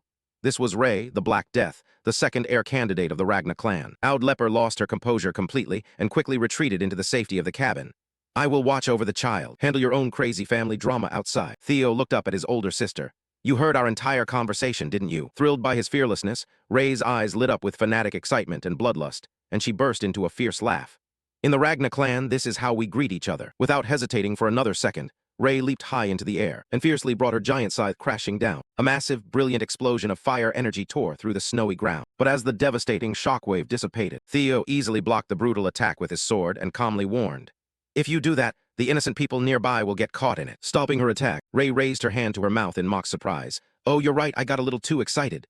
"Very well." But the moment of restraint vanished completely as a sinister, bloodthirsty smile flashed across her face. The Black Death swung her scythe fiercely once more. "Then let's just fight in the very place where you fell last time." A massive, roaring whirlwind of intense energy and purple petals erupted around them, trapping them in the heart of the raging vortex. Theo crossed his swords to shield himself from the intense pressure.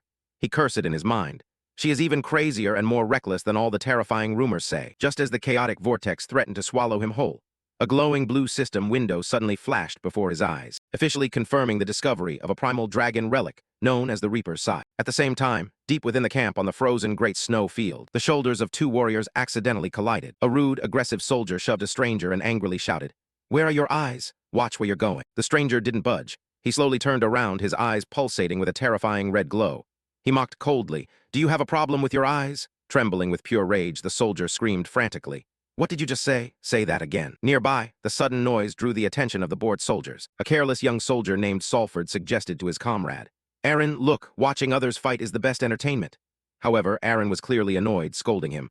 "Salford, you're so childish, you know that." Their casual curiosity instantly turned into pure horror. The small argument had completely exploded into a brutal bloodbath, with their comrades drawing steel and slaughtering each other savagely right on the snow. Desperate to stop the madness, Salford rushed into the chaos and yelled, "Wake up! These are your comrades! Stop it now!" The other guy wouldn't listen to reason. Before Salford could do anything to stop the chaos, a massive and blindingly intense pillar of fire erupted right in the middle of the camp, instantly incinerating the area in a deafening, catastrophic explosion. A fierce warrior stepped straight out from the raging flames. This was the Black Iron Cavalry's vice commander, the Fire Demon. She glowed with fire energy and roared, "What are you doing? In the middle of a war, killing your own comrades? Whoever still has the strength, step out and face me." Observing her terrifying display from across the road, the blonde soldier Salford breathed a sigh of relief. "Good. Now that the vice commander has stepped in, this camp will be quiet." But his companion, Aaron, who wore glasses, suddenly noticed the fire accidentally burning Salford's hand. Seeing her friend hurt carelessly by their own superior, Aaron completely snapped. Her usual pleasantness vanished instantly, completely overcome by a bloodthirsty madness. Aaron quickly drew her sword. Salford was in deep panic, desperately trying to calm her down. "Aaron, calm down. That's the vice commander, don't do it." The scene suddenly shifted to a quiet command tent. One of the 9 dragons complained bitterly, "If the frontline soldiers succumb to madness this quickly, how can this be a proper war?" The elder pointed out bluntly, "The tyrant dragon emperor's madness is spreading directly from Troyvan's main base. I propose a tactical retreat immediately before we suffer further losses." However, Ba Long vehemently opposed. "Impossible. My massive assault is only 2 days away. This is the best opportunity to wipe them out completely." The Black Dragon faction issued a definitive order. Only elite troops capable of resisting psychological corruption are permitted to remain on the front lines. All high-level swordsmen and lower-ranking troops are to retreat immediately. We need to reassess the entire campaign. The Ice Dragon grimly accepted reality and warned, "Even my elite force won't hold out long under this pressure.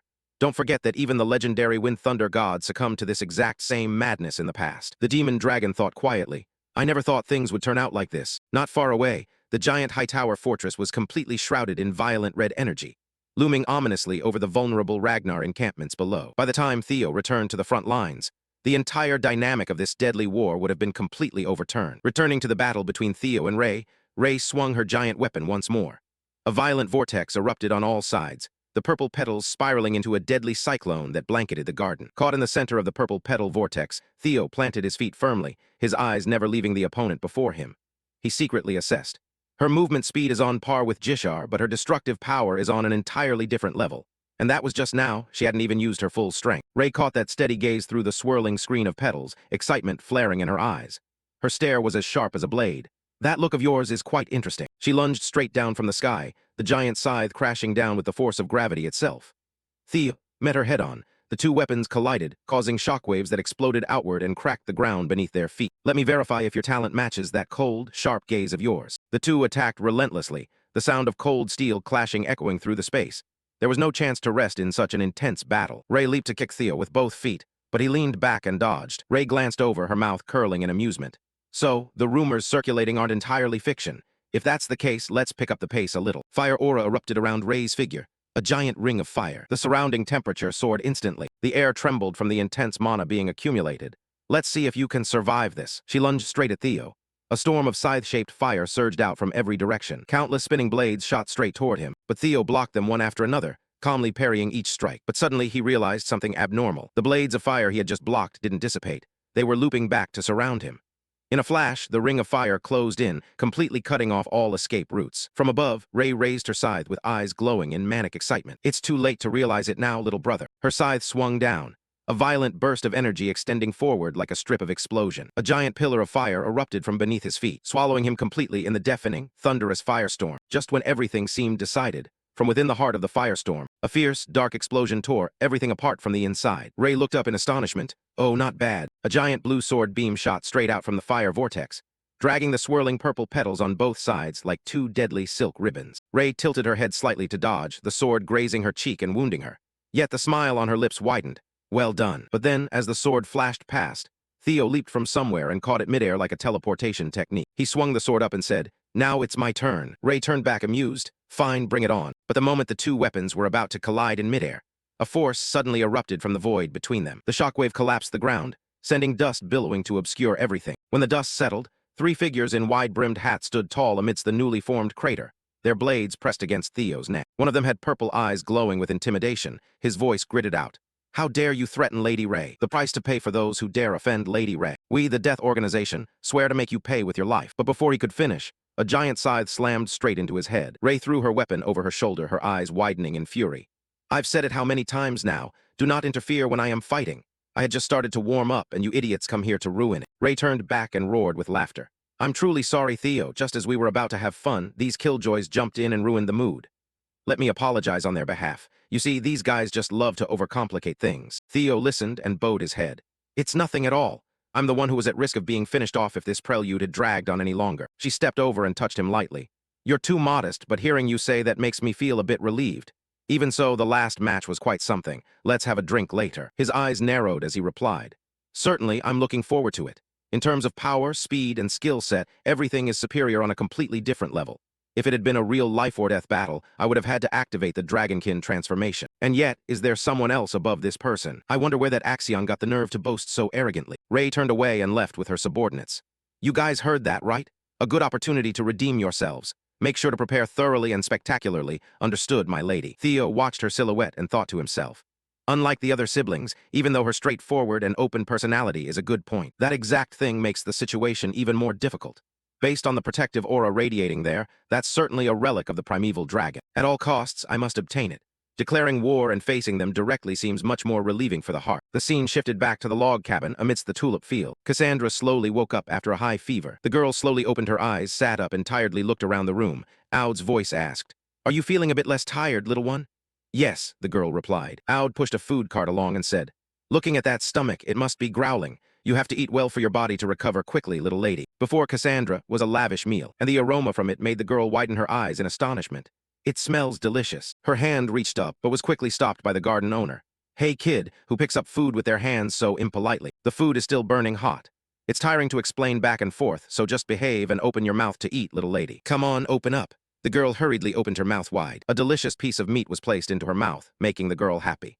"After finishing, change into another outfit. Just leave the one you're wearing there. I will mend it for you. I heard that is a precious item made by your mother's own hands." Mentioning this, Aud Leper glanced over, tears rolling down Cassandra's cheeks. "Thank you. Crying again, aren't you?" Aud teased. Suddenly, the girl forgot she hadn't drunk water, so Aud stood up.